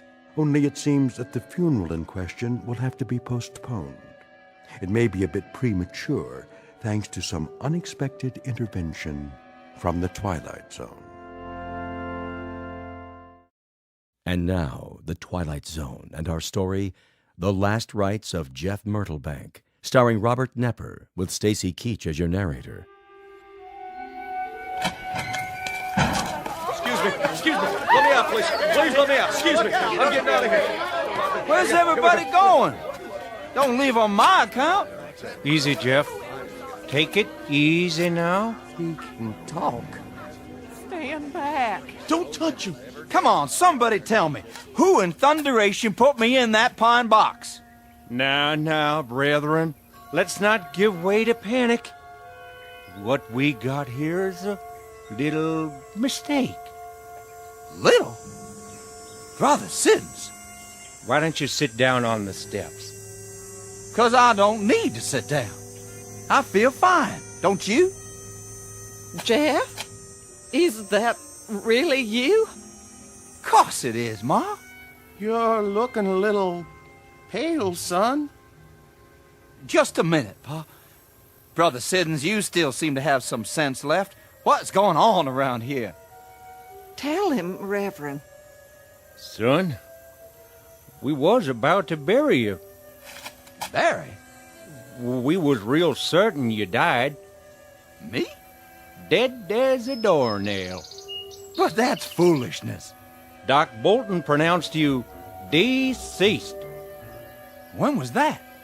Oh, day before yesterday. That's right, son. Hold on, Pa. Doc, why would you go and do a thing like that? Well, now, your heart stopped beating. Yes, sir, it sure did. I was at your bedside. We all were. My heart? But it couldn't have. It's beating right now. Here, feel it. It wasn't but 2 days ago. You was sick, son. Real sick. He's speaking the truth, Jeff. I'm sure glad you didn't embalm me. A miracle is what it is. How do you feel now, boy? Pretty good, I guess. Kinda weak, but rested, like I had a good night's sleep. Hungry, though. Real hungry. I could about eat a bear, hide and all. Reckon you should be hungry. Ain't et for 3 days. Well, don't look so surprised, Ma. You too, Pa. It's me, all right? It surely is, boy. I'd know my Jeff anywhere. Hope you got a good supper on the stove. You sure it's him, Ma? Little Liz, what's the matter? Don't you know your own brother? You're not thinking I'm a ghost, are you? Ma, don't go touching her just yet. Well, I'll be double-dogged. My own folks is afraid of me. How about the rest of you? Comfort? You here, too? Jeff, I don't rightly know what to say. Now just you hold off from touching my sister. What for? By dang, I'll bet she ain't scared. Not the man she's gonna marry. Maybe Orkram is right. Hold back your touch now. That the way you feel? Comfort? Well, I don't know. I reckon maybe you are, at that. Little Liz, where are you? Let go of Ma's skirts. You're not as scared of me, are you, honey? Well... Lizzie?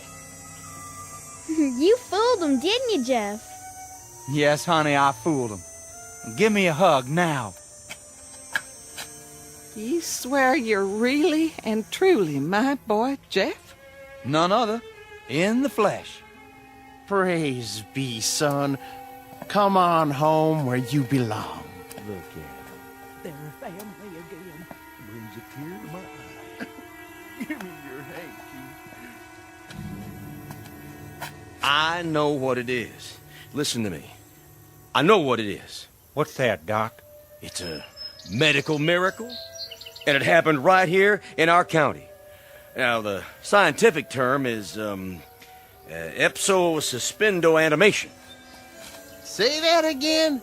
Very rare. In fact, there have been only, let's see now, 30 cases in the last 1,500 years. You sure you ain't trying to cover up your own miscalculation, Doc? I never heard of no sickness like that. Not likely you would. 30 cases in 1,500 years, and all of them in Europe. But everybody's going to hear about this one as soon as I write it up for the medical journal. I don't know if I want to be famous, Doc. Can't we just keep this twixt ourselves? Best thing you can do is to stop trying to slander my name and get this boy home. I do feel kind of weak. Give him a bowl of soup. Put him to bed. He's gonna need his rest. Bless you, Doc. We'll do that. Come on now, Jeff. We're going home. Soon as I crank the car. If I could just sit down for a minute. Oh, you go ahead, son. Right here on the running board.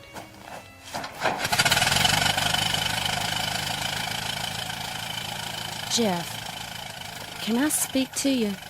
Go ahead. Sorry I acted funny. It was so sudden. You're taking sick and all. I like to cry my eyes out. Did you? But now, I don't have to cry anymore, do I? Not one bit. I just want to say, it sure is nice to have you back. Well, thank you kindly, Comfort, honey. But you know something? What's that, Jeff? Truth be told, I ain't never been away.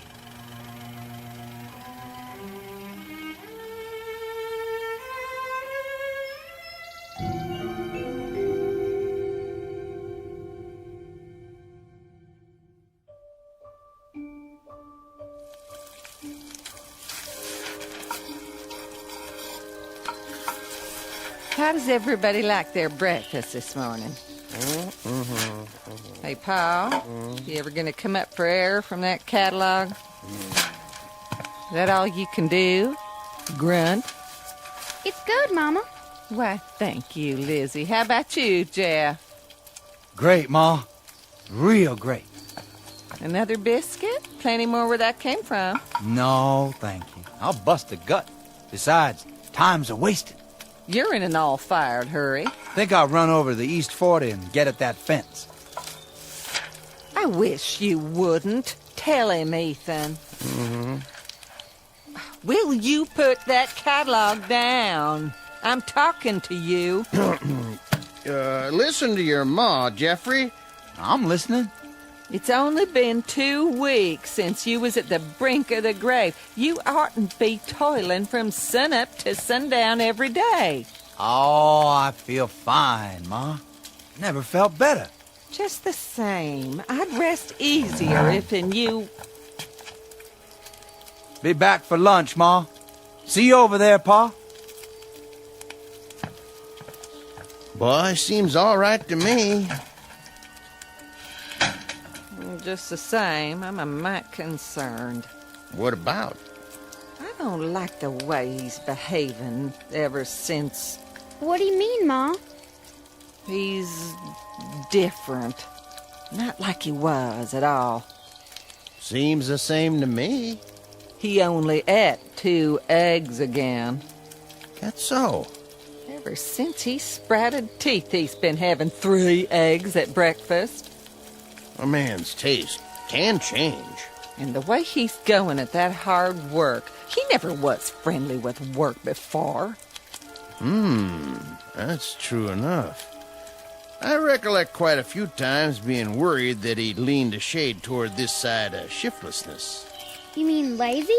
Not exactly. Just not very interested. But since his sick spell, he's been in there pulling his share like he's trying to catch up for a year of back work. It ain't like him at that. No, it's sure not. What are you waiting on, Big Ears?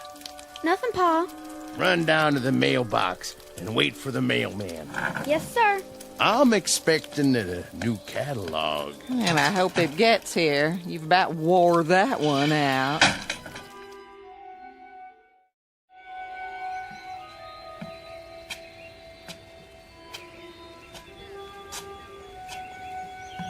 Hello there, Peters.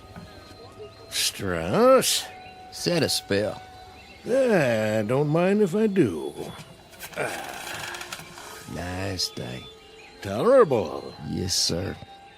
A good day to be alive. Yep. Especially if a man weren't alive. Before. And who might that be? Well, now ain't but one in this town. That's the truth. What if he was your'n? Well, sir, I wouldn't want to go to sleep in a house with that boy around. Oh, no. They say he's taken to fiddling with things now. That right. What kind of things? Axes, plows, cutting blades of all type and description. Well, what do you know? Jackknives, hunting knives, you name it. Ain't that something, though? He was always such a good boy. Good is as good does. No telling what he's gonna do next. Gents? Hello, Doc. We was just discussing the Myrtlebank boy. What about him? We're just wondering about him. Guess you've heard how peculiar he's been acting lately. I've heard. I'm not one to pass along gossip. Why don't we just come out and say it? We're all thinking the same thing. You say it, Petey. You got the floor. All right, I will. How do we really know that the man who got up and crawled out of that coffin is still Jeff Myrtlebank? Now, that's crazy. Is it? If I were you, gentlemen, I wouldn't spread this kind of talk. It could cause trouble. And what kind of trouble is that? My grandmother, rest her soul, she used to tell me about evil spirits roaming round the world trying to find a body to take over. She said they could steal a corpse sometimes before a man was good and dead. Just like that. And you know something? I believed her then, and I believe her now. That's enough. This is dangerous talk. Though I confess, it does throw a little dry kindling on the fire. It's been smoldering in my brain ever since that day at the church. So what do you figure we should do about it? Nothing to do. Just keep your ideas to yourself for now, or you'll get people all riled up. We need proof. And that's what we don't have yet. Good day to you, gents. Day. Be seeing you, Doc.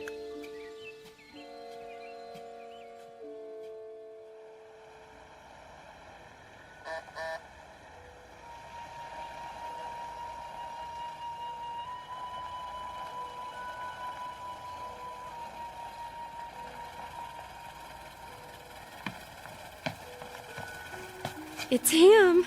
Get away from the window, girl. I knew he'd be by. Comfort's right. It is him. Dag nabbit. Now's the time to tell him. Right to his face. I won't. Now, I am a grown woman. Almost. And you can't tell me who to see. Maybe Orgrim is right, dear. Leave me alone. But you know what everyone in the county is saying about that boy. Well, he's not calling on the county. He's calling on me. You're just plain rotten stubborn. You married that one, and I'll bet all your kids are born with horns on their heads. Orgrim. Oh, he's at the door. Okay, you two go in the kitchen and let me entertain my young man. Mind how you do that, little sister. We'll be listening. Come along. Comfort's entitled to her privacy.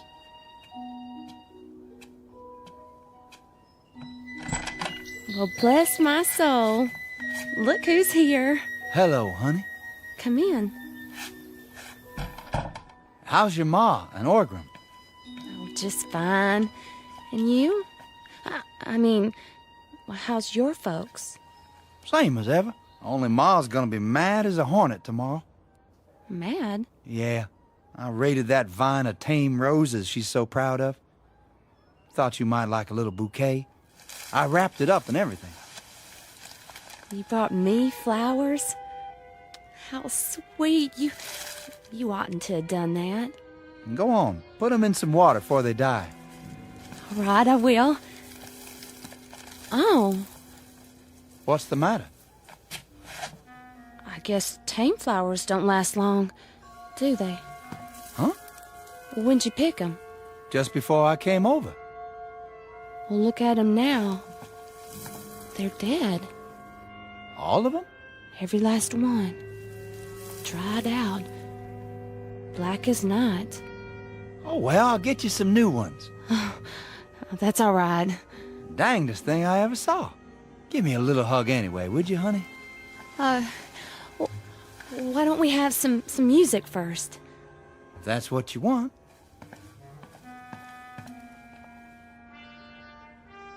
I'll wind the Victrola. You do that. And pick out a record you like. We bought a new blue yodel last week. Did you? Yeah, it's real pretty. You mean, like you? Oh, silly. You'll like it. Here, let me play it for you. Can we dance to it? Oh, just you wait now. Comfort, honey. Don't. What'd I do? Nothing. Only don't go try touching me. I thought you was my girl. I'm sorry, Jeff. It's just that the way those flowers died. What about them? Maybe you've got poison on your hands. That ain't what's bothering you. Yes, it is. I get it everywhere I go. I can let it go by from other folks, but not from you. I'm getting mighty sick and tired of being treated like one of them vampires. Oh, I didn't say that. Now, are you my girl or aren't you? If you are, give me a kiss. Jeff, no, please.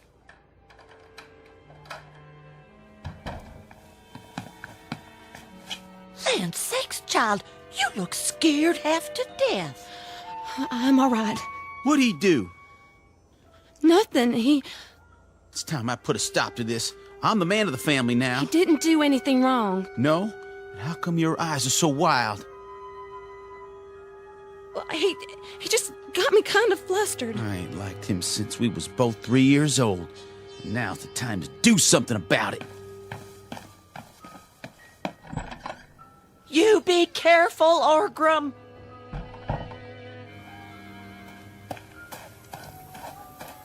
Jeff! What do you want? I don't want you hanging around here no more. Let me give you some advice, Orgrim. I'm pretty mad right now. I ain't mad at you in particular, so it'd seem a shame if you got in my way and I took the whole thing out on you. You threatening me? That the way you take it?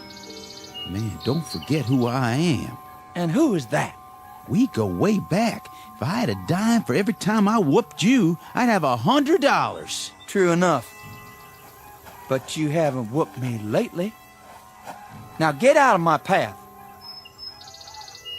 Make me. If that's the way you want it.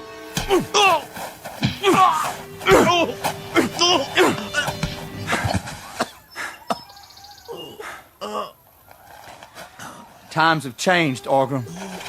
Times sure have changed.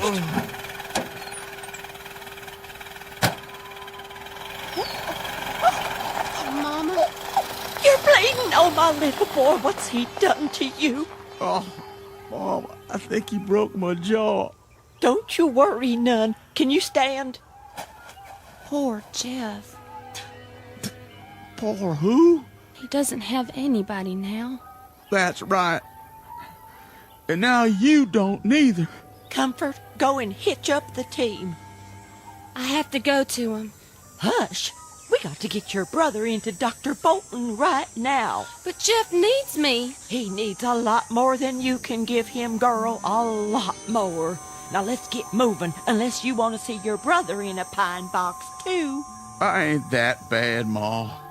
No, but if somebody doesn't stop Jeff Myrtlebank in his tracks, this whole town's headed for trouble.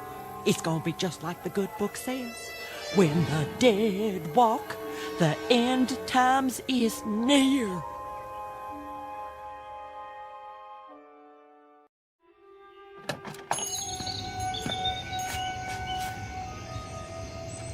Easy with him now.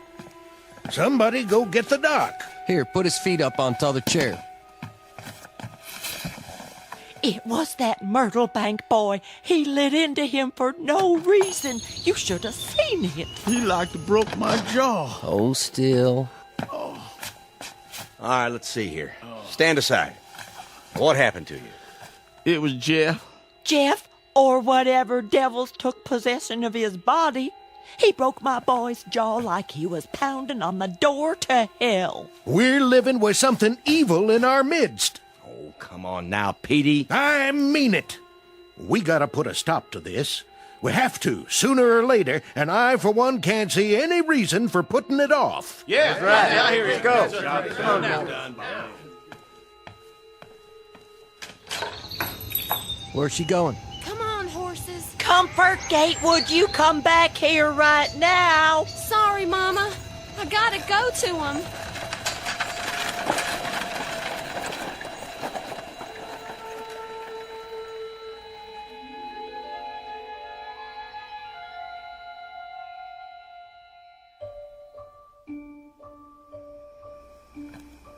How was your dinner, son? Good as usual, Ma. You're the best cook for miles around. Oh, now. It's true. You know just how to make it. Jeff, you help your sister with her homework. I don't have any, Ma. Yes, you do. Reading and writing and your numbers. But, Ma... Rest a while, Lizzie. I gotta smoke my pipe first. Not in here, if you please. Your pa's tobacco is bad enough. Be back in a minute.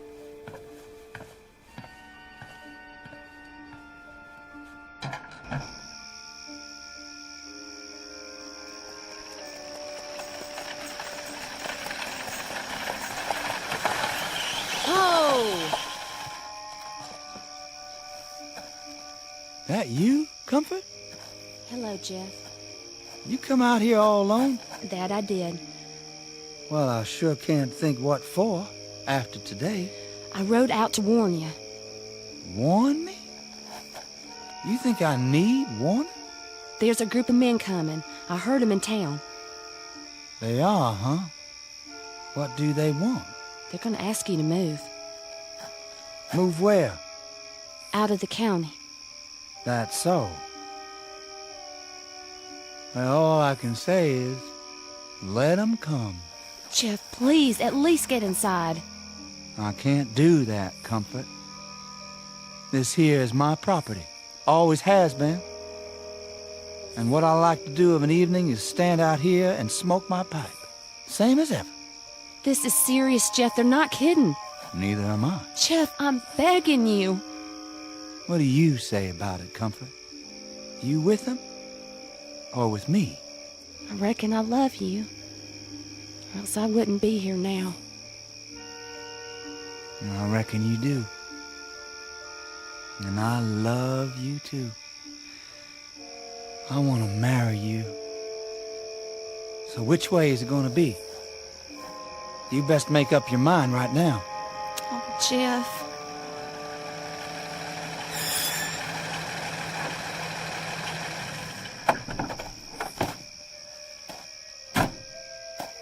There he is. All the girls with him. So this is where she took the wagon. I should have figured. Let's stick together. We know what we're going to do, right?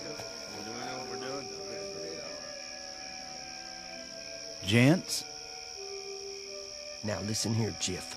You get on home, Comfort. Don't be telling me what to do, Organ. Well, might late to be driving all this way out here, ain't it? Jeff, we want to talk to you. You know this is private property, don't you? Now hold on. We come here to speak our piece as a committee. You did, huh? Yeah, we're speaking for the town. We all talked it over, and we reached a conclusion.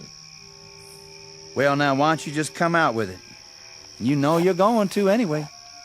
Well, our conclusion is Jeff Myrtlebank is dead. We don't rightly know who you are or where you come from. But we think you stole Jeff's body. 'Cause Jeff sure couldn't have whooped me all by himself. Time to fess up. What do you say? I'm waiting to hear what Comfort has to say. I asked her a question just now. She ain't answered yet. This ain't about her. Come over here by me, Comfort.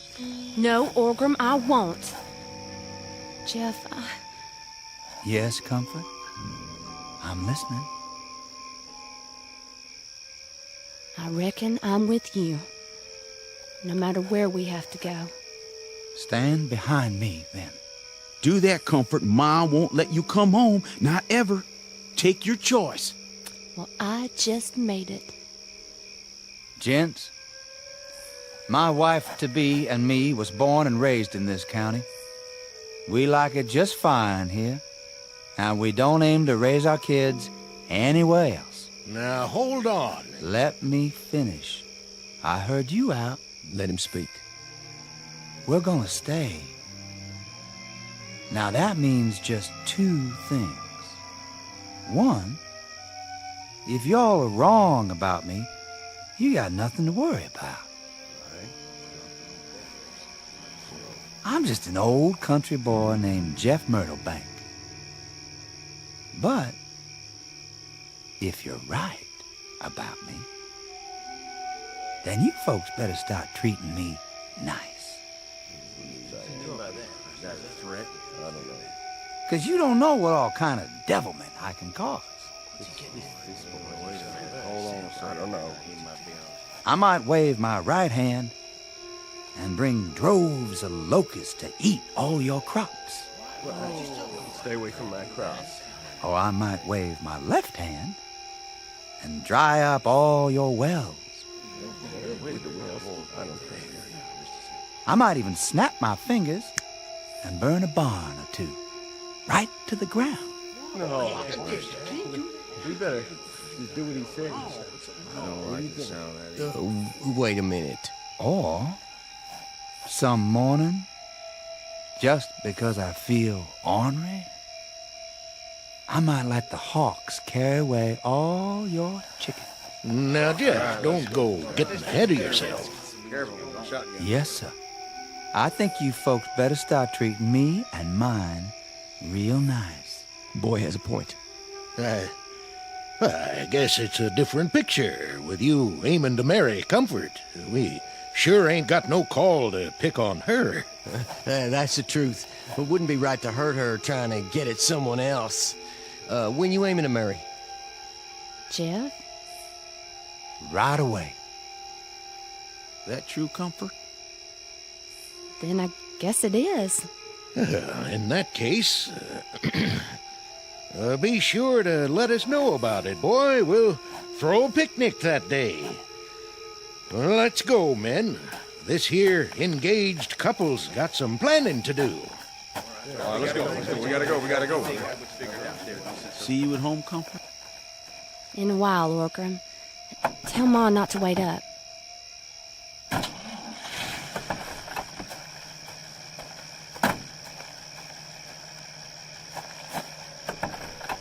I guess things are gonna be different now, aren't they, Jeff? Sure are. Something the matter? No, my pipe just went out. Where's my matches? Right here in your shirt pocket. Oh. Can I ask you one question? Sure, honey.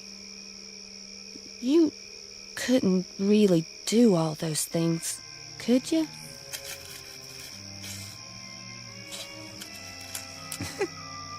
Well, what do you think? I hated to lie to him that way. But sometimes you have to cope with trouble soon as it comes up, before it gets out of hand. Jeff. Hmm? How'd you do that? Do what? Like that match. You didn't strike it on anything. It just lit. All by itself. Was that a magic trick? Nope. Well, then what was it? Honey, one of the first things you're gonna have to learn is to stop imagining things. If you say so, Jeff. Now, come on. Get in the wagon and I'll drive you home. but how will you get home? It's a long walk. Oh, I won't have to walk. What are you gonna do? Fly? It's dark and... Don't you worry about it, honey. I'll think of something.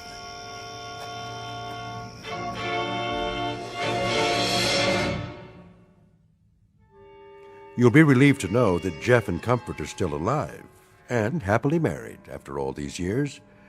According to the history books, their only son went on to become a United States Senator. He was considered an uncommonly shrewd politician who never lost an election.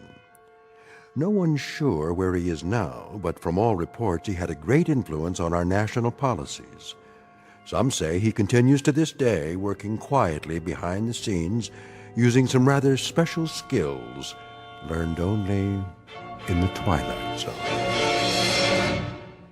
The Twilight Zone continues in just a moment. You are about to enter another dimension, a dimension not only of sight and sound, but of mind, a journey into a wondrous land of imagination. Next stop, the Twilight Zone. Hi, this is Stacy Keach. I'd like to take a moment to tell you about our Twilight Zone website at twilightzoneradio.com. At twilightzoneradio.com, you'll find the latest information on these Twilight Zone radio dramas, including behind-the-scenes photographs, plus the newest product releases, trivia contests, ways to contact us, other Twilight Zone-related info and merchandise, plus links to other fascinating websites. So make your next stop twilightzoneradio.com. Visit twilightzoneradio.com to purchase these Twilight Zone radio dramas on cassette and CD, or call toll-free 1-866-989-ZONE. That's 1-866-989-9663.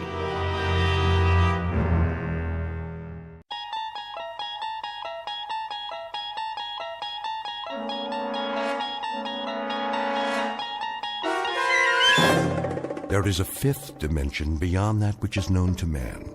It is a dimension as vast as space and as timeless as infinity. It is the middle ground between light and shadow, and it lies between the pit of man's fears and the summit of his knowledge. This is the dimension of imagination. It is an area which we call the Twilight Zone.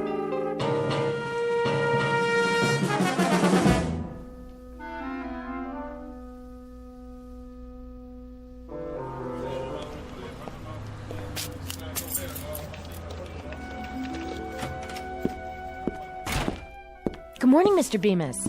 Oh, hello, Cheryl. How are you today? Fine, just fine. You're on time, I see.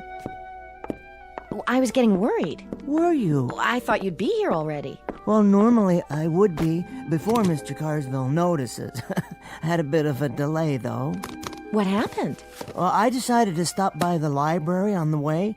A few books, to return. But they've changed the hours. They have? Yes.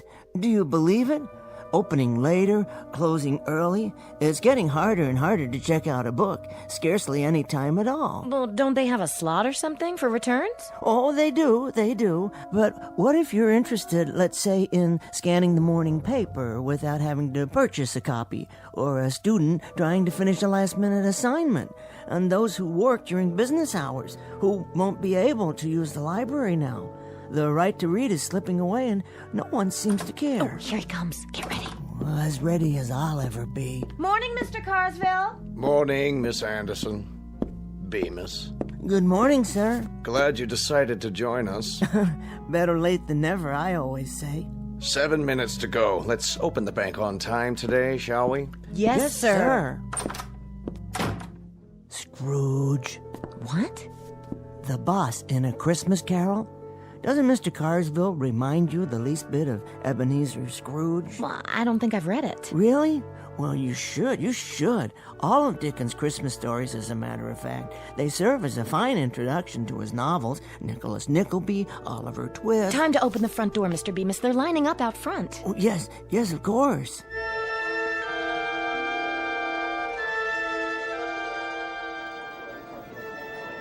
Thank you, Mr. Williams. Thanks, Cheryl. You've been very helpful. Have a nice day. Marvelous. Yes, indeed. Well, Oh, hello, Mrs. Chesters. Nice to see you. Is this window open or not? What? Oh, of course it is. Sorry. I'd like to make a withdrawal. Certainly. For how much? There's the slip right in front of you. Can't you see? Yes, I see it now. Mrs. Chesters, have you ever read David Copperfield? How's that? Wonderful book. Here's this poor little fellow whose father has passed on, and his mother has remarried a miserable man named Murdstone. Can you believe that name? And Murdstone has this sister, Jane, and... Mr. Bemis, you shortchanged me again. I did? Oh, my. You owe me $1 more. There's only 24 here. I should have 25. Quite right, quite right. I'm truly sorry, Mrs. Chesters. I thought there were 5 ones. Here you are. Now then, there's another character in the book named Micawber, Mr. Micawber. He's always being taken off to debtor's prison. You read too much. I do? Perhaps if you didn't, you wouldn't need such thick glasses. There's a wonderful woman in it, too, named Peggotty. She's David's nurse, and... This is a bank. If I wanted to know about books, I'd go to a library. Well, you see, the library's hardly open anymore, so I'm afraid you'd find that you... Mr. Bemis. Yes, Mr. Carsville. I wonder if I might see you in my office. Now, Bemis.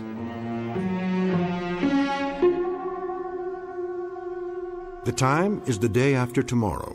The place is anywhere, so long as it can accommodate a bank, a main street, and a library, along with a myopic little man with Coke bottle glasses named Henry Bemis. The gentleman in question has only one passion in life, and that is to read. Mr. Henry Bemis, conspired against by browbeaters and henpeckers, and by clocks whose hands waggle disapprovingly and always disallow the moments he'd prefer to spend on his favorite pastime. Today, however, Mr. Bemis will finally have his chance to read anything and everything, in a world much different from the one he knows now. A world without bank presidents, a world, for that matter, without anyone at all, located in a place called the Twilight Zone.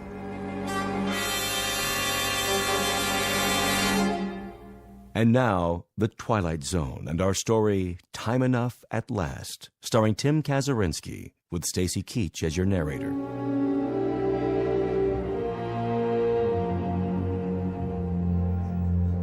Did you hear what I said, Bemis? Why, certainly, Mr. Carsville.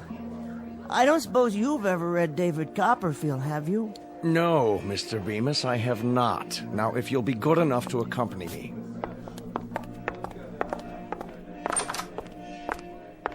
Now, Bemis. Yes, sir? I shall come to the point of this interview. I shall arrive in the following manner. What constitutes an efficient member of this organization? Viz., a bank teller who knows his job and performs it, i.e., an organization man who functions within an organization. An outstanding book. What?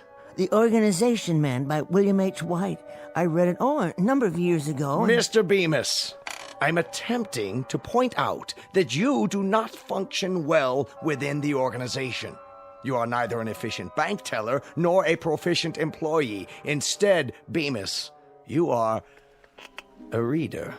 So I am... A reader of books, of magazines, periodicals, newspapers, pamphlets, brochures, catalogs, advertisements, tracts. And chapbooks and broadsides and instruction manuals. Oh, all sorts of things. Whatever I can lay my hands on. Ad infinitum. That's precisely my point. When you're waiting on customers, you have an open book in your lap. Don't deny it. When you're balancing the daily tally sheets, one eye is on a printed page. I see you going into the vault downstairs during your lunch hour, book in hand. Well, sir, with all due respect, it was my understanding that when I'm off the clock, my time is my own, in a manner of speaking. Indeed it is. A very important point.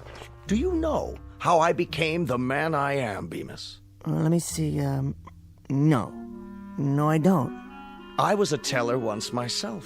Hard to believe, I know. A good teller, I'm proud to say. became what I am today because I spent my lunch hour in the following manner. 5 minutes for a sandwich, 2 minutes milk, 1 minute cookie, then 52 minutes spent studying. And do you know what I studied, Bemis? I can't say that I do. Finance and banking. Is that so? On your lunch hour? My. I practiced adding up figures, subtracting, dividing, compounding interest, and after 21 years passing through the ranks, do you know how I wound up? Well... I wound up as president of the bank. So you did. Ultimatum, Mr. Bemis. You will henceforth devote your time to your job. And that means forget about reading, or you'll find yourself outdoors on a park bench reading from morning to night for want of a job. Do I make myself perfectly clear? Oh, yes, quite. Good. It's just that... Just that what, Bemis? Make it quick and then get back to your teller's cage. It's, well, my wife. What about your wife? I think she's taken up yoga. Now see here. She must have, or some similar form of self-denial. And now she expects me to live by the same philosophy. What philosophy? No bookcases, no magazines on the table, nothing at all. You see, she doesn't allow me to read at home. Oh, of all the... Nope, not on the premises. When I come home at night and pick up the evening paper, she yanks it out of my hand before I have a chance to open it. And then after dinner, when I try to look at a magazine, to relax, you understand, she's already hidden them away somewhere. It's gotten so bad that I find myself reading the labels on condiment bottles at the dinner table.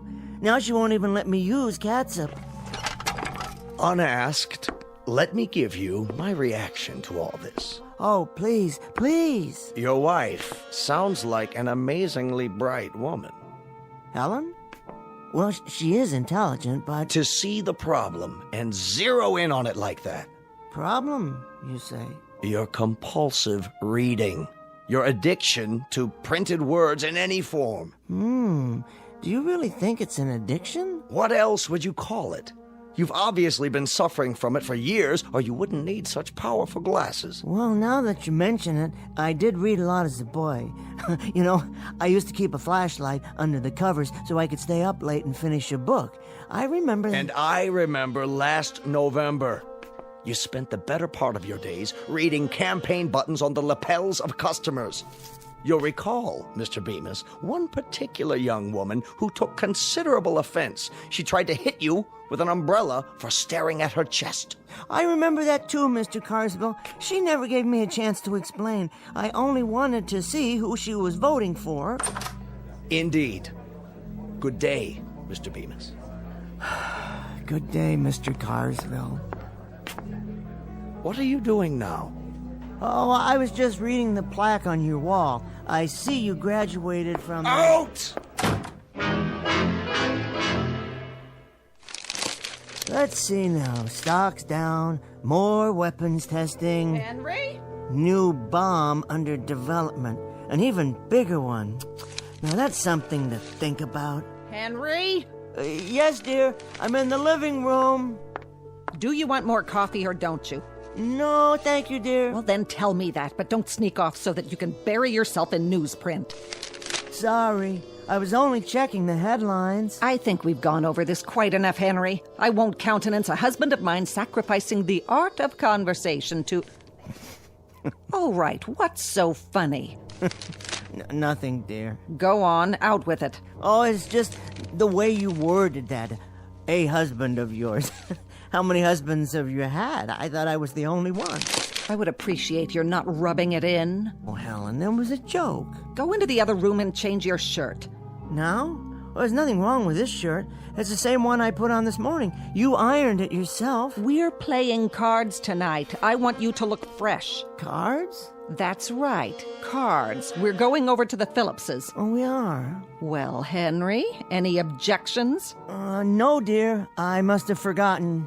What time are we due there? In about 15 minutes. That's why I want you to change your shirt. Try to look at least remotely respectable. I'll be ready, dear. See that you are. And clean your glasses while you're at it. What? Your glasses. You won't be able to see the cards with dirty glasses. Oh, that's true. I wouldn't be able to see anything without these. Do you want me to wipe them off for you? No, I'm quite capable. Well, then do it. And don't use your shirt tail. Oh, I wouldn't think of it. 15 minutes, Henry. Aha, just enough time for a short read. Now, where did I hide it? Ah, in this drawer. That's right. Perhaps I can bring it along. One more thing. Yes, dear? Henry? I was just getting ready. What have you got there? Got? Under your coat. Why, nothing. Oh, then what's this? Ooh, that's odd. Wonder how that got in there. I could only hazard a guess. A handbook of modern poetry. Yours, Henry? Well, actually... Would you like to read me some? You mean aloud? From the book? Don't you want to? Why, Helen, I'd be delighted. This particular volume has some lovely things in it. Really, quite lovely. One or two from Edna St. Vincent Millay and Robert Frost. Let me see. Carl Sandburg, William Carlos Williams, Archibald MacLeish, Kenneth Patchen. Go ahead. I can't. Helen, look. Someone's made marks on every page with one of those thick black pens. Who could do such a thing? Who do you think did it, Henry? Well, you don't mean... You should thank me. A grown man who reads silly, ridiculous doggerel? It isn't doggerel. There were some beautiful poems in here. I say it's doggerel. I also say it's a waste of time. Helen, please. No, please don't tear the pages out. Oh. Careful, Henry. You dropped your glasses. Just think, without them, you wouldn't be able to read any of this.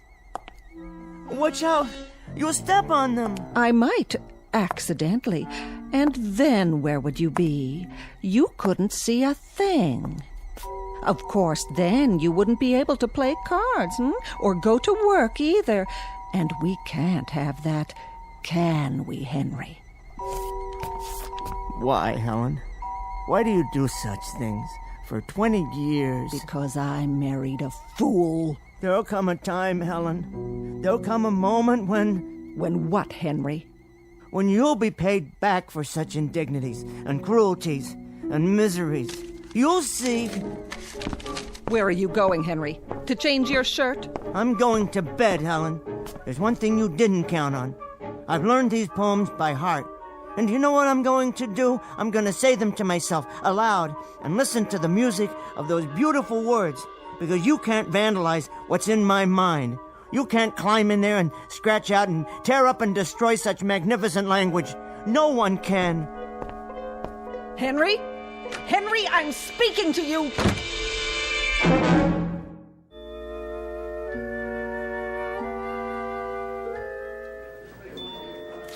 90, 95, 100. Thank you, Mr. Miller. Thank you, Mr. Bemis. Always a pleasure. Next. I'd like to put this in my checking account. Of course, if you'll kindly fill out a deposit slip. Okay, I'll step aside. Oh, take your time. There's no one else in line at the moment. A constant remembrance that at a bank, like a political office and a public trust, blah, blah, blah, something about a sense of loyalty and a devotion to duty. These are the things that make a bank great. They are of the essence, or some such. With them, an institution like ours will remain strong. Everything all right in there, Cheryl? I think so. What's he up to? Mr. Carsville? Well, he's dictating a speech for the bankers' meeting next Thursday. He wanted me to bring him the quarterly report. Isn't that something? Well, he needs to know the figures, deposits, and holdings. Dictating, you say? His secretary will type it up and correct it, fix the grammar. Why? Well, she always does that for him. It's her job. But why can't he write it out himself? The speech, I mean. Is the English language that mysterious? Written English? It's really very simple. You gather your thoughts and put them down on paper. They're only words, after all. Words that begin as feelings and become thoughts and then are turned into sentences. I never thought of it that way. Do you see my point? It's the most basic process of the human mind, assuming one has at least an elementary vocabulary. Maybe it's a matter of time. He must have a lot to do running the bank and all. Time, yes, time. That I can understand completely. It's a matter of fitting it into your schedule. But if you want to badly enough, you'll find a way. Take reading, for example. I wouldn't trade it for anything. A doorway, as it were, a privileged entry into another mind, a chance to see the world through someone else's eyes. Here's my deposit slip. Oh, yes. Thank you, sir. And here's your receipt. Okay, see you next week, Mr. Bemis. Oh, I'm sure you will. I'll be here. Where else could I be? It's almost time for lunch. Is it? Already? I was just wondering. Yes?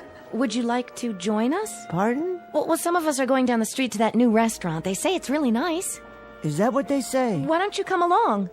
Unless you have something else to do. Well, that's very kind of you, Cheryl. Very, very kind. But as a matter of fact, there is something I have to finish. I understand. Good, that's good, because, you see, I love Joyce. Oh, does she work near here?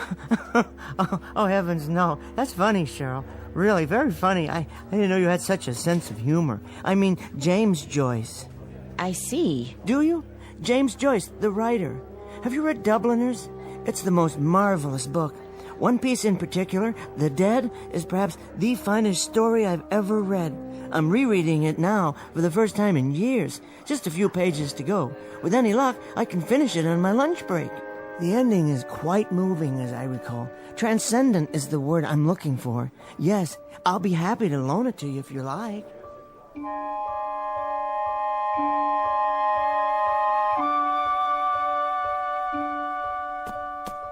Oh, here we are. Peace and quiet at last. There just isn't any place quieter than the vault of a bank. All I have to do is pull the door closed and voila! My own private lunchroom and reading room. Now, let me see. What's for lunch today? Sandwich? Apple? Something to drink? What more does a man need? A jug of wine? A book of verse? Well, a thermos of coffee at least. The morning paper and my book. Where was I? The scene at the Christmas party. A house in Dublin. It's snowing and... Oh, wait, better check the time. 12:17 by my watch. Exactly 43 minutes to finish The Dead. After a quick scan of the front page of the paper. New bomb would mean total destruction, says scientist. Oh my, here's hoping they never have to use it. What in the world? That sound, what is it? Something outside? My pocket watch. The crystal's broken. Not in my glasses, thank the Lord. Oh, now the lights have gone off.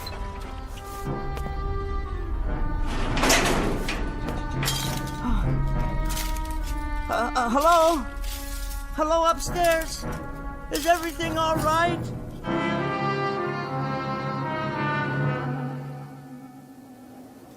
It's all smashed. Ruined. There's money everywhere. Will you look at that? Ladies and gentlemen. Mr. Carsville? A constant remembrance that at a bank, like a political office in a public trust, Are you in here, sir? what matters is a sense of loyalty and devotion to duty. Mr. Carsville? So in conclusion, etc., that's my speech for the Thursday night banquet, Miss Jackson, with revisions. Would you type that up in triplicate for? Type that up in triplicate for. Type that up in triplicate. Type that up in triplicate for. That's only the dictation recorder. Mr. Carsville's phone. I don't suppose it still works. No dial tone. Nothing. Helen. Helen! The inside of the phone is burned to a crisp, as if it melted. What's happened here? Why, there's no longer any window or wall, just a huge hole. Cheryl?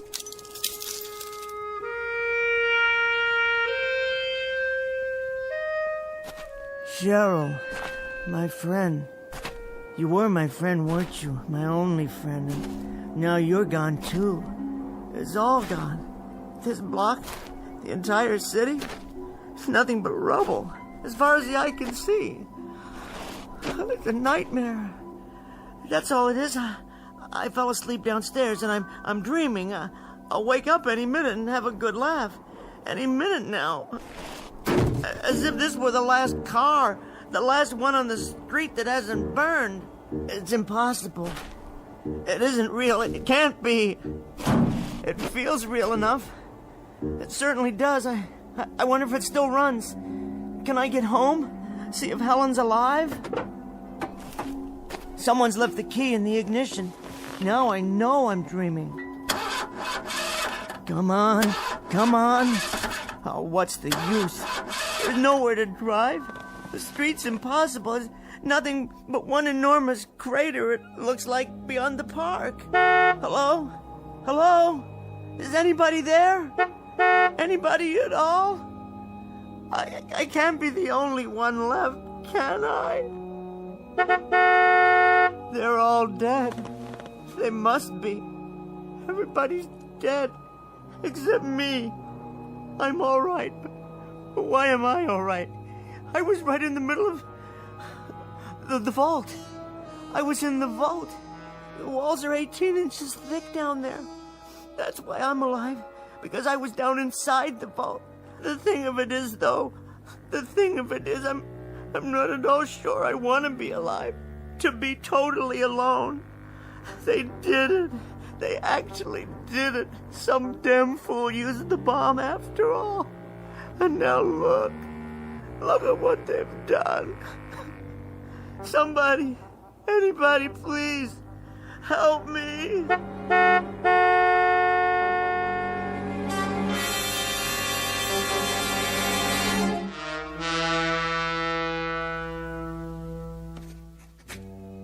I am born. Whether I shall turn out to be the hero of my own life, or whether that station will be held by anybody else, these pages must show. To begin my life with the beginning of my life after the great conflagration. My name is Henry Bemis, and this is my journal. I'm not a writer, but someone must do this to leave a record for the future, if there is a future. So it falls on me to set down what I have seen.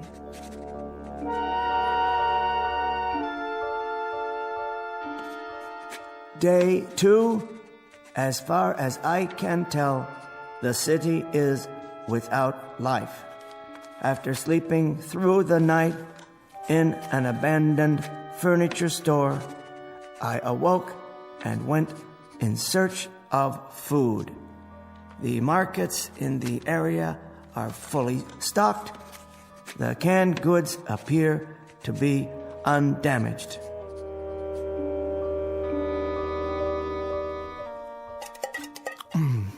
Peaches. Always did like peaches. Good meal. Very good. Soup, beef stew, vegetables, and dessert. A well-rounded menu, if I do say so. Something from each of the food groups. Well, almost. That leaves approximately 900 cans in this market alone. At least I won't starve to death. It'll last for a few years. All the food one man can eat, and then some. Have to remember to carry a can opener. Time to go shopping. Some more of this, a few cans of that. Ah, the gourmet section. Smoked oysters, delicious. Imported caviar. Don't mind if I do.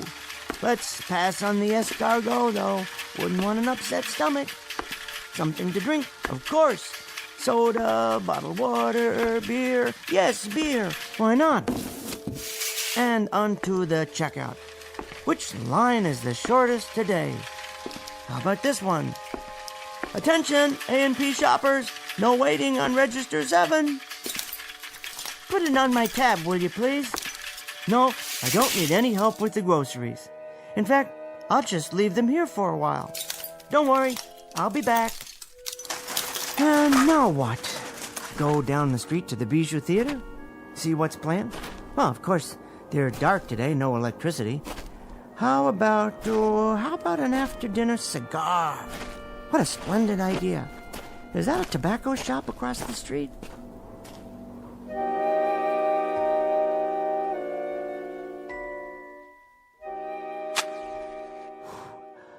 Wonderful cigar. Finest imported leaf. Rich, full-bodied. Better take a few with me.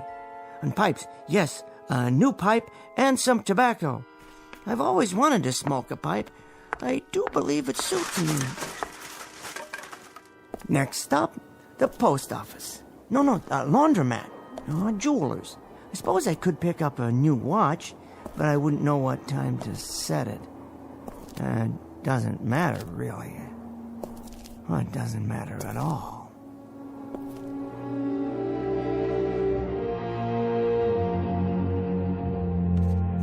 I was happy to find a newsstand on the corner.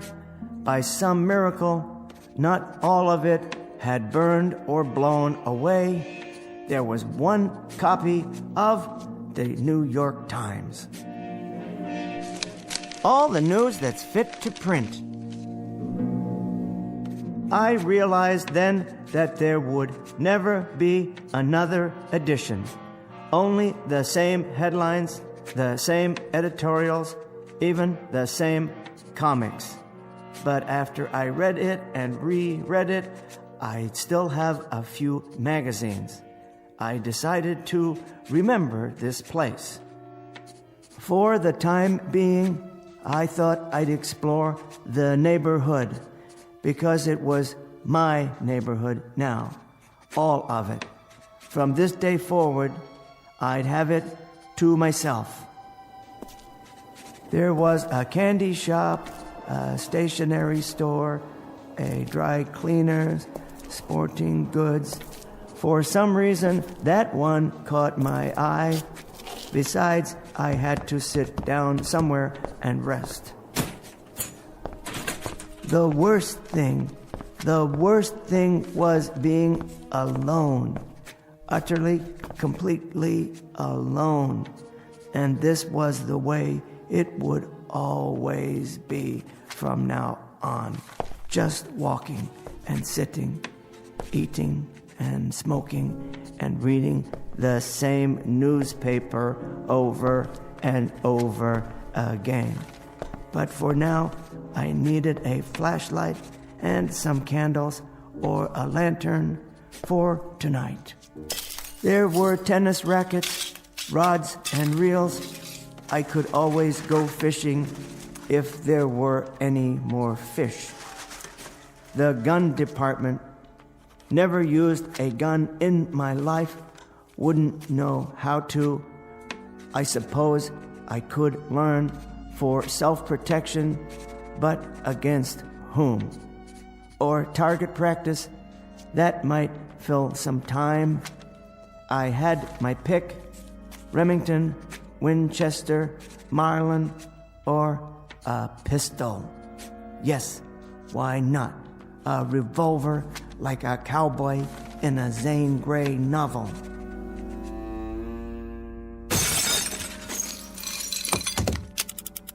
It felt strangely heavy but balanced, as if it belonged in my hand.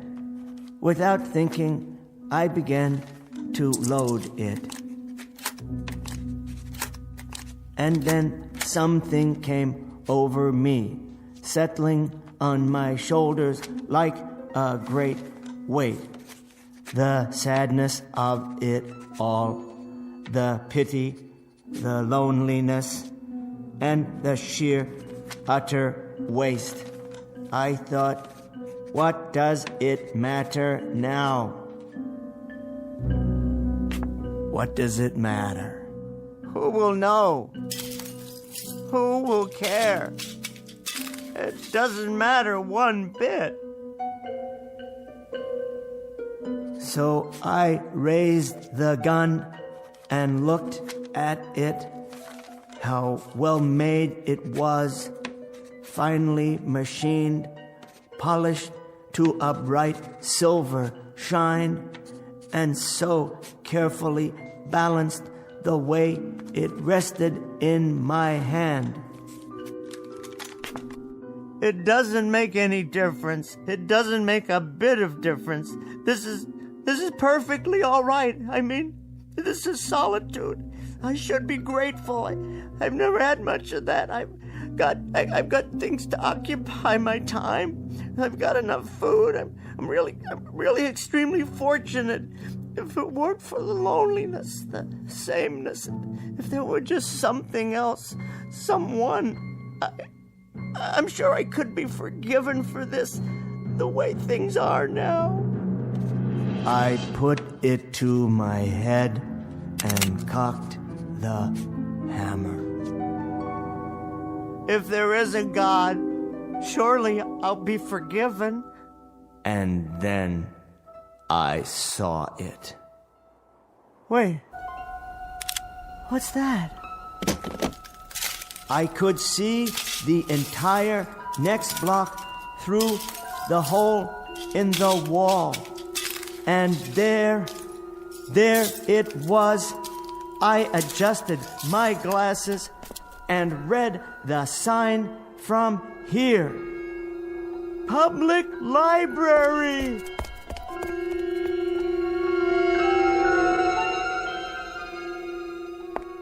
Yes, oh yes, I forgot all about it. But you're still here, aren't you, my greatest friend? You who have never failed me. Not burned at all. Why, the whole interior is untouched. There are thousands of books here, tens of thousands, all waiting to be read.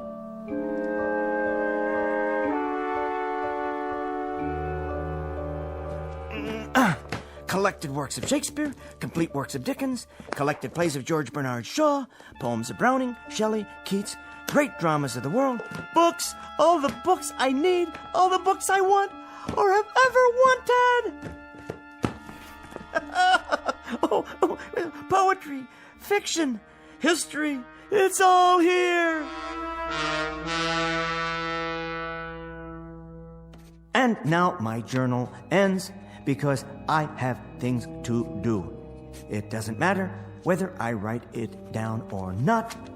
All I have thought and felt has already been said by the great writers, the poets and philosophers, the historians of times past. I know that nothing is new, nothing is ever lost, so long as there are books.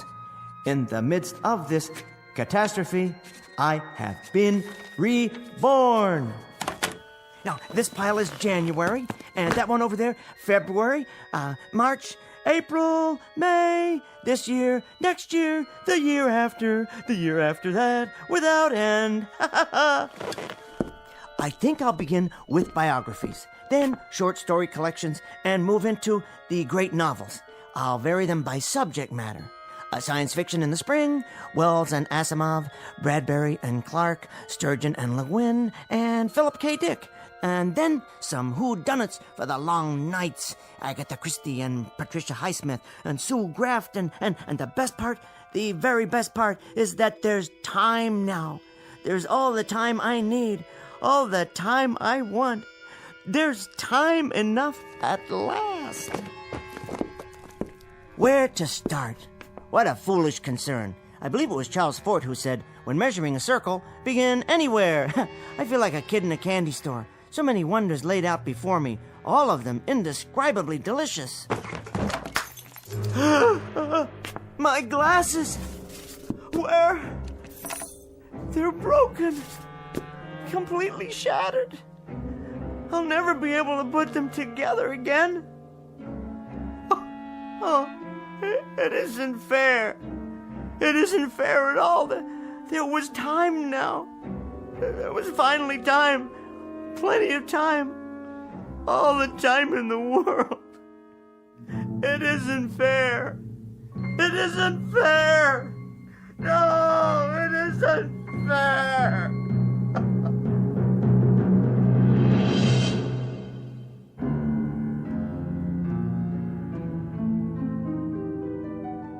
The best laid plans of mice and men, and Mr. Bemis. The small man in the thick glasses who asked very little of life, who wanted nothing but time to read. Only a moment out of an eon of moments, a mere instant out of eternity. For himself. Henry Bemis, now just part of the landscape, smashed beyond all recognition. Just another piece of rubble, a fragment of what man has deeded to himself in the Twilight Zone.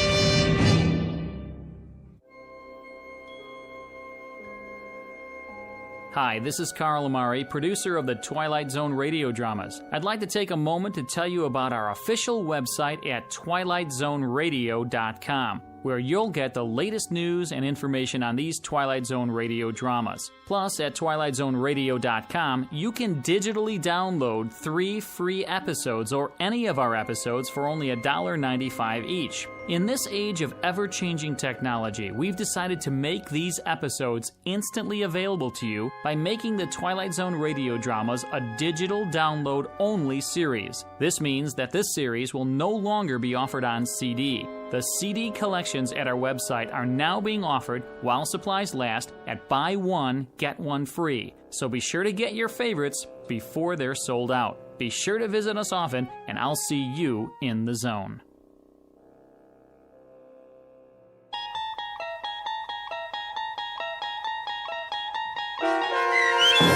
Time Enough at Last, starring Tim Kazurinsky with Stacy Keach as your narrator, was adapted for radio by Dennis Etchison and based on a script by Rod Serling from a story by Lynn Venable. Heard in the cast were Meg Falcon, Christian Stolte, Deb Dotzer, Carl Amari, Vince Amari, and Vince Gerasoli. To learn more about the Twilight Zone radio dramas, visit our website at twilightzoneradio.com. This copyrighted radio series is produced and directed by Carl Amari and Roger Wolski for Falcon Picture Group. Doug James speaking.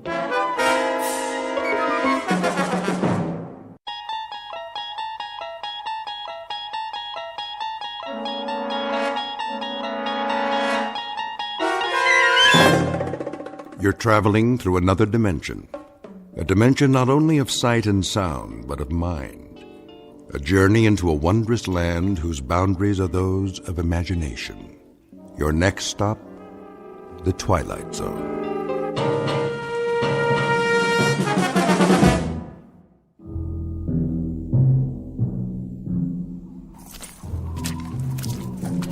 Hey, Perry. Yeah, over here. Find anything? I'm not sure. All right, we better get back to the car. I can't see where I'm going. Whoa, careful. Why'd we get sent out here on a night like this? First snowfall of the season? Watch your step or you'll end up with mud all over that nice, clean uniform. I could sure go for some coffee right now. Well, there's a diner over on the road by the edge of the woods. Is it still open? Let's find out as soon as we call in. So, what did you see out there? Hard to say. Tops of some trees have been knocked off. Sure looks like something hit the pond, all right. Something like what? Maybe a plane.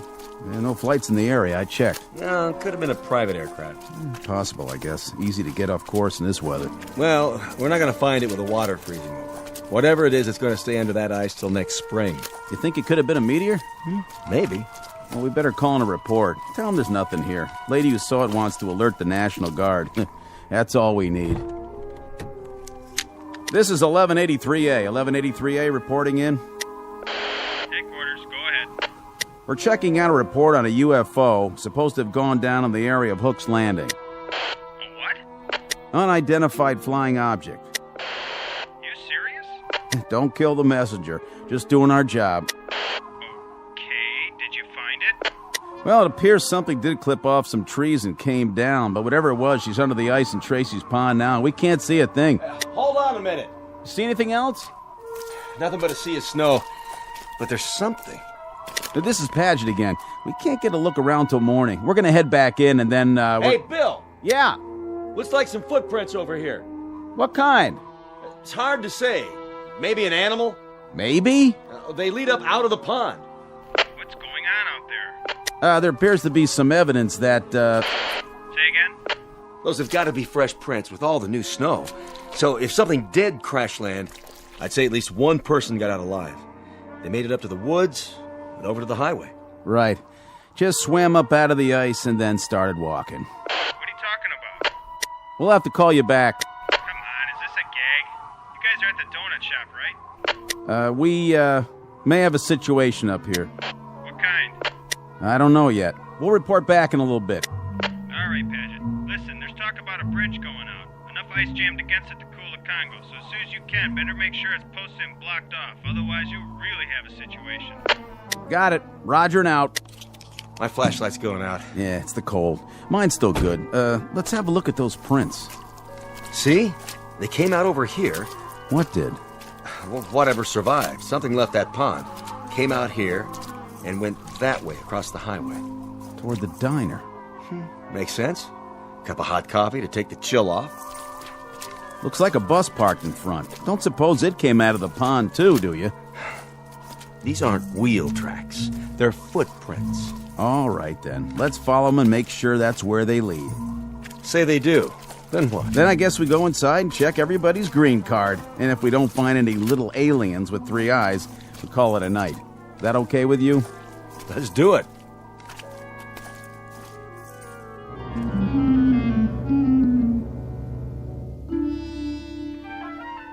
Wintry February night. Order of events: 2 state troopers take a report from a frightened woman and note the arrival of an unidentified flying object. Then the checkout you've just heard, as the troopers verify the event but find nothing more enlightening to add, beyond evidence of some strange lights and tracks leading across the highway to a diner. You've heard of trying to find a needle in a haystack? Well, stay with us and you'll be part of an investigating team whose mission is not to find that proverbial needle. No, their task is even harder. They've got to find a Martian in a roadside diner. And you'll search with them, because you've just landed in the middle of the Twilight Zone. And now, The Twilight Zone and our story, Will the Real Martian Please Stand Up? Starring Richard Kind, with Stacy Keach as your narrator.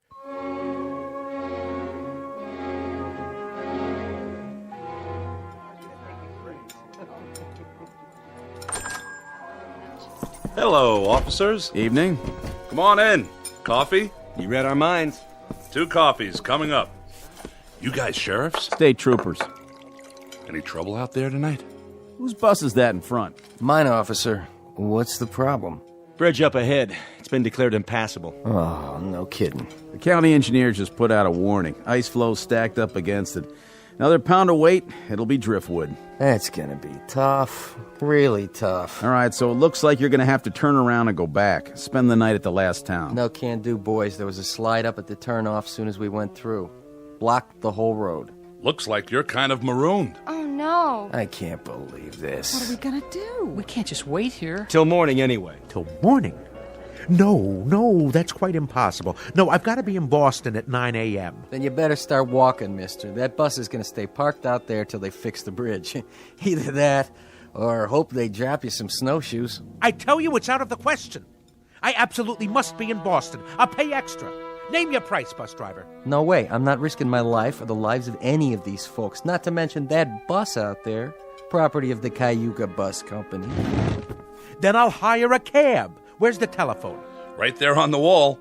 But don't waste your dime. Nobody'll drive out here on a night like this, with the snow and all. This is outrageous. Do you know how much money is at risk? Take it easy, mister. That goes for everybody. Better make yourselves comfortable and get some hot food in you. No problem. I can cook up any kind of grub you want.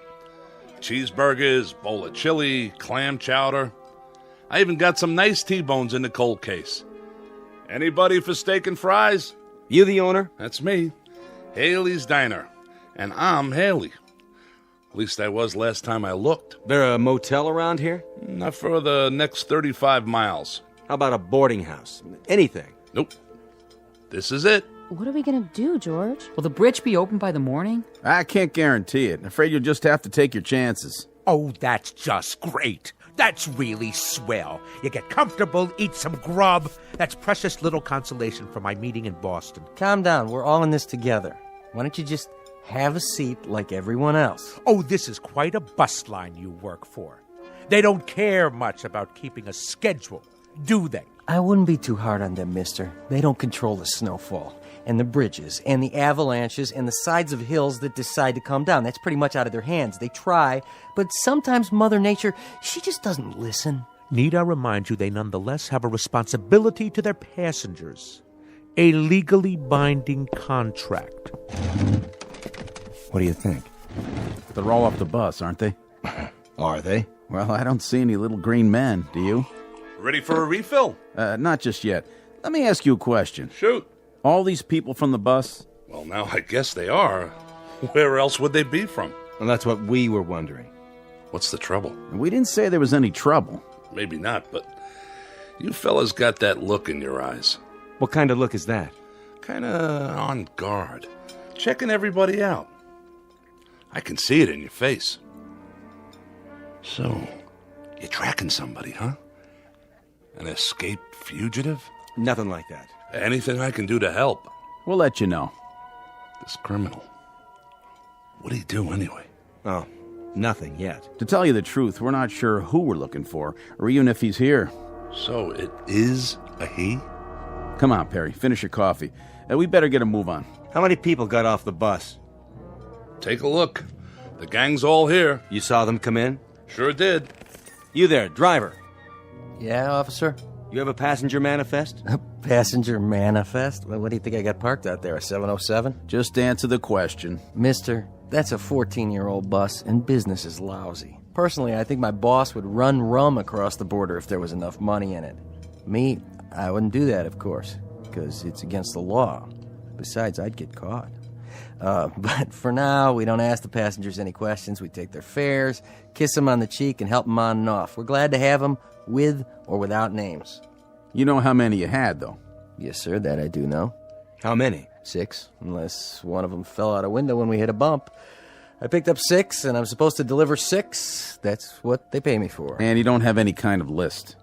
In that case, we might have a little bit of a problem. What's that? I count 7, besides Haley and the driver. Me too. So if nobody fell out, somebody must have jumped in. Wait a minute. The young couple in the booth. Those 2 retired folks, the lady at the table with the fake fur coat. This isn't fake, honey. It costs plenty. Sorry, miss. Then there's Mr. Boston, Big Shot, and the old guy at the counter. 7. You're right. It's funny. I know I only had 6. Anybody in here before the bus stopped? Nope. I haven't served anybody since 11 this morning. What a day, huh? Then the bus pulls up and these folks get off. You saw that? Yep. I saw them walk in, all together. Where else would they come from? Say, is this a trick question? They did. This place was empty when we came in. Then how do you account for 7 people? Well, that sure beats me. So that means one of them didn't get off. Which one of you people wasn't on the bus? I was. We both were. What's he talking about? We all were. What kind of interrogation is this? It's not an interrogation. Then what would you call it? A police grilling? A lineup? Or are you fishing for something else? Some unspecified crimes? We're simply gathering information. Well, if we're going to be questioned, I insist on the right to consult with a lawyer. Oh, that's a good one. Ain't that a good one now? First he wants snowshoes, then a lawyer. I didn't see you on the bus. No, that's really funny, because I didn't see you either. So I guess that makes one of us a liar, don't it? All right, everybody, hold it down. Nobody's in trouble here. We just need your cooperation. This is preposterous. What difference does it make who was on the bus, who wasn't? And whether there were 6 or 7 or 120? Easy, mister. And you, proprietor, you're supposed to be serving us. So we're going to get some food, or aren't we? Is this a diner or a Gestapo headquarters? What's it all about, fellas? Go ahead, tell him. You hear something fly over here tonight? Fly? You mean a plane? Anything. Nope, I don't think so. Why? Well, there was a call into Central about 2 hours ago. Woman said she heard something fly over, and then she looked out of her window and saw it go down. Down? From where? From up there. Up there? Unidentified flying object. Well, now that's something new. Unidentified flying object, huh? Nothing come down from up there except snow, snow, and more snow. That's all I've seen for the past 14 hours. Where'd she say it came down? Close to here. A UFO? Oh, that's a good one. Something did land in Tracy's pond. How do you know that? It left a lot of broken branches before it hit. And what? We found tracks leading away from the water, or rather the ice. Tracks leading where? To here. Let me get this straight. You mean somebody landed or crashed or whatever they did in Tracy's pond and then came here right into my diner? Oh, that's crazy. Nothing came in here since this morning. Nothing except... Except me and my busload. My 6 fares. I only had 6. But there's 7 in this room. That means one of these people. I don't like this.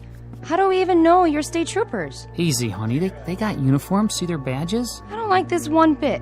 We're going away to get married, and now this thing happened. Sit down, Connie. It's gonna be all right, I promise. How can you, George? How can you promise? Relax, miss. There's no need for... I'm trying to understand what you're saying, officer, but I'm not sure I... Let the man talk. You're trying to tell us that there's one among us? We don't know which one, mind you, who landed in some kind of flying saucer and then joined us, infiltrated the group, and then slipped into the diner right alongside us? Do I understand you correctly? Came in here with us, but that's not possible. We would have seen him. Not necessarily. Do you remember who you were sitting next to? Why, I wasn't sitting next to anyone. I was all the way in back, trying to take a nap. Well, there you go then. It's snowing and dark, and we climbed out of the bus with our eyes closed because of the snowfall. Anyone could have come in with us, and we wouldn't have noticed. But you were all together on the bus. Some of you must have noticed who the other passengers were. That doesn't cut much ice. They loaded up in the snow down at Hook's Landing. How long ago was that? How long? Let's see. We left the landing 3 hours and 12 minutes ago. And to tell you the truth, I don't remember who got on. All I know is there was an even half dozen. Just like a real science fiction story. That's what she is. Like a regular Ray Bradbury. 6 humans and 1 monster, all the way from outer space. Wonder if it came from Mars or from Venus. Oh, why don't you keep quiet? What about you, fella? You wouldn't happen to have an eye in the back of your head, would you? I find you insufferable, sir. Do you know that? And you ain't no prize yourself. Well, what do you do now? Line us up for a strip search? Nobody said anything about a search. Good, because there's a little matter of civil liberties. Without reasonable cause, you have no right to ask anything beyond identification. And more than that, you're skating on thin ice, legally speaking. Very thin ice indeed, sir. Well, go ahead. I'm a dancer. I don't have a whole lot to hide. I usually get paid to take off my clothes. But if that's what you want... Look, lady, this isn't exactly par for our course either. We go off on an awful lot of nutty assignments, but this one... Then let me make it easy for you. I work a lot of clubs, and I know how to spot people. Go ahead. You pair off the couples. Since it's just one person who doesn't belong here, that eliminates the couples. Sounds logical. Whew, I guess that means we're in the clear. Cross us off. We're 2 of the humans. And us too. Yes, George. My wife and I were exonerated. Connie? Connie, what's the matter? Nothing. Yes, there is. What are you looking at me like that for? I could have sworn... Sworn what?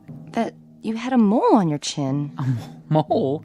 Connie, I've never had a mole on my chin. You did too. Honey, I did not. I can tell you what's happening now. We're all going to get so panicky that everybody and his brother will start picking up invisible clues from everybody else. This stuff is nonsense. It certainly is nonsense. If a husband and wife suddenly start to wonder whether the husband really is the husband or the wife is really... When did you start turning so gray? Now, wait a minute. I think 23 years is long enough for a woman to figure out who she's married to. So stop looking at me like that. Oh, this is rich. I love this. Better than a horror movie.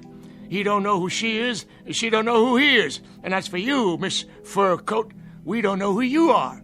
And that big-talking lemon sucker over there, he's the most suspicious of the bunch. What's happening? That jukebox. It started up by itself. Who did that? Nobody was anywhere near it. That ever happened before? Not unless you put a quarter in it. The lights! What's wrong with the lights? Somebody turned the lights back on.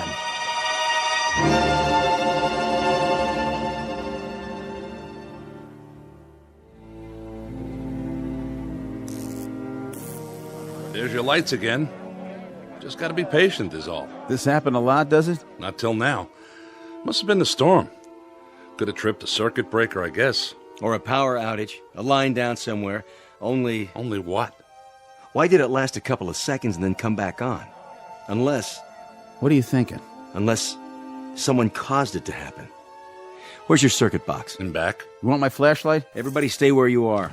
Leave your gun in your holster, Perry. I'm going to get to the bottom of this. We'll question each one of you one at a time. Now see here. One at a time. Stay seated, everybody. You got a back door to this place? Sure do. How does it lock? Night latch and key, why? Where's the key? Right here on my belt. Go back there and lock it. It's always locked. But if that certain somebody is really from outer space, they'll just go through the wall anyway, won't they? Check them for wings. Check them all for wings. Look under their coats. Might as well start with you, Grandpa. You got identification? I left it down there by the pond in my spaceship. Who won the National League pennant last year? What is this anyway? Some practical joke? If so, well, you've prolonged it beyond the point of human endurance. Yeah, human. Just answer the question. I understand. I get it. So keep your britches on. Pittsburgh Pirates won it, officer. And then they took 4 out of 7 from the Yankees. That's right. Sharp boys, those two. Real sharp. Didn't figure a Martian would know anything about the great American pastime, did you? You got identification, miss? No, I don't. As a matter of fact, I left my wallet. I left my wallet with my suitcase. And where's that? On the bus? I didn't give her a baggage check. I would have remembered. That means it was a carry-on. Was it? No. See there? You better strip search her pronto. It was shipped on ahead. What's your name, miss? Ethel McConnell. I'm a professional dancer. With how many legs? How many you got under that coat? I'm gonna belt you, Grandpa. She was on the bus. How do you know? Yeah, she's the only one I noticed. Thank you. But who noticed him? How do we know you're the same fellow who was driving the bus? There ain't nobody who's been exonerated yet, that's for sure. Look, let's cut this farce right now. That's what we're trying to do. Well, then let each one of us show our identification and put an end to it for good and all. This whole thing is getting out of hand. Then how do you explain the extra person in here? Very simply. The driver is mistaken. 7 people got on the bus, and he thought there were only 6. Is that possible? Not a chance in the world. I counted 6 heads before we took off, like always. There were 6 passengers. And what's your name? Olmsted. That's O-L-M. Hey! Who's doing that? Never happened before, I swear. Oh, I can't stand this. Connie, please, sit down. I mean it. I can't. Getting upset isn't going to help matters. What if it were invisible? Sit down, please. What if there were something in here from that pond? Oh, Connie. What if there were, but we couldn't see it? I said, sit down. Hey, I'll see to her, officer. Honey, calm down.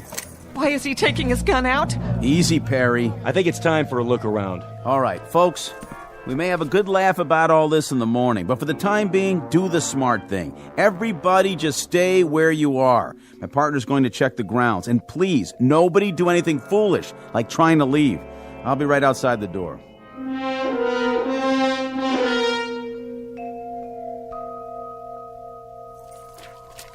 Perry? Here's your flashlight. Back door's locked up tight like he said, and there's no tracks back there.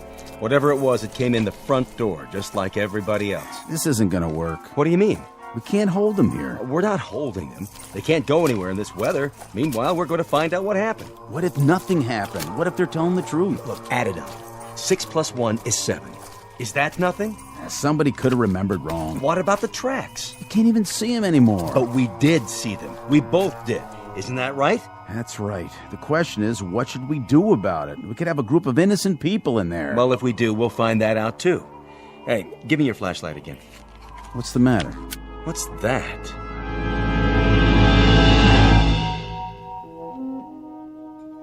Here you go, miss. 1 New York steak. Medium rare, just like you ordered. How much do I owe you? Put it on my bill, Haley. Sure, you say so. No strings? No strings. With your bag stuck on another bus somewhere, back around Binghamton is my guess, it's the least I could do. You're a nice guy, Olmsted. Next time you're in the city, stop by the club. Drinks on the house. Baby, you got yourself a deal. Hey, Haley? Yeah? Where are the troopers? Still outside, I guess. Snow seems to be letting up. Say, you didn't pull that gag, did you? The business about the lights and the jukebox starting up. Not me. I'm strictly short orders and pay my taxes to Uncle Sam. I don't know anything about science fiction. A jukebox is a jukebox. And if the blame thing feels like starting up on its own, you'd better go call an electrician. Don't have to do that. Just take me to your leader.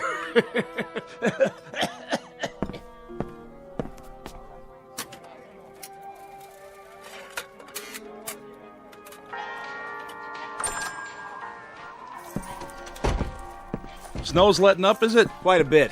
You can see the bridge now. And? Well, she seems to be holding up pretty well. I know that bridge.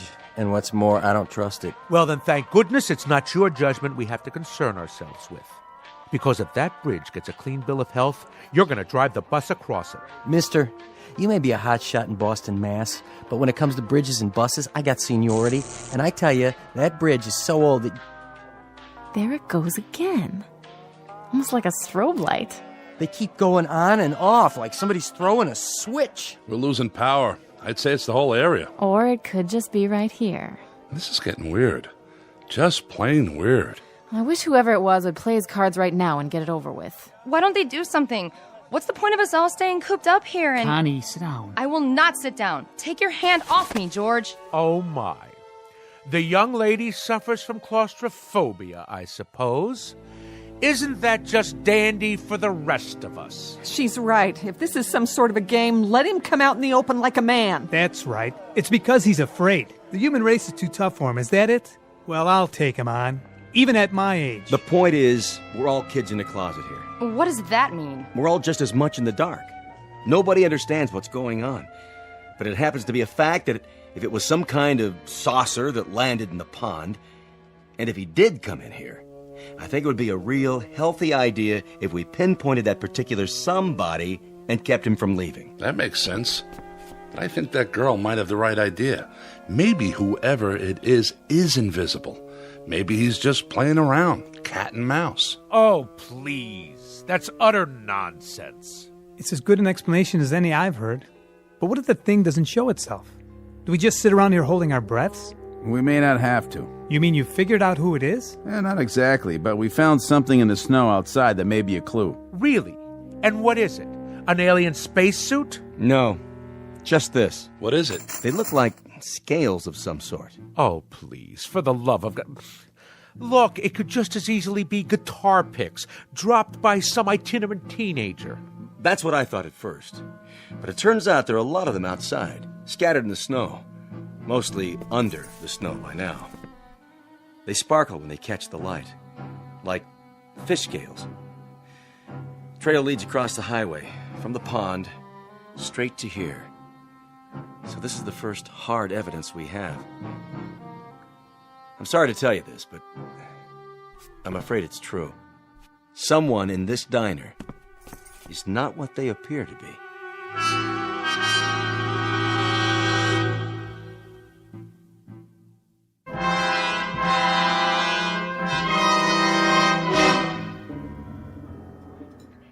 By golly, I knew it. It's the creature from the Black Lagoon. Flew down here from some water world, and now he shed his skin like a snake.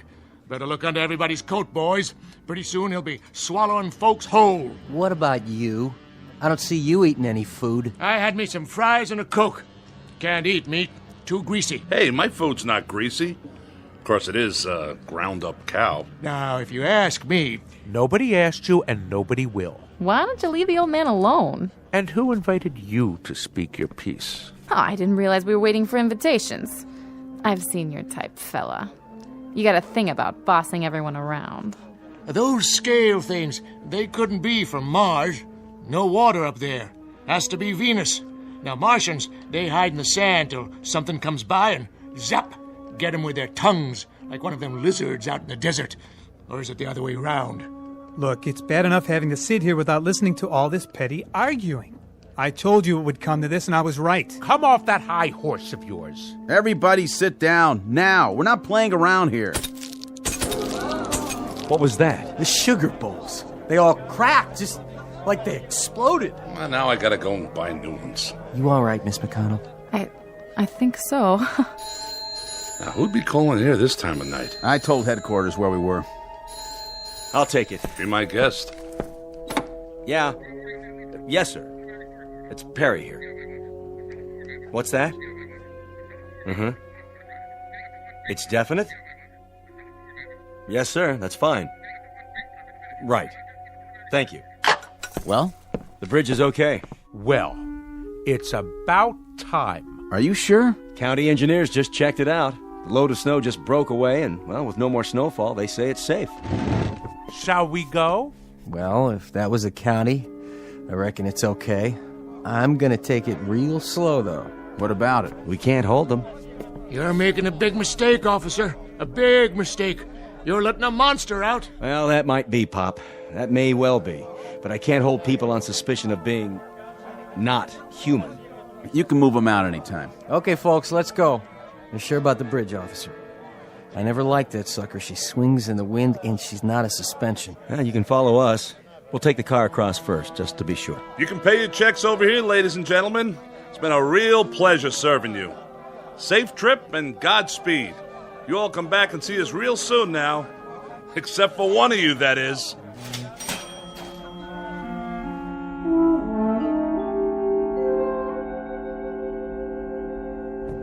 Yeah, that's it then. Just like that.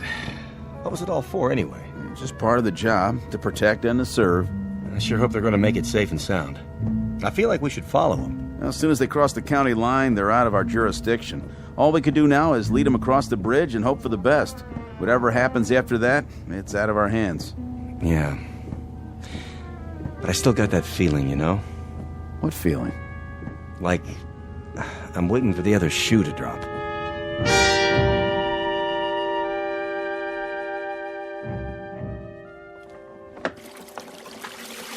No tips.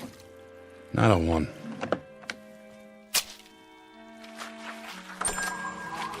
We're closed.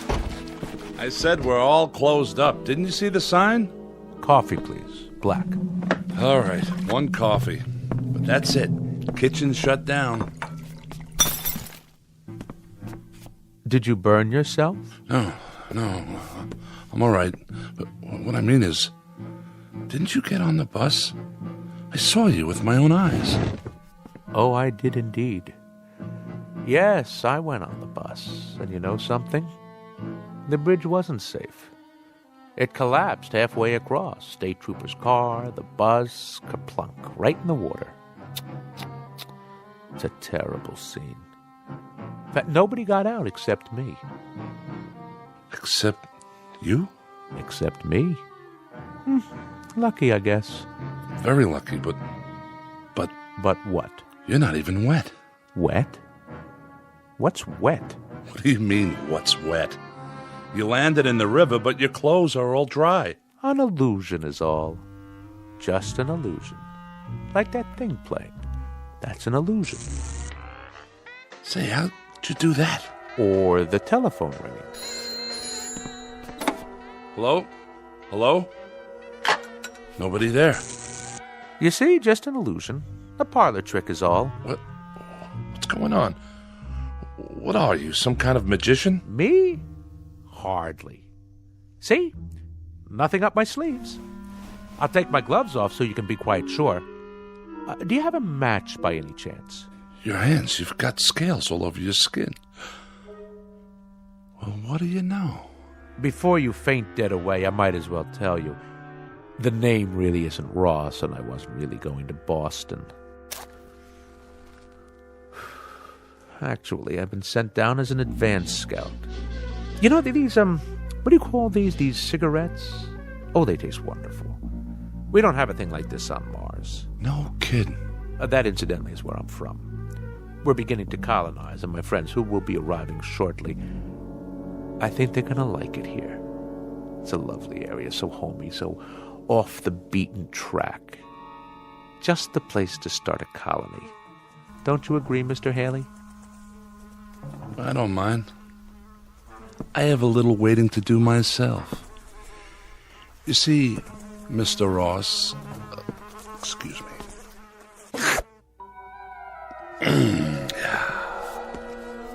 How did you do that? With your tongue? Most remarkable. Must have been 18 inches long. Just a tasty little trick I learned back home. It makes it unnecessary for me to eat the local fauna, which is, let's face it, pretty disgusting. Cows and all that. Anyway, the name isn't Haley, and I agree that this is an exceptional place to colonize. We folks from Venus had the same idea, only we got it several years ago. I think I ought to tell you now that your friends aren't coming. They've been intercepted. There is a colony arriving, but it's from Venus. If you're still alive when they get here, you'll see how much they differ. What do you mean by that? If I'm still alive? Not much silicon-based protein here, and I've always heard about Martians. An intergalactic treat. Supposed to be a real delicacy. Don't look at me like that. You stay away now. I'm just going over to the jukebox for the time being. I agree about what they call music. It helps to pass the time. Why don't you play some while we wait? All right, if you insist.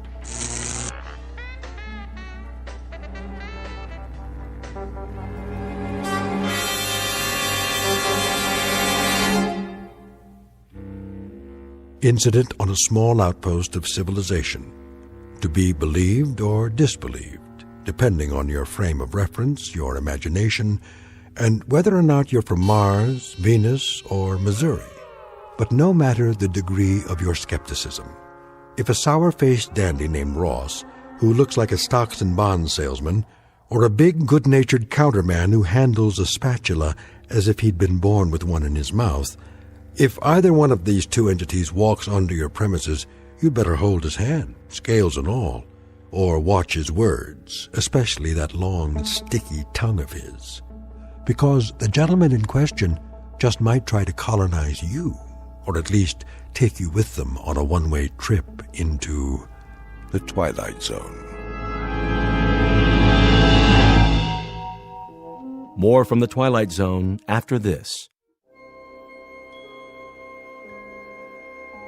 Hi, this is Carl Amari, producer of the Twilight Zone radio dramas. I'd like to take a moment to tell you about our official website at twilightzoneradio.com, where you'll get the latest news and information on these Twilight Zone radio dramas. Plus, at twilightzoneradio.com, you can digitally download 3 free episodes or any of our episodes for only $1.95 each. In this age of ever-changing technology, we've decided to make these episodes instantly available to you by making the Twilight Zone radio dramas a digital download-only series. This means that this series will no longer be offered on CD. The CD collections at our website are now being offered while supplies last at buy one, get one free. So be sure to get your favorites before they're sold out. Be sure to visit us often, and I'll see you in the zone.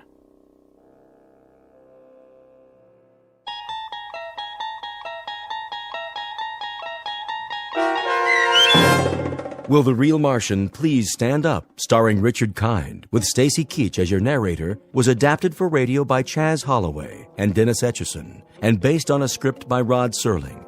Heard in the cast were Mike Starr, David Darlow, Brooke Sanford, Doug James, Jeff Lupetin, Kurt Nabig, Meg Thalkin, Lynn Foley, Carl Amari, Sarah Marks, and Roger Wolski.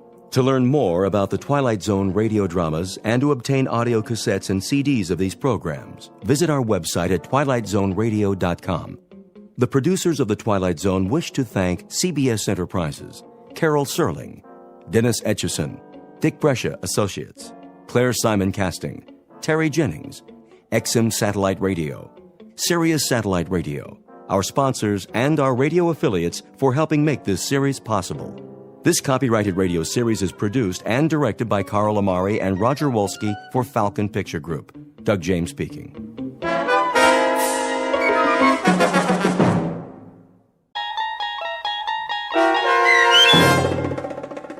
In His Image, starring John Hurd, with Stacy Keach as your narrator, was adapted for radio by Dennis Etchison and written for The Twilight Zone by Charles Beaumont. Heard in the cast were Alyssa Fraden, Ann Whitney, Darren Stevens, Jeff Lupetin, Meg Falcon, Elizabeth Lido, Carl Amari, Doug James, Jason Mallow, and Kip Karstedt. This copyrighted radio series is produced and directed by Carl Amari and Jason Mallow for Falcon Picture Group. Doug James speaking.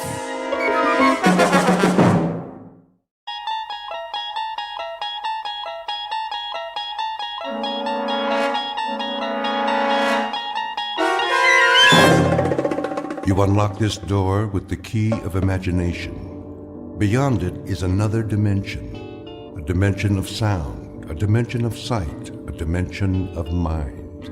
You're moving into a land of both shadow and substance, of things and ideas. You've just crossed over into the Twilight Zone.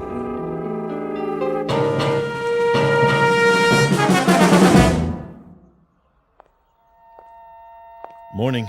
Morning, officer. Trying to beat the rush, huh? What's that? The morning rush. Oh, yeah. Going to work early? Not today. Today I'm going out of town. Pretty smart. Another hour, so many people getting on the subway, you'll think you're in Grand Central Station.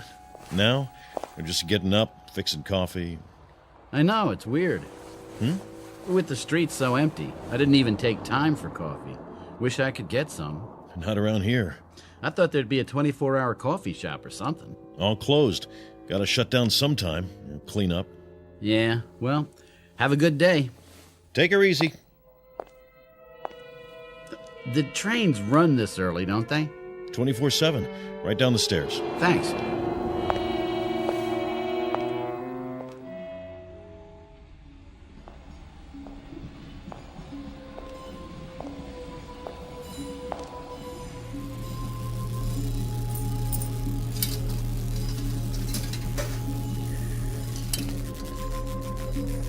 What's that sound? Young man, Oh, sorry, I didn't see you. are you sick, young man? Me? You look sick. My husband looked like that just before he died. All white and pasty. I'm all right. Just what he said. The same words. I'm all right. Went to bed. Next morning, there he was, sprawled out, dead. You don't drink, do you? No. That's what killed my Jack. I told him it was the devil's work, but he wouldn't listen. And look where he is now. Is that right? Oh, the devil's all around us, mister. And if we don't fight him, if we don't stand up to him, we'll suffer eternal torment. I'm sure you're right. I know I am. And I'll tell you how I know. It was a Sunday. I was ironing, if you please, and that's when it happened. The good Lord's own sweet voice, like an electricity shock. I was revelated. Oh, praise him, mister, and praise his good works. I will. Do you read the good book? Yeah, all the time. Oh, sure you're telling the truth now. We may be underground, but he hears every word. I have to go. The train's coming. I don't hear any train. Leviticus chapter 5, verse 2. Perfect. You're perfect. What? Or if a soul touch any unclean thing, whether it be a carcass of an unclean beast, or a carcass of unclean cattle, or the carcass of unclean creeping things, and if it be hidden from him, he shall also be unclean and guilty. If you're not perfect, then kill, and end it now. Please. Don't you want to be saved? No, I just want to be left alone. We're never alone. Don't you know that? He's with us all the time, and he'll help us if we only let him. But we've got to be saved first. Read this pamphlet. All right. The devil means to have you, but I won't let him. I'll fight with you, mister. My train. The train to glory. Get on board. Stop, please, stop. Listen to me. It's your salvation. Kill. Get away from me. What are you doing? Stop. No.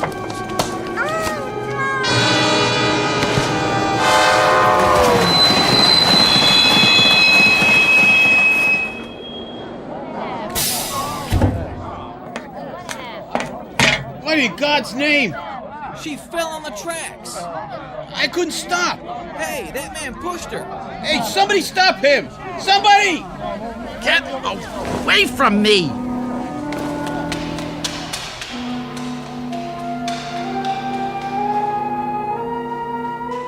Incident in a subway station. It could be the end of a particularly terrifying nightmare, but it isn't. It's the beginning.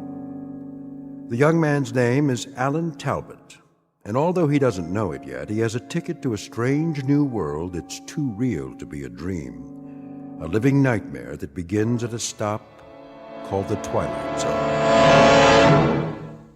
And now, the Twilight Zone and our story, In His Image, starring John Hurd, with Stacy Keach as your narrator.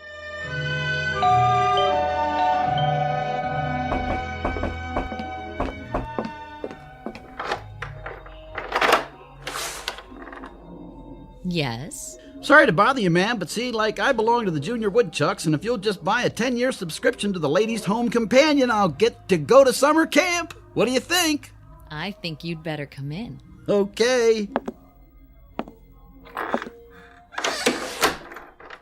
Hi. Hi. Ready? And willing. Surprised? A little. Come here. Hey, now, Tiger. I told you there are lines I don't cross. I know. I was gonna wait till we got married, but I lost my self-control for a second. Well, you look around for it while I pour the coffee. Thanks. How come so late? Who's late?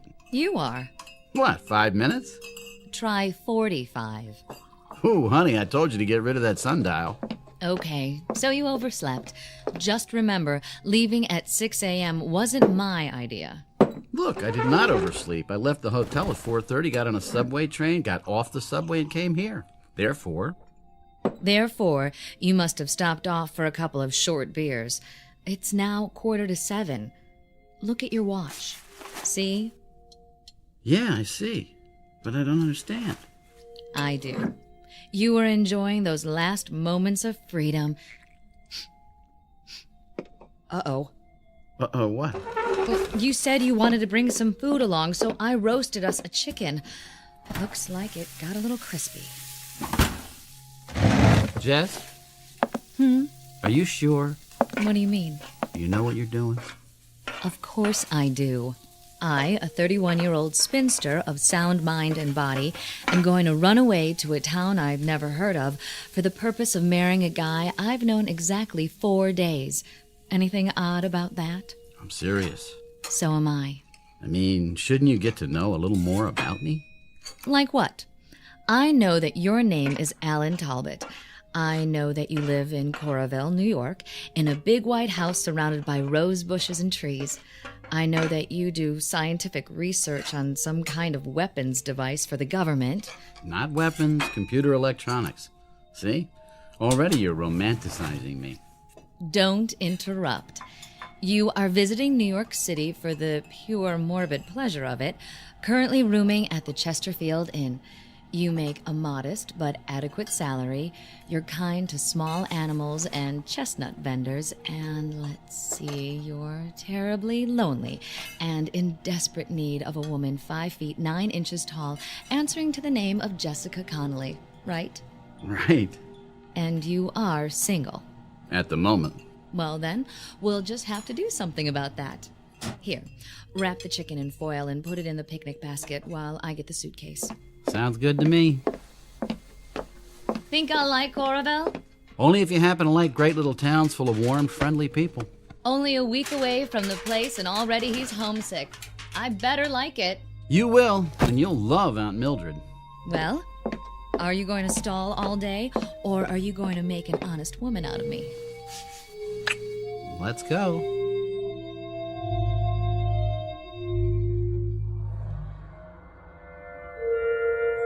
We must be nearly there, if you gave me the right directions. Alan? No. Go on then, sleep. You need it. Walter, no. Alan? No. It isn't right. Send me back.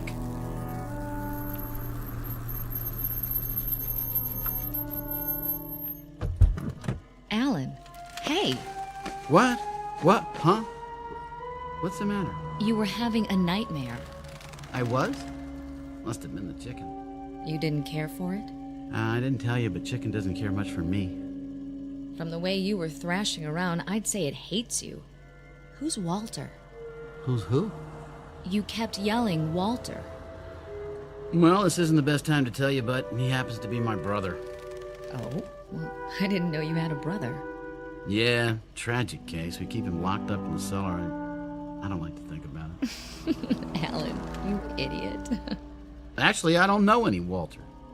Maybe you don't, but asleep, you're scared to death of him. I said I don't know any Walter. Okay. Grouch. Sorry. You want me to drive? If you like, just be careful. I haven't got it paid for yet. Slide over, we'll switch.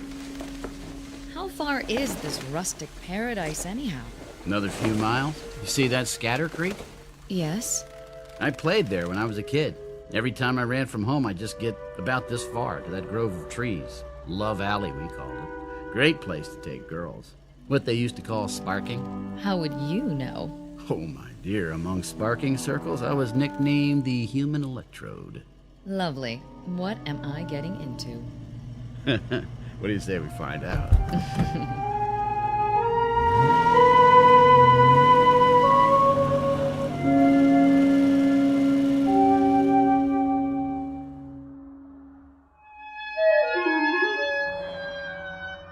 Here we are. Coraville.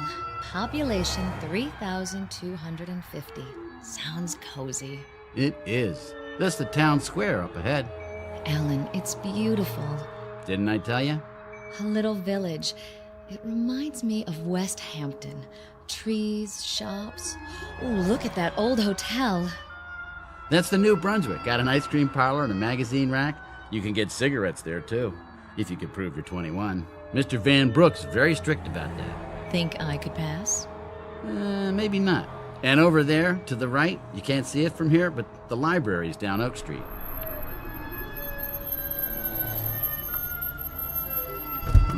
Don't stop now. I want to see all of it. Alan? I'm sorry, it's just, What? Well, either I've got the worst memory in the world or they put up a new office building. I see it. In a week? Prefab, I guess. I tell you, young lady, that don't make things the way they used to. Oh, well, let's go. Alan, do me a favor. Sure. Let's get something first. Before we meet the gang. Just a little glass of wine to take the edge off. All right? Relax. In the first place, it isn't a gang. It's just on Mildred. In the second place, there aren't any bars in Coraville. Well, I thought I saw one a couple of blocks back. Nope. Nearest place is Temple, 15 miles away.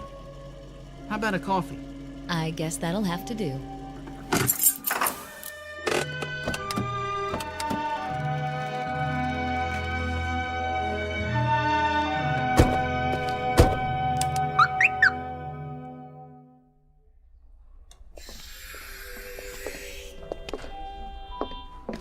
What a lovely lobby.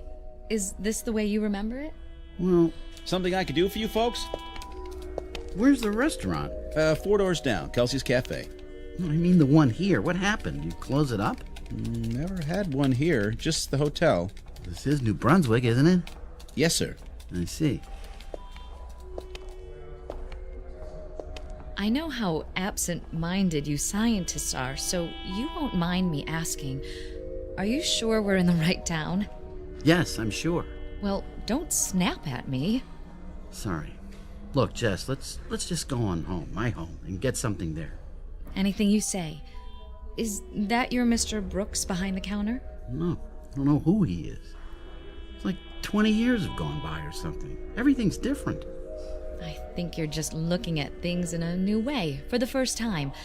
I've lived near Times Square all my life, but I don't think I've really seen it for years. That's probably it.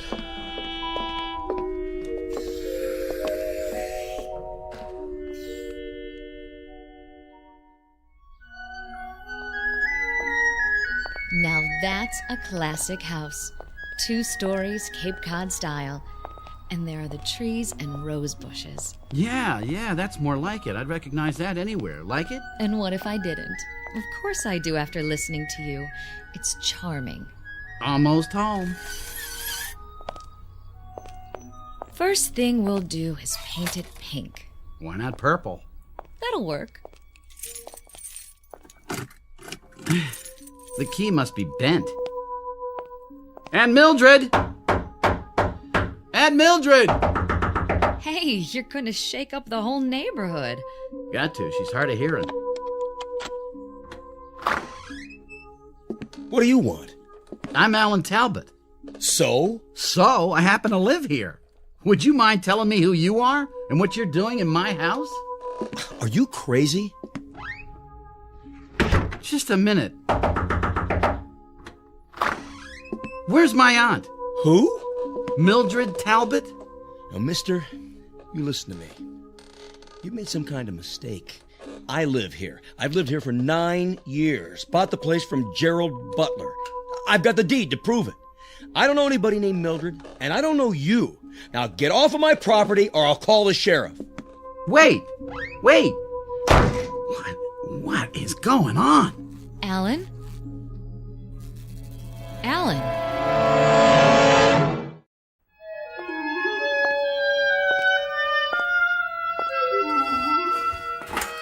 I'm back. Get everything straightened out at City Hall? Sure. I'm out of my mind. Alan. Well, I don't know what else to think. Somebody I never saw before in my life living in my house. The woman I had lunch with a week ago dead for 3 years. New buildings in town. According to the official records, it's all true. Alan, I know this will sound crazy, but remember what you said when we tried to get coffee at that hotel? The one that didn't have a coffee shop? You said it was as though Coralville had aged 20 years. 20 years in a week. What if it's true? What if 20 years have gone by somehow? Rip Van Winkle? Well, why not? It's a possibility, isn't it? No. I thought of that, but it doesn't hold up. For one thing, it would make me at least 45. Unless I left town at the age of 10. And that couldn't be because I went to high school and college here. Except there aren't any records that I ever attended Coralville High. And the university I work for, it doesn't exist. It never existed. What about your aunt? I just checked. There isn't a single trace of evidence that a Mildred Talbot ever lived here. Well, it was an idea. Let's go. Where to now? The cemetery.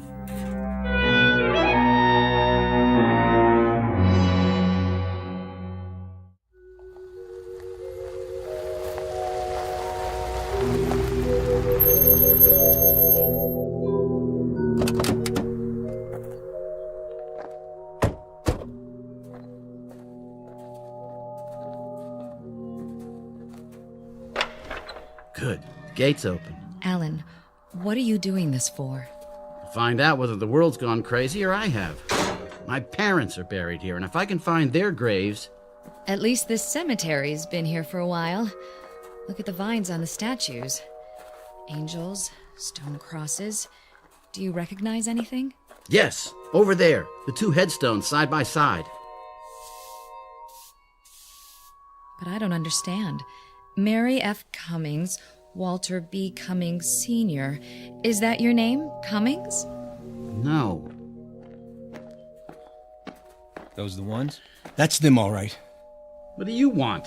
Leave him alone, please. This man says you created a disturbance at his house. It was a mistake. Says you claimed it was your house. I thought it was. I'm sorry. You want to press charges? Well, as long as he admits it, I guess not, but you better not come around again, young fella. I won't. Go on back to the car. I'll be along in a minute. All right, Sheriff. It was all a misunderstanding. What's your name, son? Alan Talbot. This your wife? No, my fiancée. Well, Mr. Talbot, want to tell me what you're doing in Coralville? You're the sheriff? That's right. And I suppose you never heard of Carl Jasperson? Sure I heard of him.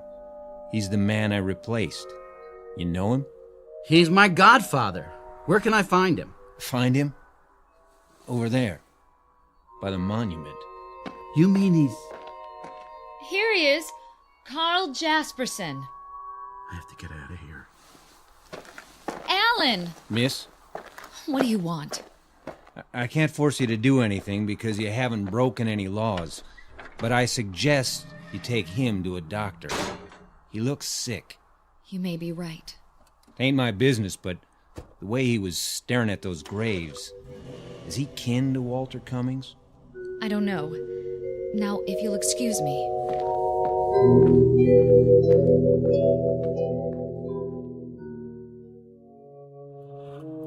It's only a few more miles to New York. How do you feel? Alan? Alan, don't shut me out. I don't have anything to say. Honey, there's a rational explanation for all of this. There has to be. Dr. Matthews had a patient once who couldn't even remember her own name. Please don't humor me. She had no idea where she was or how she got there. When Dr. Matthews talked to her, she couldn't remember a thing about her life. But 2 weeks of treatment and she was all right again. It was a form of amnesia. You'll like Dr. Matthews. Then kill.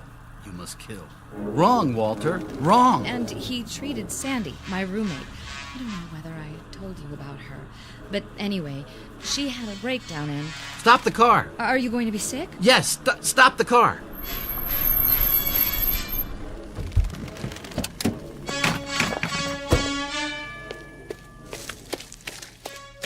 Kill. No! Use what's at hand. A stick, a rock, anything. Jess, could you give me a hand here?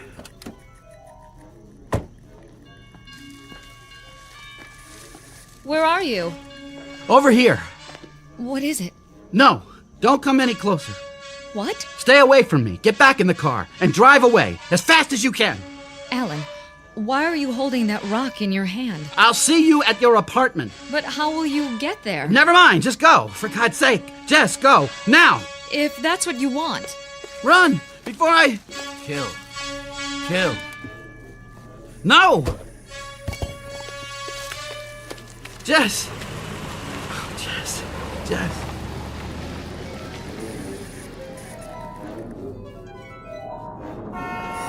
What?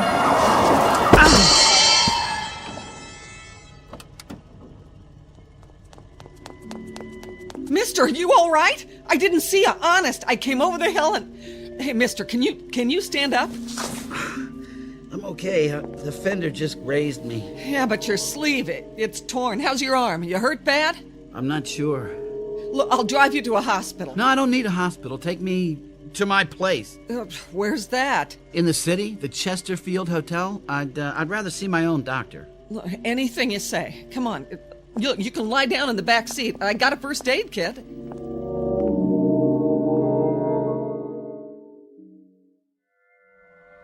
Look, is that a bad cut? No. I still think you ought to see a doctor. I will, as soon as we get there, but I'm not even bleeding. Not on the outside, maybe. I've heard of accidents where you... I'm fine. I'll sign anything you want, absolving you of all blame, okay? Look, don't get sore, mister. I'm just worried about you is all. Sorry to have been so much trouble. Mister, I'm glad you're alive. Look, it's none of my business, but how come you were standing there in the middle of the road like that? I'm not sure. I'm gonna find out.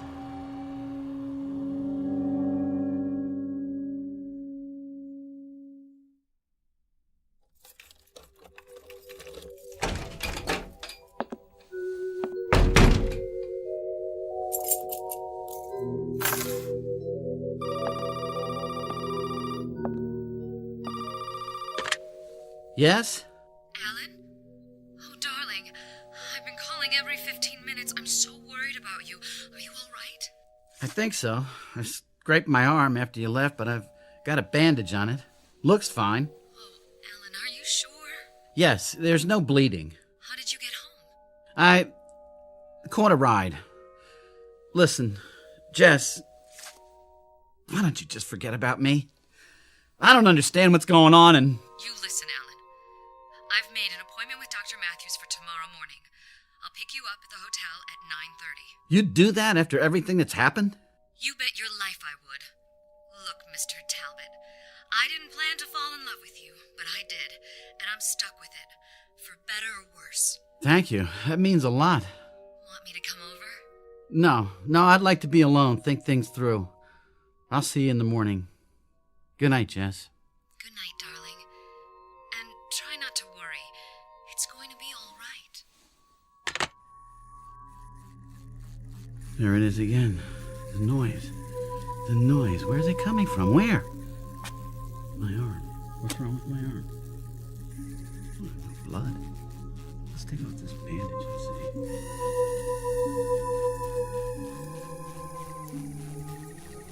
What in the... There's no blood because it... This isn't real skin! It just peels back, and good lord, I don't believe it! It's a circuit board!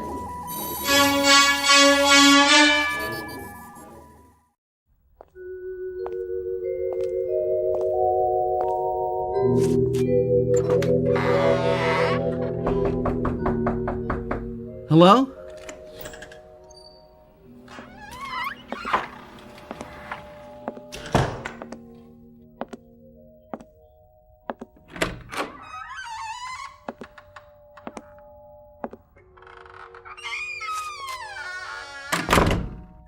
Hello, Alan. I've been waiting for you. You're real. That's a matter of opinion. Sit down, Alan. I'll fix us a drink. Go on. There's nothing to be afraid of. No? By the way, you almost killed me with those scissors. Did you know that? What scissors? I wish you'd succeeded, but nothing ever works out right for me. Scars next to my heart. Close, but no cigar. Who are you? You already know that. You must. You found me. I looked you up in the phone book. Walter F. Cummings, Jr.? You've been to Corville. Yes. I saw your father's grave. So you know my name. That's all? That's all. Well, then you better have some of that martini. What is this place? You were born here in this house exactly 8 days ago. I made the delivery. You're drunk. My boy, you're so right. Drunk as a hootie owl, but not drunk enough. Join me in another? I guarantee no hangover. Wasn't that thoughtful of me? I'm in no mood for jokes, Cummings. That's a pity, because this whole thing is a joke. But you see, the joke's on me, and the essence of humor. Get to the point! Well, you've been to Corville, so you know that Alan Talbot never lived there. You know that you've been behaving oddly of late, and from the bandage around your arm, I judge you figured out the rest. What more can I tell you? Who am I? You're nobody. You're nobody at all. Who is this watch I'm wearing? Ask me that. Who is the refrigerator in the kitchen? Don't you get it? No. You're a machine, Alan. A mechanical device. I don't believe you. Not even after you've seen what's under your skin. I don't blame you. I wouldn't either, but it's true. The fact is, you were born a long time ago inside my head. All kids have dreams, don't they? You're mine. A perfect artificial man. Not a robot, but a duplicate of an actual human being. You're still dreaming, am I? It was harmless. Not even terribly imaginative for a child. But then I became an adult, only somewhere along the line I forgot to grow up. Like most geniuses, I kept my dream. Why don't you take off the training wheels and talk straight? I created you. Is that straight enough? You're not only drunk, you're crazy. Then how would you explain the circuits in your arm instead of flesh and blood? A prosthetic arm? I don't know. You expect me to believe I'm a machine? It's ridiculous. I eat, I drink, I sleep. I just told you I wanted a perfect creation. Come with me, Alan. Where? Downstairs. Let's call it the delivery room. You didn't think I whipped you up in my living room, did you?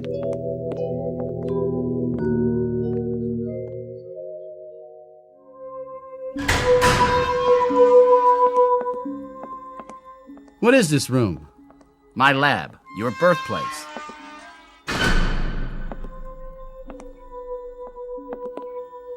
Over here, Alan. On the gurneys. Go ahead. Lift the sheets. No? Let me do it for you. What are they? You are brothers. Alan Talbot the first and Alan Talbot the second. You were number 3 in this batch. Hard to tell them apart, I know. They're only partially formed. I didn't add the finishing touches like circuitry. Call them factory rejects. Where did you get the money for all this? Told you, I'm a genius. When I saw how much money I'd need, I developed a new kind of microchip. They turn out 300,000 or 400,000 a year. I get royalties. Money was the least of it. The failures, though. The failures, they were bad. I can't tell you how many times I had to start over. And you did it all by yourself? I'm afraid the day of the lone inventor is past. I had some of the best scientific minds in the world working for me. But of course they didn't take the project seriously. It was just a game to them. How to create a nervous system, how to duplicate a brain. With all its subtleties, mere reactions weren't enough. Intelligence is what I was after. My creation had to have abstract reasoning power, a past, all the intricate facets of personality multiplied by millions that make up true consciousness. Now, accomplishing this from scratch would have taken forever. So, I decided to use myself. So you're telling me I'm you? On some of your cells, I made certain impressions, my own memories, some of my talent, some of my knowledge, bits and pieces of myself. It isn't possible. I'm me. This is my body. Non-conductive plastic? Very lifelike. I've heard enough. Where are you going? Back to Corville? You lived there, of course. I gave you my memories of the town. Some of them were outdated. I left 20 years ago. What about the university? Fictitious. I had to give you a job. And Aunt Mildred? All the old women I've ever known rolled into one. After my parents died, I lived alone. The reputation as a Don Juan, I regret to say, is imaginary too.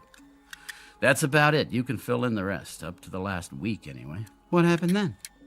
I wish I knew. Something went wrong. You attacked me with a pair of scissors and ran off. I've been unable to find you since. What went wrong? I'm not sure. But whatever it is, it's wrong with me too, because everything you know or think or feel reflects some portion of myself. And if you wanted to kill, it means part of me wants to kill. My own death wish inverted. I don't have a death wish. Everyone does. We're all potential suicides or murderers. We all have the seeds of paranoia inside of us. In giving you parts of myself, I unintentionally gave you my latent psychoses. Big ones. To put it another way, Alan, you're quite insane. Then fix me. I don't know if I can. Why not? Because, much as I hate to admit it, luck had a great deal to do with your creation. You mean I was an accident? Trial and error. It was like a blind man with a machine gun. I finally hit the target, but it was off center. I don't know if I could come that close again. I thought you were a genius. That's the story of my life. Success in the little things, failure in the big ones. I think what I really wanted was to build another Walter Cummings without the drawbacks. Sort of a reverse Jekyll and Hyde. Loneliness, pain, all unknown. Alan, you were gonna be perfect. That was the dream. That was the dream. A perfect version of myself. Well, there's somebody else involved. A woman. Does she know? I took her to Corville. We were going to get married there. She thinks I'm on the verge of a nervous breakdown. She's in love with me. Pretty. And intelligent. And lonely. Like you. I'm sorry, Alan. Huh. That's a great consolation. Even if I could fix you, she'd find out. How? Well, for one thing, she'd grow old and you wouldn't. For another, being a machine, you'd eventually wear out. And those things never occurred to you? I suppose I didn't think I'd succeed as well as I did. You can still make it right. I'd give anything if I could. You can. You've got the tools, the instruments. You're going to build another Alan Talbot. Too risky. Only this time, you're going to get it right. One of these blanks, the rejects, with some modifications. I don't know if I can. With all that you know now, it'll be easy. He's gonna walk out of here tonight, and he's gonna marry a girl named Jessica, and for the first time in his miserable life, he's gonna be happy. And so will she. You don't understand. The process takes too much time. There is no more time. Here, I'll write down her address.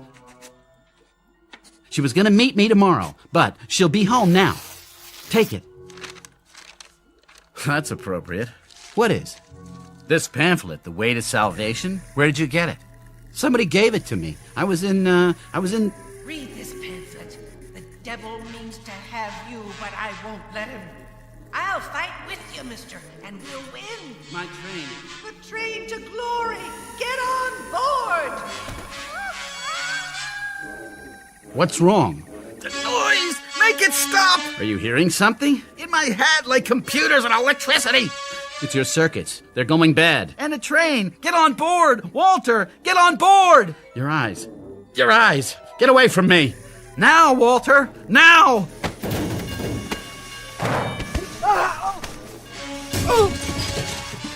Don't, Alan. The equipment. You take the address. Promise me. Stop. You, Walter, it's the only way. Get out now and remember what you've learned. Try to remember.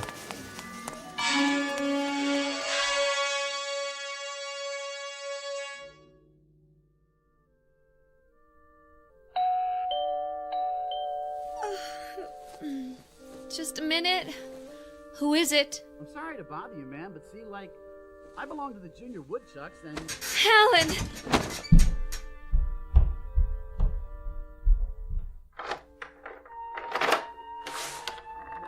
Is it really you? You are pretty. I've been so worried. Why are you looking at me like that? I guess I never expected to see you again. Disappointed? Amazed. I mean, after this morning. Forget this morning, I have. We're gonna start all over. But Alan... Please. It was a nightmare, that's all. Now you're awake and everything's gonna be fine. A second chance. A second chance for both of us. Do you believe that? Yes. Then so do I. If you promise you'll tell me about it someday. Someday. But now, how about a cup of coffee? Coming up. And a couple of Mother Connolly's hand-fried eggs? Well... Guaranteed to make a new man of you. In that case, yes.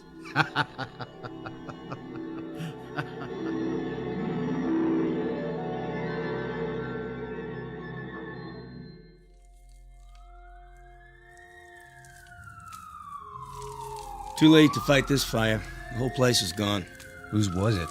There's some scientist guy named Cummings. Lived alone. He got out okay. Well, no more laboratory for him. Burned to the ground. What's this? Looks like a mannequin. Crash test dummy, huh? Nothing but melted plastic. Circuit's still going inside the head. Look at all those wires.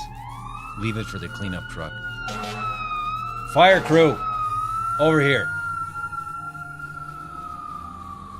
This has been the story of Walter Cummings, Jr., a.k.a. Alan Talbot. In a way, he succeeded with his life's ambition, even though the man he created was, after all, himself. But that creation is now relegated to the junk heap. One more failed experiment. While Mr. Cummings has been given another chance, for better or worse, there may be easier paths to self-improvement, but sometimes it happens that the shortest distance between 2 points is a crooked line, one that leads directly through the Twilight Zone. We'll return to the Twilight Zone after these brief messages. You are about to enter another dimension, a dimension not only of sight and sound, but of mind, a journey into a wondrous land of imagination. Next stop, the Twilight Zone. Hi, this is Stacy Keach. I'd like to take a moment to tell you about our Twilight Zone website at twilightzoneradio.com. At twilightzoneradio.com, you'll find the latest information on these Twilight Zone radio dramas, including behind-the-scenes photographs, plus the newest product releases, trivia contests, ways to contact us, other Twilight Zone-related info and merchandise, plus links to other fascinating websites. So make your next stop twilightzoneradio.com. Visit twilightzoneradio.com to purchase these Twilight Zone radio dramas on cassette and CD, or call toll-free 1-866-989-ZONE. That's 1-866-989-9663.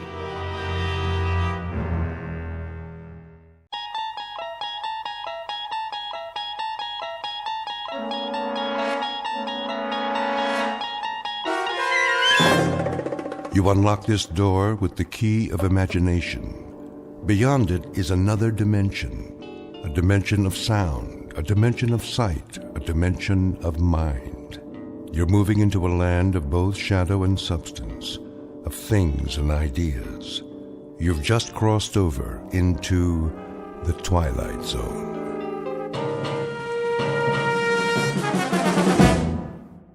Looks like another wet one, folks. Get your umbrellas and your booties if you're going out. Possible thunderstorms over Margaret? the next 2 hours. Cloudy tomorrow with a 50% chance. Margaret? Of precipitation. Yes, Miss Alva? Come here, please. I'll be right there. Now, it's important. The dishes are all done. Do you need something? It's getting late. It's not that late, is it? We can play a game of cards if you like. A storm is coming. Is it? Well, that's what they said on the radio. A very serious one. The sky was clear this afternoon. Nevertheless, I think you should be getting home. Well, I'll just fix your cup of tea then. I'd like to be in my bed.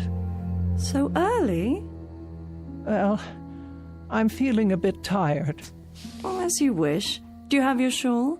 It doesn't do much good. Oh, awfully chilly this evening. I'll raise the thermostat. Ah, there's the rain. Oh, I hope the roof holds. Why wouldn't it? You had it reshingled last year. Here we go.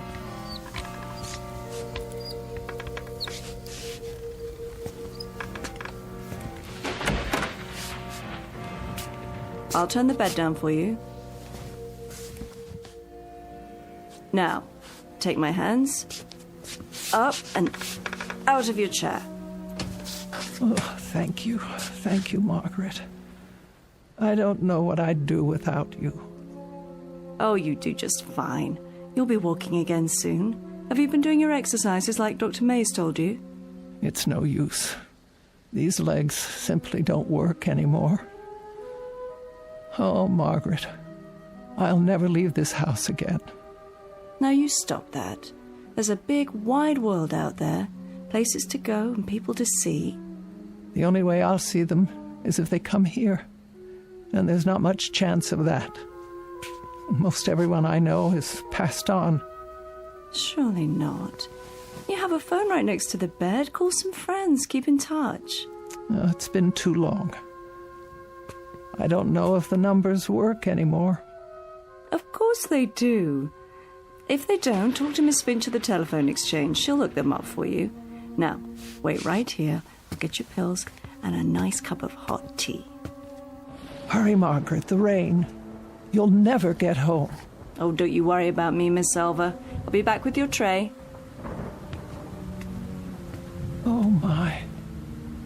Such a terrible, terrible storm. Miss Elva Keene, who lives alone on the outskirts of Linden Fleet in Maine. Her world has shrunk to the size of the small house she owns, and may never leave again.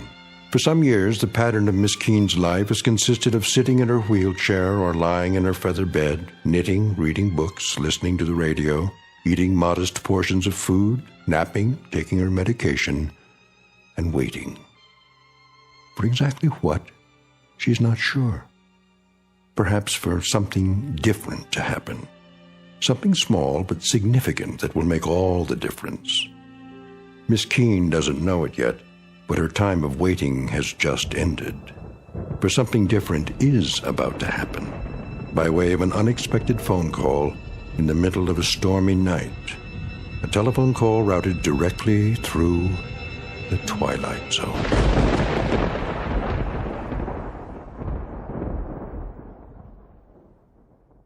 And now, The Twilight Zone and our story, Night Call, starring Mariette Hartley, with Stacy Keach as your narrator. Oh, someone calling? At this hour? Oh. Hello? I'm sorry, I didn't hear. The thunder. Hello? Hello? Who is on the line, please? Oh, no one, apparently. How odd.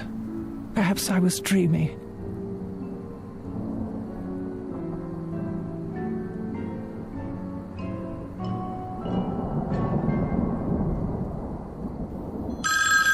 Oh, for the love of...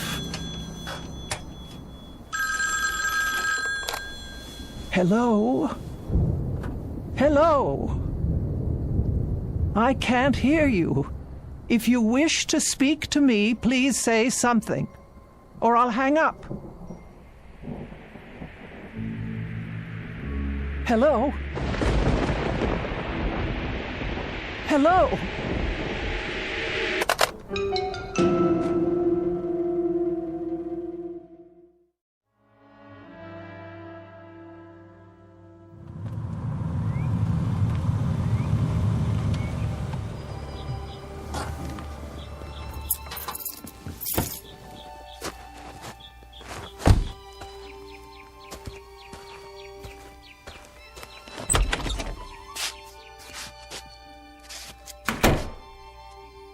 Hello? Just a moment, Margaret. You're up early this morning. Oh, what is the matter with this phone? I'm trying to make a call. No one's picking up at the switchboard.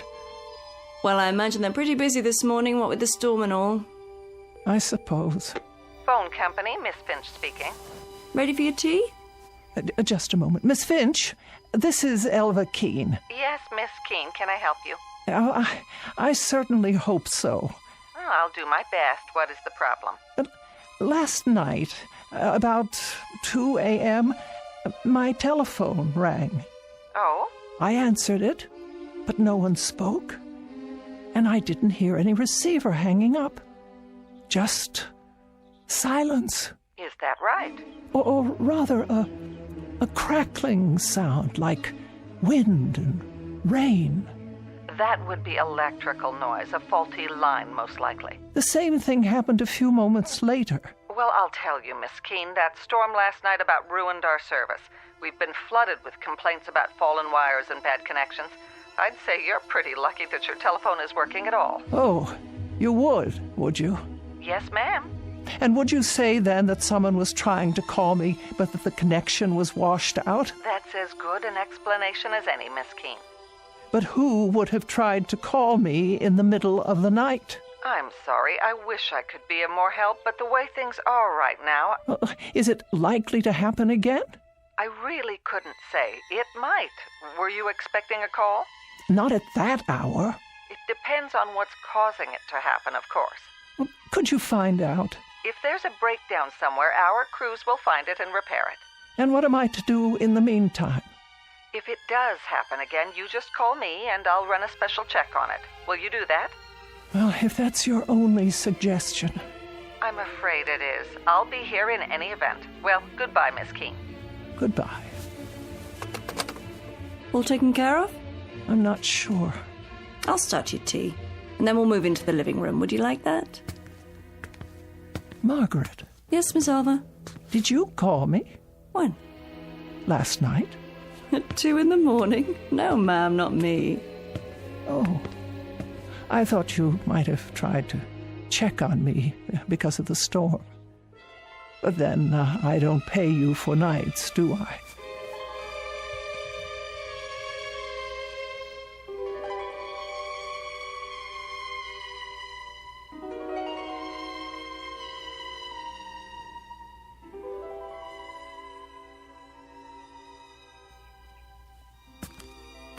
More tea?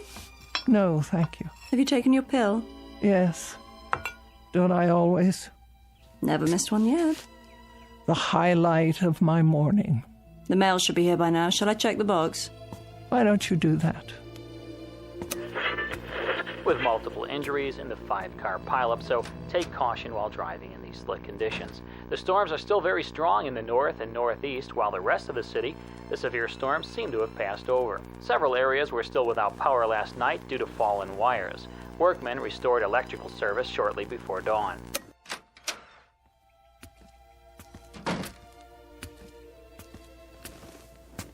Here's your mail, Miss Alva. Thank you. Anything interesting? Oh, an advertisement. Another advertisement. The light bill, the telephone bill, of course. No personal letters. You heard from your sister a few days ago, didn't you? Oh, that was weeks ago, Margaret. 3 weeks and 2 days, to be exact. Has it been that long? Yes, that long. Nobody cares whether I live or die. Oh, sure they do, Miss Elva. You don't understand. Don't I? You can't. You have no idea what it's like to be alone. But you're not alone. I come by during the day. Yes, you do. And for that I thank you. But it's been so long since I've had a real visitor. I mean, someone who came of their own accord. Oh, now don't talk like that. You're going to get yourself into a mood. I'm sure lots of people are thinking about you this very moment. Who? You'll hear from someone any time now. Just be patient a while longer. Wouldn't you like to work on your knitting? All right. Can I get you anything else? Not just now. Well, start thinking about what you want to eat tonight. I'll make a list and go to the store later. For now, I better get the dishes washed.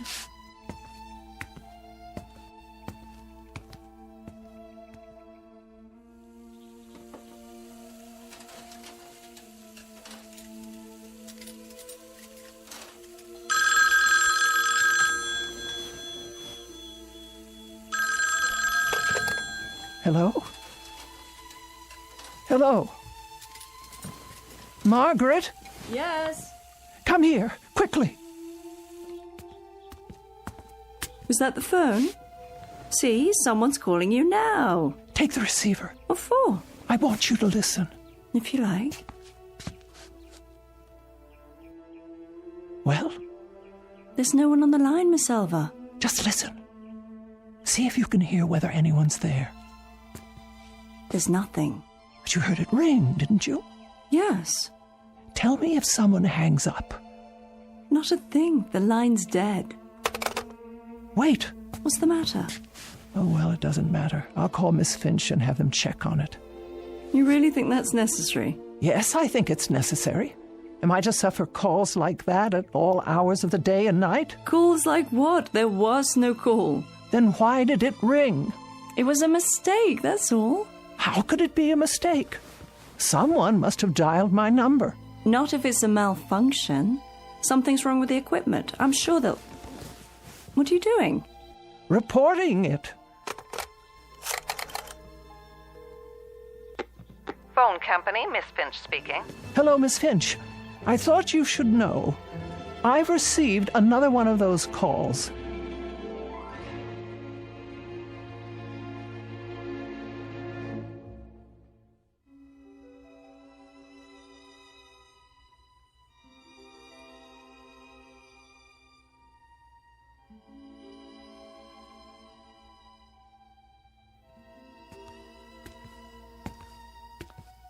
There we go. I peeled you an apple. And here are 2 of your favourite cookies to go with your tea. Can you think of anything else? No, I'm sure that will do. All comfy? Perhaps one more pillow. Certainly. Here you are. Thank you, Margaret. You go to so much trouble. It's no trouble at all. I wish you could understand how degrading it is for me to ask for help. I've always been able to take care of myself. Oh, now. We get along just fine, you and me. We're friends. I don't have friends anymore. Don't be silly. You have more friends out there than you realize. Oh, I wish that were true. You'll see. You'll hear from them. Meanwhile, don't fret about those phone calls. Don't give them another thought. I'll try not to. It was the storm, I'm sure of it. Perhaps you're right. Whatever the trouble was, the repairman have fixed it by now. But just to be sure, why don't you keep the receiver off the hook and then you won't be bothered? Oh, that's a good suggestion. You know, I have an extra television set, a portable. I could bring it over if you like. No need. There's hardly any reception out here. There is if you put up an antenna or connect with the cable system. That costs money. Besides, there's nothing I care to see. Suit yourself. But if you change your mind, let me know. You should be getting home. It is getting late. Let's see. You have your pills, your knitting. Would you like a book? I'll be going right to sleep. Good night then, Miss Keene. See you in the morning. Yes. in the morning.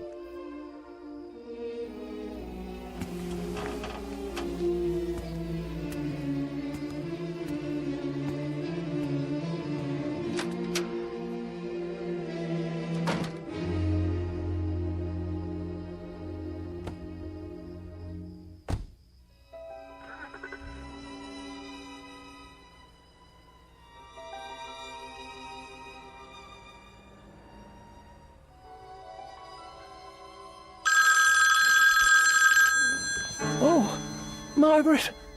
There it is again. What should I do?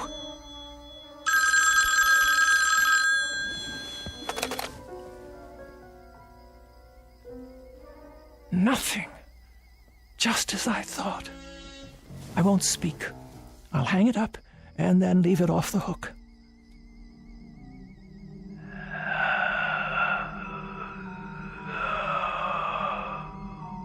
Yes. Who's there? Who is it?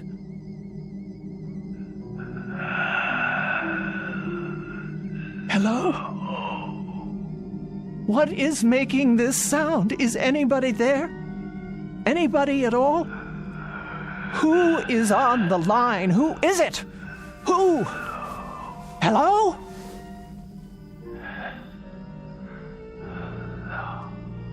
What is that? Please, please leave me alone.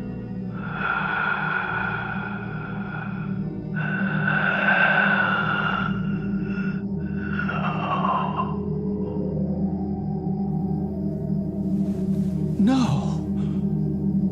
Please. No.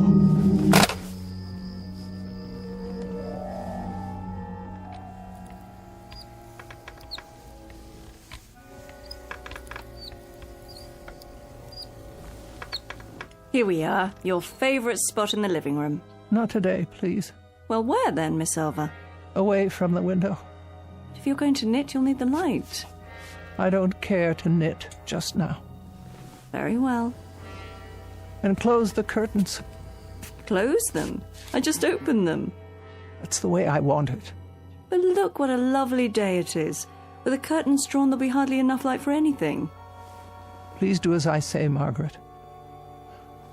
I'm not feeling well. Why? What's wrong? My nerves. I hardly slept last night. You didn't? Not a wink. Why on earth? What happened? Do I have to tell you? No, not the telephone. Yes, at all hours, over and over again. You're sure? Indeed, I am. The sound is so loud in this house, it hurts my ears. Well, we can't have that. And this time, he spoke to me. He didn't. Margaret, I simply can't bear it. Shush, dear, don't you worry. We'll do something about that right now. Call Miss Finch and clear it up. She won't listen. Of course she will. She doesn't take me at all seriously. Well then, I'll have a word with her. We can't have you going without your sleep.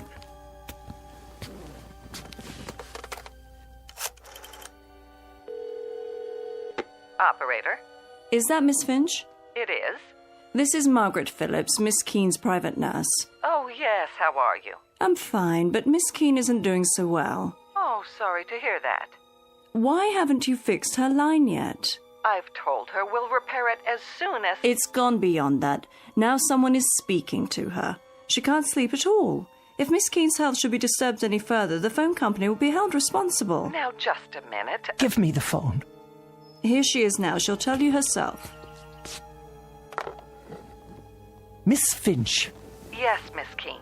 There's a voice on the phone. A voice? It says one word over and over. Hello. It doesn't sound normal. It sounds distorted. Are you sure it's a voice? What else could it be? Well, static on the line, sometimes... It was someone, I tell you. The same someone who kept listening to me say hello over and over again without answering back. The same one who made those horrible noises. What kind of noise? I don't know. That's why I'm calling you. It must stop immediately. A voice, you say? Was it a man or a woman? I couldn't be sure. So you have no idea? I tell you, there is no way of knowing. It could be either. And you're positive it wasn't someone on your party line? Oh, don't you think I know the people on my party line? Of course, Miss Keene, of course. Well, I'll have a man come out as soon as possible. The crews are still pretty busy, what with the damaged lines and all from the storm, but I'll tell them to put a rush on it. And what am I to do if this person calls again? Hang up, Miss Keene. But whoever it is will only call back. And then I have to answer to stop the ringing. That's my best advice. It's either that or disconnect the line. No, you can't do that. What if there were an emergency? I have no way to call out. That's true. Then there isn't much choice. I suggest you talk to them. Try to find out more. Get a name if you can. Do that and we'll have something to go on. We'll take immediate action, I promise you. But I don't wish to speak to them at all. Then I'm afraid there's nothing we can do. So you won't help me? We can't. It could be absolutely anyone. There's no way to know. I see. Then, good day to you. What did she say? Not a word of help. It's obvious she doesn't believe me. Oh, I'm sure that's not true. As far as she's concerned, I'm just a nervous old biddy falling prey to my imagination. But she didn't actually say... Well, she'll find out differently. You all will, if it's not too late by then. Such talk. You're letting yourself get way too upset. Why don't we have some breakfast? Would you like that? No, I'm not hungry. In a while, then. We'll both have something. I'll leave the curtains drawn so you can catch up on your rest. Would you like a pillow for your back? Make sure they're completely drawn. But it's so dark in here. I can't afford the risk. What do you mean? Well, if someone's out there, he could be watching. Watching what? Me.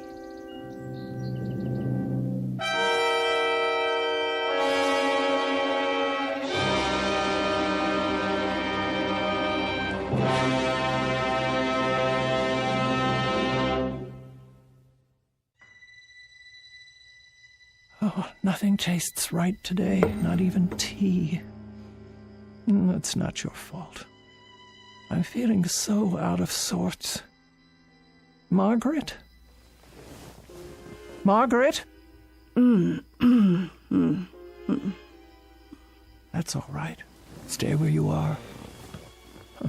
You're entitled to a nap, too.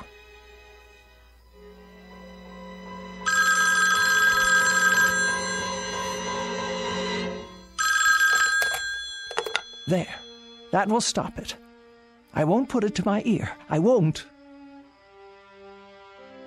But if I don't take the call, I'll never know who it is. Oh. All right, I'll leave it on the hook.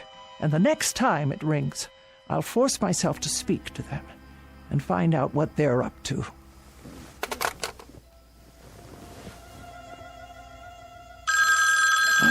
Oh. Hello? Hello. Who is this? Who's calling, please? Hello. Who's calling? I've had quite enough. Stop this at once. Hello. Why do you keep saying that? Can't you hear me? Please. Hello. Hello. Margaret! Margaret! Margaret! Yes? Oh, Miss Alva. I was just resting my eyes. Is everything all right? No, it is not. Then what? The telephone. Oh, did it ring? I thought I heard something. It's a man. I'm sure of it. How do you know? Because he just called again. I heard the tone of his voice. It was deep and hoarse, like there was something wrong with him. What did he want? I don't know. Then how? He just keeps saying hello, over and over. That's all he says. Hello. Hello. Hello. Now you've got to stop this, Miss Keene. I've got to stop. I'm not the one who... You're working yourself into a state over... Over nothing? I didn't say that. You didn't have to. You were going to say it. Now, Miss Keene, I was not.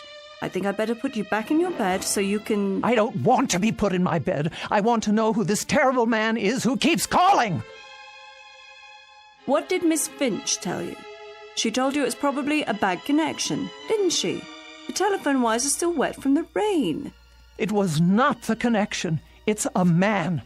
I'm not arguing, Miss Keene, but if he keeps on saying hello... That's all he says. Then obviously he can't hear you. And that would be because of a bad connection. Doesn't that make sense? No. He heard me. I know he heard me. He paused each time and waited for me to speak. I don't know what he wants. Then why don't you hang up on him, Miss Silver? You don't have to listen, just hang up. Is that so hard to do? No, I've tried that. But the voice... Hello, over and over. Hello, hello, hello. Then do this. Take it off the hook. There. Now he can't call you, right?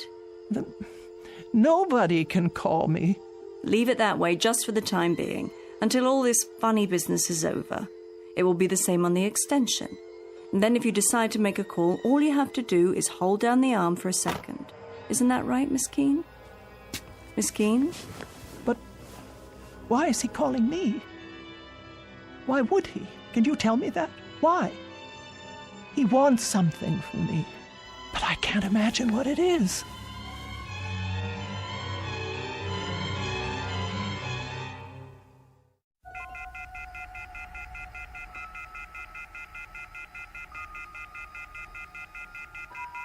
Oh, I can't bear that sound. Try putting a pillow over it. There. No. Hello. Hello? Where are you? What? I want to talk to you. No.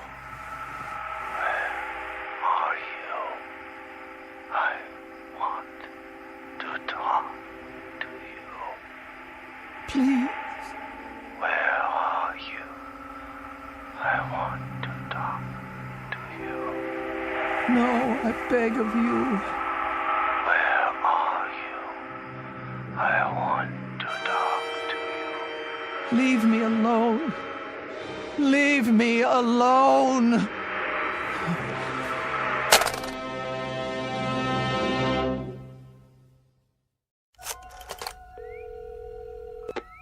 Phone company. Miss Finch, the problem is getting worse. Oh, hello, Miss Keene. I tell you I won't have it. Have you tried leaving it off the hook? No, it doesn't do any good. He just waits for me to hang up so he can call back. I left the receiver off last night, but I can't do it anymore. Even when I bury it under a pillow, the noise keeps me awake. I haven't had any sleep in 24 hours. Then perhaps, Miss Keene, we should disconnect it after all. No, I am an invalid, Miss Finch. I must have telephone service in case of emergency. I'm sure you must. Now, I want the line checked. Do you hear? This terrible thing must stop right away. All right, Miss Keene, I'll put a man on it right away, and this time we'll get to the bottom of it. Swear to it. I give you my word. Oh, good. Thank you. You don't know what this means to me. I'll call you as soon as we find out the problem. You'll see to it, no matter what it takes. Of course. First thing, we'll give you an answer before noon. Thank you. Don't you worry now. Oh, bless you. That's what we're here for.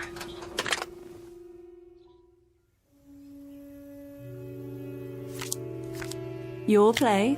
What?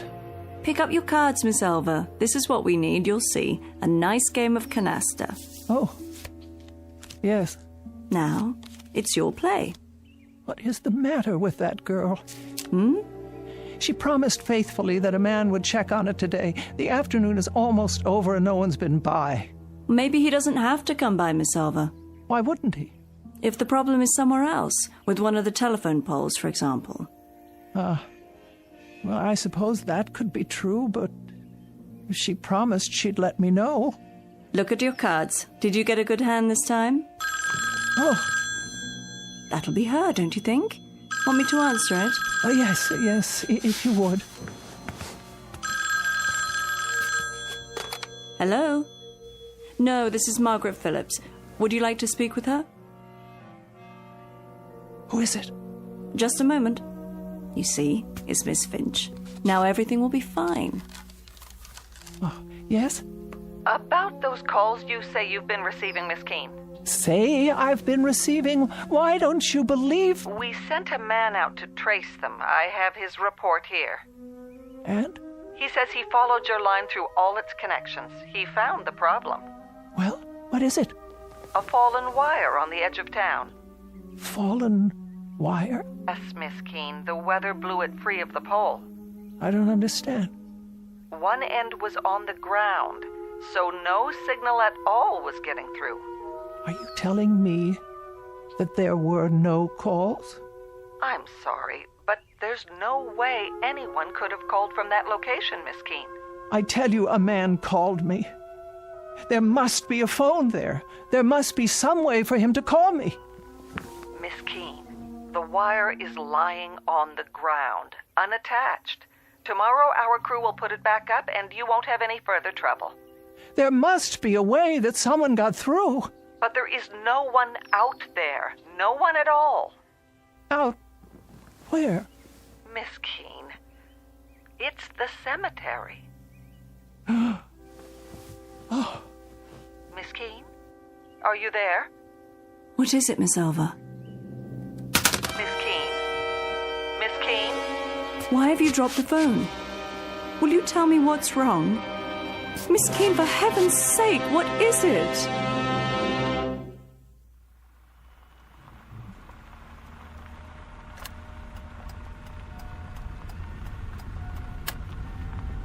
Here we are. Valley View Cemetery. Are you sure you want to get out of the car? Yes. I wish you'd tell me why you decided to come all this way. Miss Keene, this isn't good for you. If you hadn't made such a to-do about it, I'd never have taken you in the first place. Why won't you answer? What can there possibly be out here for you to see? Get my chair from the back seat, please. Very well. Have it your way.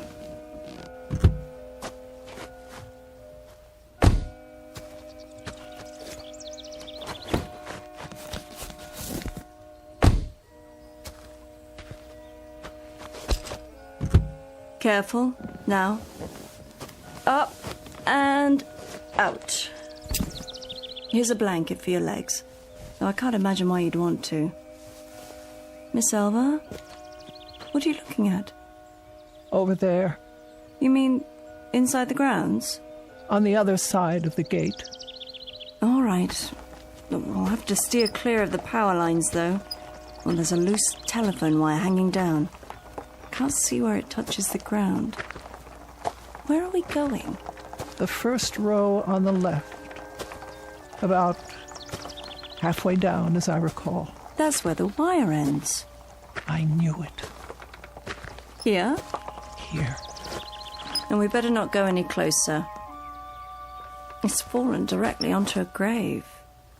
Right by an old headstone. What's the name? Brian Douglas.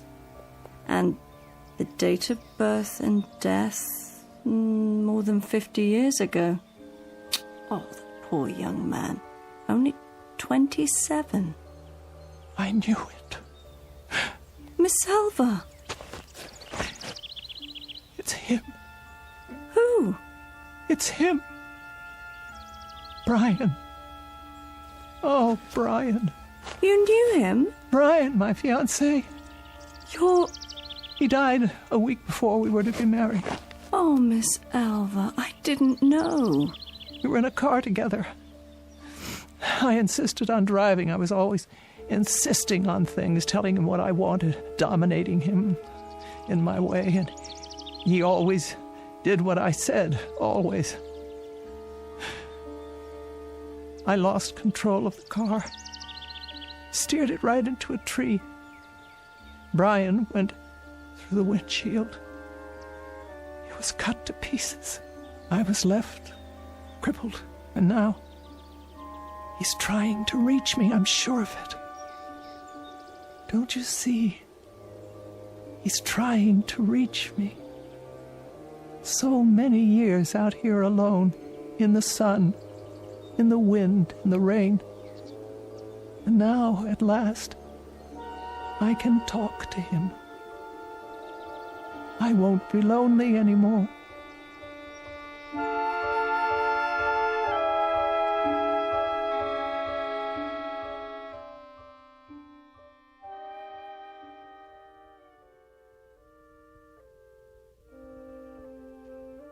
Would you like more covers on the bed?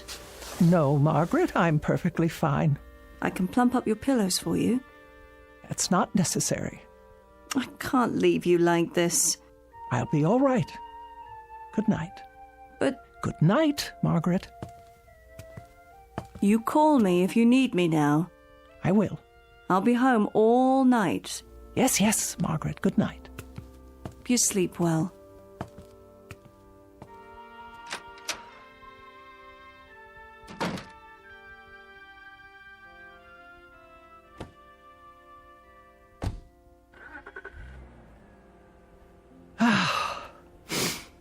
Now then, you may call me any time at all.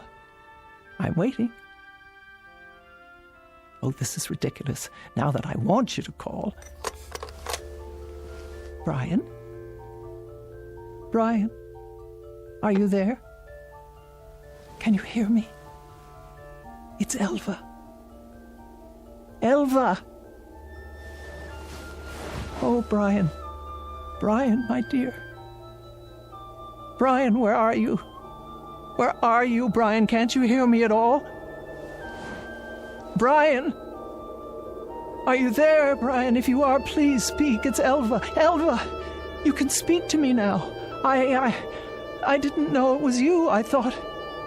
Brian, please, I know you're there. It's Elva. Talk to me, Brian, please. I beg you. You said leave you alone. No, but I didn't mean... I always do what you say.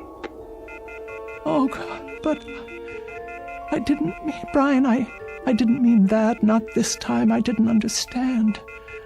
I only meant... Oh, Brian. Brian, speak to me. No, Brian, don't go. Don't leave me here. I didn't know it was you. I didn't understand. I tell you, there were so many things I didn't understand. I didn't mean to say. Brian, please. Please. Oh, please. No. Oh. According to the Bible, God created heaven and earth. But it is every man's prerogative and every woman's to create their own particular and private hell. Case in point, Miss Elva Keene, who in every sense has made her own bed, and now must lie in it. Sadder but wiser, by dint of a rather painful lesson in responsibility, transmitted from the Twilight Zone.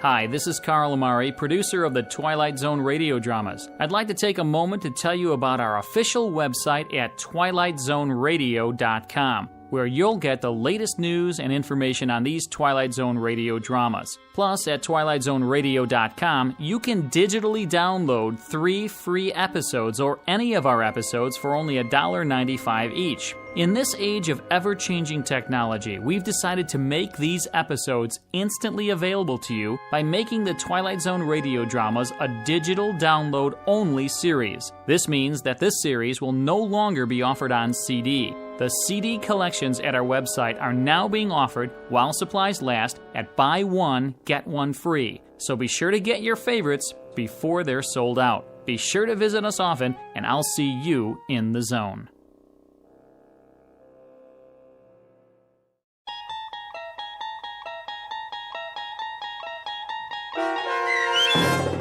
Night Call, starring Marriott Hartley with Stacy Keach as your narrator, was adapted for radio by Dennis Etchison and written for The Twilight Zone by Richard Matheson. Heard in the cast were Sarah Wellington, Meg Thalken, and Doug James. The producers of The Twilight Zone wish to thank CBS Enterprises and the Rod Serling Estate for making this series possible. This copyrighted radio series is produced and directed by Carl Amari for Falcon Picture Group and Westwood One. Sound design and custom Foley effects for The Twilight Zone by Cerny American creatives Bob Benson, Greg Lee, Michael Slaybach, and Matt Sorrow. To learn more about the Twilight Zone radio dramas and to contact us, visit our official website at twilightzoneradio.com. Doug James speaking.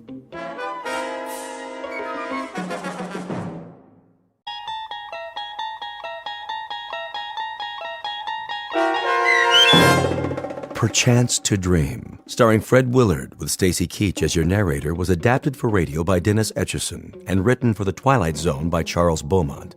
Heard in the cast were Mike Starr, Fernette Lebo, Doug James, Derek Purcell, Alex Sopener, Amber Lake, Rick Arthur, Elizabeth Lido, Carl Amari, Roger Wolski, and Vince Amari. To learn more about the Twilight Zone radio dramas and to obtain audio cassettes and CDs of these programs, visit our website at twilightzoneradio.com. The producers of The Twilight Zone wish to thank CBS Enterprises, Carol Serling, Dennis Etchison, Dick Brescia Associates, Claire Simon Casting, Terry Jennings, XM Satellite Radio, Sirius Satellite Radio, our sponsors, and our radio affiliates for helping make this series possible. This copyrighted radio series is produced and directed by Carl Amari and Jason Mallow for Falcon Picture Group. Doug James speaking.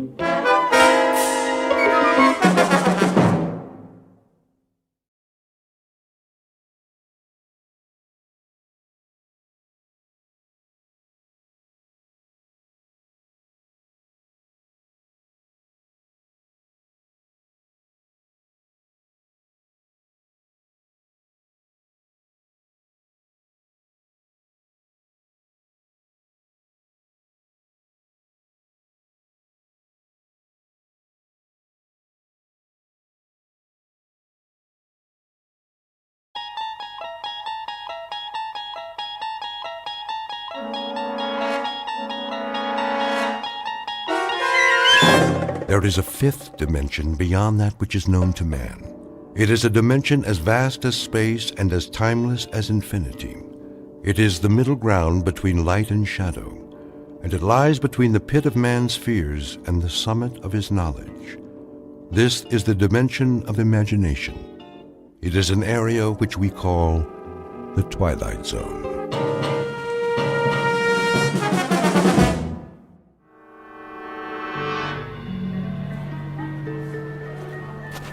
Cotton candy here. Get your cotton candy. Look, Mom, can I have one? It's nothing but sugar. Oh, please. Only 25 cents. Get your cotton candy. Well, just this once.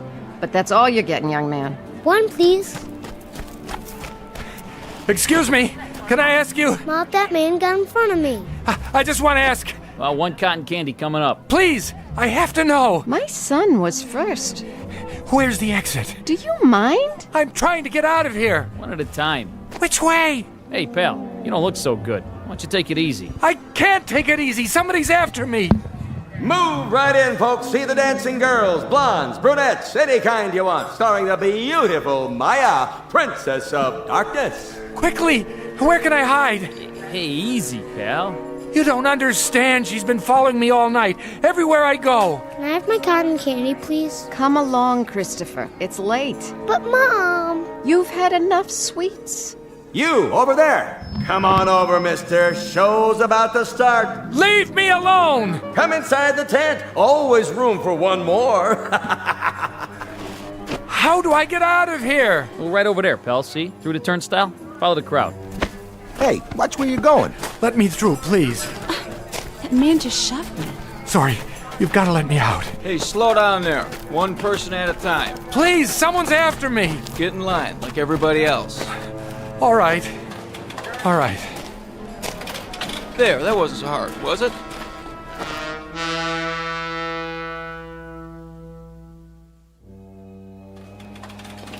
Officer, where's the uptown train? That's the next platform. Keep it moving, folks. Where am I? What's that? I don't know where Where are you going? What?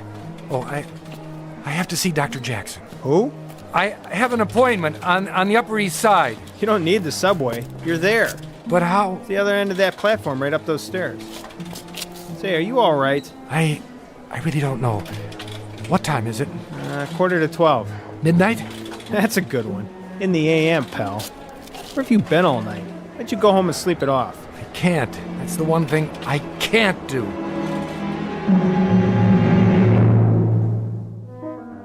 Noon in the city. Lunchtime for thousands of people. To most of them, the next hour will be a rest, a pleasant break in the day's routine. To most, but not all. The gentleman on the run is Mr. Edward Hall, an ordinary man who lives an ordinary life. The only problem is, his life has been turned upside down. He knows his way around the city, but he's had a bad night. Several, in fact. Nights without sleep as he flees a place that may or may not exist. It's all real for Mr. Hall, however, and it holds a secret he does not want to face. So get ready to run with the hunted, because time is the enemy, and the hour ahead is a matter of life and death when you're trapped in the Twilight Zone.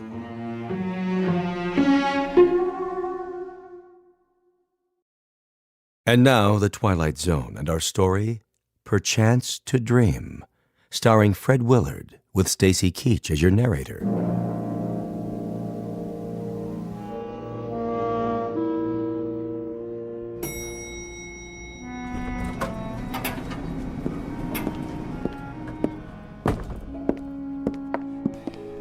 Excuse me. Yes? I'm not sure if this is the right floor. The Goodman building, right? Mm-hmm. What are you looking for? Doctor, I can't remember his name. It's on this piece of paper. Let me see. Elliot Rathman? Oh, yes. Dr. Rathman, the psychiatrist. He's in 1410. That way, at the end of the hall. Thank you. Are you all right? I don't know anymore.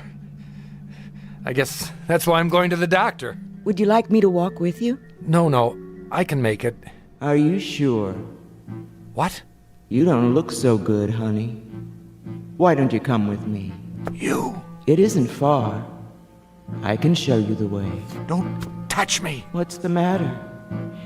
I'm free for the rest of the day. Get away! Relax, honey. It won't be long now. May I help you? Tell her to keep away from me. Pardon? That woman. Who? In the hall. She's been following me. I don't see anyone. She was there as soon as I got off the elevator. I didn't recognize her at first, but when she began to speak... Well, there's no one there now. See for yourself. She was. I tell you. Why don't you take a seat? Do you have an appointment? I think so. Dr. Jackson said he would call. Oh, yes. Mr. Hall. That's right. We've been expecting you. I'll tell Dr. Rathman you're here. Doctor, your 12 o'clock is here. That's fine, Charlotte. Mr. Hall? Yes. Come in. Please. Chair or the couch, whichever you prefer. Not the couch. No? You look tired. I am, but I can't. Why not? If you're tired... I might fall asleep. And what would be wrong with that? It's a long story. Are you feeling sick? No, just tired. Then try the chair. It's pretty comfortable. maybe just for a minute. I have to be careful not to close my eyes.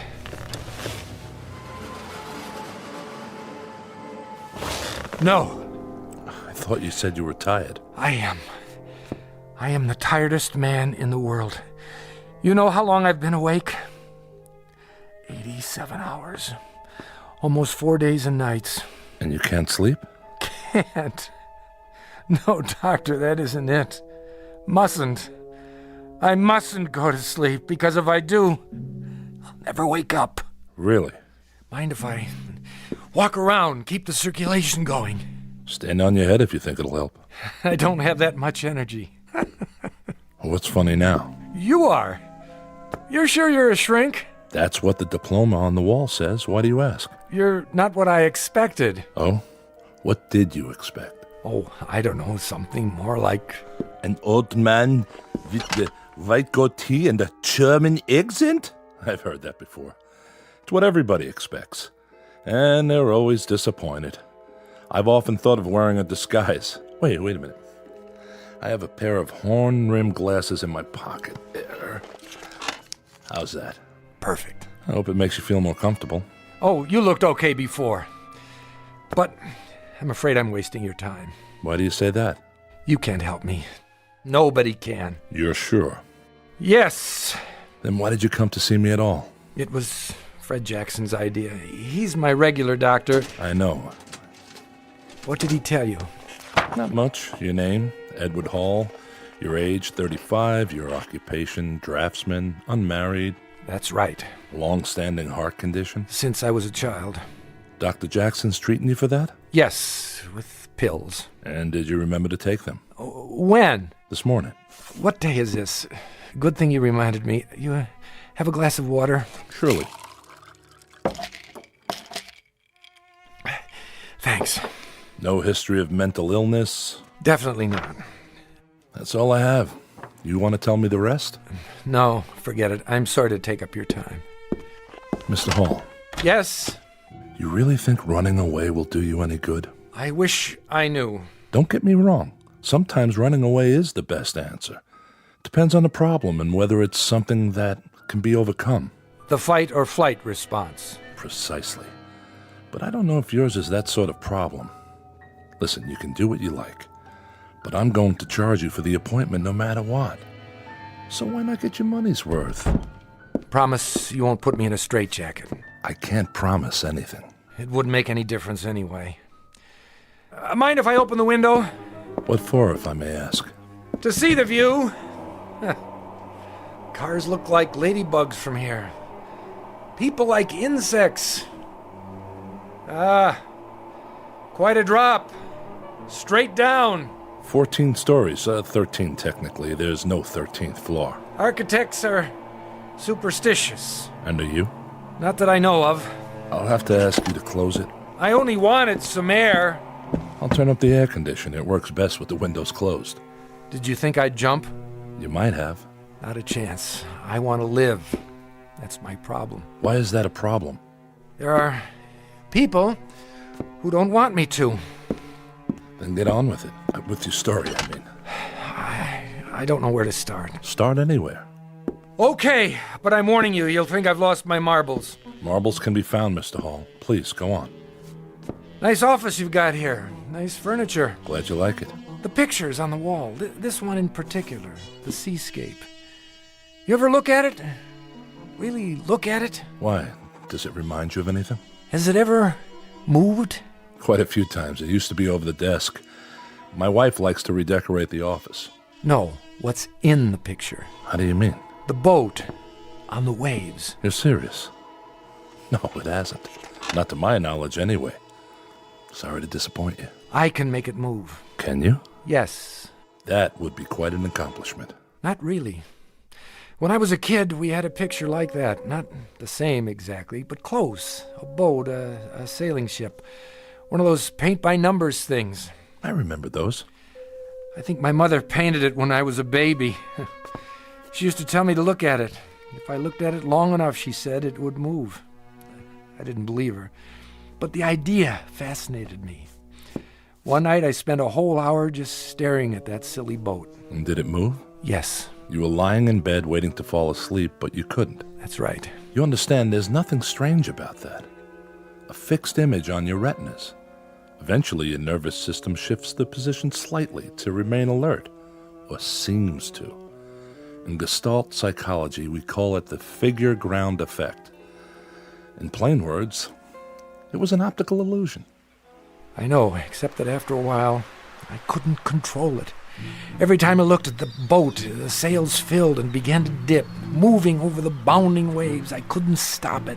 Imagination is strong in a growing boy. I realized that. I realized it even then. But the point is, I got just as scared as if it were really happening. Why would it scare you? Oh, I don't know. The movement, the change of scene, of being someplace else. Of being out of control? Could be. Even if you know it's not real? But that's just it. The mind is everything. If you think you have a headache, and there's no physical reason for it, you hurt just the same, don't you? Granted. Excuse me. I need some more of that water. Be my guest. Thank you. Dextroamphetamine? How did you know? I recognize the pill. Not one of Dr. Jackson's prescriptions. It's the only way I've been able to stay awake. How many grains a day? I don't know, 30, 35. I'll have to tell Dr. Jackson. Tell him! I don't have much longer anyway. Not if you keep taking those. You want to hear the rest or not? Yes, I do. All right, here goes. When I was 15, I developed a rheumatic heart. They said I'd never really get well, that I'd have to take it easy. No strenuous exercise, no long walks, no stairs, no shocks to the system. Shock produces excess adrenaline, they said. That was bad. Avoid any kind of shock. But they forgot about my imagination.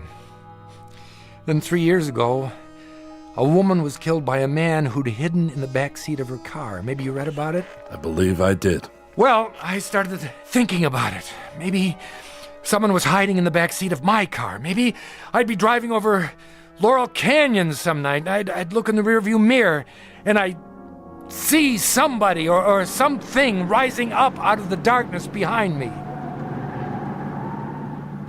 I had to drive the canyon twice a day. The second time was always late at night. It's a tricky road. One slip and you're over the edge.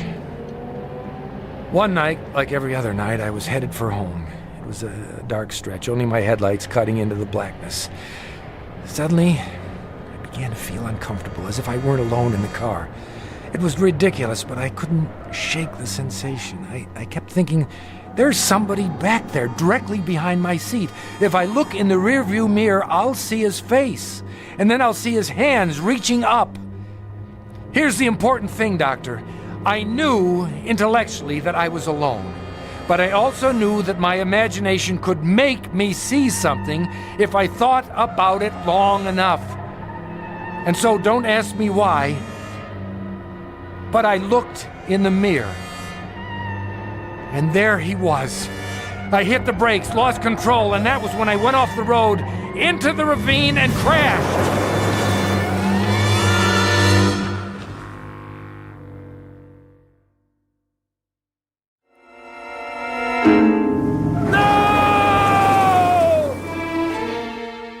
And that was it. The car was totaled.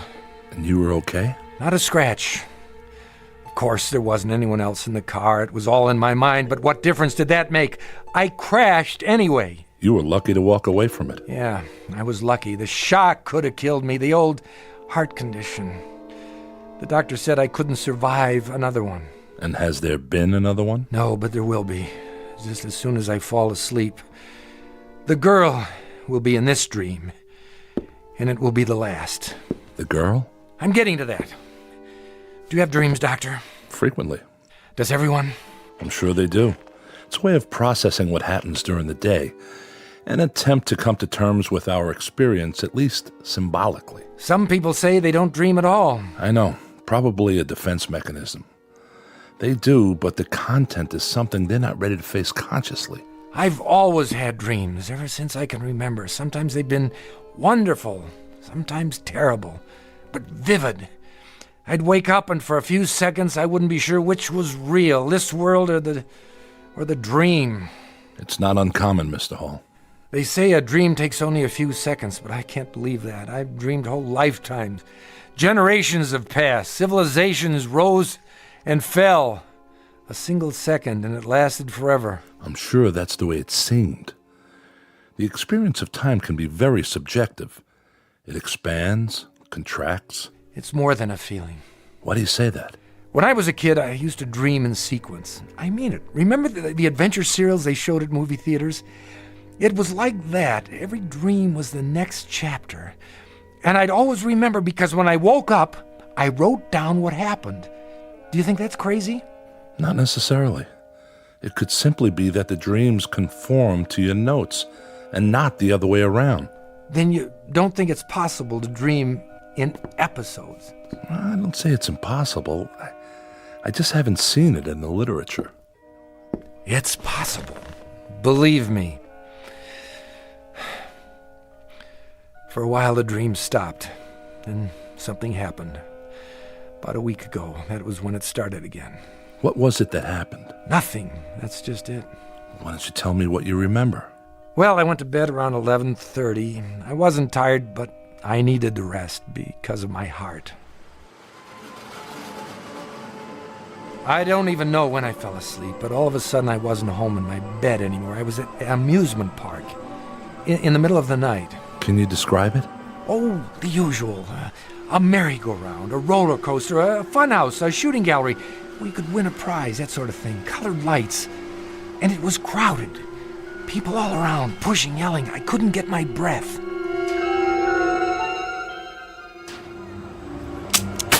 There you go, bullseye. Some shooting. You must have been in the service. Yeah, Marines. Sharpshooter. Well, take your pick. Stuffed animal, Cupid doll. I'll take the teddy bear for my girl. One teddy bear coming up. Ooh, Artie, thanks. It's so cute. Keep it by your bed to remember me by. Oh, I will. Hey, how about you, buddy? What? Over here, Mark. Step right up. My name's not Mark. Oh, yeah. Sorry. Take a chance. 6 shots for a quarter. Hit the bullseye and you get a genuine imported Cupid doll. How about it? 25 cents.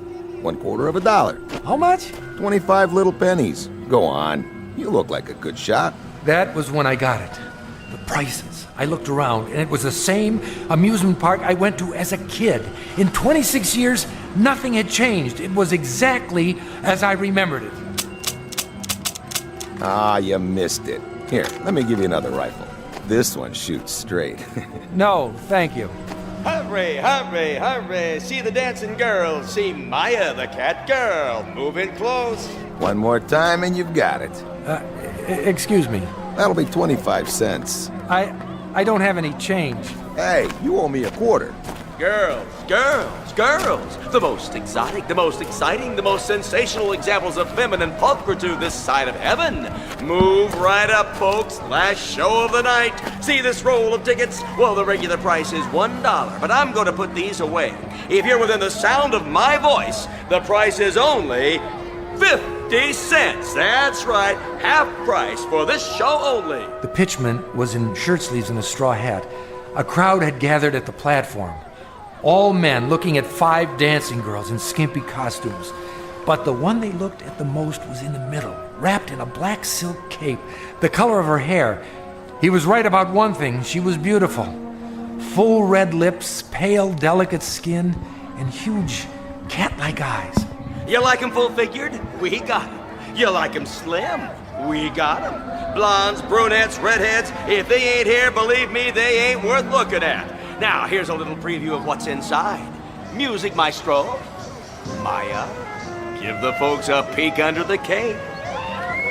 Come on, baby, I know you're modest, but we can't expect him to take my word for it. Hey, honey, show us what you got. I couldn't take my eyes off her. Slowly, she opened her arms. The black cape parted, and I saw her magnificent body gleaming with sequins. I give you Maya, the cat girl. What a figure. Ooh, man, I like. Hey, can I have the next dance? She started moving, whirling to the beat, her hair like a black flame, faster and faster. Was she smiling? I couldn't be sure, but the whole time she was looking at me. I felt the crowd, the music closing in like a net. I couldn't breathe. Excuse me, pardon me. I have to go. If you let me through, please. I didn't know who the girl was. I'd never seen her before, but as much as I was drawn to her, I knew I had to get away. Something about her eyes, something deep inside those dark cat's eyes. May I have a light? What? A light. For my cigarette. Oh, of course. Thank you. But you're Maya. I just saw you on the stage. Why did you do that? Why did I do what? Walk away. I felt like it. You didn't find me nice to look at? Maybe too nice. Aren't you supposed to be back there entertaining the customers? I'm free now for the night. Are you alone? Yes. Then come with me. Where? Does it matter? You want to, don't you, Edward? How do you know my name? Oh, I know a lot of things. I'm Maya. Don't be afraid. I'm not. Then come. Come. Look, I don't know if I... You are afraid. Only because this isn't happening. It's a dream. I'm not here. I'm at home, asleep, and you're part of the dream, aren't you, Maya? I know that, too. You do? Naturally. We passed a funhouse with a huge mechanical woman out front. The laughter was grotesque. Take me in there, Edward. Screwy Louie's room? It's for kids. But it's dark. Soft and cool and dark. Please. How can I argue with a dream? Tickets here. Wait, I don't seem to have any money. That's all right. We've been expecting you. What? Evening, Maya. Mr. Hall. Let's go. It's just inside this door, behind the glass.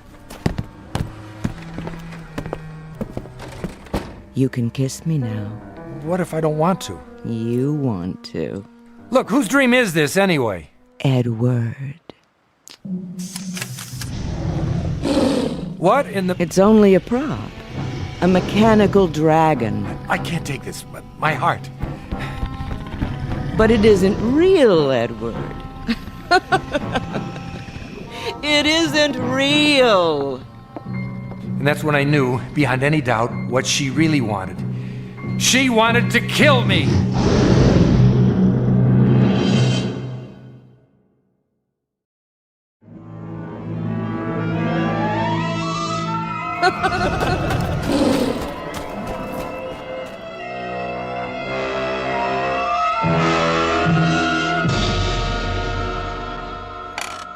You woke up then?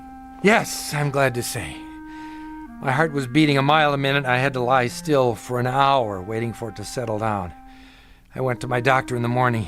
He said I'd almost had it. Do you know who the girl was? No idea. She looked familiar, but I know I'd never seen her before. You're sure she wanted to kill you? Yes.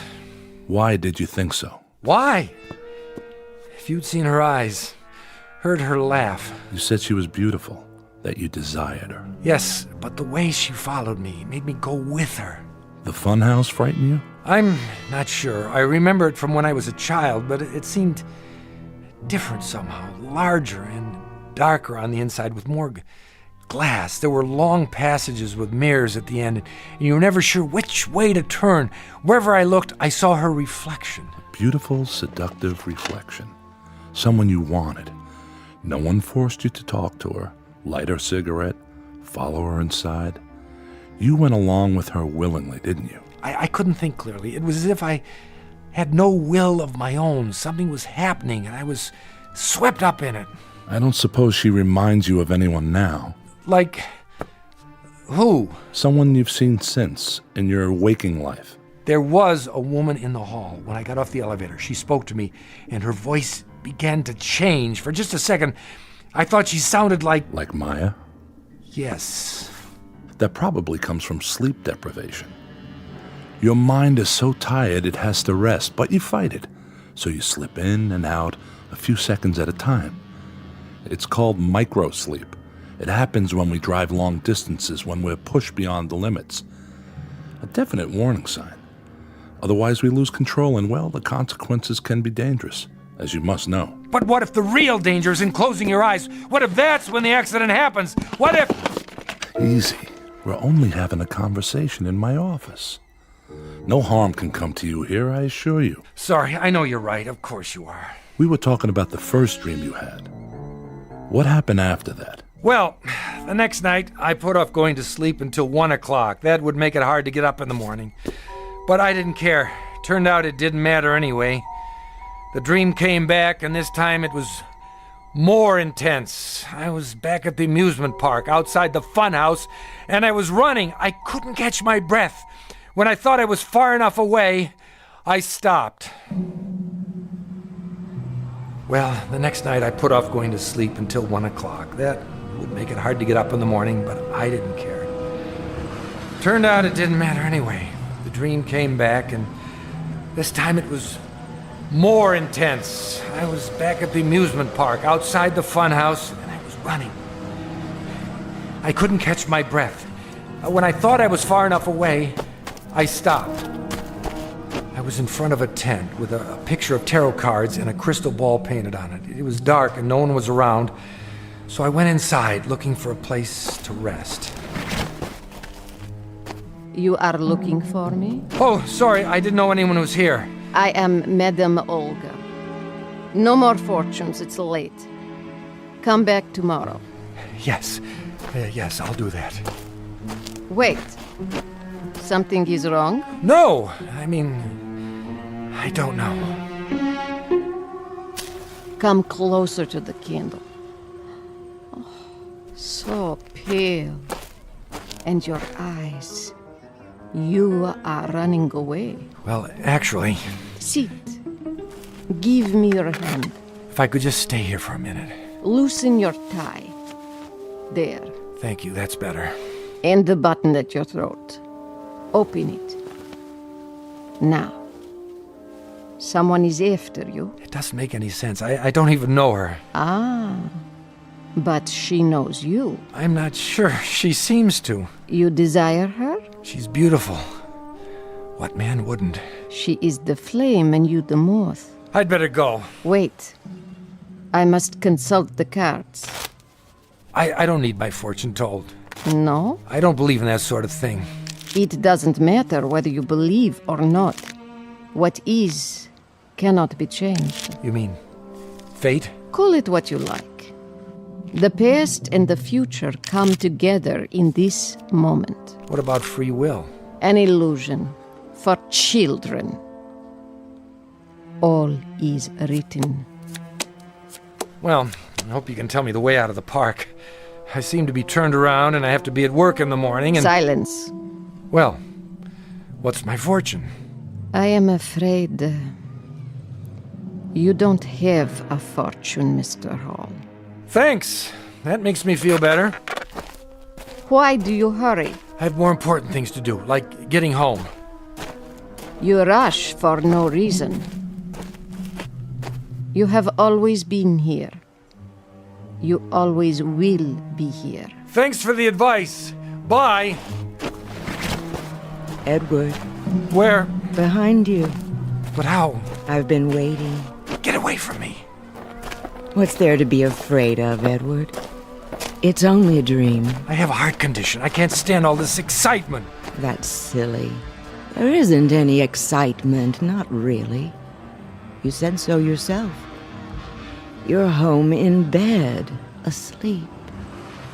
Now you can do all the things you can't do when you're awake. Anything, Edward. Anything. No, that isn't true. The doctor... Oh, look! I don't like those things. But Edward, it's the Cyclone Racer. Please look. No. Come on, Edward. Just one ride. It's fun. Please! Look, It's the last run of the night. You must come with me. I didn't want to go anywhere near that roller coaster, but I couldn't help myself. I had no choice. Even though I knew what it would mean, I had to follow her. Oh, that was so scary. Yeah, especially in the dark. Can we go again? Nah, let's do something else. Oh, they're closing up anyway. Last ride of the night. Get your tickets. 2, please. I can't. Why not? I don't have any money. My wallet. That's all right, Mr. Hall. We've been expecting you. How does he know my... Come, Edward. We'll ride in the front car. Lowering the safety bar. Watch your hands. Really, I can't do this. Hold tight, Edward. It's starting. Tell them to stop. They can't. It's too late. But I can't stand heights. My heart. I mustn't look. We're going straight up. You must look, Edward. The first drop is the most exciting. It's 90 feet. A sheer drop straight down. No! Yes. Isn't it wonderful? It makes you feel alive. I have to get out. Kiss me now, Edward. With the wind in our hair. I can't. It won't be long now. We're almost there. I told you I can't. I have to get out. How do I lift the safety bar? Don't climb down, Edward. It takes too long. Jump. That's it. Stand up. And jump. What are you doing? Don't push me. Don't.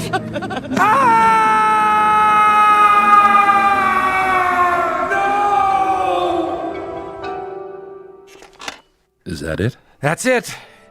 If I go to sleep, I'll be back on the roller coaster for the next episode. It'll pick up where it left off. I'll force the safety bar, stand, Maya will reach out, push, and that'll be the end of me.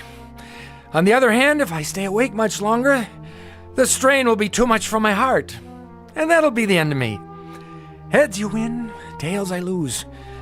Quite a choice, isn't it? Where are you going? Outside. Maybe if I get some air. I wouldn't advise it. What would you advise? A straitjacket? So long, Doc. You can't help me.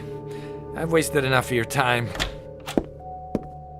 Leaving so soon, Edward? Maya. What's the matter, Mr. Hall? It's her. My receptionist? Sorry, her name doesn't happen to be Maya. Doesn't it? I can't take this anymore. I've had enough. Enough, do you hear me? What are you doing? Stand aside! No, don't. Don't! Yes!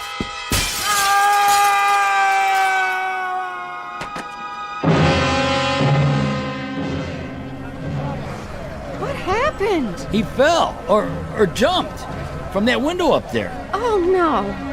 The blood! The blood!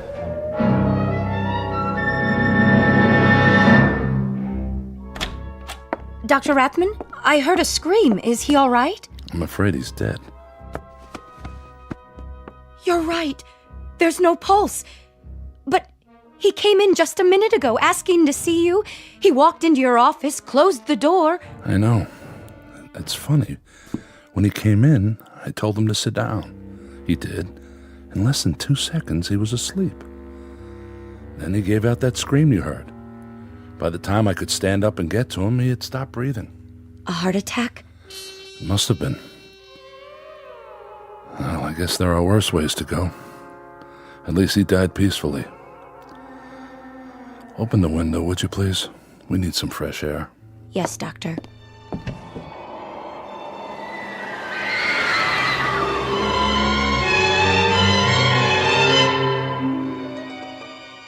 They say a dream takes no more than a second or so, and yet in that second a man can live a lifetime, suffer and die. And who is to say which is the greater reality, the one we know or the one in dreams, somewhere between heaven and earth, in the Twilight Zone? More from the Twilight Zone after this. Hello, I'm Stacy Keach. I hope you're enjoying this edition of the Twilight Zone radio dramas.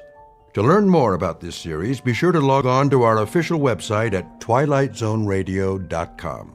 You'll find special discounts on our Twilight Zone audio collections, listings of our radio stations, links to other websites, and a photo gallery of our recording studio and some of our stars in action. Plus ways to contact us with questions or comments about the show. And for a limited time, when you log on to twilightzoneradio.com, you can send in for a free CD of the show. So be sure to visit us at twilightzoneradio.com.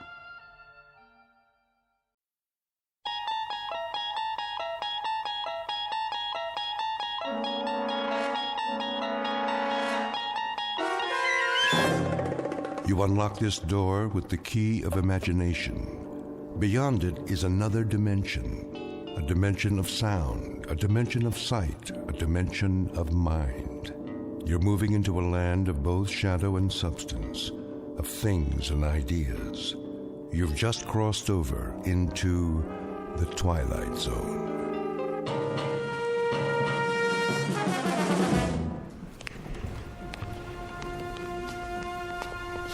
Here we have the famous temptress from ancient Egypt, Cleopatra. Her beauty almost brought about the destruction of Caesar, Mark Antony, and the Roman Empire. And now, if you will follow me, the last group of figures in our little wax museum. The piece de resistance, if I may say so.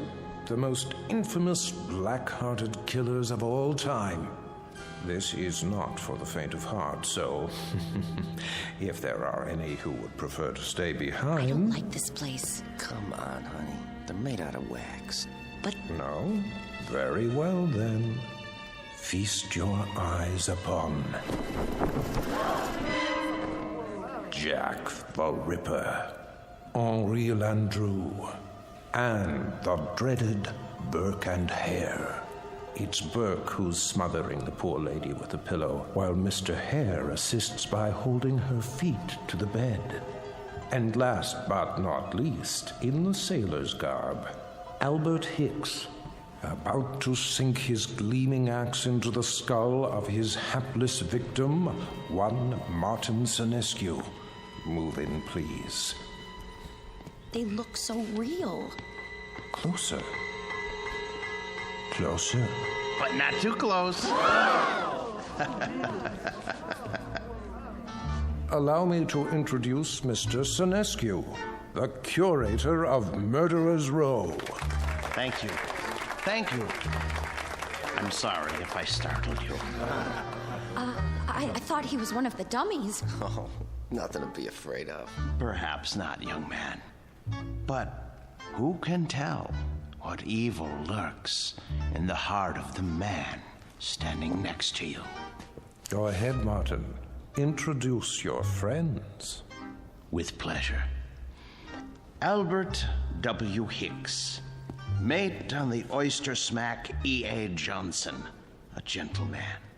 Yet one day, in 1860, off the Atlantic coast, he murdered everyone in his crew with an axe, exactly like this one. Why did he go mad? I'm afraid we'll never know. Not to mention Burke and Hare, two more monsters of their time. But do they look like monsters? What torment drove them so late in life to behave like ghouls? You see here how they suffocated their victims. A technique called burking. Think of the agonies they endured. Which one's he talking about? Search me. Both of them, sir. All of them. Surely it's dreadful to be murdered, as our victim here would tell you, if she could talk. But to commit murder, to take a life with your own hands, again and again, and not be able to stop yourself. Can you begin to imagine the horror? Nope, but why don't you tell us about it? I wish I could. But somewhere in the world, now, at this very moment, there is someone who can. Yeah? Who? Well, no one knows yet. But if his torment is great enough, and he kills as these poor creatures did, then future generations will know. For he will end up here, immortalized in wax, remembered as you and I will never be, like Henri Landru, so filled with love and hate. He loved nearly 300 women in his lifetime, spinsters and lonely widows. He too must have felt agony as he strangled the life out of them. A master of the garret, identical to the one you see in his hands. That looks like some kind of cord. Just a piece of string. Let me see that. Get away from there. Get away from there. I was only... Mr. Sinescu is right. The figures are not to be touched. They are too rare and valuable. Besides, the museum can't be held responsible for what might happen to you. And here, another soul in torment. The Ripper himself. Of all the faces in London's Whitechapel district, which was his? And why did he feel driven to kill those pathetic drabs with one sweep of his knife? Identical to the blade you see before you. Step closer, young lady. What? Go on. It's only a prop. Lean forward. There. That's quite all right. Look deep into his eyes and remember them so you'll never fall prey to such a man yourself. A man who carried a long, sharp weapon which he slashed across women's throats. Like this. That knife, it swung at me. It almost... Spring in the arm. Pretty good trick. A trick, yes, but one that serves to remind us how near death is to all of us. When we look at Hicks, at Burke, and Hare, at Landru and the Ripper, we see what appear to be ordinary men.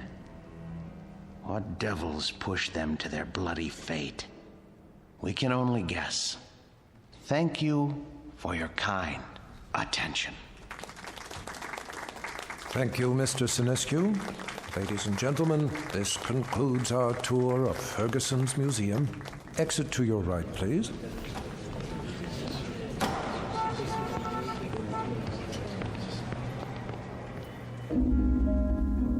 Mr. Martin Sinescu, a gentleman, and the curator of Murderer's Row in Ferguson's Wax Museum. He looks after these replicas with care and dedication, and he ponders why ordinary men are driven to commit mass murder. What Mr. Sinescu does not know is that the groundwork has already been laid for a special kind of madness, a torment found only in the Twilight Zone.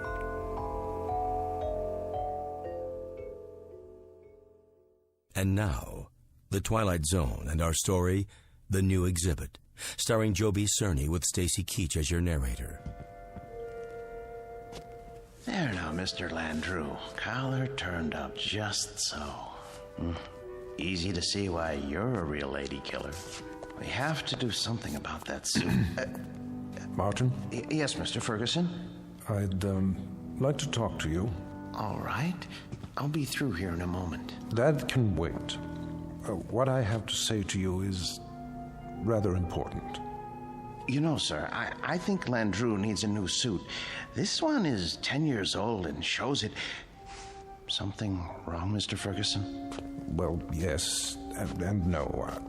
I think we'd better discuss it in my office. All right, if you like, sir. Is it something I've done or haven't done? No, nothing like that. Sit down. Very well. Martin, I'm abandoning the museum. Abandoning? I'm afraid so. Is this a joke, sir? No. But you can't. You mustn't, sir. I know how you feel, Martin, but there isn't any choice. I don't understand. I've been offered a large sum of money for this property. Some people want to build a supermarket here. A supermarket? When I first opened the museum 30 years ago, I'd never dreamed I'd see this day. But the day is here, Martin, and we will just have to face it. 30 years, sir. No, for heaven's sake, don't make it more difficult than it is. I'm sorry. I hate this, Martin. You're the best employee a man could have. The way you've run the Murderer's Row exhibit, why, I don't think you ever missed a day's work. No, never. How many more days? None. This was the last. They start wrecking the building next week. What about the wax figures? I haven't decided yet. Sir, we can open another museum. We'll move everything somewhere else. I'm not as young as I once was. I could use a rest. But, sir, I'll do all the work. You won't have to lift a finger. I appreciate that, Martin, but it would be foolish. Foolish? Foolish? Why? We have become passé. People aren't interested in wax museums anymore. Look at the numbers, it's all here. Our attendance figures, our profits, but mostly our losses. This year has been the poorest of all. There's even a news story about the closing of the Grand Guignol. Surely not. The handwriting's on the wall. Seriously, what do we offer? The great lovers of history? The discovery room? Scientists? That isn't why people came here. That isn't why at all. What they really came to see was your Murderer's Row. We've always known that. But they've been coming in decreasing numbers. And you know why? Because the evening news offers them fears we could never match. The wars, the atrocities, the perversions, they've all ruined our Chamber of Horrors. People are blasé. They think they've outgrown the need to be frightened. They already live in fear day in, day out. It's the world, Martin, and the world has changed. No, it would be foolish to open another museum. Maybe it's the location or the exhibits.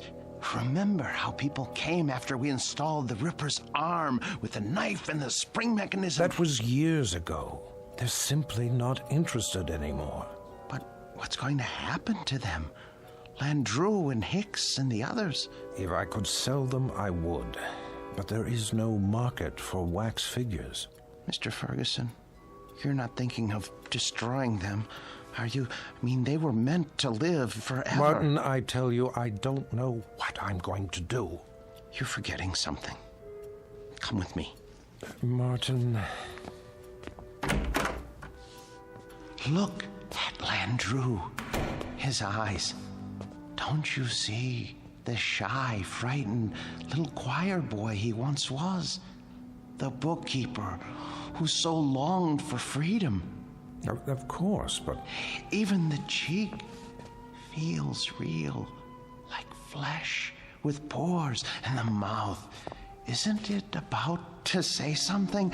Oh, Landru was an elegant man, full of tenderness. It's right here, in the lips.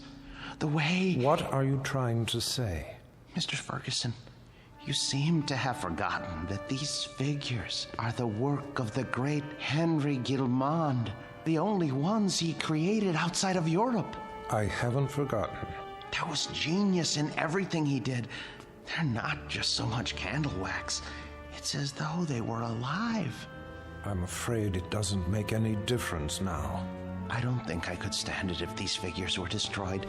It would be like losing 5 close friends. I won't destroy them, Martin. I give you my word. But where would I store them? You know how vulnerable they are to changes in temperature. I could take them. You? Yes. What would you do with them? I wouldn't put them in an ugly warehouse, I'll tell you that. They need constant care. I'll put them in my basement. That's ridiculous. Think about it. What would Emma say to having the figures of 5 famous murderers in her basement? Oh, she wouldn't mind. She rarely goes in the basement. It's my space. She'll understand.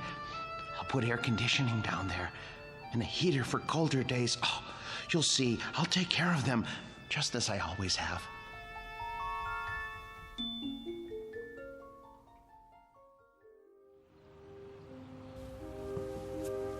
You haven't eaten your breakfast. I'm not hungry. They should have arrived by now. They'll get here when they get here. Now, how long do we have to store them? Not long. What time is it? You asked me that 5 minutes ago. Oh, maybe something happened. It's not like moving furniture, you know. They should have let me ride in the truck. What if they dropped one of the crates? There they are now. Just relax. You Martin Sinescu? Yes, are they all right? The boxes? They okay. They didn't break, right? Nope. No bumps? No bumps. Where do you want them? Look, carry them to the rear of the house and down to the basement. Carefully. Take your time. Wait a minute, how much time will it take? I don't know, an hour maybe. You gotta pay by the hour, you know. Sign here. With pleasure, and please, hurry. You see? All here safe and sound. Easy! Please, don't jiggle them. Will you stop worrying? It's getting warm. What? I say, it's getting warm outside. They're very delicate. They can't stand more than 80 degrees. I didn't think they were so big. They're not. The boxes are big. The actual figures are not any bigger than you or